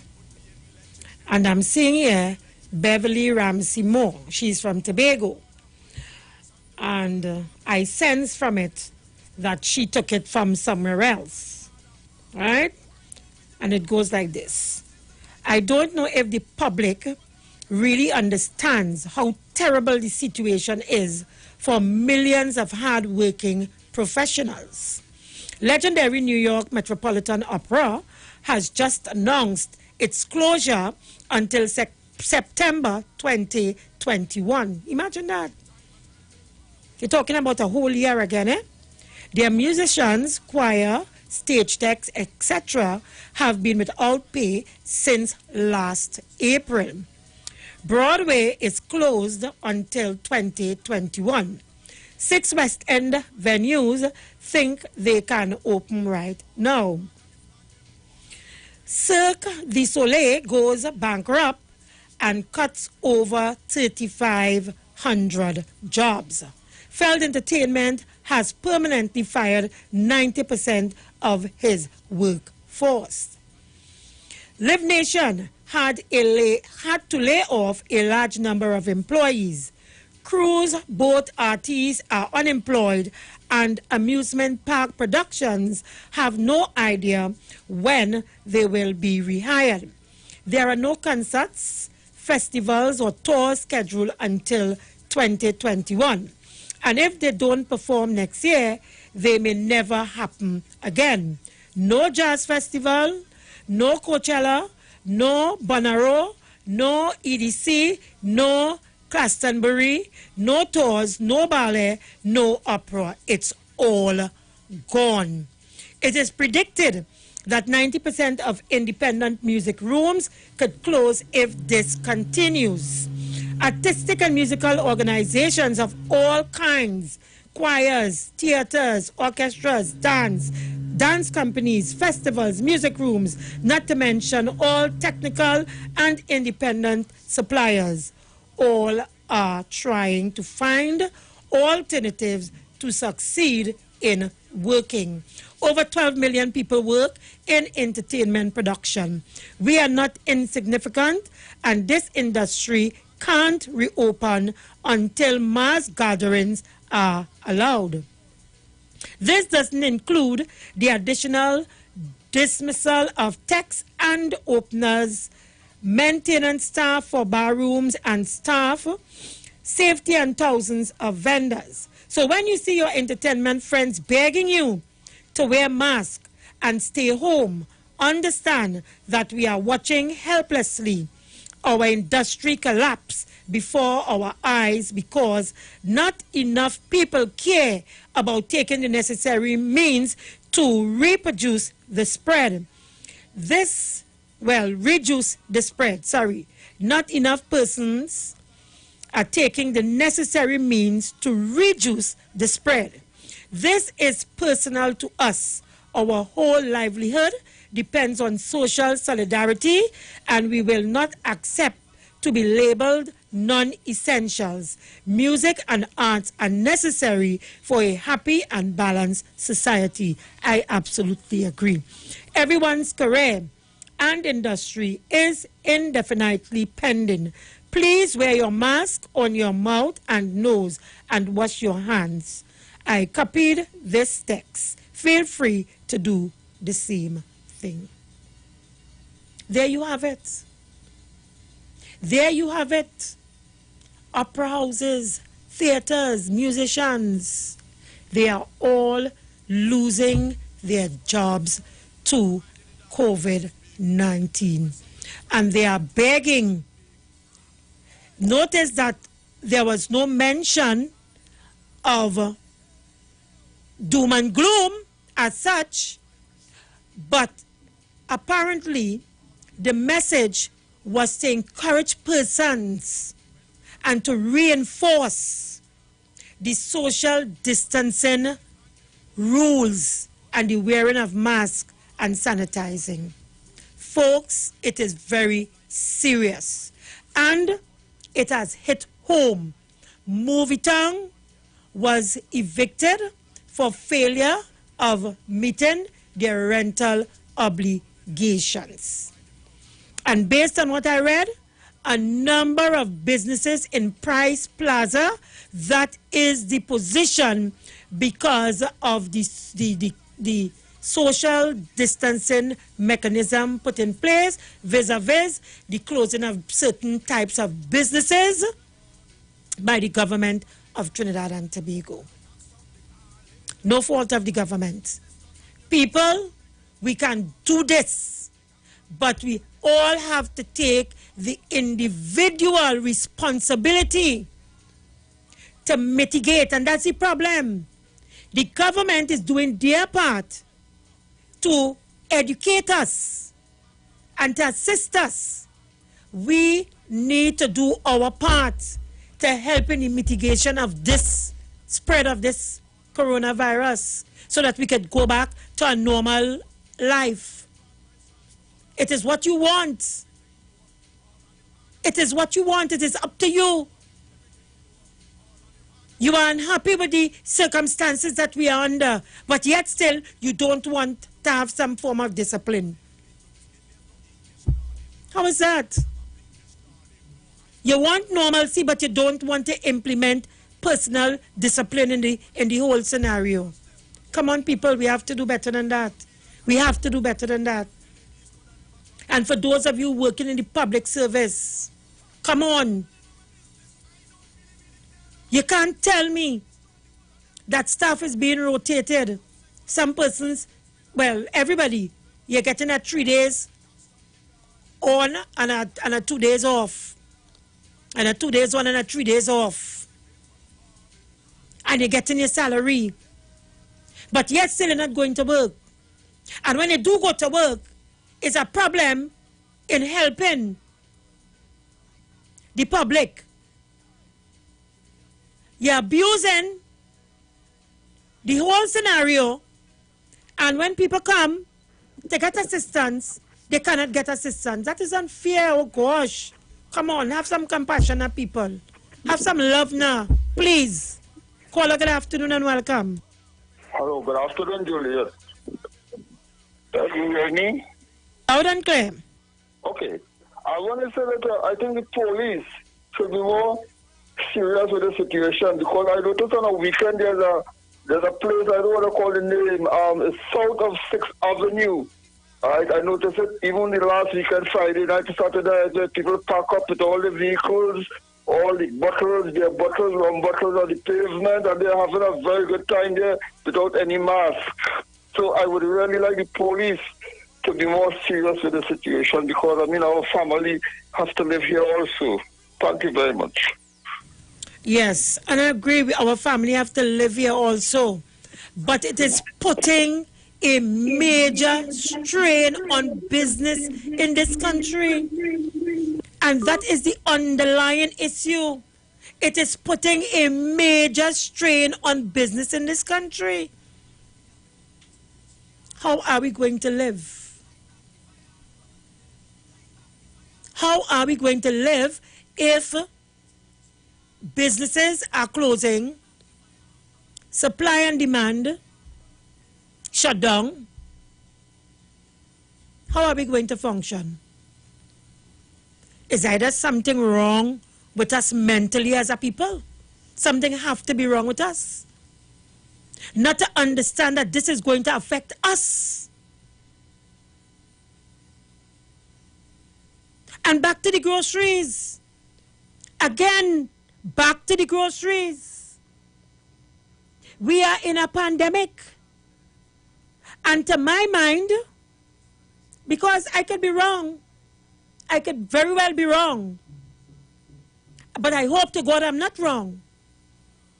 In my mind, something about a pandemic suggests to me that where food is concerned, we should be able to make some kind of arrangement where the average man in the street is able to buy food for his family.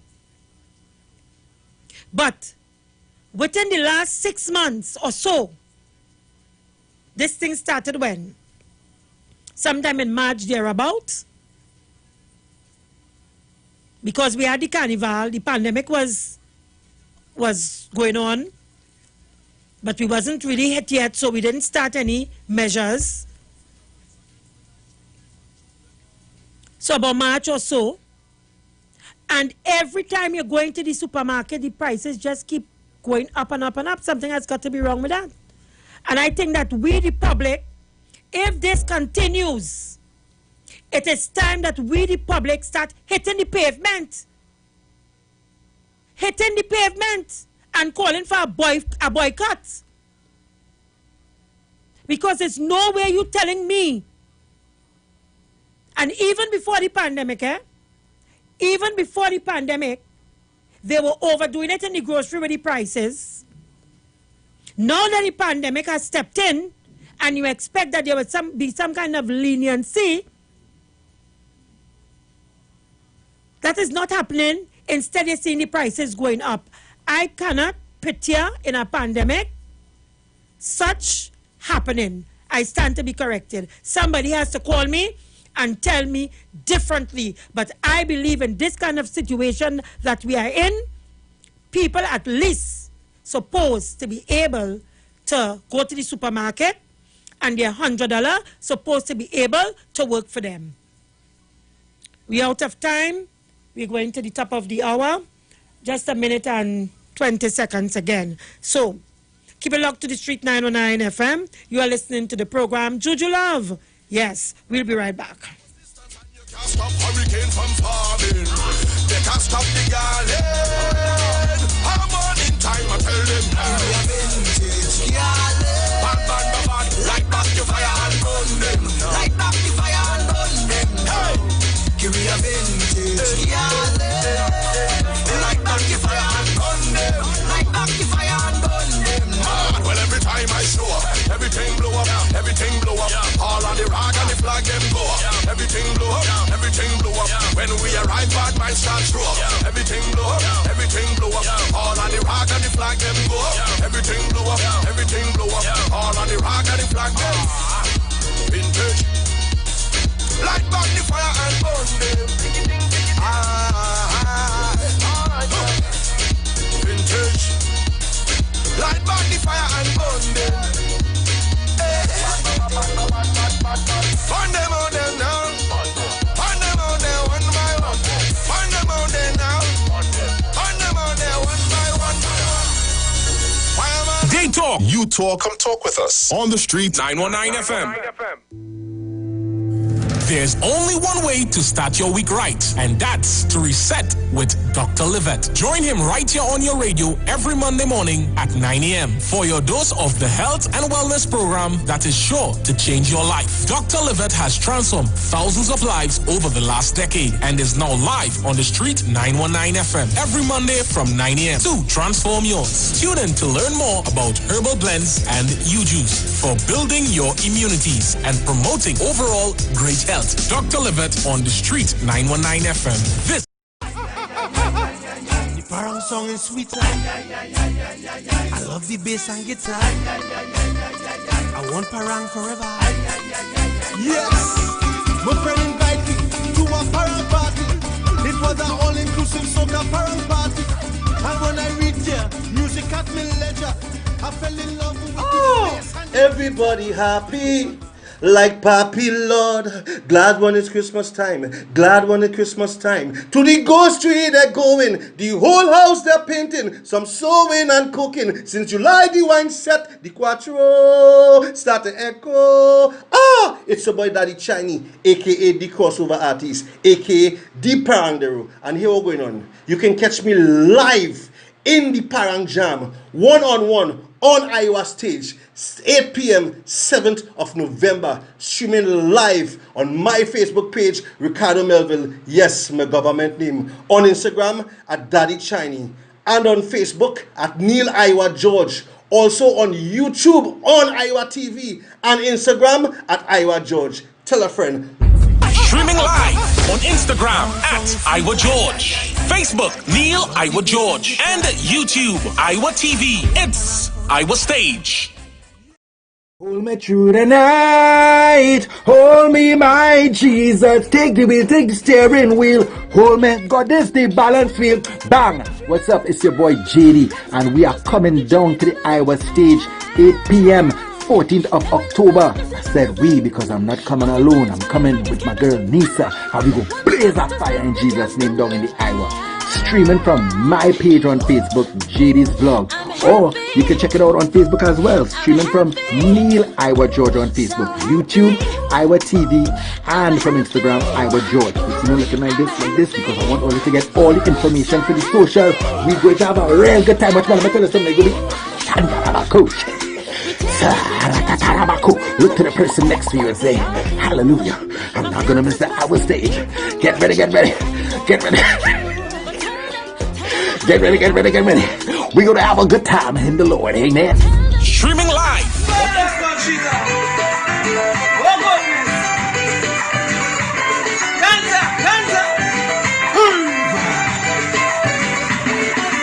Hi, this is your boy Ninja. Don't hide your Christmas behind a mask.